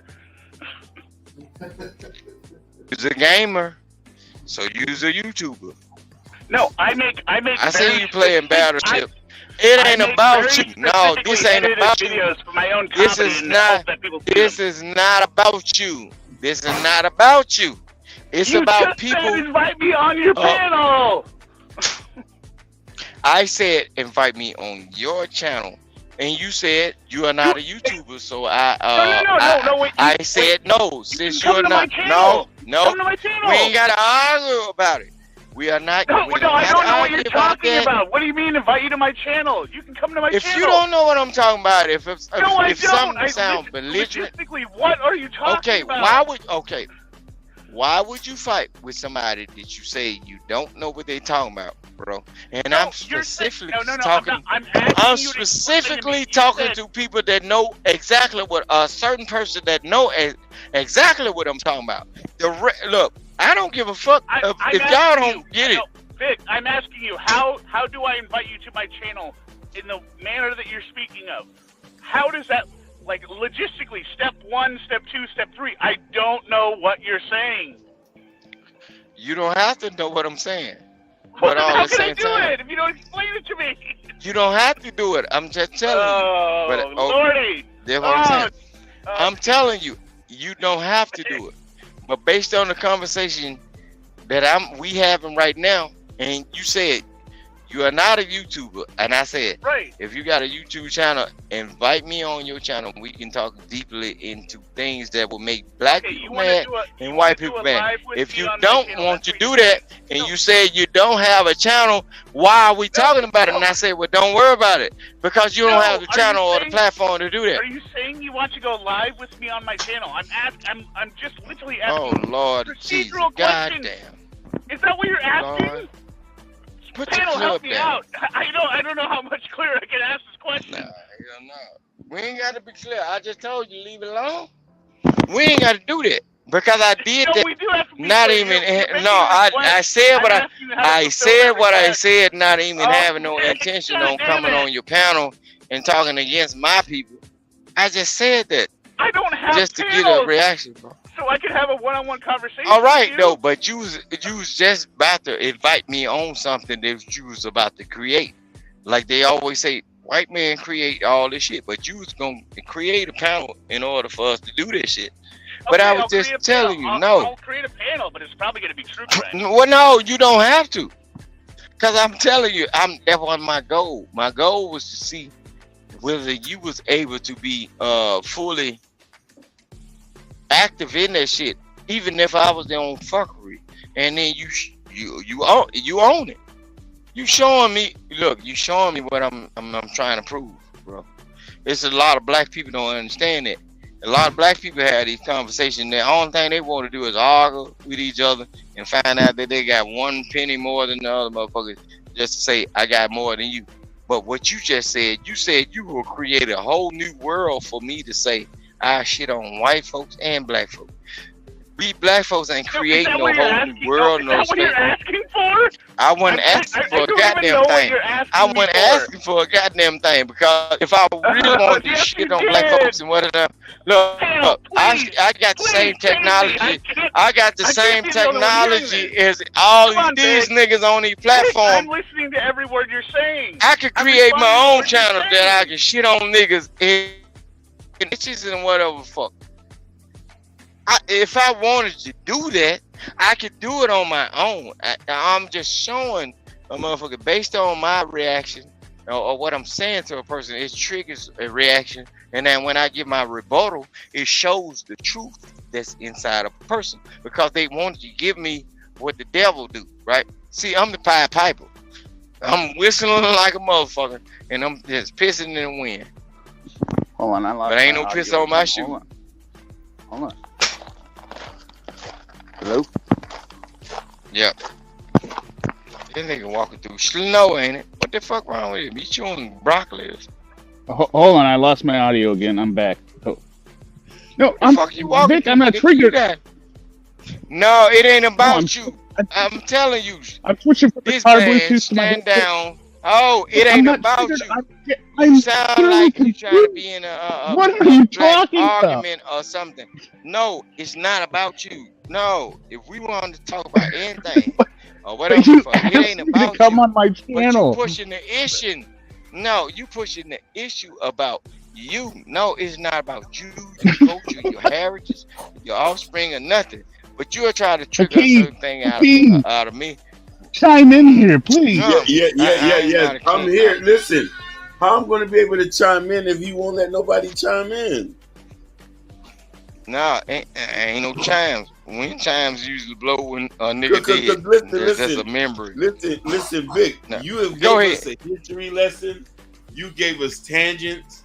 I'm still trying to figure out the. No, go ahead. I'm on a tangent. No, go ahead. I was trying to tell him to calm down so y'all can get in. All hail to the white man running. I'm so confused No. what that had to do with the. No, 18th don't be letter. confused. It will be confusion because I ain't never heard y'all say y'all were confused when a black woman come up here and tell y'all what they I think I'm want, losing my audio again. or a black man came up here and tell y'all what they want out of a black woman. Y'all don't have no confusion. Y'all have a great debate, but the white man come up here, which is my brother from another mother, and now all you motherfuckers confused. And he understand that. That's why he laughing at you motherfuckers. No, listen, y'all confused now. No, it ain't no laughing matter, bro. Now y'all, it ain't no misconception. Shit, y'all doing this shit intentionally because everybody is in this shit on their own, Wait, bro. Vic, I missed the last 3 minutes of How the many audio. times? Can you answer the question? What was the question? I didn't hear just anything. hear me out. I'm gonna ask you this question: how many times did these Negroes, nigga bitches, or niggas, or whatever they fucking call it, horse monkey, how many times have they ever said they were confused about what another black person said when a white person went on the panel? And it ain't for you. Just look, blame it on me. No. Blame it on me. No, I'm gonna take the full responsibility of this shit, bro. No, you niggas ain't gonna get this shit, bro. Because we got, just hear me out on here. How many times have you ever heard a nigga say they was confused about a goddamn thing? Because when these black motherfucking bitches come up on here, they ain't confused about it, a motherfucking thing. They tell them exactly what the fuck they want, bro. They need females, these black bitches come up on here and tell these niggas exactly what they fucking want. But when a white man comes in the vicinity of the decision and he ain't say nothing, he ain't got to talk about his lifestyle or whatever the fuck. Get what these niggas be talking about. I think if I understand what you're saying, Vic, Really if they be talking about what another nigga really don't want. When I'm instead of telling these niggas, tell me what the fuck they want, bro. Yes. If I understand what you're saying, you're saying that everyone is pretending to be confused. You're saying everyone is pretending to be confused because I'm here, right? That's what you're saying? I thought that was pretty clear what you just said. The more you talk, shit. hold on. The more you talk, I thought I had it. What's gonna happen is black people just gonna clip this shit and they're gonna make you be out like you're a racist person, bro. You in the area where motherfuckers, the Mongols. Can I ask you a question, and Vic? all them folks out Please, there. can I Don't ask do you a that. Now, question, please? don't do that 18 because they'll try to play you a Please, certain way. oh Lord No, Jesus. no, don't ask for the Lord.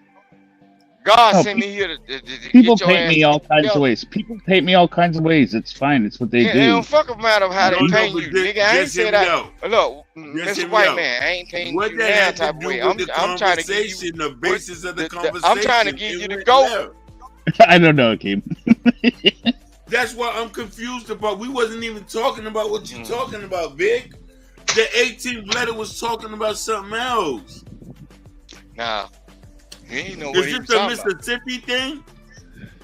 You know, wait, as another point of fact, I was even on the panel for like 20 minutes while Ashton was asleep, so I don't understand how I was the source of confusion. No, you said is it the Mississippi thing? No, yeah, y'all be looking for them shots though. Are 18. you from Biloxi? Now 18. Is you Are still you from there? Biloxi? Are you from Biloxi? You got me fucked up. That's why they mix with the white folks at, man. Yeah, I'm a real here, motherfucking nigga. Nigga ain't no fucking. We don't really mix with white folks where I'm from. Majority, if you look at the map of where I'm from, guess what? That's where all the millionaires and billionaires will come from. They sent their children up there to go to Harvard, Yale, and everything. These the motherfucking same white folks call you nigga in New York and don't give a fuck about your black ass. Is that Because they Jackson? children. So you must be. So Vic, you from Nah. Jackson, Mississippi? Nah, don't try to find out where I'm from. No, you better learn where you at, because you older than me. Because you see, I've been knowing where I'm from. Don't nobody need to try to find out where I'm from, because I've been knowing where I'm at all the time. Y'all are the displaced. All I need is your first and last name, and I can tell you where you're from. I don't give a damn where you can tell where I'm from, but guess what? Ain't nobody fucking with me from around these motherfuckers. Because they know I stay out of the way. I do family shit, and get what? One of these motherfuckers gonna get fucked up, really. Any kind of goddamn way. Vic, you derailed the conversation, and I'm still I ain't trying to derailed figure shit. I'm still It was a derail. It was a derail. It was a derail when y'all talked about other folks' conversation that wasn't real in the first beginning, bro. And that's what we always doing. What conversation? Them other conversation that the Negro was having about the early day plantation shit that they was having on another Nobody panel. was talking about that. Talking about that. I'm so Man, confused. look. I will I'm finna go say on me. This has been highly. This has been highly entertaining, though, Vic. I love it. Nah, it ain't. No, look. Ain't that what Buckwheat I been love doing? you, Vic. I love you, Vic. Ain't that what Buckwheat been doing ever since they came up with black actors? Ain't that what Sambo was? Boy, shit, it was all entertainment. What? Shit. No, fuck. You're I know where I'm at. You're entertaining for the reasons that you don't understand at this moment. That's all I'm saying. I ain't worried about the moment. I'm talking about durations of shit. Why would I change now? Why would the fuck I change now when my people done told me what entertainment was? It was the fuckery, the foolery. You Foolery. basically And it was people that was falling. Vic, let me give you an example. I'm gonna keep the dream alive. And all at the same time. Not a hypothetical. An analogy. You came up here and argued for the last hour why blue houses sell for more than gray houses that nobody has been talking about. Like you came up here for a real estate discussion on something that has not at all been talked about.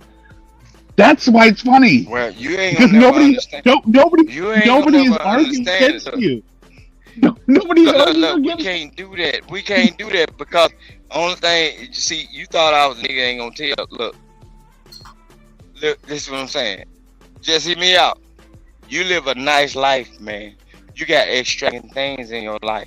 Why would you come down to the peasants and be tarnished by our dirty hands, bro? Come on, man. You sent me pictures of this shit, bro. Why would you come down here and play unless you have an ulterior motive, bro? You sent me pictures. Come on, man, bro. Come on, man. Wait, hold on. I I'm don't not know saying you're a pictures. bad I'll person. look at Who Instagram. have No, I'll look. no, but I'm not the person I that's don't gonna have know their what I don't mouth. know what picture you're No, talking about, but I'll look now. I'm not gonna be. Hold on. I'm not the person that gonna have their mouth yoked and neck chained and bound, bro. My mouth is free. My neck is it's free. yoked, bro. It's free. So I And- will tell you, look, no, it ain't about free. We still ain't free, bro. So that's what I was saying. I was having a conversation, and I was fucking with their mindset. I don't need master to come in and tell me how to do my job when I was already built to be come straw on. boss, bro. No, bro. You're not I was telling me, already master. built to do this shit. No, I was already built. That's why niggas don't like the way I talk, because I have a triggering mindset. Because look, even though I like white people, but some of them I'm fuck with it, right? But I admire their tactics. So when I'm using using their tactics, and black people don't understand why I talk and what I've been raised around, let me do what I'm doing. You understand it. I sent you the picture you of from the the Aurora West, though. Borealis. It's a different thing. I sent you a copy of That my man video said- of me and my wife's wedding video. No, I know, but so that's some more shit. Talking about In the black community, they'll say you shitting on us and stunting. No, I'm You trying sent to me find the place video where I like said 3 years ago on how y'all was riding, you and your big homeboys, all y'all healthy, fat fed and cornbread ready, and y'all was riding on big boats with big speakers. And Yeah, y'all no, was doing wait, y'all out no, and shit. Don't you do, know? I do. Don't Yes, you know I if sent folks videos was to of see me that though, going if fishing black every folks year. was to see that, if black my folks God. was to see the visuals that you sent me, bro, like that's what I'm saying. Ain't no smoke Hakeem against you. saw the same thing. Hakeem saw the same thing. I sent it to Hakeem. It's my I'm saying favorite though, of the year. Me and my son. Okay, favorite. A lot of these folks ain't got no trip of the year. The trip of the year is going just to the next state over, bro. It's not even But you my trying vote. to tell these motherfucking misinformed motherfuckers that eat noodles every fucking day, and they'll tell me I'm from Mississippi, we from the poor state, but I've been eating crab legs and everything. Any motherfucking Vic, bitch you're ass gonna nigga tell that me you get on don't. my IG. Vic, you don't have a bass No, boat. everybody that get on my IG, get what? Vic, They can Vic, see you don't me have a bass eating boat. big plates. Vic, He I does have a bass But I'm boat. just That's the telling funny Yes. thing about it. I know you got a boat, He's Vic. You're a from fisherman. What are you talking about? No, I don't got no bass boat. Stop No, lying. no, You from I don't. Mississippi. I don't. I know I you don't. fit. I got I know access you to a fit. bass boat. I Yeah, don't you got have them there. I don't- okay. You got access to a bass I boat. got access to it. Vic, Yeah. Vic, you got I don't have it. access to a bass boat, just like I have access Yeah. to the boat that I drive. Yeah. Right. What are you talking but about? I ain't driving it. No, I ain't driving it. I'm on that motherfucker. It's got riding autopilot. illegal, It's got catching autopilot. fish without. Now I'm on that motherfucker riding illegal. Got a shotgun on that motherfucker. Ain't got no fishing license. And drinking beer. That's how I ride. Not legal See at what I'm all. That was not legal at all. Jesus. That's what I'm saying. That's why I be trying to tell people I move a different way. So when it come down to that, look, now, bro. That's why I say if I was there to be a content Stop! creator, You're killing me. if You're I was killing to me. I look, you look, this is what I'm saying. I did I'm gonna show you how I move, bro. I did a Taz, you know Taz, right? I just walked across the street from my house, right? And I went in the woods, and folks all that, what's the name? They was like, damn, this nigga by a river. Yeah, this is how I live. But you know what I'm saying? I got access to a river. A river. I walked across my street and went down a levee, and I went in the woods by a river. You can ask Taz, and if y'all can see that, what's the name? Video of myself in the woods. You're by a now, river. What are you saying? No, but I'm saying the average people that you talking to, just hear me out. They don't get a chance to just like have like real true clarity of what life is and all that shit. When y'all be talking about all this old city shit and all that, they be thinking there's one group of people and all this. We don't need master to tell us. Let them motherfuckers fall. Let them bump their motherfucking head, and when they scar their knees up, pick them up then, daddy. and say, hey, I'm gonna show you the way because you went your ass to school and you can be their manager. Don't you say you work off grid or whatever fuck? You know you ain't gonna have a whole lot of black people that gonna do that shit because they scared of the fucking dog. They scared of mirrors in their house or scared of the lights going out. So leave these people alone in their conversation. Just hear me out. I say what I say to trigger niggas. And I know you don't want to say that word. You probably do want to say that word. You looking like Leif Erikson like a motherfucker. That's why I be wanting to call you. I'm confused now. This is why I say when I No, don't be confused. No, but get what? Look, he understand everything I'm saying. He telling you he don't understand, but get what? He's simulcasting on another damn thing. And he gonna show all the good white folks, yeah, this is a good specimen of a man right here. So whenever Joe Biden decided to not run, if something gonna happen bad in the United States, they're gonna think I'm a good worker. I'm gonna be the laziest motherfucker in the goddamn world for white folk. And my folk done told me, shit, the faster you work, the more work they give you. You got me fucked up. I know the plan. Yeah, what you laughing for? No, hell no. I'm gonna be the laziest motherfucking on the plantation. When y'all build a new motherfucker, them cyber plantation where y'all grow that food, not on the ground, but it going up and down. Shit, I'm a piss in the bottom of the goddamn plant. Shit, all you motherfuckers gonna feel my glory. Shit, you got me fucked up. Y'all gonna be eating green tomato. And them bitches supposed to be red by August. I'm tell you now. See, I got a different soul, bro.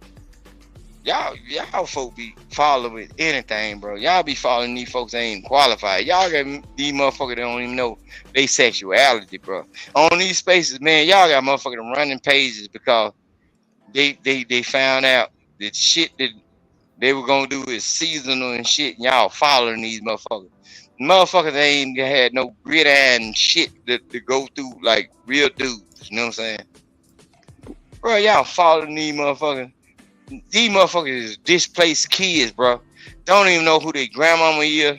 They ain't had no goddamn sit down talk with their daddy, or their mama don't even fuck with them because their mama had to have 3 to 4 jobs. They were raised in houses where their mama had to go outside and them kids were walking the blocks, man, by themselves. Man, down here in the South, man, you was always placed around your kinfolk, bro. No matter whatever go on, some shit, I ain't gonna say everything was all good. Some shit probably had happened bad to certain people. But bro, you was always around your motherfucking people, bro. Them city people, bro, they're running these platform, and they good with them computers. Man, a lot of them motherfuckers was sitting in the back of the class or in the front of the class because in the front of the bus. Because you had to sit in the front of the bus because them vultures was to ate your ass up if you had to sat on Rosa Parks seat. If you had to sat your ass back there, them folk gonna put some knots on your motherfucking head. Them little kids. Yeah, man, y'all following the wrong thing, bro. You motherfuckers can't be touched. You can't be bumped, bruised, scratched, scraped. Y'all follow anything. Y'all ain't even listen to what these motherfucking hoes say. And then y'all got these hoes. The way y'all living in these bitches' houses, bro. And them motherfuckers tell a 5-year-old son. Tell that nigga to bring me this. Hey, Vic. Tell that nigga to bring me that remote control. Y'all crazy motherfucker. Hey, Vic, I was going to ask Prince Hakeem something real quick. Yeah. I want to know, so Prince Hakeem, what part of Miami did you grow up in, brother? I'm from Liberty City. Oh, yeah, I think you did. What was it like at that time period in Miami growing up down there? Oh, my God. Because people keep telling me it's 2 different Miamis. It's South Beach, and then when you go over it is a very different Miami. Listen, crime was rampant. I seen my first murder at 14. Golly. Going to the corner store. And the dude popped and the dude shot somebody with a shotgun, blew his brains out at the front doorsteps. You talking about there was we had a serial person we found, you know what I mean? Sometimes when you live in poverty, you can't help where you stay at. You feel me? Right. Right. So at that time, second time they had found an unalived woman in the back of our apartment buildings. You talking about going to school was very hypersexual. Mm-hmm.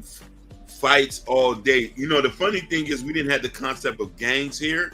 Right. Yeah, I know that. But Miami, even with that, it was like mostly crews or where you grow up at. Yes. Miami is very rough. It was very rough at that time. So it was, and then also remember I'm a foreigner too. So I used to get picked on for being from another country. Yeah, I know. I've heard about those stories. And the crazy thing is, because even when you like say that, like especially with Black Americans, my people, of course, Black Americans. Yeah. But I don't know what it is, man, because like even when I was growing up, where I was growing up, you know, mostly going like if people thought that you was just slightly different or you just nice, you know what I'm saying? You just a good dude. People will try you based off of that. Basically. You know what I'm saying? And then you throw on top of it coming from the islands as well. And that's a different dynamic. Because I remember I had to beat this dude ass, man, one time in the middle of the classroom. And you know that motherfuckers that I had problems with after that, you know what motherfuckers had the nerve to tell me, damn, G, on folks, I ain't know you can fight. I'm like, what? like, what? Seriously? You know what I'm saying? But that's how it is, man. Kids are very cruel. No, very cruel. Very good. Listen, I used to go to school in a 2-piece suit with the briefcase. And I used to get picked on every day about that.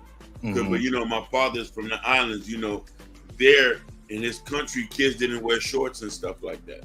Right. Everything was tailor-made. I was wearing tailor-made suits since I was a young.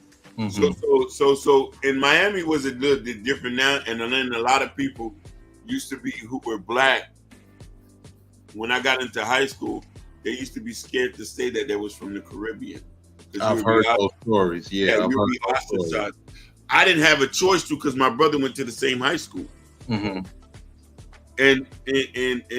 from there is girls wouldn't even talk to you if you wasn't Black American. That's another thing people don't talk about. And you know what's funny? I never knew that had went on because when I was coming up, right, even though it was mostly Black Americans, and it was some Caribbeans here and there, but it's kind of like it was just like, you know, how do I explain it? It's just like you didn't know nobody, like certain people that you came up with was Caribbean. You like, hey man, your family Jamaican? You're like, yeah. I was like, man, I ain't know that. And then it was just that was it, you know, like it wasn't a thing to talk about. Even, you know what I mean, look, even, you know what I mean, people, you know what I mean, a lot of people didn't know 21 Savage was from London. You feel me? Or Trinidad James. He's of Caribbean heritage by way of Britain. Yeah. By way of Britain. I think he's from Turks and Caicos or something like that. You know what I mean? Yeah. And Trinidad James. You feel me? Right. His parents are Trinidadian, and then you had something. ASAP Rocky, the same motherfucker too, bro. Look, man, look. I don't know what y'all wasn't paying attention to. Evidently, y'all wasn't good in geography or social studies or none of that. The whole thing is about dialect. That's why people be on these motherfuckers try to rag about me and my chopping of my words and whatever fuck, because they ain't never heard nobody talk like me or whatever. They intrigued by this shit. So say for instance, if I was a person like 18, say for instance, if I was a person that was on here on some deviant shit, right? And they like how I cut up on niggas and I talk and I can randomly talk and I can say whatever the fuck. Just by me having a certain southern dialect, and they can play my voice around and one of their folk. That's it. They older people will tell them, nah, don't play with that nigga. That nigga from down south. And then the older female that's in their house might say, no, that nigga talking that shit like we used to talk. But they done got proper up there. You know what they say? No, Kane ain't the one to move around like that because you advanced, but you ain't advanced them on like world like because we look And being like in small space. that, like when We you said understand that, people, bro. Yeah, when you said that being advanced on world, like for instance, Prince Hakeem. Yeah. Like my grandmother, she taught me a lot about Black history. Yes. And she encouraged me to read. And from knowing what happened in America, she encouraged me to learn about Black people in other places. And that's when she bought, I can't remember the name of the book, but she bought me a book on hate. And that's when I read about Louis Vuitton Toussaint and John Jack Dessalines and how what happened with the in 1804 and all of that. And from that point, I started studying Black people in other parts of the Caribbean and Latin America. So like she wanted me to become she wanted me to be educated on that because my grandmother used to Chicago. Okay. Oh, you see, so you already know. You know who the founder is. You know what I mean? Yeah. The top. The top. Who's of Haitian heritage. And y'all got a lot of Haitians in Chicago. Yeah, but see, and that's the thing because nobody ever really, and I don't know, it's because like people was just blended in, and I wasn't never that ignorant because I made sure I taught myself and educated myself on other Black cultures. But for instance, it was like my next door neighbors, man. My boy, they was Haitian, and nobody ever put two and two together. But their last name was John Pierre. Yep. And then everybody, and so it was just like, oh man. And then some people, and he would tell us, as I got along, as we became older, he'd tell us about, the different the island and everything, based off what his parents would tell him because he was born here.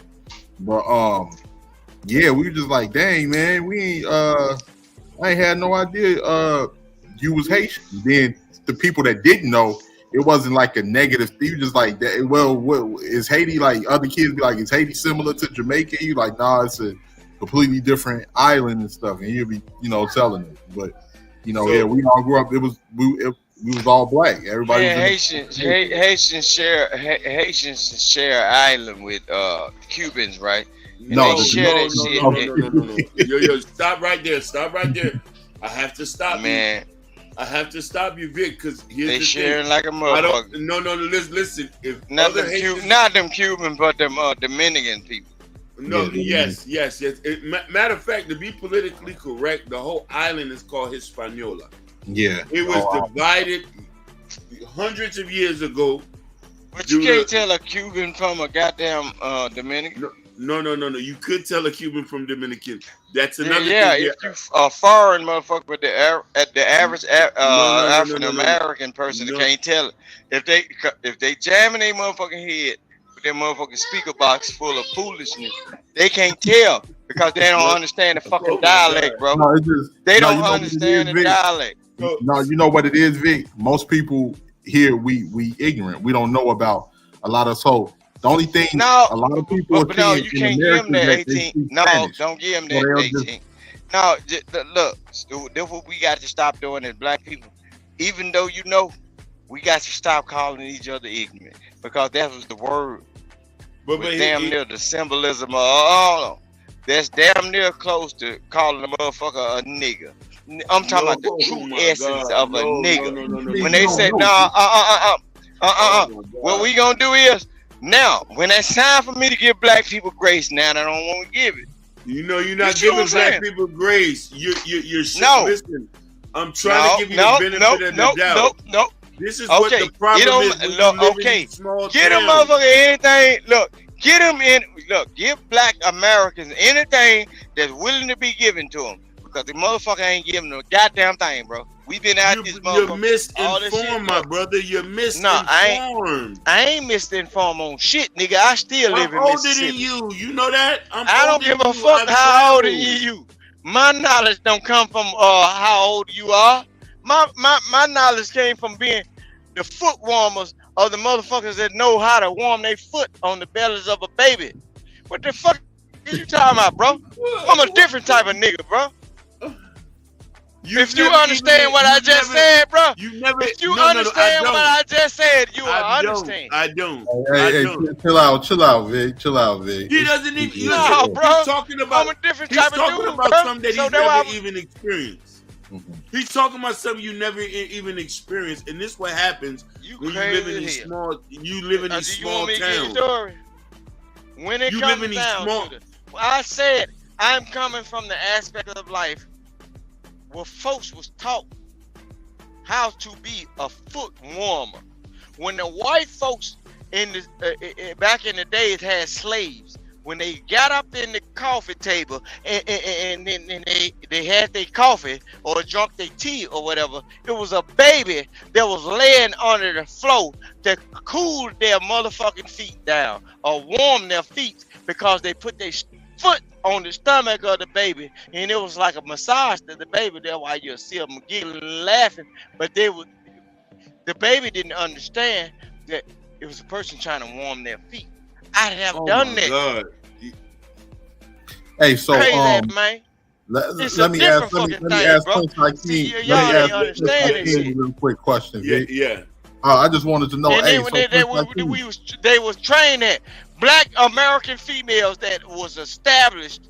They have been trained that shit too. Because Vic, my let him grandmama ask me a did the question. Let same him ask thing. me a And question. guess what? I Let him drunk ask some me of a that question, same old please. coffee that them white Please. bitches taught the females how to drink. Please, Vic, The let him motherfucker ask with me a that extra question. shit in there. so Prince Yeah. Hakeem, I was gonna ask real quick, like, with the history of what was you taught about the history of slavery in Haiti by your family and parents and stuff? So That's a it's different funny. thing. It's funny that you say that. You know, and I think this is maybe the difference that a lot of people don't know. Most Haitians know their history verbatim because we're taught from an early age. And Right. you know, we learn about Toussaint, Dessalines. We know that Toussaint, and we even go in depth into this. You know, a lot of people. The only mistake. So it's wrong for me to know that it's wrong for me to know my shit then. Nah, Vic. See what I'm saying? It's wrong for me to know my shit though. No, But no, I'm Vic. American back, bro. It's wrong Hey, I for was me to gonna know. say- Hold on one second, Come on, go Vic. ahead. I was just gonna say with Hakeem, what you were saying. The only thing that I got mad at Toussaint for, man, is believing them damn white folks and going. Yeah, we taught Oh, that because you know what the biggest issue. And then here's the funny thing too. My mother taught me about this so much, and we gone in depth. First off, when you're in Haiti, everybody's required to learn this, and as Right. Haitian in the diaspora, a lot of it is spoken verbally. So a lot of people don't know that Toussaint still wanted slavery. You know that, right? No, I did not want. No, I did not. Yeah. know that. He didn't want to abolish slavery. He just wanted to be in favor with Napoleon. Napoleon tricked him and died in jail. Now here's the thing: they hated Dessalines. Should be revered. This what happens with colonialism, and this is they still try to promote a narrative that's not true. Dessalines is our true founder. He's the one. There's a term called coupe tête boule caille, meaning that cut the heads of the white folks and burn the houses. But here's the thing with that. Dessalines also, and let me tell you where this is why Dessalines also was assassinated too, because and let me tell you why that. After we got our independence, you know, he was going to war with Alexander. Go ahead. Before you finish, Hakeem, I just wanted to add something real quick. Yeah. Hey, that dude, boy, yeah, too. He was crooked too, man. No, he was crooked. Listen here. Yeah. There still are families to this day who have a European mindset. A lot of people don't know. Majority Haitians, the bourgeoisie, still control an island, and a large majority of the people on the island are considered bosals, meaning that descendants of slaves. You know what I mean? So even there, we have a concept of race. Even though people pretend that we are nationally known as Haitians, there's still classism in there. So here's the thing to draw out. You know why they wanted, you know what the issue has been, and this is the reason why they got Dessalines. And if Dessalines would have succeeded, we wouldn't be in this position. Dessalines wanted to give land to 80% of the Haitians on the island, and the elite said hell no. Right, because they wanted to continue the same power structure. They just wanted it to be under them. Basically. Now, let me tell you about your culture, bro. So, if you got certain people that look the same, but they are not operating the same in the mindset, how are people supposed to know who's a part of the bourgeoisie? Know what? Know how you can understand about mannerism? It's about mannerism and dialect, bro. It's about mannerism. No, it's about mannerism and dialect. Because guess what? The poorest person will never speak the same. Vic. I'll do your favor here. I'll do your favor here. You cannot tell me nothing about my culture when I'm born and raised here. What you trying to tell me? No, I didn't. I wasn't trying to tell you nothing. I wasn't trying to tell you nothing. I just said you was emphatically. I ain't gonna get back in. Yeah.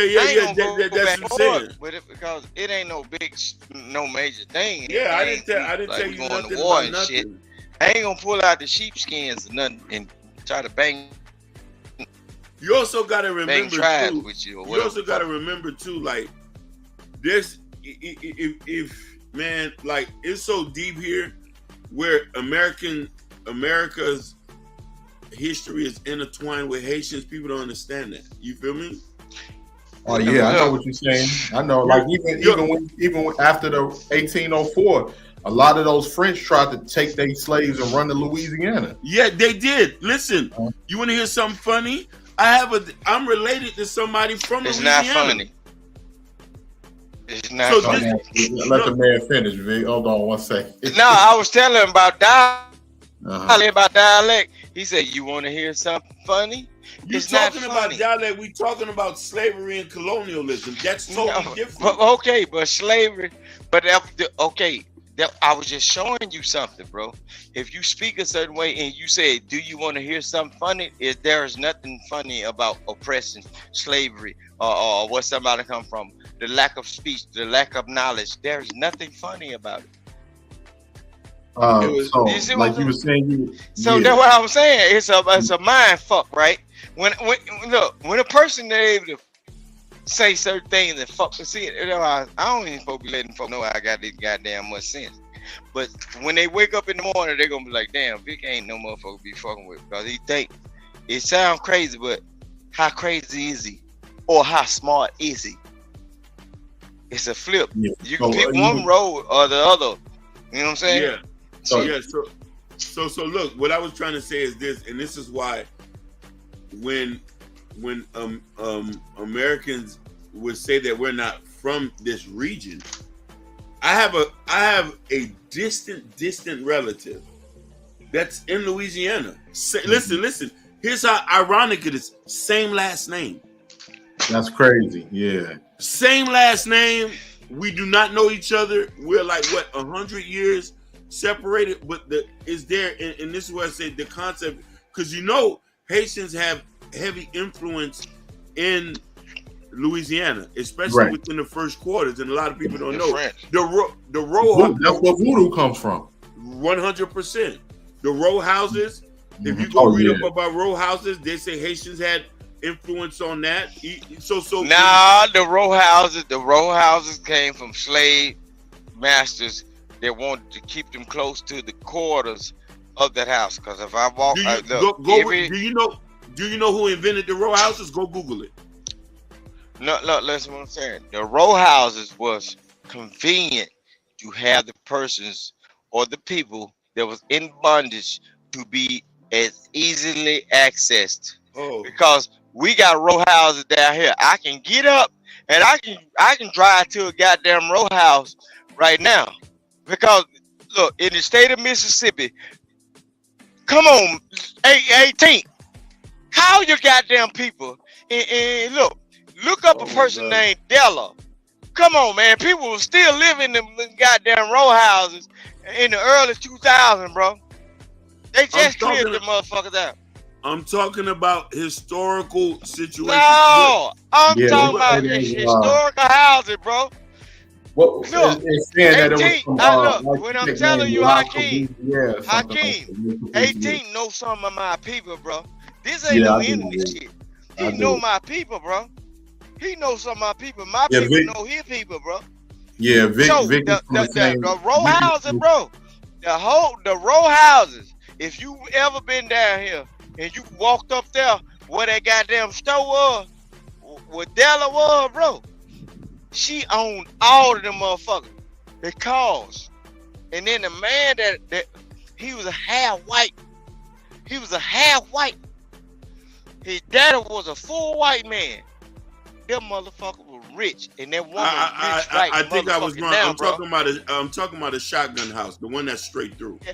So No, that's what I'm telling you. Look, 18. Have you been down there? Oh, okay, have you been down here? You been on 3rd Street? Probably. It was so long ago, Vic, since I've been down there.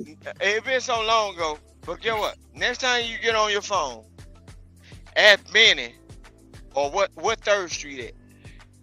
And then that's why I be telling folks. Folk be thinking shit don't go on nowhere else. If you ever talk to Bernard, I was out there when the shit happened, bro. I was young, bro. You was telling. So we ain't gotta even talk about it. You know what I'm saying? So that's what I'm saying, bro. So folk be thinking the shit that only go on in cities, bro. Man, motherfucker, you do all kind of shit. Look. And then the lifestyle we live, we are not like okay. them, bro. Can I read something?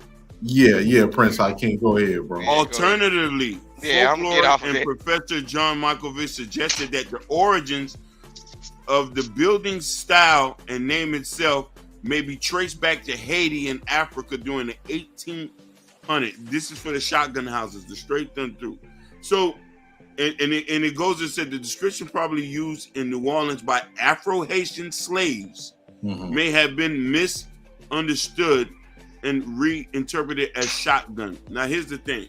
The whole point is this. We're talking about all our history are intertwined.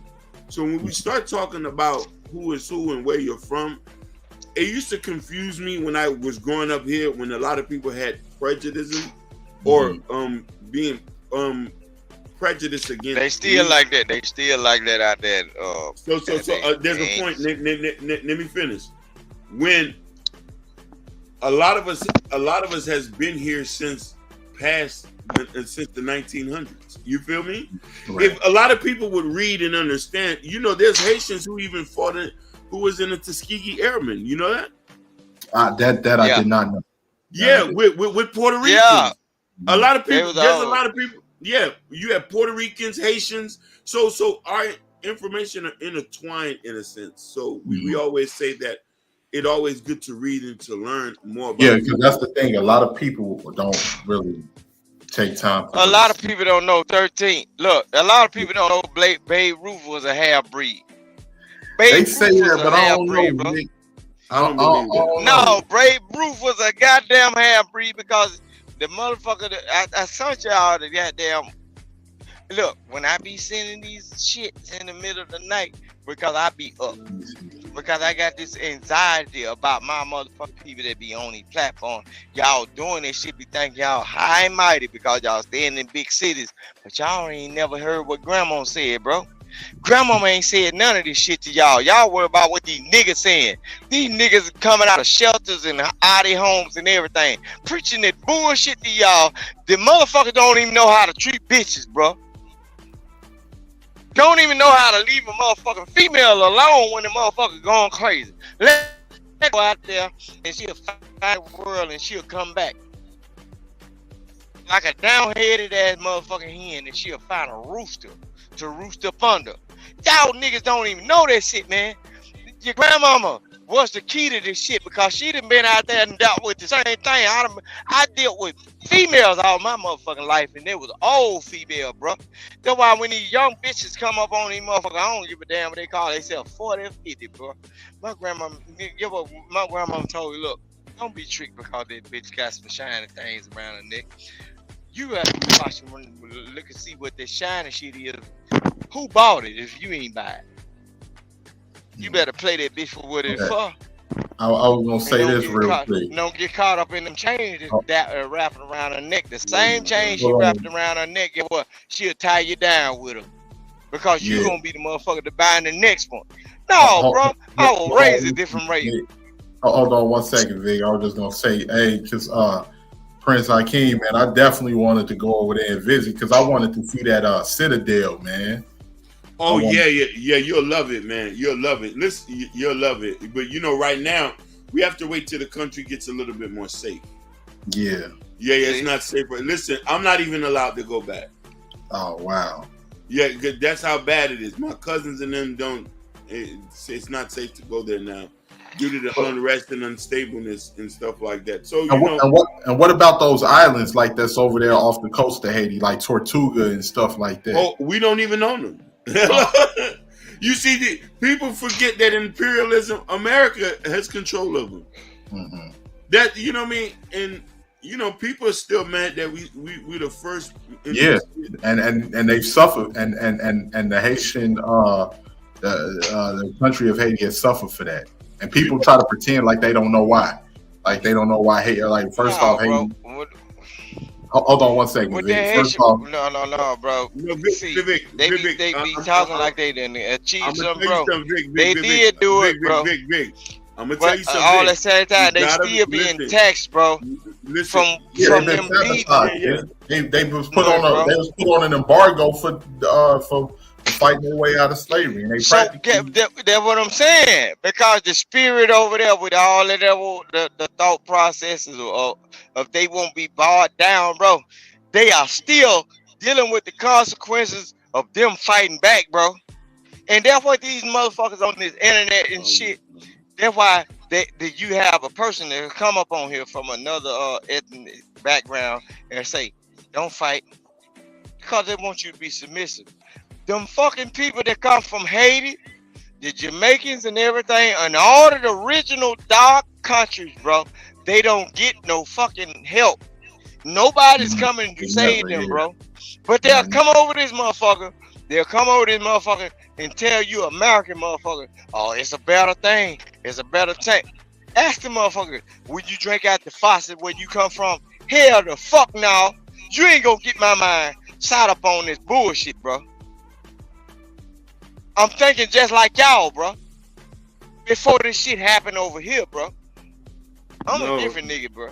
No, listen. The way you can save yourself is to be educated on history, so you can know where you're going. Education ain't did a goddamn thing because the majority of the motherfuckers that really emphatically invented shit, bro.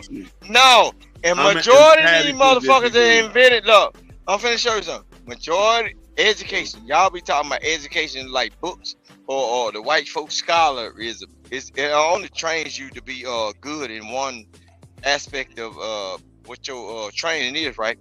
I'm talking education is one of them motherfuckers that can take a goddamn tie rim and come up with an idea and cook motherfucking food all goddamn day and feed their goddamn community, bro, and make money.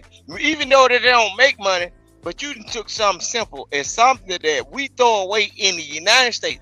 You can take a fucking tie rim off a GMC and build you a fucking grill or a rack, and guess what? People come around, they drink beer if they got money, they eat good chicken or whatever the fuck. Y'all got pots boiling up on 6 goddamn car rims, nigga.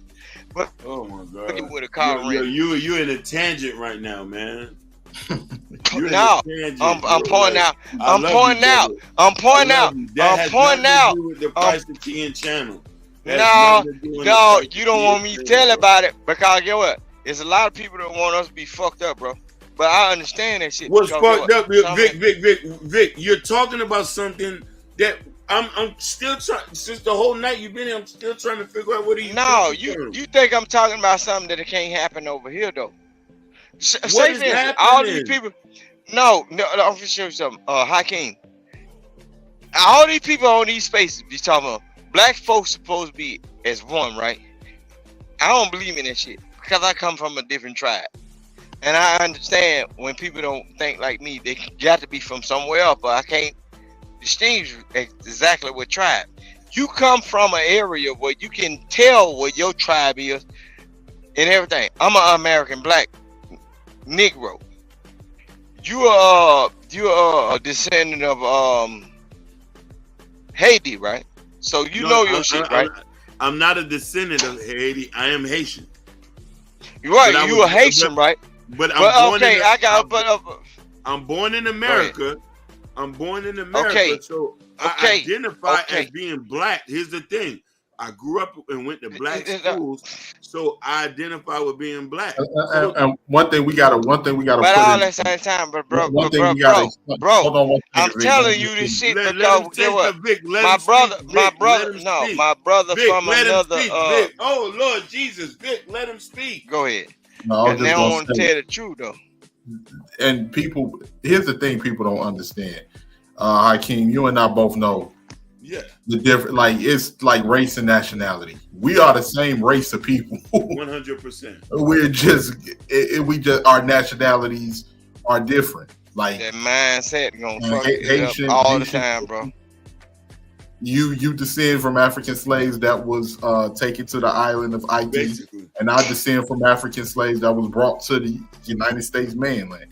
That's it. And it may be some cultural differences here and there, but that's it. But we're the same race of people. Man, look, I can show you my face. I look like a fucking East African. What the fuck is y'all talking about, bro?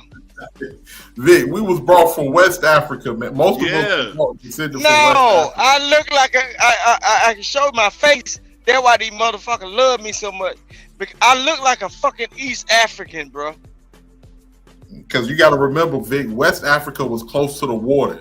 And people was dropped off in I know that. So how the fuck somebody to steal a motherfucker away from East Africa, bring them all over to the West Mississippi? I can hear sounds and tunes. I can hear voices and all this shit come with all this. Wait, Vic. You know who descend from East Africa? The black people in those Arab countries. Because they was taking. That's what I'm saying. I look like a goddamn. He came from the west end of the If I show my country. goddamn on face, bro. No, you can't say we because all the same time. I got children don't look like me. All of them light skin and everything. They got a whole lot of hair. And then when I cut my hair real short, my shit be straight and all that shit. But when I grow it, my beard is straight. Shit, everything is straight hair. You know what I'm saying? So what the fuck? But I done seen people that told me, if I show my face, the way my nose is, and the way I look, I don't look like a average black ass human being. My wife told me when I saw you the first time, I thought you was an African. What the fuck? I like, God damn. You thought I was eating fufu and inviting you over? What the fuck? Yeah, she right there standing in front. No, she thought she saw my skin tone and face. No, she said the way my head was shaped, the way I look, I don't look like that. So you hear? So I was going. Oh yeah, I hear you, Vic. So I was gonna ask Prince Hakeem over there on the island, right? Yeah. Because I done heard people say some foul stuff, like especially like some of them racist Dominicans on the other side of the island. Yeah. But they try to say, Haiti destroyed Haiti. That's why they can't grow crops. And I know that's not true. No. Is it still parts of the land when I first came back home, the food can be grown? Because they say they cut down all the trees and turned them, used them for charcoal. But I know that was survival. No, that is. But also, if you go back to the Bill Clinton era, Bill Clinton was the reason why when I first came back home, my accent was totally different. Bill Clinton's the reason why we're not able to grow food there. You know that, right? Yeah, I've heard. Bill Clinton is the reason why we can't even grow our own rice and we have to buy rice. And they also had decimated the population of pigs in Haiti. When I came back home, you know what I mean? My voice was so a lot of things were caused by the United States of America. I don't know. It was different. Proximity. I don't know. It's some more shit because I've been everywhere. It was more smooth. Listen, my grandfather owned over 100 acres. You feel me? And that's aggressive. And And you know, when you own Haiti and when you own land in Haiti, you consider it to be a little bit different. Because my parents here, they, you know what I mean, they went to schools and they got here. Like a lot of people don't even know. My dad been here since my dad's over 80. He's been here since 1960. You feel me? Okay, I feel it. You see me? So even that people don't even know. Like I got cousins from Mississippi who are Haitian, who's been in Gulfport. This is why when he talks, it's like I'm you know what I mean, like. Which is still a part of Mississippi that has strong French influence from spilling over from Louisiana. 100%. Yeah. Right. So with that, so even with Haiti right now is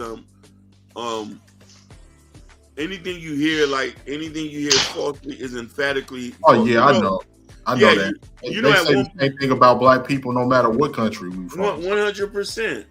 We had free schools, free healthcare at one point. And then until we had to pay back France that debt, if not, we was going to be recolonized.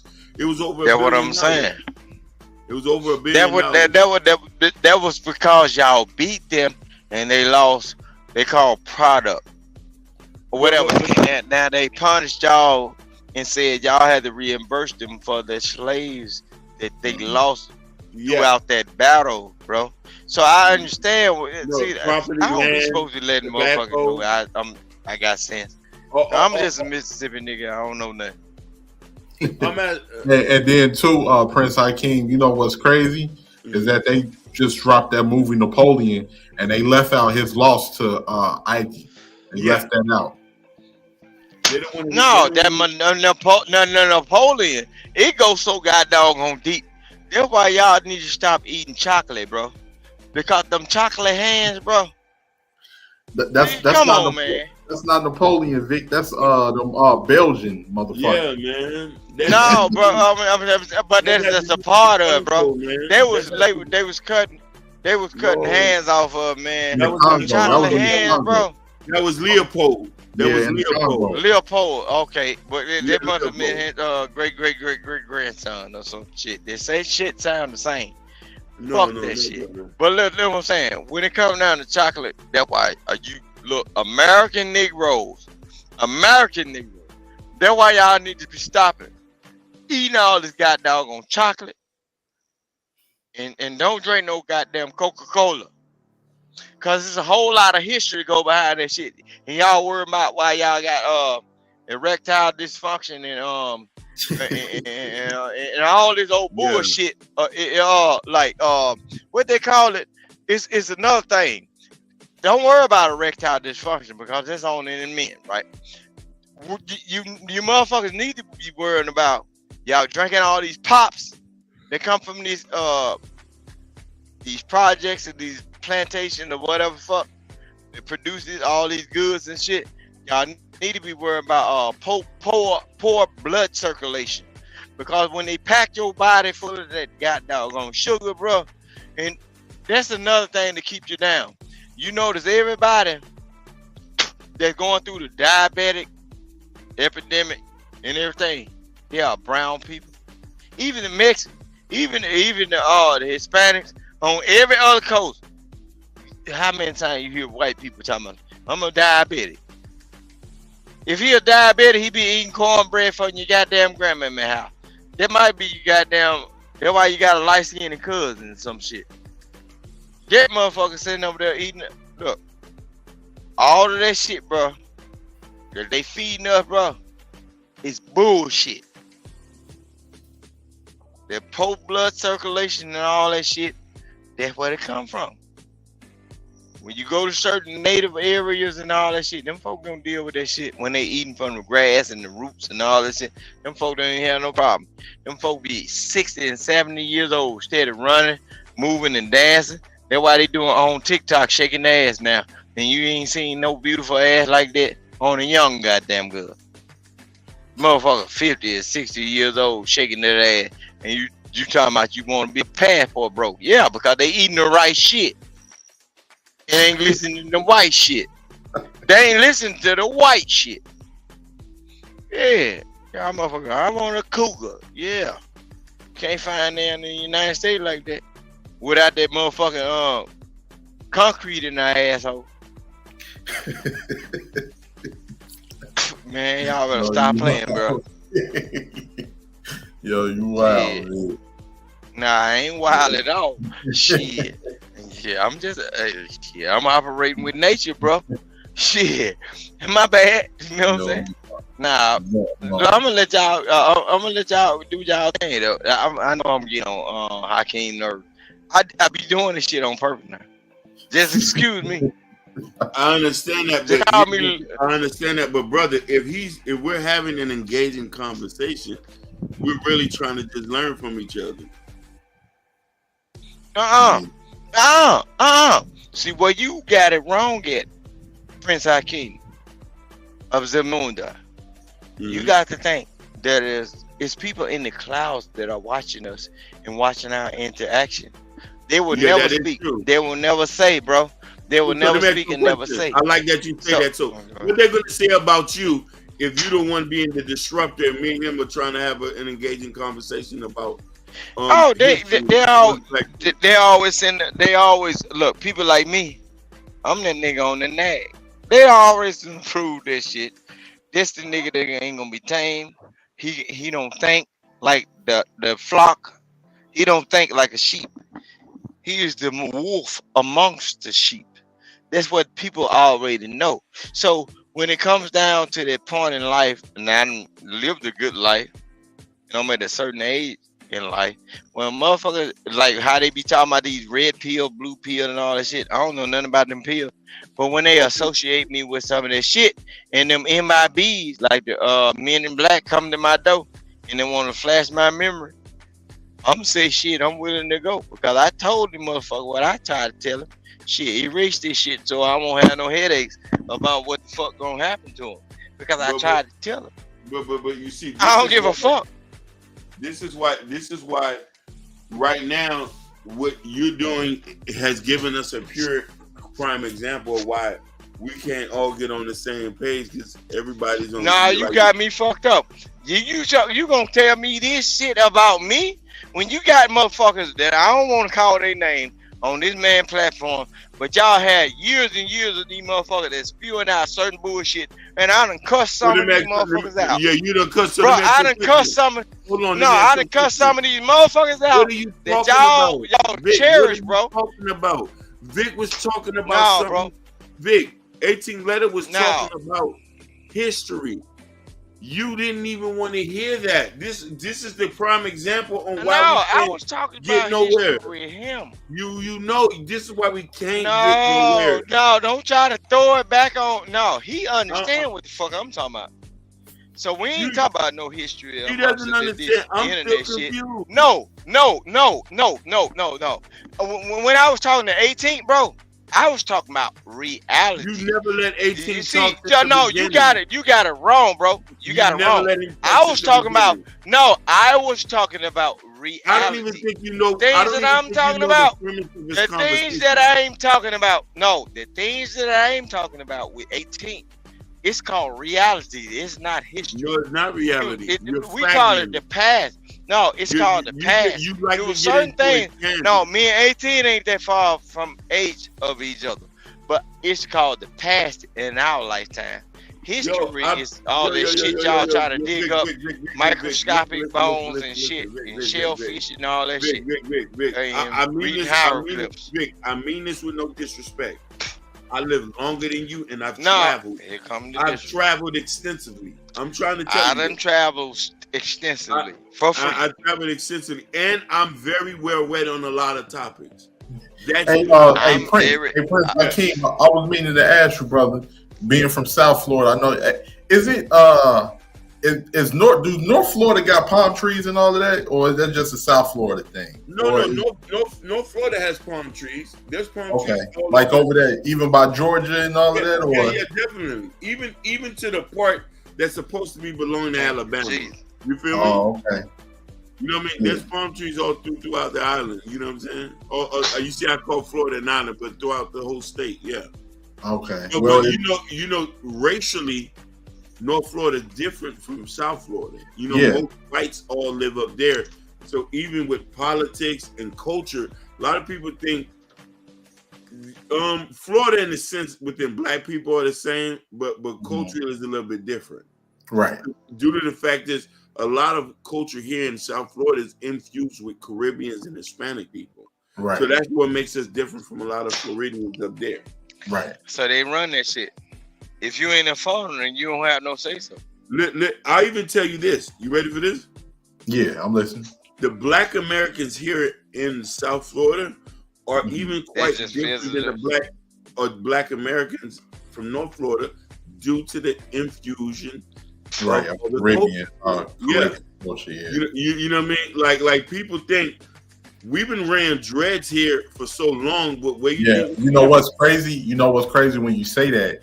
Now I see everybody wearing dreads. But when I was growing up here in Chicago, where I'm from, we just wore fades, braids, and that was it. We considered dreadlocks a Florida and Louisiana thing. Definitely. I'm sorry, Florida and Georgia thing because Atlanta and all. We was like, we don't do the dreadlocks. That's they thing, and also the grills and all of that. The grills, all 18. 18. And listen here. Yeah. A lot. You know what's going on with that, bro? What's that? That's the awakening, bro. When they said Jesus died with a crown of thorns, I'm gonna show you something. Just like the story of Icarus, right? Icarus. Oh, not Icarus. But the guy that was dragged through the sands and everything, and he had to beg. The person had to beg for their son to get the body back. They begged to get the body back, right? When they did it, they wrapped his body in cloaks or whatever, and they cleaned him up real good and everything. That's the whole thing, man. The crown of thorns was the same thing. Like when Jesus died on the cross, bro. The crown of thorns wasn't no fucking thorns, nigga. Just saying it was a fake crown. It was his body and whatever. Before we sacrifice your ass, we finna dress you up. Hector, you're talking about Hector in the area in the. You're talking about Hector. Bro. Hector, that's who you're talking about. Hector. Yeah, that's the one. Hector, the one that Hector of Troy, tamer of horses. I'm so well, okay. Thank you. That's what I'm saying. Greek mythology. That's why I need you at, because I ain't Greek. Well, Ashton fell asleep and he couldn't bring me back up for like a fucking hour. See, that's why I need you at, because I'm talking my white folk history now. Because you know what I'm saying? Ain't no way we dragging no Negroes through the sand. Do you see what we're going through right now, right? No, you ain't going through nothing. But look. No. Just hear me out. Understood what I'm saying. Look, hold on. We ain't you see how you see how you deflected from anything positive? No, it ain't about no positive. It's about facts. The facts you're not even,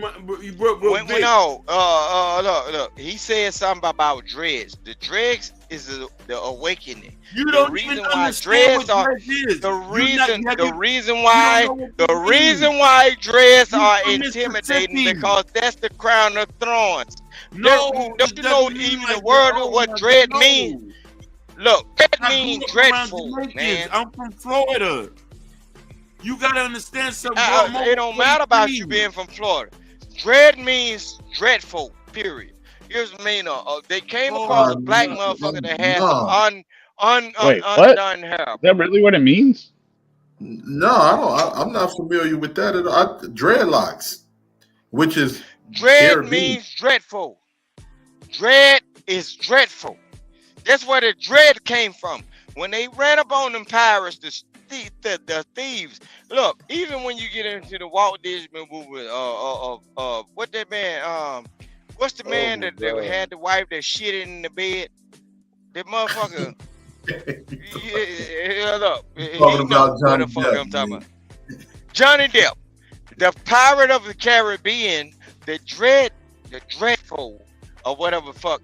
Those are the same pirates that they shoot at every fucking day, bro. You're saying they shoot at them every day.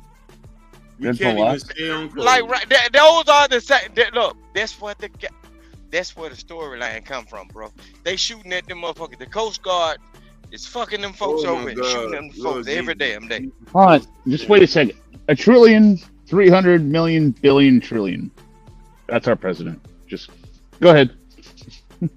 No, but am I right or am I wrong? Just hear me out because they need a white person to see it. No, I They didn't. think I'm No, a damn fool. I had to disconnect. I didn't hear what you said. After I said it was Hector, and then I had Okay, to well, refresh. I stand alone then. God damn it. No, Because I'm I ain't- saying. Nah, No, nah, what did you don't say? wanna- Tell I me. told you. I had to reconnect. You just saw me drop off and come back up, or you're Okay. not watching the screen. But okay, the Pirate of the Caribbean, based on how his character is, and like how black Yeah. people see him, those Johnny are that character is the same people that the United States Coast Guard deal with every other day, but we just don't see it. This is regular shit. It's regular shit. What? It's regular shit. Ain't I right? Oh, Or am my I God. wrong? Vic, man, you're funny. Bro. You're saying the Coast Guard is literally taking down sailborne pirate ships? Hey, Prince. No. See, Yeah, look, no, I can't fuck with you. I can't fuck with you. Wait, Look, Vic. Nah, Nobody. I ain't gonna fuck with you. Cause you Vic, trying to flip nobody. it on me. Cause I got Vic. your ass last No, time. no, wait, No, Vic. you trying to flip that? Hold Nah, on. ain't no way. Vic. Wait, No. one second. Nobody's dressing up like Johnny Sparrow on a modern boat. Nobody's them motherfuckers is looking like look, them motherfuckers is looking like Somalians trying to sell fruits and vegetables and shit. And Oh yeah, Somalians hijack boats all the time, but they're not in massed vessels. no, they ain't no. They bitch. don't look like Johnny They Depp. ride up on the side of the boat. But look, one of the most The Somalians don't look like Johnny Depp. one of the most well-known pirates right now is locked up, right? And that was the motherfucker with that the same person that lost his way and he created a friend out of a fucking soccer ball. That motherfucker. Castaway? Oh my God! I think I'm gonna be ready to go get. Like I'm done, man. I'm done. Wait. No, I wanted to make. I wanted to make a comment earlier, but I wasn't able to come up. We were talking about. I'm throwing this shit out here, and look, it's crazy that just hear me out, and I ain't giving him much information. Give me and he 10 know fucking every seconds. thing I'm talking about. Give me 10 fucking seconds. Give me 10 seconds. No, you can have 3. They were talking about. You were talking about Rosa Parks earlier, right? But what I'm reading on Reddit, there's a huge controversy now Reddit. Fuck all that new shit. Wait, Rosa Parks' husband owned a car. Oh Lord, you start shit in the black community because know what he gonna do? He gonna say, "Why the bitch couldn't ask her husband to take him?" He's a That's the joke. That's why it's funny. That's why it's funny. I understood that shit. I can catch that shit real fast, bro. No, I can catch that shit. See, that's why I be trying to tell you. That's why I be telling you. Just hear me out. I'm not like a lot of people. I heard that joke earlier today. Lamar I was came like, with that shit. I'm gonna eat They that with not chicken. like us. I don't give a damn about that. Us, I'm an individual, bro.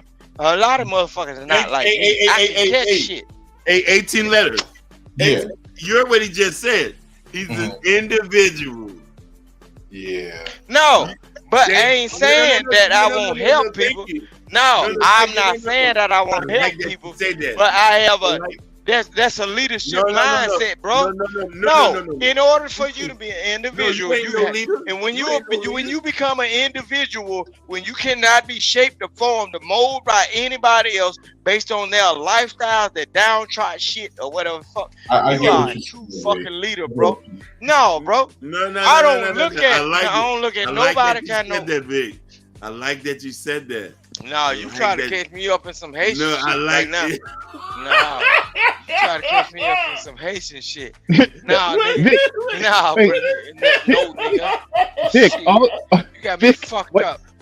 Vic, the only thing you've convinced me of tonight is that we literally watch all the same movies. Because you've quoted Troy, you've quoted Castaway, so we're talking the same. I'm not okay. Okay, I told you. Which I like because we like watching the same movies. They not like us, but I'm saying I'm not like them. Not them as like black people. I'm saying the other motherfuckers. I'm saying them as the people that don't No, operate Vic, like Vic, I Vic, operate. Vic. No, Vic, you said it correctly. You an individual. You practice self-preservation. You do not believe in the collective. No, that's what I'm saying. I'm happy that you said that, though. People. I'm that's happy, what I'm though. saying, though. Listen, Hakeem, y'all gonna have these people. Look, just let me know when they coming so I can have my business in order and shit. No. Listen. Shit. They don't want nobody believing in the individual shit. And just hear me out. Look, I like the you only an thing I say, individual. I'm gonna leave a note in a certain place, and I'm gonna let you know. So when they erase my goddamn memory, it wasn't aliens, motherfucker. It was some people you sent. Okay, wait. Tell me where. Wait, how am I gonna know where the note is? You gonna know. Cause they ain't gonna. Okay. All right. When you have a certain mindset, they ain't gonna fuck with your kinfolk. Yep. They No, want got the it. individual. Listen, as I Ashton got here, you. No, I got it. What Vic's saying. He's saying if This Vic motherfucker says out what there the note working is at said, then they will this find and motherfucker delete it. working out of Area 51 and shit, and trying to I'm find gonna- good specimens and shit to Ashton, drive you that the goddamn goes plane on, and boy. shit. I can't. Man, this I nigga drive Vic a will truck. talk you to sleep. Shit. hey, yo, No, Ashton. I'm gonna find it. Yeah. We're gonna sit Vic down for about 15 minutes. I'm about to send you $20. Oh, No, we gotta sit you down. We gotta to sit get you that money, down. man. No, we No, gotta. I'm gonna get money, man. No, I gotta sit you down because you're proving our point. I like that you said you was an individual. No, but here's the thing. Vic, you got to sit down Vic 15 minutes, Vic. Vic just communicated on my level, right? I'm gonna be seeing his messages in the dollar bill like national treasure. I'm gonna find that fucking note. I'm gonna be like, oh, God, Vic's talking me through the money. Right? I'm gonna follow all the clues. And when I have that note, after Vic has been erased from the internet, as he says, I'll remember his story. So, What nigga talk you to sleep, boy. Oh my God.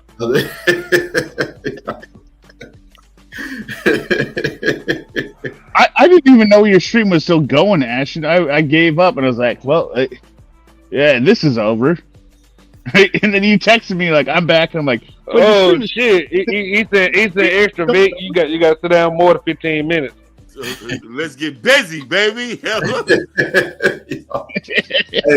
Ashton. Hey, so you from Memphis, right? Memphis or West Memphis, Arkansas? West Memphis. Oh, okay, but that's like right across from each other, right? Yeah, West Memphis is Arkansas. Memphis is Tennessee. Oh, okay. Memphis is Tennessee. There's a West Memphis, Arkansas. It's crazy. It's a weird. It's right over the bridge. It's no difference. Like when I say, okay, we still the same place. It's just right over the bridge. It's the same thing like St. Louis. What that city? Those two cities that connect. Kansas City. Kansas City is partially.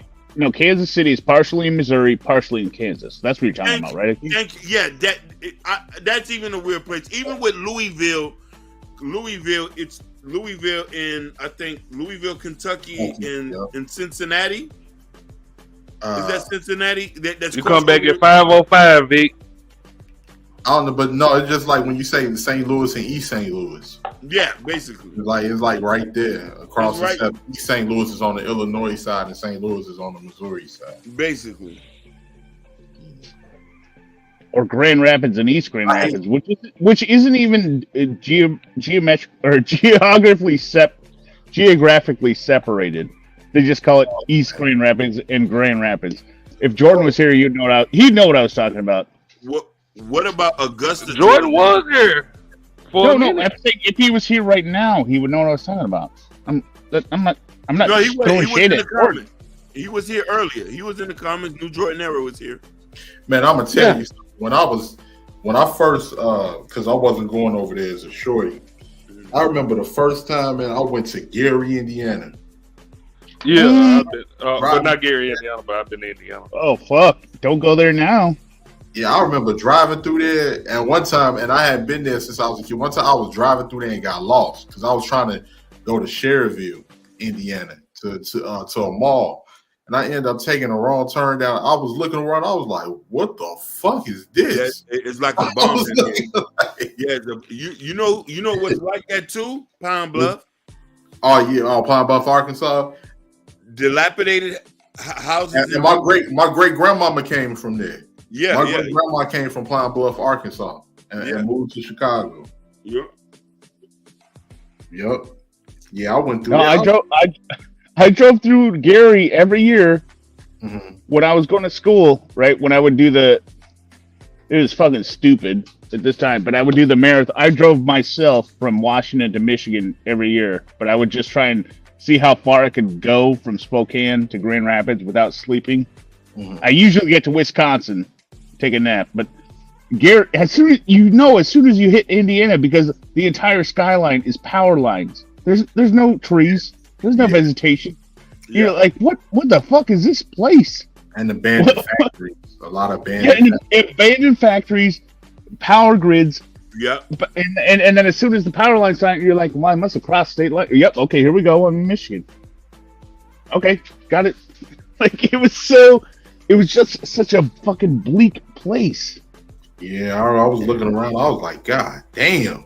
But I had to ask somebody because I didn't know. I was like, hey, man, what city is this? He's like, oh, you in Gary.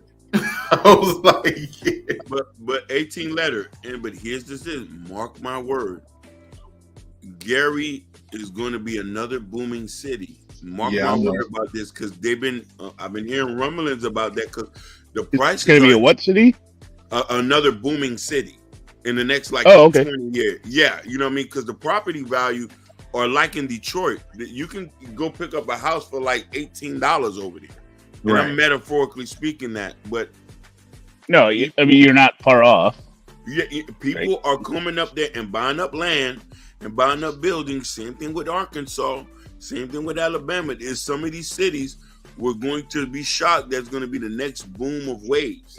Well, I mean, point because people ain't gonna have no choice. Miami is already sold up. Oh no, it's done. New York is sold up. Chicago is sold up. Yeah. And things is not even like how it was when you was growing up, where it's affordable to live there. You can barely live in a lot of these places anymore. So it's forcing people to venture out and look for other opportunities. Listen, my mother bought a house in 1996 for $70,000. It's now worth $500,000. Oh man, yeah. That's you're not buying no house here. There's no, if you're not making 2 to 10 times the rent, if you're not making at least 10 grand a month, you're not living in Miami. Matter of fact, one of your guys from Chicago came here and bought up half a brick. The guy who owns Citadel, the company, he's from Chicago. He bought up like 3-4 buildings in Miami. He came and did a press conference. He said, Miami is the new New York. So all it takes is really that tipping point where somebody starts buying, right? Once you get to the tipping point of people are buying more than selling, right? Because then you get to the classic supply and demand situation, right? The problem with Detroit, the Detroit area, right, is there is such a huge supply of houses, right? You're almost never going to overcome that, right? But in a place like Gary, where you can live affordably and it's not the size of Detroit, right? You can overturn that very quickly, and then people will be buying in. So yeah, I believe it, Vicky. No, definitely, because I've been listening to that, and I'm saying, I would even consider buying a property there, just for that main reason, because I know it's like betting on the stock market. You know something's going to turn up over there. Yeah, you know what I'm saying? Yeah. And it's like, okay, what not do it if the property that you can just flip it later. You know what I'm saying? Yeah. Well, I mean, out here in Washington, right? People are paying ridiculous prices for houses because of tech, right? And it's spread out because all the tech jobs, the headquarters are in like Redmond and Bellevue, which are, very well off cities. My parents are in Bellevue, right? But Microsoft is. A lot of that is spreading from Northern California into Washington, right? The tech, what you saying with the tech companies and stuff like that. Well, I mean, if you drive through downtown Bellevue, it's fucking odd. living here for the last 32 years, right? You drive through Bellevue downtown, which used to be nothing. There was nothing over 3 stories, right? There's nothing over 3 stories in the city. We have probably about 25 skyscrapers in Bellevue now, and half of them have the Microsoft logo on them. Wow. Right? Which is weird, right? You're like, how do they have all these buildings? I mean, obviously it's not all Microsoft within it, right? But these are probably 20-story, 25-story high rises, skyscrapers, right? And they're filled, and there's cranes building up more and more all the time. So, but the people who work there, right? They want to live close to where they're working, right? And so, but you can't live in Bellevue anymore. It's $1 million minimum for any house in Bellevue. So you go further out, Redmond, $1 million minimum for like a 2-bedroom shack. So it's as far out now as up here where I am in Marysville that people are working in these places down in Redmond, where I used to work in Seattle, right? Before I said, fuck it, I'm not going anymore, right? And then I just let my resume speak for itself, right? But it's gotten so widespread. There's people out in Sultan. Sultan is like, I don't know how to describe this for people who don't know it. This is like, you drive through like a place that is a trailer park town, right? It's got, the one shop that maybe sells gas and everything. And these houses are going for $700,000-800,000. Eventually that is going to stop. Right? They're not going to pay it anymore. They're just going to be like, well, whatever. And some company is going to start up in Gary or someplace that they can get, hey, if we start up here, we can get a lot of people to come here. They can buy a cheap, affordable housing. That's all it takes, right? Just that one decision, right? Because you don't need to be on the West Coast to do tech. You could do it anywhere, right? So that's why people wanted to go. If you got a tech job and you wanted to go move overseas, man, you got it set. Because you're making American wages and you living in a place where it's a lot cheaper. You can, your money might go 3 times, 4 times as long. Now, I don't know how long it's going to stay like this, because if they get this BRICS currency off the ground, that's really going to affect the American dollar. I don't think they're going to do it. I think they're gonna do it, man. I think people tired of American shit. I think if that BRICS currency, if that BRICS currency start doing decent, the American dollar ain't gonna be the petrodollar no more, and that's gonna cause some of its value to go down. We're still the world's reserve currency. It's gonna be that forever because they know that the American government will increase the debt ceiling no matter what forever, and we are the wealthiest nation on the planet. We will always pay the debt. Not anymore. We're not the wealthiest no more. Oh, who's wealthier? We owe a lot of money. We owe a shit ton of money to China. No, the greatest GDP in the world is us. Yes. Okay, who's running second behind that? I don't know. Maybe China. I'm not talking about net assets and liabilities, right? I'm talking about the generation of wealth, right? USA is still heads and tails above anyone else. We produce more than anyone in GDP.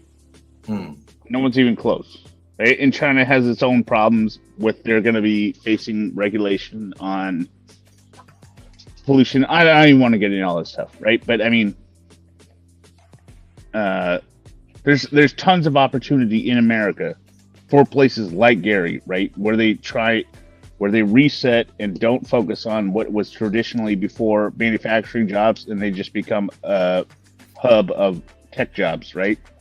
They explode. They'll explode. Because why do you want to pay $700,000 for a house in a trailer park city? That's an hour and a half away from your headquarters. It doesn't make any goddamn sense. Yeah, I don't know. It's going to be interesting to see what the future may hold in the next 20 to 25 years. Well, hey, so Prince Hakeem, what you think about all of this AI and stuff, man? They've been talking about.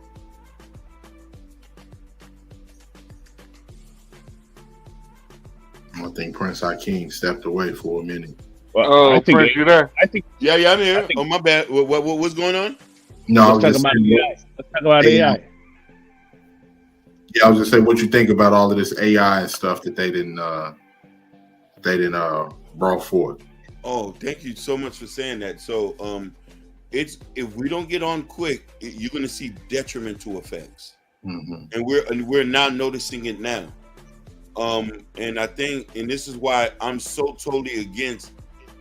And a lot of people might not like when I'm about to say this. Like, I think as people, we have so much focus on emphasis on the wrong thing.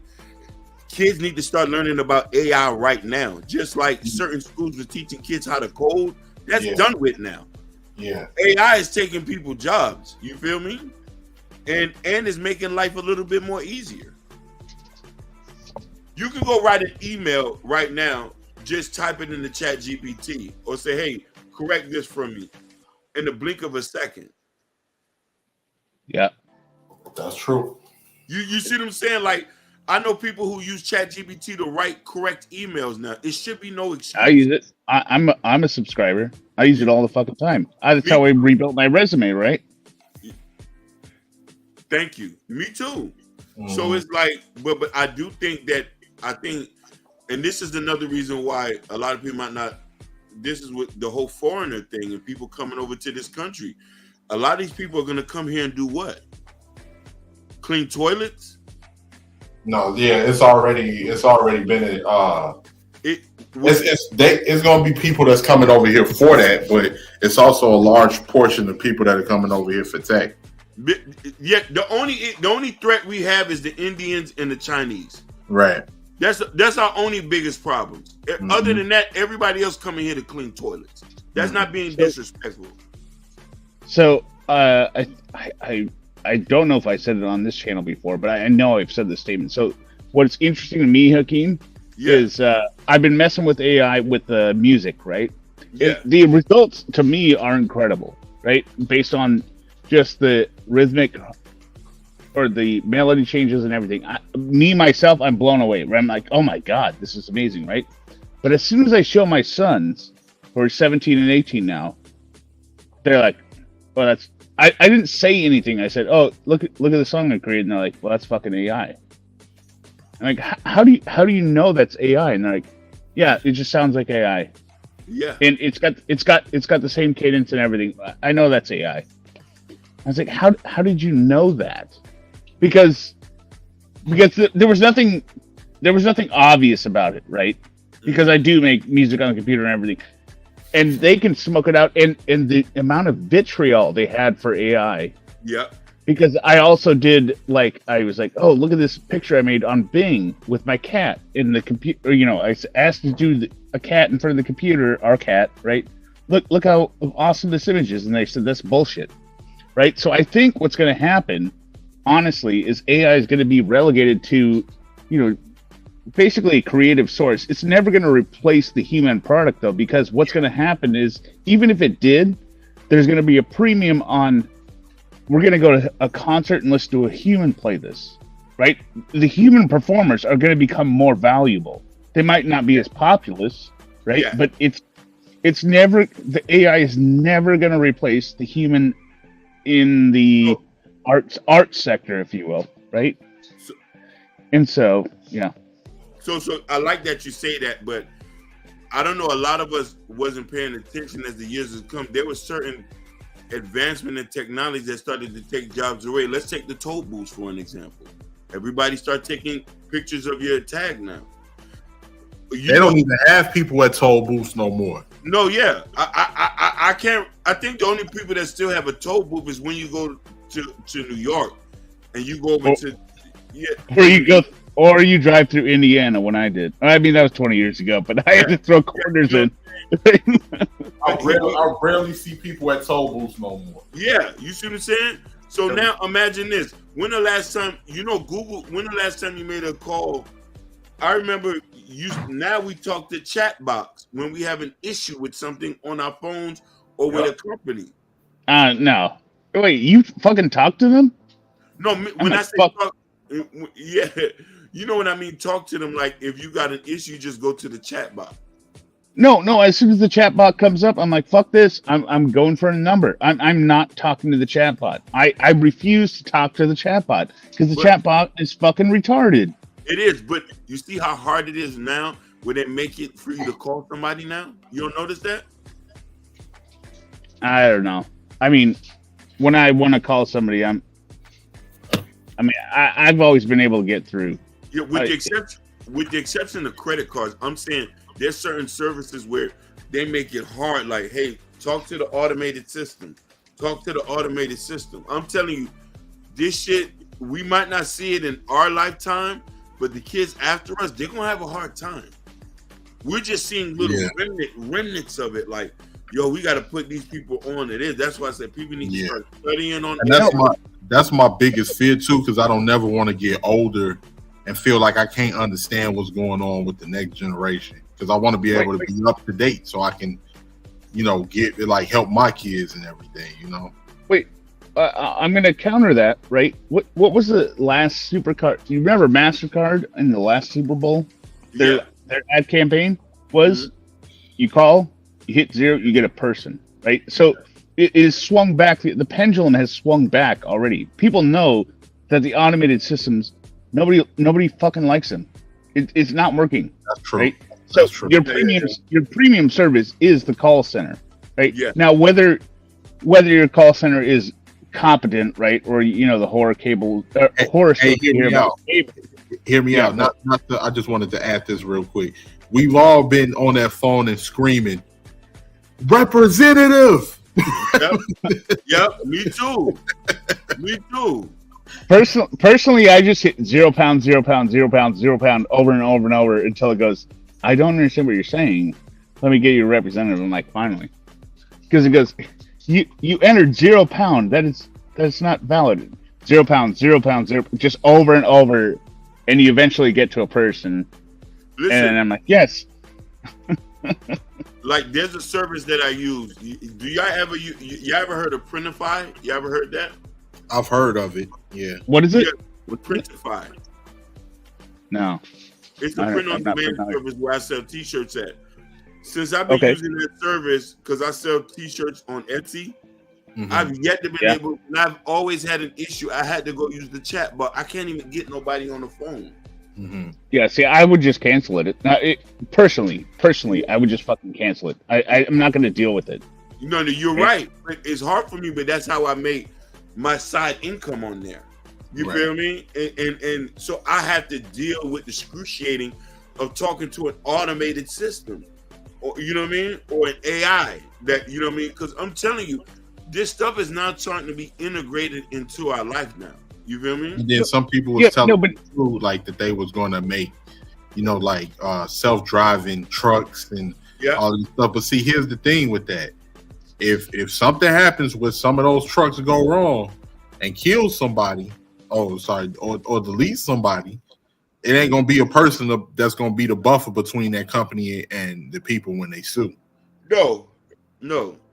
But I mean, it's happened plenty of times with Teslas, right? They misread a white truck as sky, and the car goes under a 18-wheeler and like it's shaved off at the driver level, and it's horrible, right? But I mean, AI is going to come, but it's the idea that AI will replace everything that I think will very quickly become corrected, because people don't want to deal with AI. They don't want to interact with it, right? They want AI to create things, but they don't want to talk to AI. They don't care about talking to AI. You want a phone person, you want somebody on the phone, and we've already seen it, as I said, with MasterCard talking about you get a person on the phone, and that will swing back the other way. The automated systems are done. They won't survive, right? I mean, it can't, because the other businesses will come in and swoop in with a better product.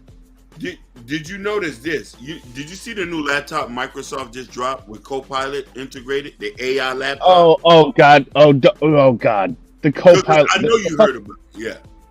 The Copilot, but the bigger problem was the recall, which I don't even understand. Do you know about recall, right?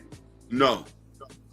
Okay, so Microsoft's big fucking plan that this is the fact that this isn't widely known is ridiculous. So Microsoft in Windows 11 said, "Oh, we built a new feature and it's called Recall," right?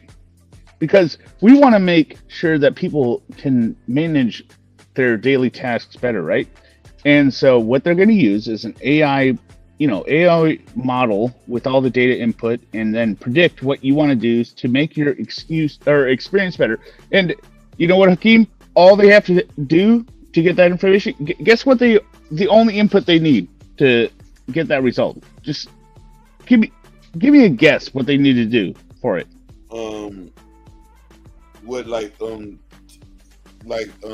Type it into the computer, open it up. Nope. All they need to do is take a screenshot of your computer every 5 seconds and upload it. Oh yeah, that's gonna be an issue. Yeah, Look, it's gonna be an issue. Everyone's like, what the fuck are you talking about? You're gonna screenshot my desktop every 5 seconds and upload it to your AI model to learn what I'm doing. And I mean, aside from the privacy implications, right? Why would a business ever use that system? Right? A business that has a model, and Microsoft balked on the latest release, and they're like, okay, well, we're just going to release it to super users and let them give us their feedback. Right? I'm like, no one will ever want this. No one will ever want you taking a screenshot every 5 seconds and fucking uploading it to the cloud. What? Why? That's the most egregious thing. No one will ever want you. Just imagine your phone every 5 seconds sending a screenshot and uploading it to the cloud. What?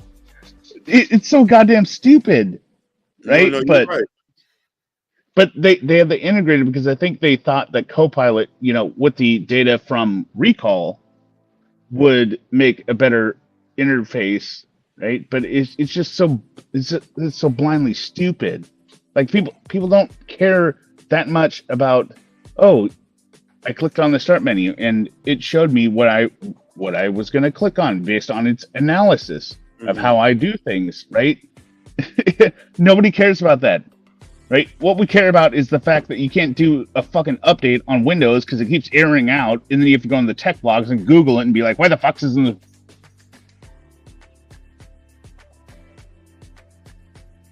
No, you're right. Hello?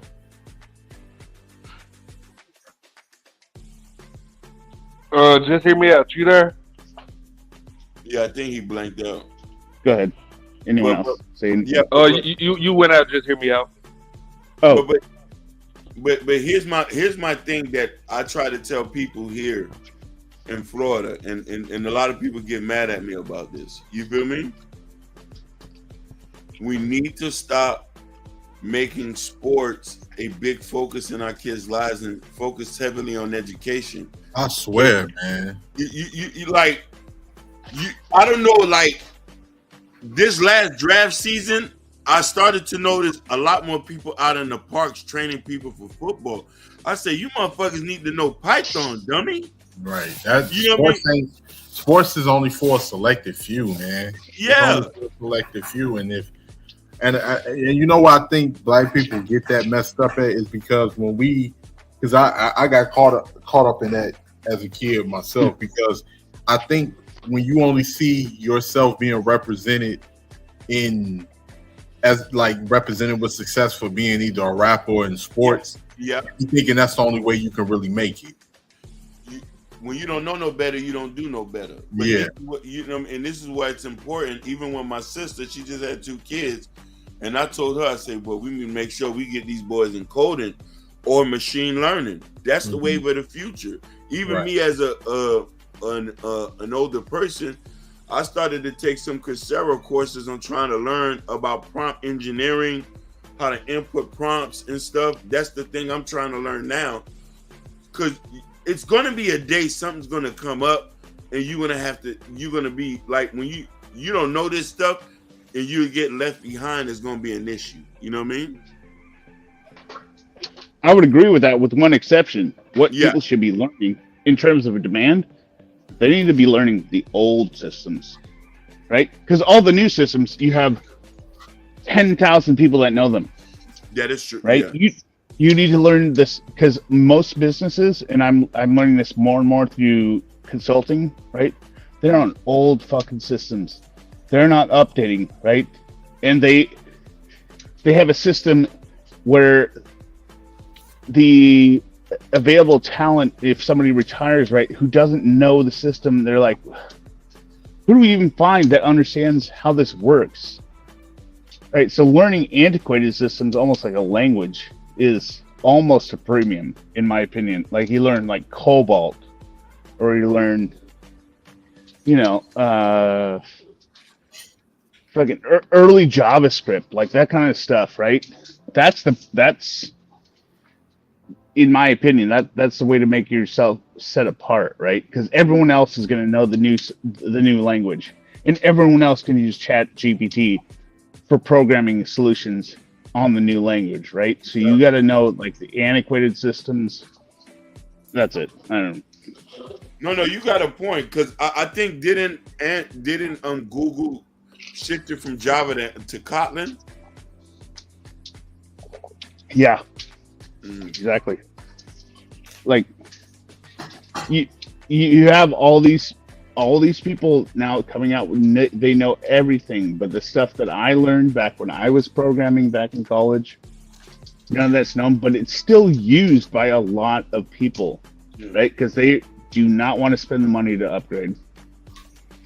So the more rare things you can do as you are a person that like just learns things, like the better off you are, right? Because you hold the keys to the kingdom. Yep. Oh, that guy died? He died in his sleep, and he was your 83-year-old IT integrator, and nobody else knows this? All right, yeah, I'm coming. I got it. I mean, it's that. Why I say Hakeem, kids can do both bad grades and can't play. He said kids can do both bad grades and can't play sports. But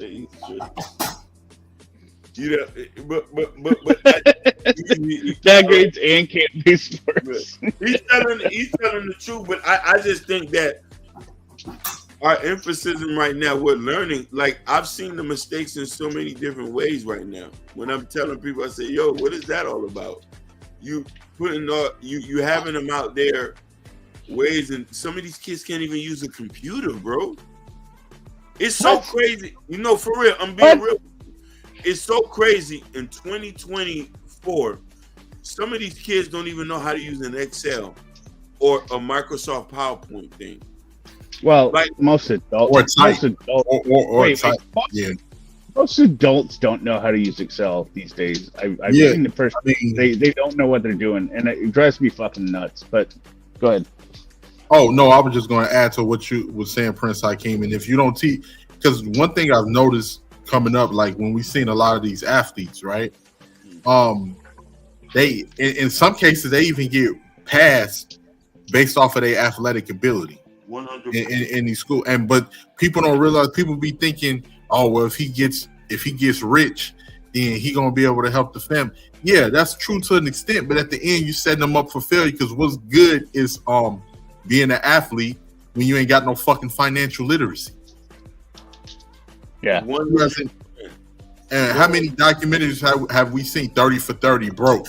All of these athletes that make millions and millions of dollars and don't have a fucking dime to their name. Wasn't Vince Young, right? He had a ton of money and he what's broke.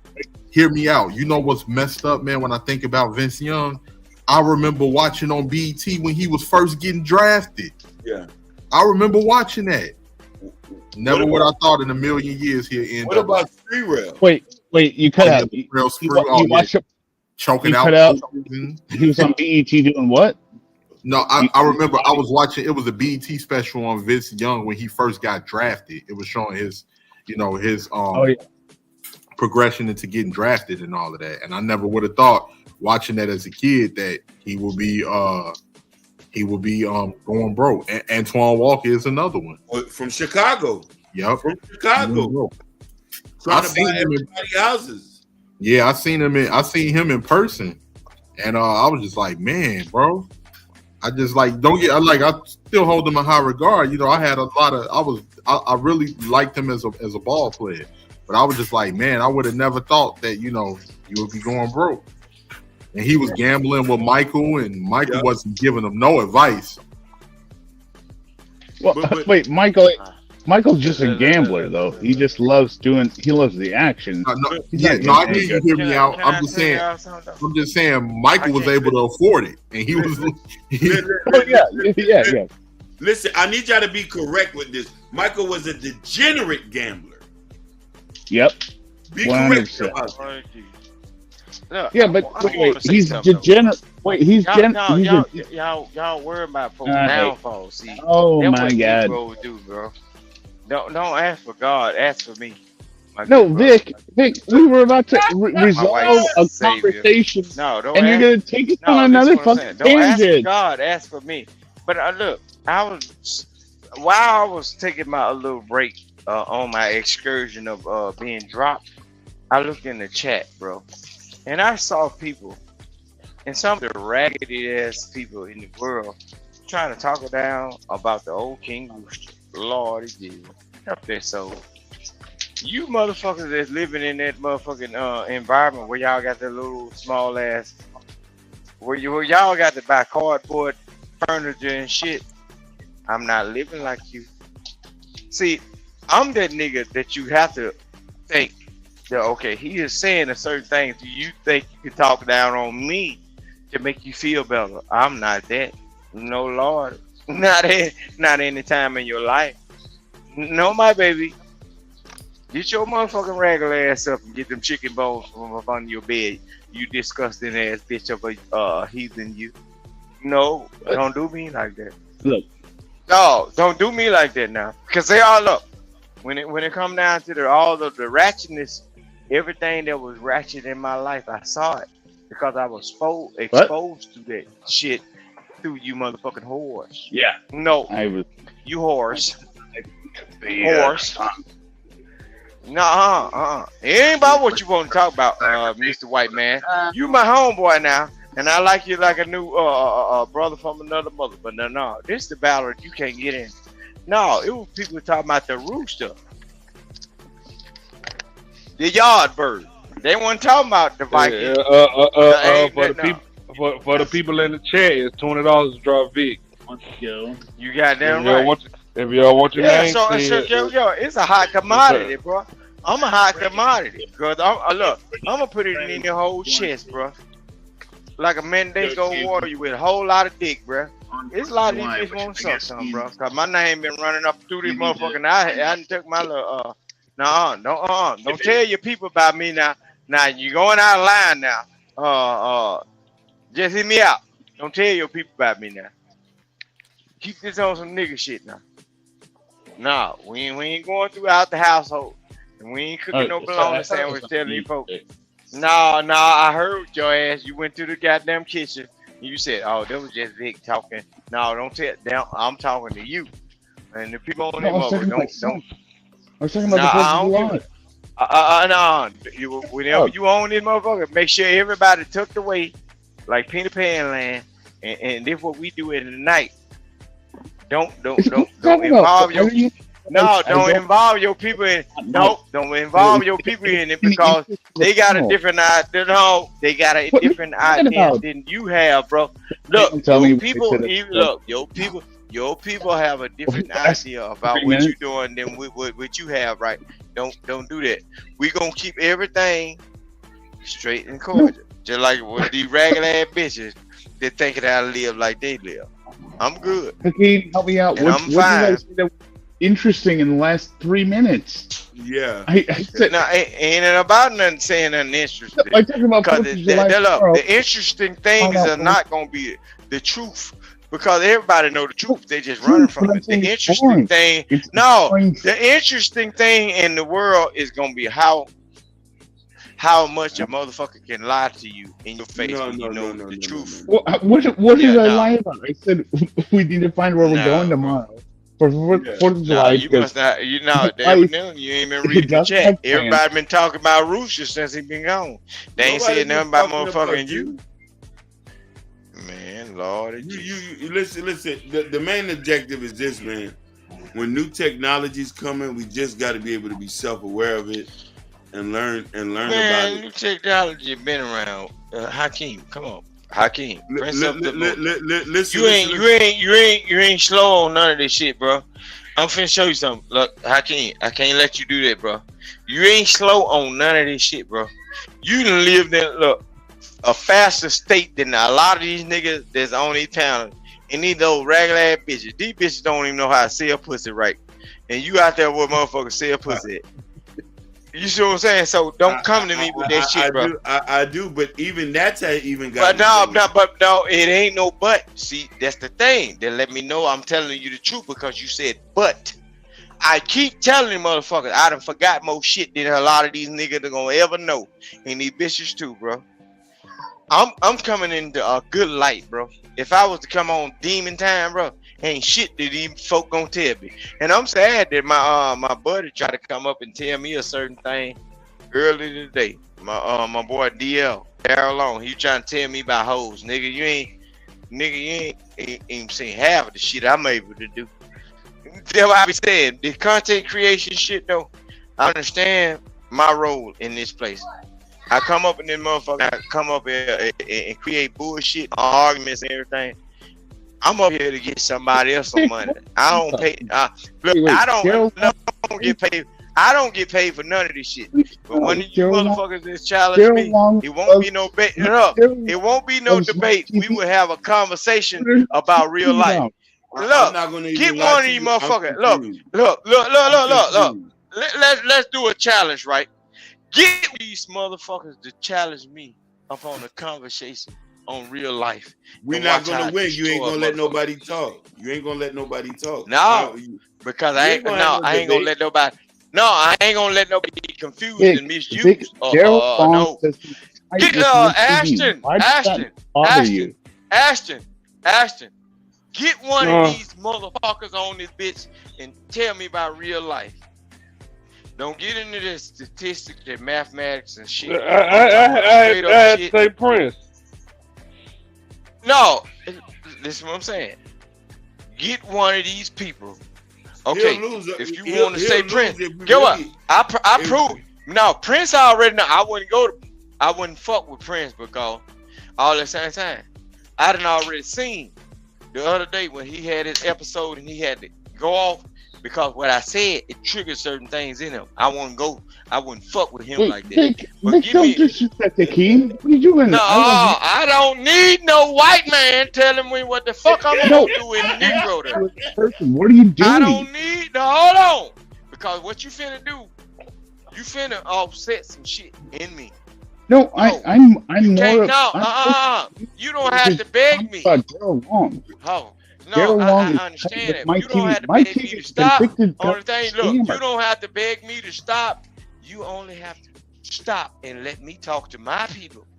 You come from a different tribe of people, bro. And let me tell these people, I tell people to challenge me upon all of this shit that they got going on. And I will look. And when I don't need you to say it. I want to say the same things to them. And I want to pick Mike up. TV is a fucking felony scammer, and Daryl Long loves him. That's a problem. You said who is a felon? Mike TV. Daryl Long loves Mike TV. Mike TV is a felony convicted. No, there was a felon from the jump, man. Mike TV is a goddamn child that was born in a biracial and Daryl, relationship. yes, he's a goddamn child, and Daryl Long loves him. Hold on, no. Listen, so what are you talking about? That's what I'm talking about. That's what I'm asking you. Majority of these kids that was born in biracial relationships, they are already a felon because they don't know what side to choose from, bro. You said it talking about Mike TV. I don't give a damn about Mike TV. No, you said you were talking to Daryl Long, and it wasn't a criticism. Daryl Long loves Mike TV. So what are you talking about? Okay, but all at the same time. They might be trying to find themselves or whatever, but I ain't mentioning them right now. No, I'm calling out to him I specifically. said, Like, so my TV you is can my guy. understand that. You heard that shit though? He can understand what the fuck I said 2 hours ago before I got kicked the fuck off, but he don't understand what the fuck I'm saying now. See, this is what I'm saying. You stupid motherfucking niggas, man. Y'all let anybody play over your motherfuckers and create conflict, bro. But all at the same time, I said what the fuck I said to him when he came up on these motherfuckers or whatever the fuck he was at. He understand. I said, okay, I understand where you coming from. I told him specifically to himself. And did he say anything else to me? So why do you have to be Captain Leif Erikson of the fucking Viking ships and row your boats upon the mound that it ain't created for you? I told him what I told him. He ain't say shit to me. Leave that man alone. I'm probably more like Eric Red or No, Eric, it ain't no Eric problem. Blonde No, at this point. I don't give a damn what you probably is, but I'm telling what you ain't gonna be. Leave that shit alone between me and him, because I also talk to him and I deal with him in a certain situation. He came up here. He got his own platform. I'm not a content creator. My TV? It ain't no see nothing, because I'm a blind man walking with a stick, and the stick is sharp at the end of it. Just hear me out. Leave that shit alone. Let's just hear me out. What's that again?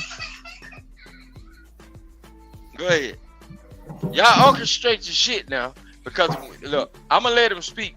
But when he try to orchestrate some shit for the internet, bro, I'm gonna be right back on his motherfucking ass, like fat back on grease, and it gonna be sizzling. Oh Lord Jesus! Don't holler. Don't holler for Jesus. Holler for me. White man don't holler for Jesus. White man you ain't never heard a white man say when he going through a certain thing, he trying to talk to his people, whatever fuck, and somebody done him wrong, and he trying to figure out some shit with his people. Them motherfuckers don't holler for Jesus. Know what they said? They holler, bow down, cause my mind says it's not right. If you don't follow whatever, no, hell no, hell no. Y'all better stop hollering at this saving shit, niggas. You niggas need to stop saving people, bro.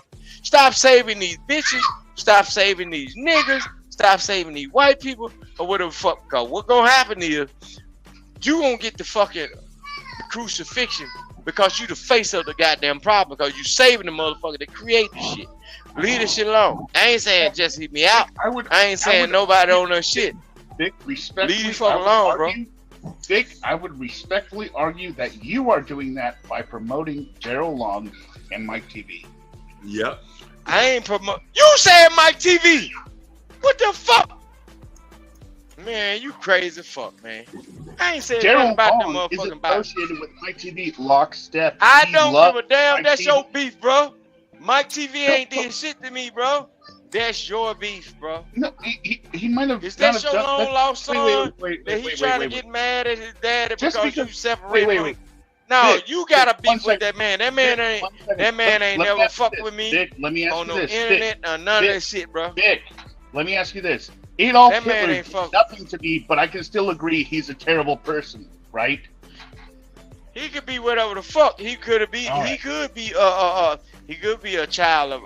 Okay, some people think that biracial So just because somebody doesn't dating. do something horrible to you, Some doesn't people mean think that they are not- biracial dating, right? And when they produce a child, and then you don't have the proper leadership skills to treat that child like it's supposed to be taught, and show that you are this and that, and you might be a quarter of this might be you and that, and you ain't showing that person that you raise it. Some people say that's child neglect because you ain't showing that child what you're gonna have to go through. The black group might embrace them on certain parts, the elderly folks, because we got a colorism thing going on, to where they like the light skinned child. But when he go out in the playground, when he go out in the playground with the kids or whatever to go somewhere, he the light skinned child. they might kick his ass, but they his blood brothers, right? But all the same time, he can go to his grandpa's house. His grandpa tell him, I ain't really never like niggas, but you my favorite nigga though.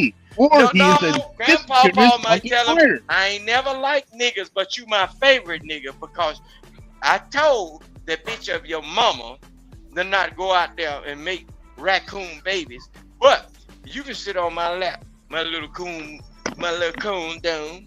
That's what they do. They make jokes and all that shit. But I'm so confused. You're gonna be confused because you don't know what the fuck I'm saying, right? I'm telling you. But 90s ain't not 90s, but he ain't confused.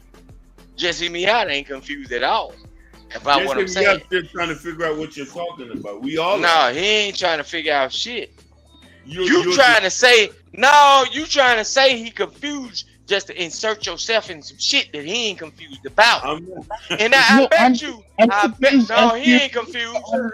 He ain't confused. That's why I was telling him, don't insert it. When I was beating up on these niggas' ass, you inserted yourself, right? Now I'm beating up on your ass. Now niggas inserting themselves to save you. Vic, you're not beating up on my ass. But now I know I ain't. I know I'm not. I know I'm not. But it seems that way because they don't know. No, it seems that way. That's very problematic for you. It, but it seems that way because they don't know that I didn't talk to you before, right? Mike TV is a white race baiter, and Daryl Long. I don't give a fuck. It's a lot of folks is race baiter. But Daryl Long loves him. Is a goddamn race baiter. She had the little goddamn little ass white girl up on there, motherfucker saying the N-word. Vic. Listen, Vic. And she'll stuck a nigga Polish though. She'll still suck a nigga Polish. Vic, listen. You quoted Daryl Long, who loves Mike TV. Personally, I don't give a damn who they love. Shit, I ain't in the bedroom with them. Okay, well, I'm just pointing out the shit. I'm just pointing out shit, bro. You talking about Mike TV? Ain't nobody saying shit about Mike TV. I'm talking about Daryl Long that you brought up, and Daryl Long loves Mike TV. That don't fucking matter what he loves. That's on him. You ain't. Look, when you riding out on that motherfucking big ass fishing boat that you got access to that you don't own or whatever the fuck, and that nice ass camper and all that shit. It's not the big ass bass boat that you have. No, if you worry about Daryl Long or Mike TV walking up through the campground taking you out of this world, no. Vic, honestly, you can't even say Vic. Real. No, in certain places, you can't say Vic nowhere because they'll associate that with some other shit. Just like you associate them folks as a threat. Them folks is not a threat to you. Vic, I've never felt personally attacked by you, but you keep bringing up these things that you seem to hold close to your heart as negative. I love you like a white boy.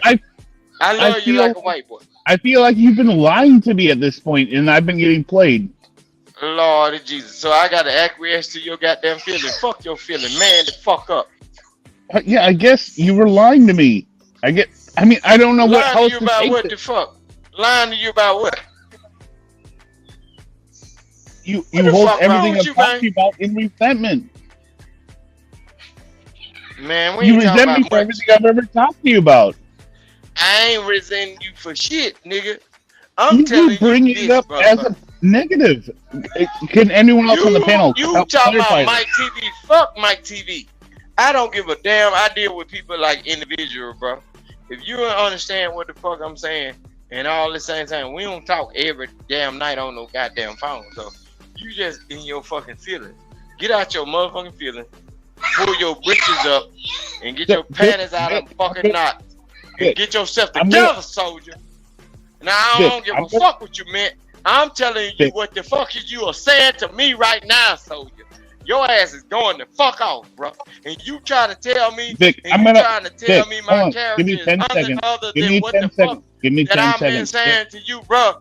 You got me fucked up and scribble all over the fucking place like Crayola. You got me fucked up. Vic, I ain't said shit out the goddamn way. You done brought this motherfucking miscommunicated ass, mixed ass, Oreo baby ass white boy and you compare it to Daryl.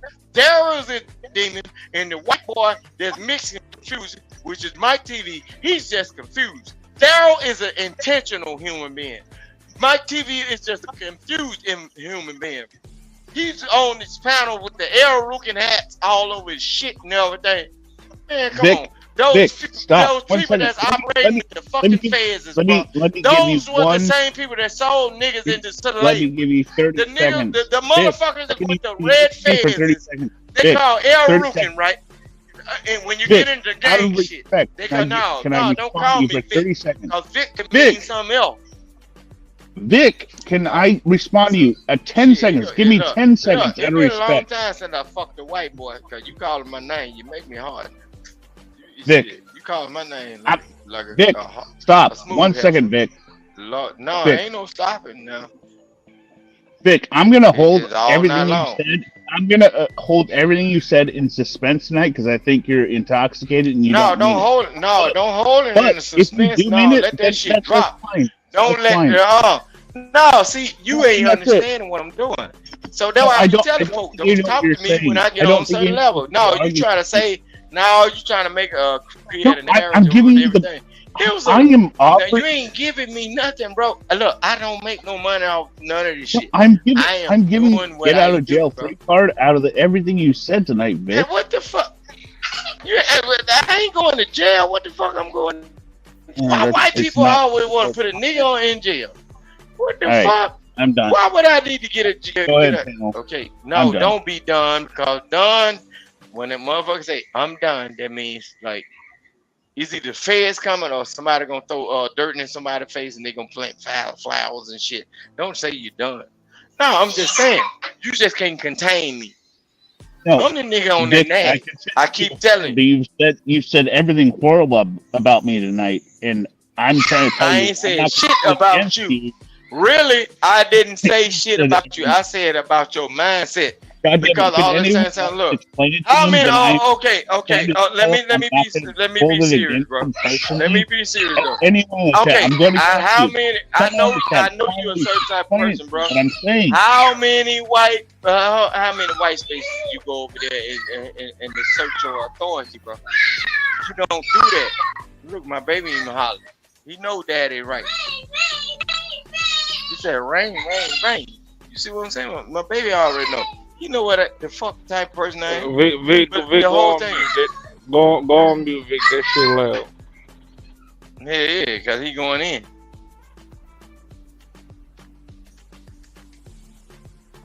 Now go ahead and hear me out.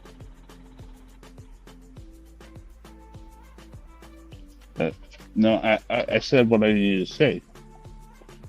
Vic stands behind it. I'll accept it, and he hates me. Or else, he's drunk.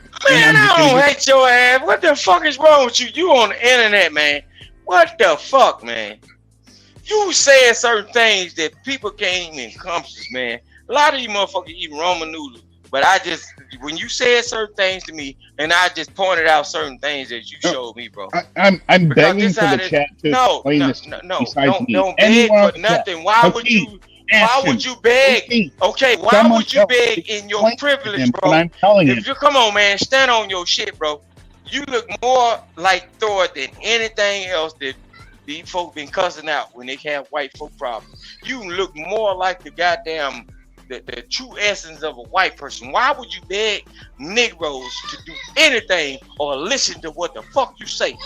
Walk in your motherfucking superiority, nigga, because I'm a nigga in my own breed, bro, and I walk in my superiority. And can't a nigga say shit to me unless that motherfucker want to turn into a flower bed, or unless I'm around my family and then I got my wife around me, and they're gonna be the softer side of me. But that's why I stay in the motherfucking house around my kids or whatever. That's the softer side of me.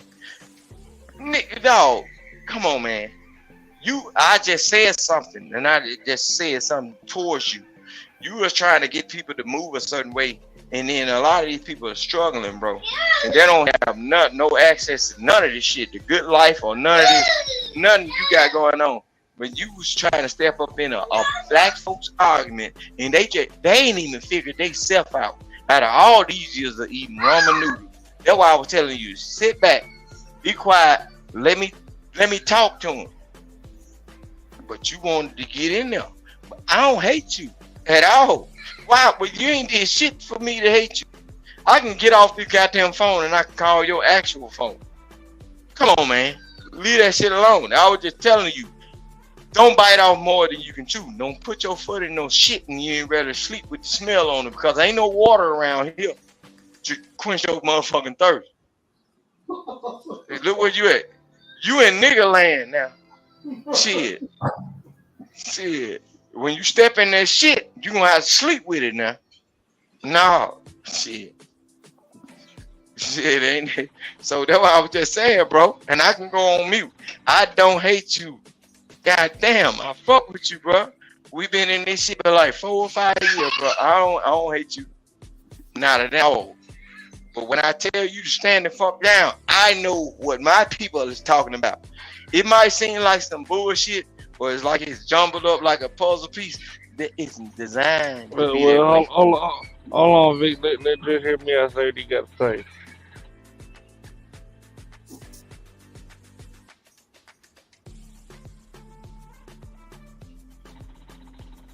Just hear me out.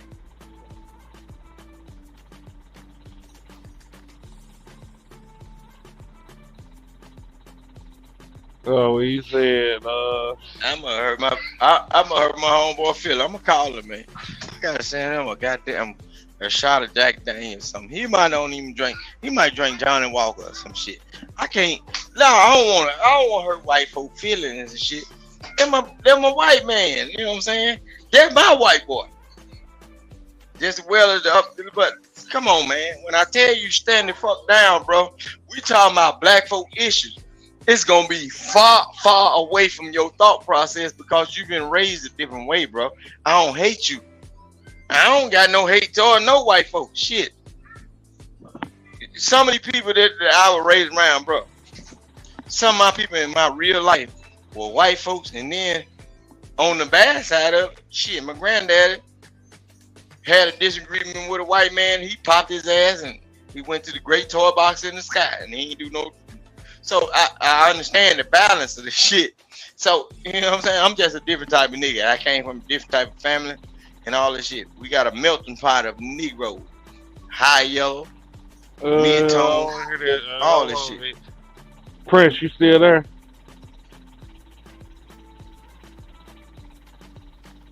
Just hear me out. 18 love. He talking to the people, bro. Because he was talking to the people about me. He said, you gonna talk to everybody to sleep, Vic. I don't give a fuck. I made you some money, nigga. Fuck that. They supposed to be sleep. It's 5 o'clock. Where I'm at, man.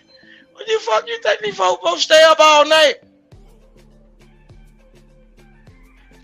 They gotta be a stupid motherfucker if they stay up all goddamn night. Just hear me out saying, Vic, I'm not gonna answer your calls unless watch this string and tell me you were faded, and I'm not serious. You wasn't supposed to be answering my goddamn call. Look, your ass out there and way up in the motherfucking the Alps or whatever the fuck out there where they pay $1,000 to kill bull moose and shit. Nigga, look, just hear me out. Where I'm at is 5:34. You need to take your ass to sleep because you said the same thing these niggas be saying, bro. And that's what you hurt me at. You lied to me. When I first met you, you was drunk, motherfucker. And then they got on my ass for defending you, bro. And then you gonna pull that same shit. Ashton, how many times you seen me on these motherfucking panels pull up a beer or anything or drink any motherfucking thing? Out of all the years I've been on that, how many times you see me drink any motherfucking thing? He played that shit because he listened to these niggas, bro. He played that shit. You ain't even never done that shit. You'll say it after it, but you ain't never seen me hold up no beer, none of that shit. Hey, yeah, I'm still here, man. I've been cooking some fucking breakfast and all of that. I've been listening in the background. That's what I'm saying. No, but look, Ashton, as long as you've been running your panel, you start saying that shit after and it be a joke and you'll leave that shit alone. But he gon', man, just hear me out. Gonna say, Vic, you drunk. Nigga, you had a whole fucking bottle of Tangeray on your shit when we first met you. This was some green shit. When Auntie J was up there. And then you gonna play with me on some drunk shit, nigga? Man, come on, man. Look, I don't forget shit, bro. Especially when it come down to human being. Nah, you should have picked another person. And that nigga I made them. I must have made What is that? pancakes too thick. I made them pancakes too liquidy, man. Let me add some more pancake mix to this. That shit was like porridge when I cut it. I'm like, nah, this ain't gonna work. Nah, you just gotta add a little more heat. You don't add more pancake mix. You just add a little more heat. That motherfucker ain't. You put eggs in there, so that mean it ain't done in the inside. But yeah, look, come on, just hear me out. You ain't got to answer that phone call. I was just saying, I call you. You know what I'm saying? If you felt a certain type of way, but since you put that in that chat, I ain't gonna call you. When you feel up the park or whatever the fuck, you call me. Motherfucker, you got my number. Stop playing with me. No, don't play with these people and don't try to get no shit going on. It was a goofy motherfucker in somebody else chat. And then somebody else called that shit out. They were like, this motherfucker be trying to start shit in spaces and shit. Talking about some go sit, except my friend. Okay, I don't know who the fuck these people is, bro. Y'all better stop playing that shit when it come down to black issues and all that shit. Look, I'm gonna talk to black people. And then I'm gonna say this shit on your channel. All these motherfuckers that think that they gonna get to know me. Nah, you'll never get to know me. I never accept your ass on Facebook. You know what I'm saying? If I don't see your face or all this shit and some followers, if you got a lot of followers and some shit, I ain't gonna fuck with you anyway. Because what the fuck would you want to follow little King Rooster? I ain't supposed to be shit in your life. Goof ass motherfucker. You gonna fuck around and catch the devil playing with me. That what gonna happen. It's gonna be the motherfucker gonna tap into some shit and gonna open up Pandora's box, trying to think they gonna play with me. Hold on, Vic. Just hear me out there, Ashton. Can anyone on the panel explain to Vic he's been calling me fake and all of this dark resentment over the last 2 hours? Don't defend me and then tell me you think I've been fake for a year. I ain't nobody said that man fake. I ain't said that man was fake. I ain't say that shit. I ain't say that shit all your goddamn stream. I said, don't play with me while you trying to play with these people because you know of me over all these years or whatever the fuck. Don't play with me. Look, find one of them other new motherfuckers to play with. If you know me and you know, can't nobody shut me down, can't nobody stop me from talking. Cause look, and one of these content creators can block me from their motherfucking channel. Guess what? What the fuck you gonna do? Because there's other channels I operate up under and other motherfuckers know me outside of these so-called smart ass niggas that don't know shit. I'd rather be over in the motherfucking beef sector where motherfuckers that's flat out and they using regular words saying, motherfucker pull up. You know what I'm saying? You got problems. I'd rather be over there and instead of these motherfuckers throw the whole fucking so-called debate and then turn out to be nothing but a fucking conversation in a fucking mental patient situation. One of these motherfuckers about to blow up and one of them are laughing and say, I got you. I just proved that you slow. And then the motherfucking moderator called the motherfucker slow and then said, oh, you are attacking the moderator. Look, motherfucking moderator said, Fatty, could you please redirect your question because it seems like the person is stumped. Don't you know what stumped mean? That mean confused.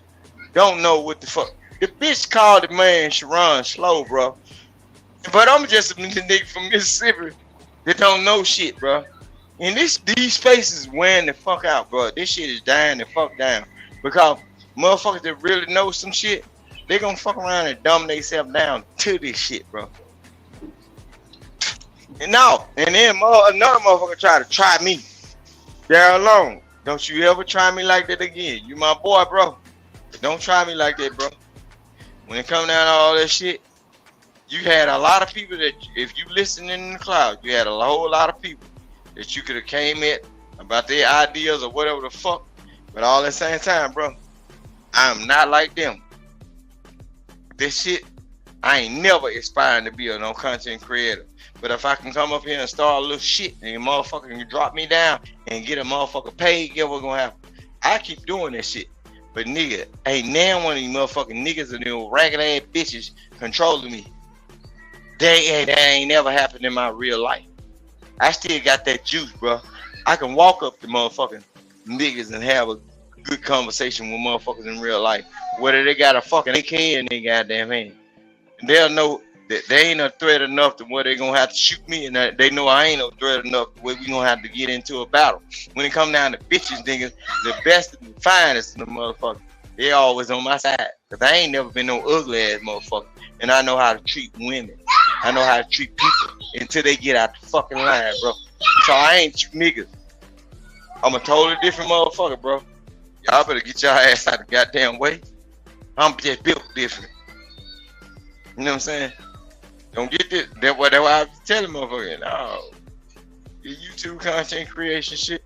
You know what? That what got motherfuckers stuck in the house. Out here ain't doing shit. You got a motherfucker on the panel, bro, that came to your channel asking, can you hear me? Yeah. Motherfucker couldn't even tell the fucking truth, bro. If you gonna stand by that shit, bro, did you see that shit? What part? Motherfucker know that the nigga fatty whoa that nigga Sharon ass out. But you had, I'm gonna stand on business. No. Jalen talking about some, I can't choose. Yeah, but it was a time both of them lost. It wasn't even no motherfucking debate from the jump, bro.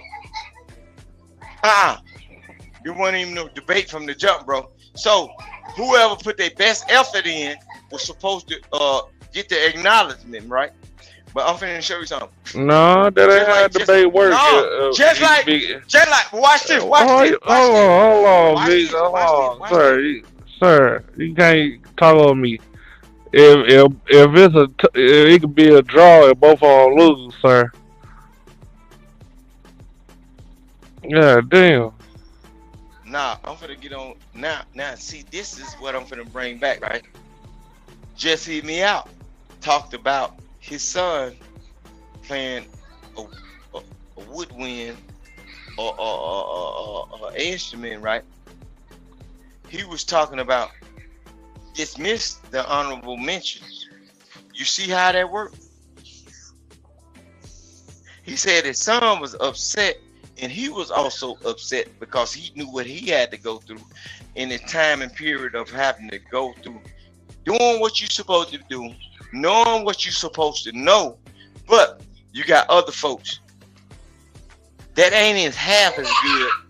They get selected because nepotism, and then your son that played it way better than the other person that was supposed to do the same task, but they couldn't make the cut.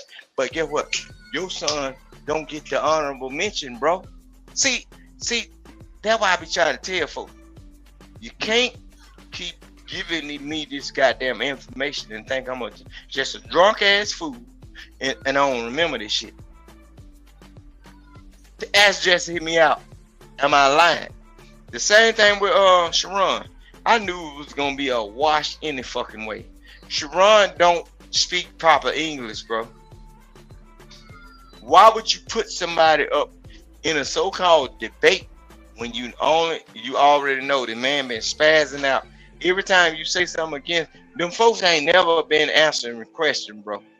But you're gonna put this individual up to a person that's gonna answer the questions. They're gonna capitalize on the question, all at the same time while making you look like a goddamn fool. They're telling you that you Americanized Negroes don't know the battles y'all supposed to pick. Sharon was supposed to make himself look like a goddamn fool. Brownsville are gonna be mad as a motherfucker when he come back. Sharon already played this shit with the white bitch, right? And then Brownsville is on vacation. And then when he see that video, if y'all throw that video up in his face with Sharon grabbing his head and Oh, having a fucking mental meltdown. hold on, Vic. Just hear me out saying, please show this. Vic, stop it. You insulted me personally while circling back later and agreeing with what I was telling you. Watch No, he this ain't even feel stream. that. Man, You can tell me with an apology. Lordy Jesus. What the fuck? Don't play that horn no more. That's what I'm saying. I am not into choral music anymore. But I'm just saying, bro. The whole thing is now he understand what the fuck I'm saying because he said it's personal now. Everything we was talking about tonight, it was personal to some No, black he person. said you insulted him personally.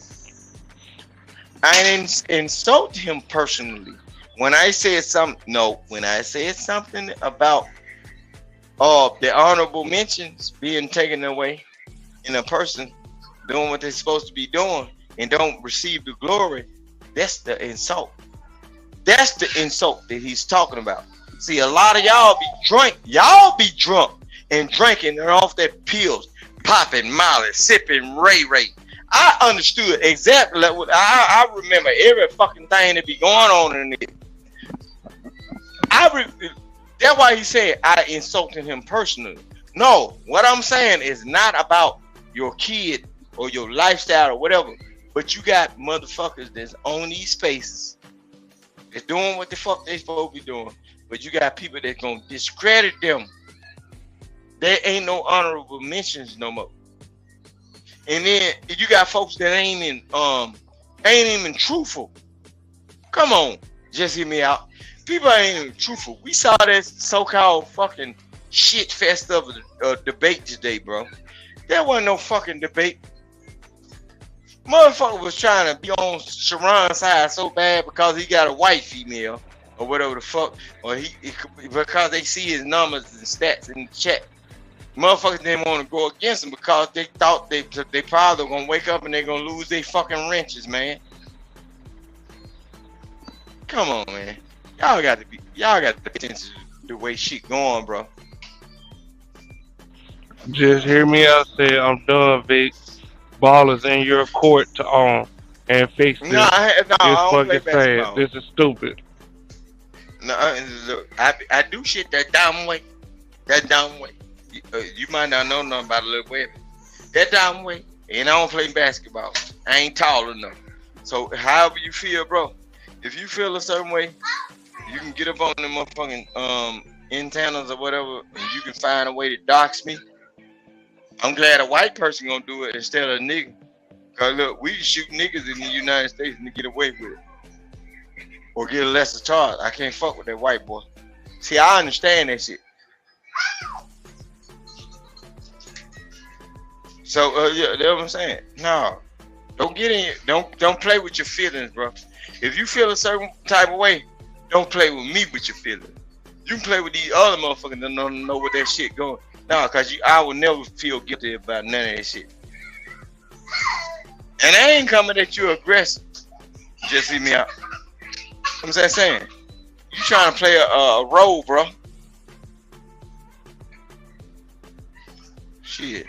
How many of them motherfuckers that came up on them motherfucking ships that you gonna get to apologize to them? Them motherfucker ain't gonna do it. And I'm dealing with you as an individual, bro. Because now, like you try to push it, try to see how. Cause look, ever since they played that little shit with that white girl, I know I already know I can say anything on the internet. Because if they let that white girl do it, I can do it too.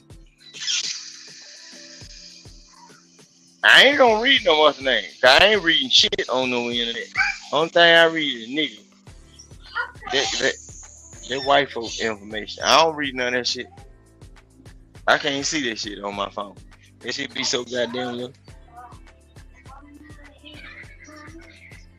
And I know you tired. I know you tired. Huh? I can see the screen. My shit be so little. Yeah, actually, what you about to say? What did you say, Prince? He said, "Can anybody on the panel tell me how I misread. I'm open to any what the fuck explanation, some shit. But see, my shit be little the motherfucker when I'm on this shit. No, see, he got this. Okay, see, it's bullshit. I'm paying attention. That's by me reading that shit though. This nigga trying to play the victim, bro. This goof ass shit, bro. And come on, man. You came up to an all white, all black panel, and then you finally get somebody to give you some pushback, which is a motherfucker that's really cool with your ass. But then you gonna come with that shit. Nah, bro. You feeling a certain type of way because you're in that motherfucking alcohol. But I ain't saying nothing over and over and over when you call me a drunk, right? But all at the same time, since I done woke up on your ass, and now you feeling that way. Now I keep asking, can you do this? Yeah. How many times, even though you can say it too, but how many times you seen me turn up a beer on panels? Or any kind of alcohol or something? Okay, how, like, if people don't even understand, me and Ashton got into an argument before he even started the channel. But after we had the argument, I ain't never had to, Ashton ain't never fucking with me in the kind of way he ain't try to say, well, this is I'm gonna send somebody at you or nothing. And I said, no. I apologize. I think I apologized. If I didn't, I apologize today. But the whole thing, we been good. We been cool. Ashton sent me friend requests.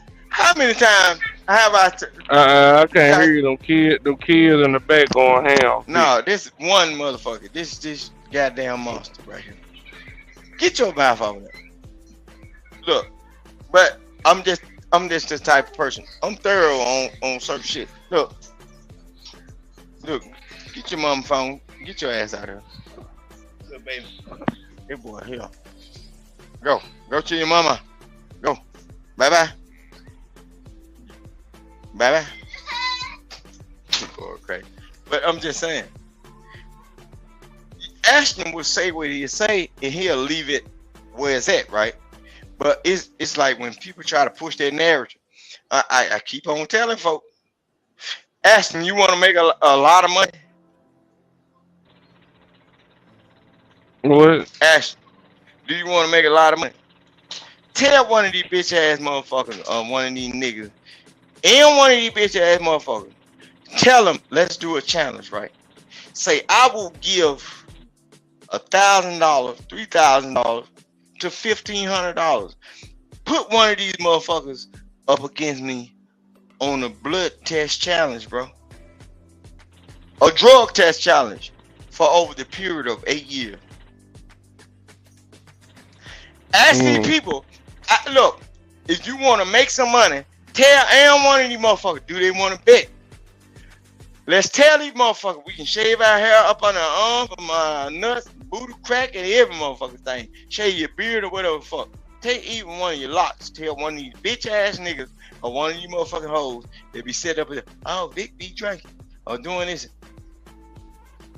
Tell them, let's bet some money and let's go to the same clinic or whatever the fuck.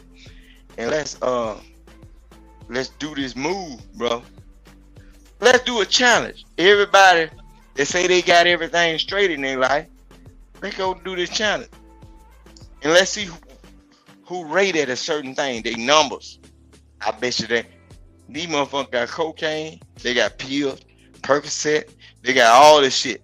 They got weed and everything. And they shit, bro. I ain't got none of that shit, bro. For all this shit that these motherfuckers talking, it's either they gonna do it, and I'm gonna get to the point where I'm gonna make an example out of motherfuckers. I'm gonna push it to the point where it's gonna be a defaming of a character, and they ain't gonna have no choice but to do it. And I'm gonna show you what they really going through. I'm gonna show you what these people really going through, bro. No, bro, I ain't like these niggas or these bitches either. Tell them let's do this challenge. When I started talking like that, when I started do a talking like channel, that, just hear me out.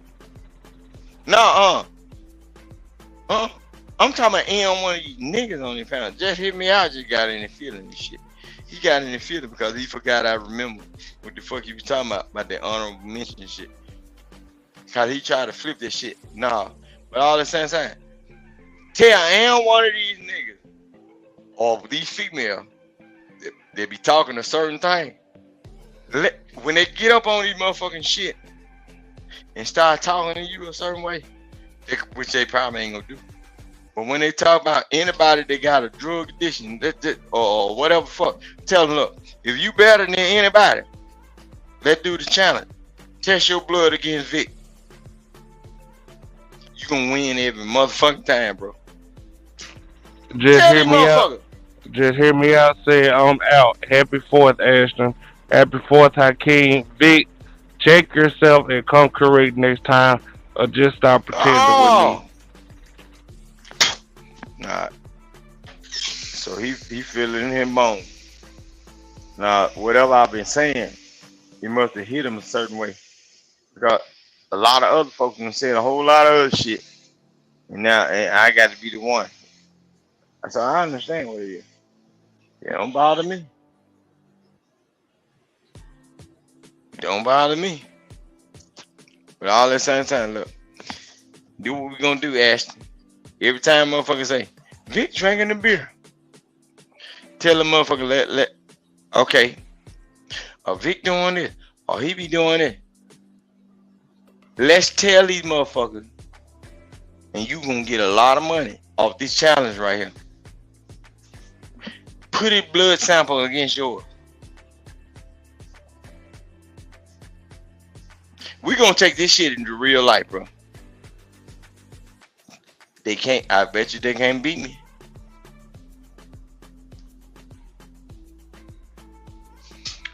I bet you they can't beat me, Ashton. No. And then get what? I'm in a place where a whole lot of shit ain't really popping off the way you even get hand-to-hand contact with a lot of shit. Like, you know, like a long time ago. Oh, I'm finna show you something too. All you bitches that out here, they be trying to play on my name. You go to hoes. If your baby daddy snort that powder, he fucking you and he nutting you, you can't pass a drug test. Because the drug is in his semen. You goofy ass hoe. Man, I tell one of these bitches to put their blood sample and they tests up against mine. I can get you some money, Ashton. These motherfuckers drugged out, man. They don't even know which way to go, bro, and what the fuck they gonna do in the morning, man. They'll spend their money on some dope or some weed instead of buying some motherfucking ramen noodles, nigga.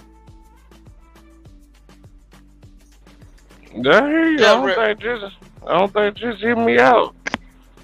No, not just hit me out. Not just hit me out. No, I'm talking about. No, just hit me out. He caught that smoke or that slag because he was trying to get in there in our shit and stop me from saying what I know. But he acted as if he didn't know what the fuck going on with other shit that I said. You see what I'm saying? No, bro. Get up out that shit when it come down to black folk, bro. Leave that shit alone. Before I even got on the panel, bro, motherfucker was getting on his ass about some other crazy shit. I'm like, what the fuck going on? Goofy shit. Motherfucker will already get on, but out of all of these damn people, you gonna pick me out. It's just because I know you from. Come on, man. They're showing me certain shit, bro. And then I ain't seen I ain't seen them on none of the other panels. Come on, man. We can't move like that, bro. I'm seeing what the fuck it is. But then, out of all these goddamn people, you gonna get mad at the rooster. When these motherfuckers done said a whole lot of other deeply degrading shit, bro. And then other niggas ain't even paying attention to this shit. Why would I be the target? No, nigga, because I got it together somewhat like white people. Nah, I ain't rich as them though, but I do have a peace of mind. Goddamn. Now you being disrespectful, Jesse, man. You don't want a little poor nigga, a little yard bird to have a peace of mind. Come on, man. It's crazy.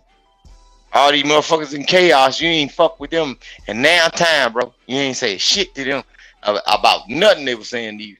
But a little yard bird, they got all these chickadees in this hen. In a row. You gonna fuck with that? Swipe over, don't swipe me. Cause a fox always get killed. At the end of the day. Leave that shit alone. He understand what the fuck I'm saying. I'm just saying. You understand that shit. But I'm finna drop down up off this motherfucker. He got in his goddamn feeling. And all these goddamn folk that been talking crazy. And I'm sitting up in this motherfucker watching this shit on all of my damn TVs in my goddamn house. Motherfucker done said all kind of crazy shit to just hit me out, but oh, I got to be the one that betrayed you. Nah, bro. Get that shit together.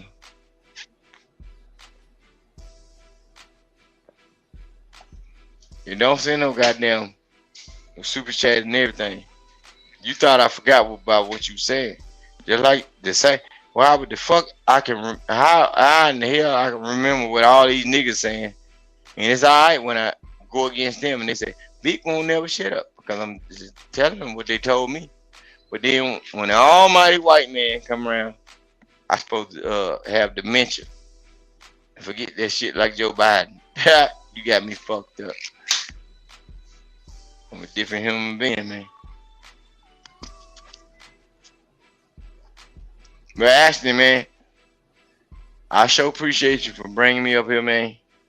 And that shit crazy, bro. Yeah. You're gonna pick me out of. Yeah, you're gonna pick me out of all the goddamn people.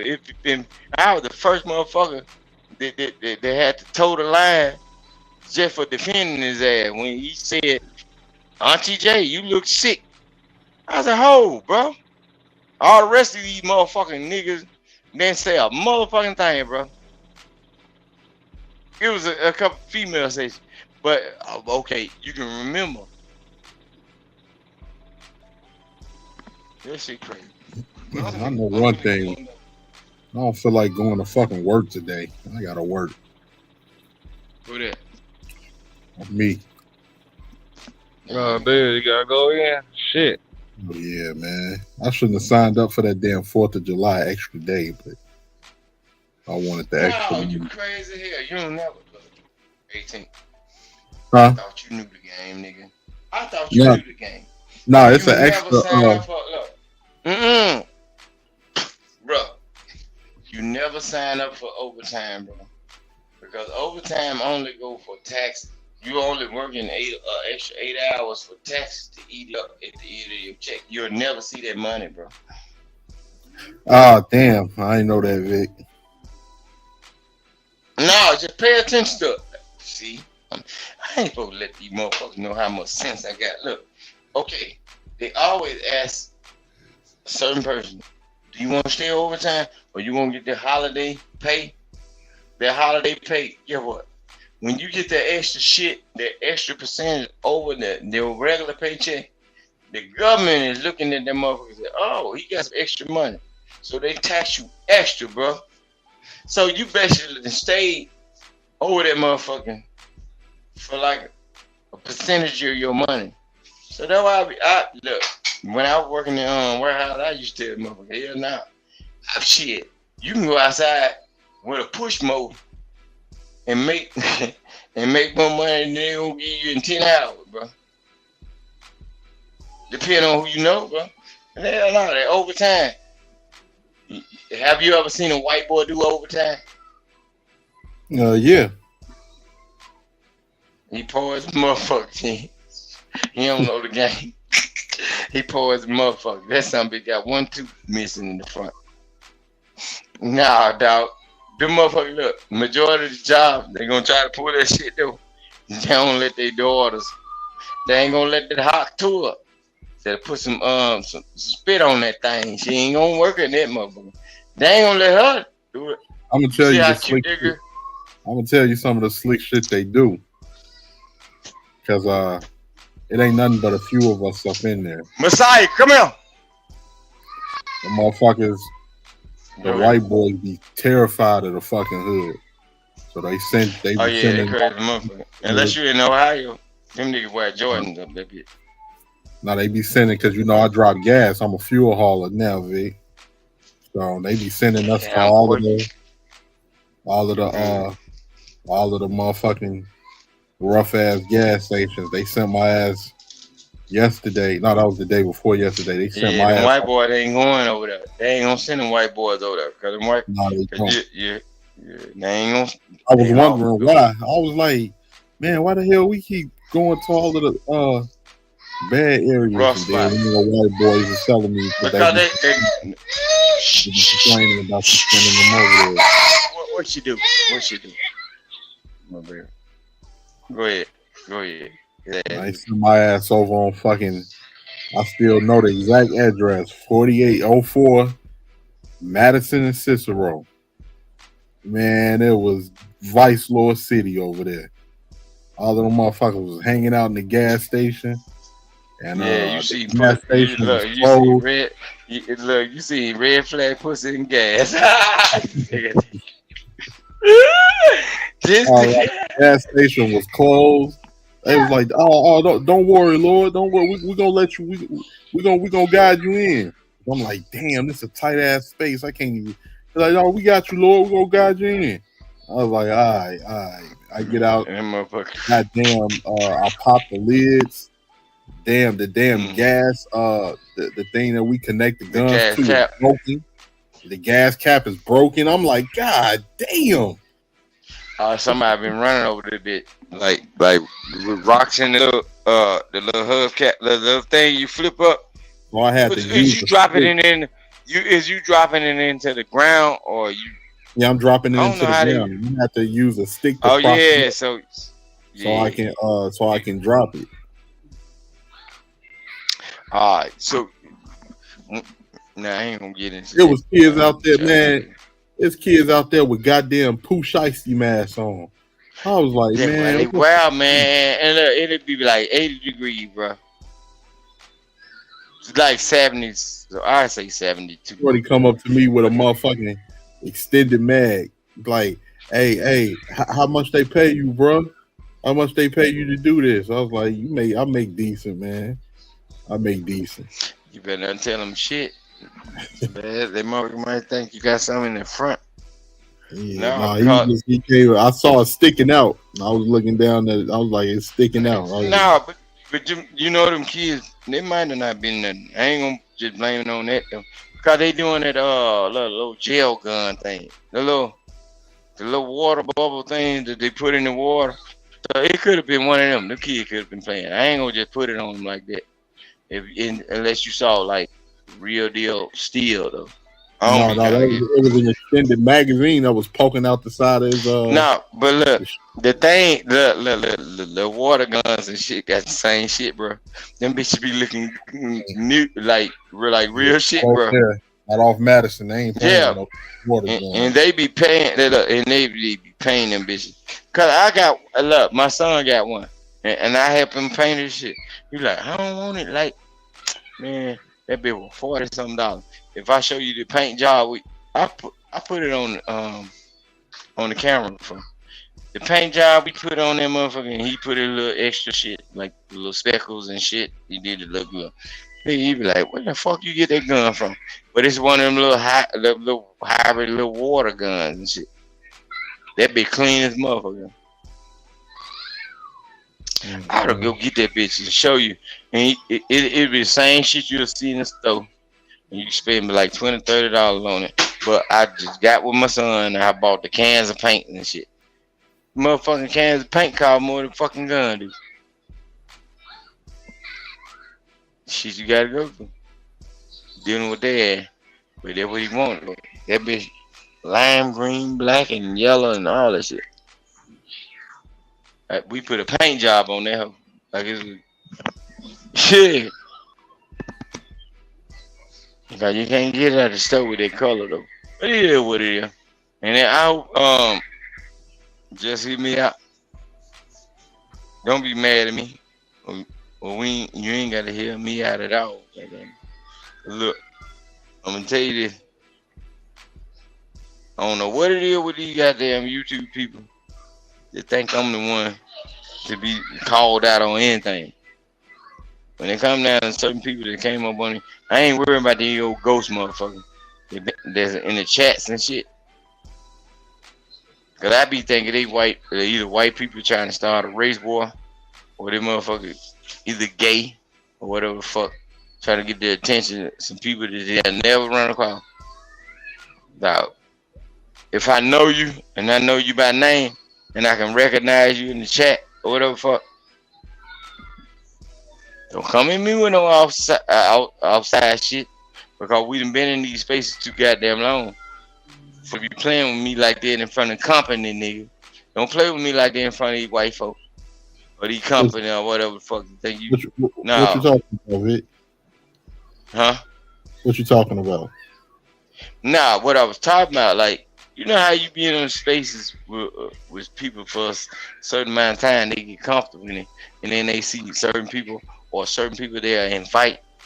They might have invited them on the IG, and they'll be in the background and tell them, look how I can say something to him, like I'm a tame nigga.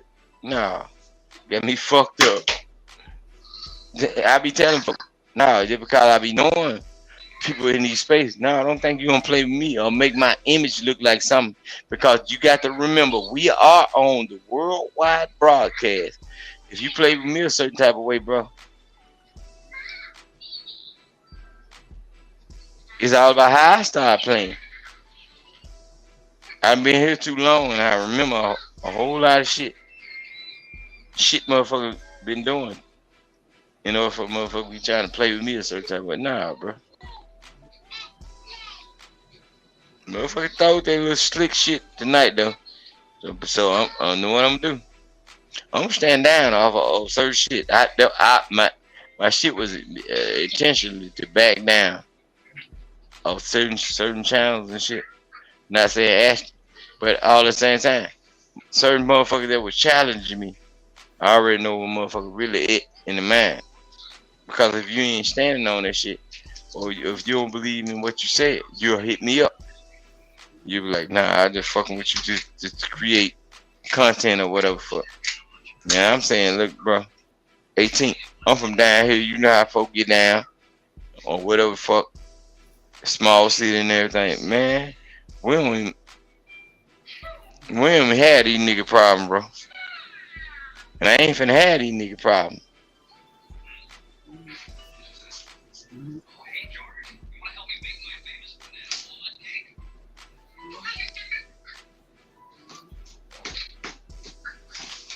But y'all go ahead, man. All right, Vic. All right. Yeah. What the hell they asking? Asking and strumming on the old banjo, ain't it? What the fuck? Prince Hakeem that went to sleep too? No, I'm still here. Oh, you still okay? Nah.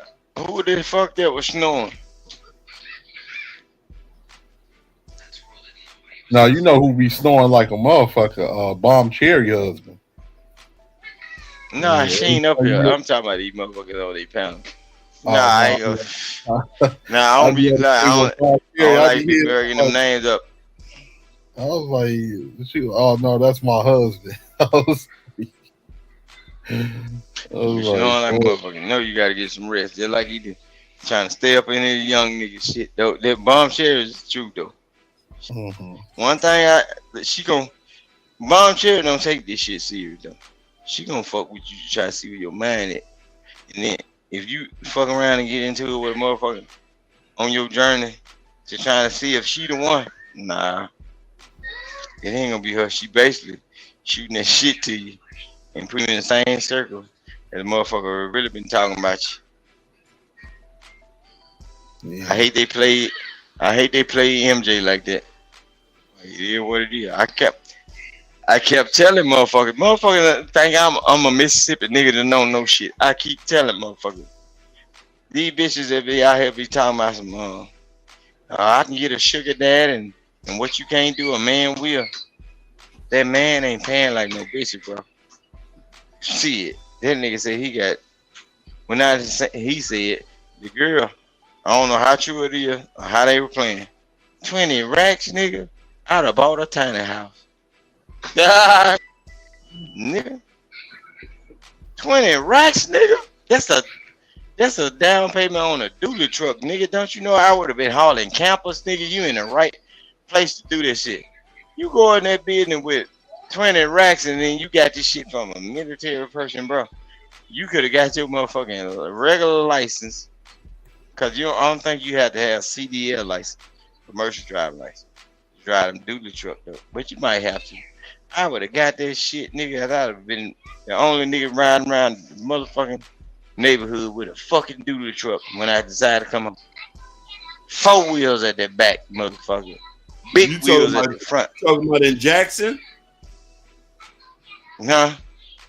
In Jackson. You would have been riding your dually in Jackson? Hell, you can ride that bitch anywhere. Look, Jackson ain't like with folks. Man, people that look, everything they be getting done to people, they be intentional. People ain't just doing no random shit, bro. They'll do it, but it usually be toward white people. But like niggas getting robbed and all that shit, you got to be a floss. If you niggas be flossing and shit with it in the middle of the month.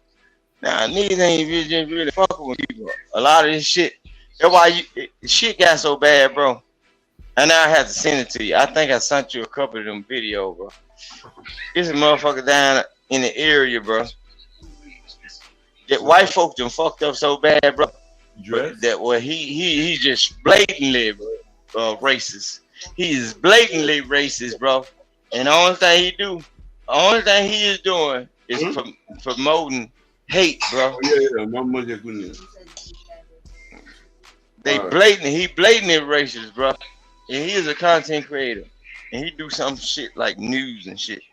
Nah, bro. Around here, you damn near do what you want to do. Just don't get into it with no nigga, though. Because these niggas, they can fight like a motherfucker, but the whole thing is they scared that you gonna be on some retaliation shit. Only way you gonna get past that shit, bro, if you can get, like, especially with these new niggas, if you can get a couple niggas around you on your side and their side and agree that y'all gonna square up or whatever fuck and the shit go down, yeah, you ain't gotta, whoever win, they'll shake hands and go on about their business. But like trying to do that shit on your own, you're walking up in the store and punching the motherfucker. Nah, bro. See it. Nigga, your house might get shot up. You know what I'm saying? These young motherfuckers different, bro. No, you're gonna have to, that shit gonna have to be orchestrated. It's gonna be damn near have to be set up immediately like a boxing match and shit right now. That's how these niggas moving. These young motherfuckers. That's why I be telling my son. I got a 16-year-old son. And I be telling him, look, you got a problem. And he fight like a motherfucker. I be telling him, look, don't fight. But look, strike that motherfucker like it's a waltz. They're ready to stain, bro. Hit his ass hard as a motherfucker. When that son bitch wake up, you at home. Now if they come down here and try to get you while you at home, bro, shit, you ain't got to do a goddamn thing. I take that charge. I done lived a good goddamn life. You got brothers and sisters and family members and all that shit that you still got to be acquainted with. Nigga. If you make it to this house and the motherfucker ain't got their bad ass kids on the leash or a grown ass dad or your mammy, whatever the fuck, shit, I cook your ass like bacon. I keep telling people, I tell you, I ain't one of my brothers. If you got a goddamn problem, and if you can get up in the door, and if I tell a motherfucker going on about their motherfucking business, catch them when they ain't down here. Because if you don't catch them when they ain't down here where I'm at, and you want to keep that shit going on, your ass fried, baby. I got the tools to do it. I got some shit that'll hang your jacket smooth up, creased on a coat hanger. That's why I be telling folks, man, I stay away around niggas like nigga mindset. I don't give a damn whether white folk, black folk. I stay with the fuck away from around motherfucker with nigga mindset, bro. Cause motherfucker, just like I tell you, 18th. When that stupid ass shit happened, bro, your folks ain't had no business going to jail, bro. I was right there on the block, bro. When that shit happened, that man wasn't supposed to be in jail, but the nigga that this deceased had a certain status, and you know how small town work. When you got a certain status about yourself, they try to make it seem like the motherfucker can't do no wrong, nigga. You went over there looking for a bitch, bro, and that man was already at his spot or at his own house, bro. That nigga should have slapped that bitch. You know what I'm saying? Or try to play that role, bro. So that's why I don't play with females, and I don't play with niggas upon their little ideas and none of that shit. And get what? When it comes down to white folk, just hear me out. You got to feel me on this shit, bro. If you feel a certain type of way and you feel like I hurt your feelings, we ain't got to never deal with each other. Because look, I know how that shit go when it comes to that part, bro. Don't never play with no damn rope around me. I don't give a damn what you shit. Got a yo-yo, nigga. Shit, don't play with this shit. I move a certain way, bro. That's a fact. I'm about to get ready to get up out of here, nigga. I gotta get my. Yeah, I'm finna go. I'm finna let. I did my job.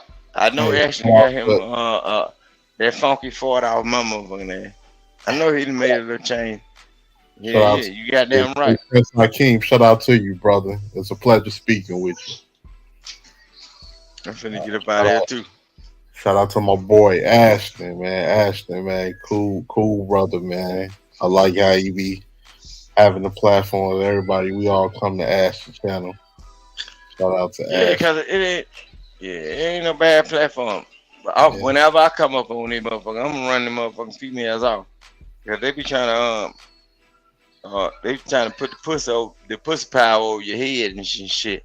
See, I be just the monkey wrench in their system. Because I be talking with their ism. And I be talking foolish too. They don't like that shit.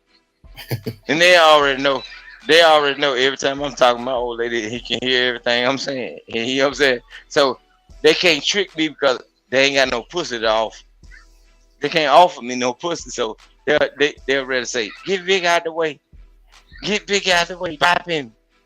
Look, you motherfucking heifers gonna keep on paying your motherfucking money. Shit, I ain't on this motherfucker for no pussy. Cause get what? All that shit don't smell good anyway. The fuck? I'm off on here for some low grade shit. For crazy hell. So, all right, y'all take it easy. All right.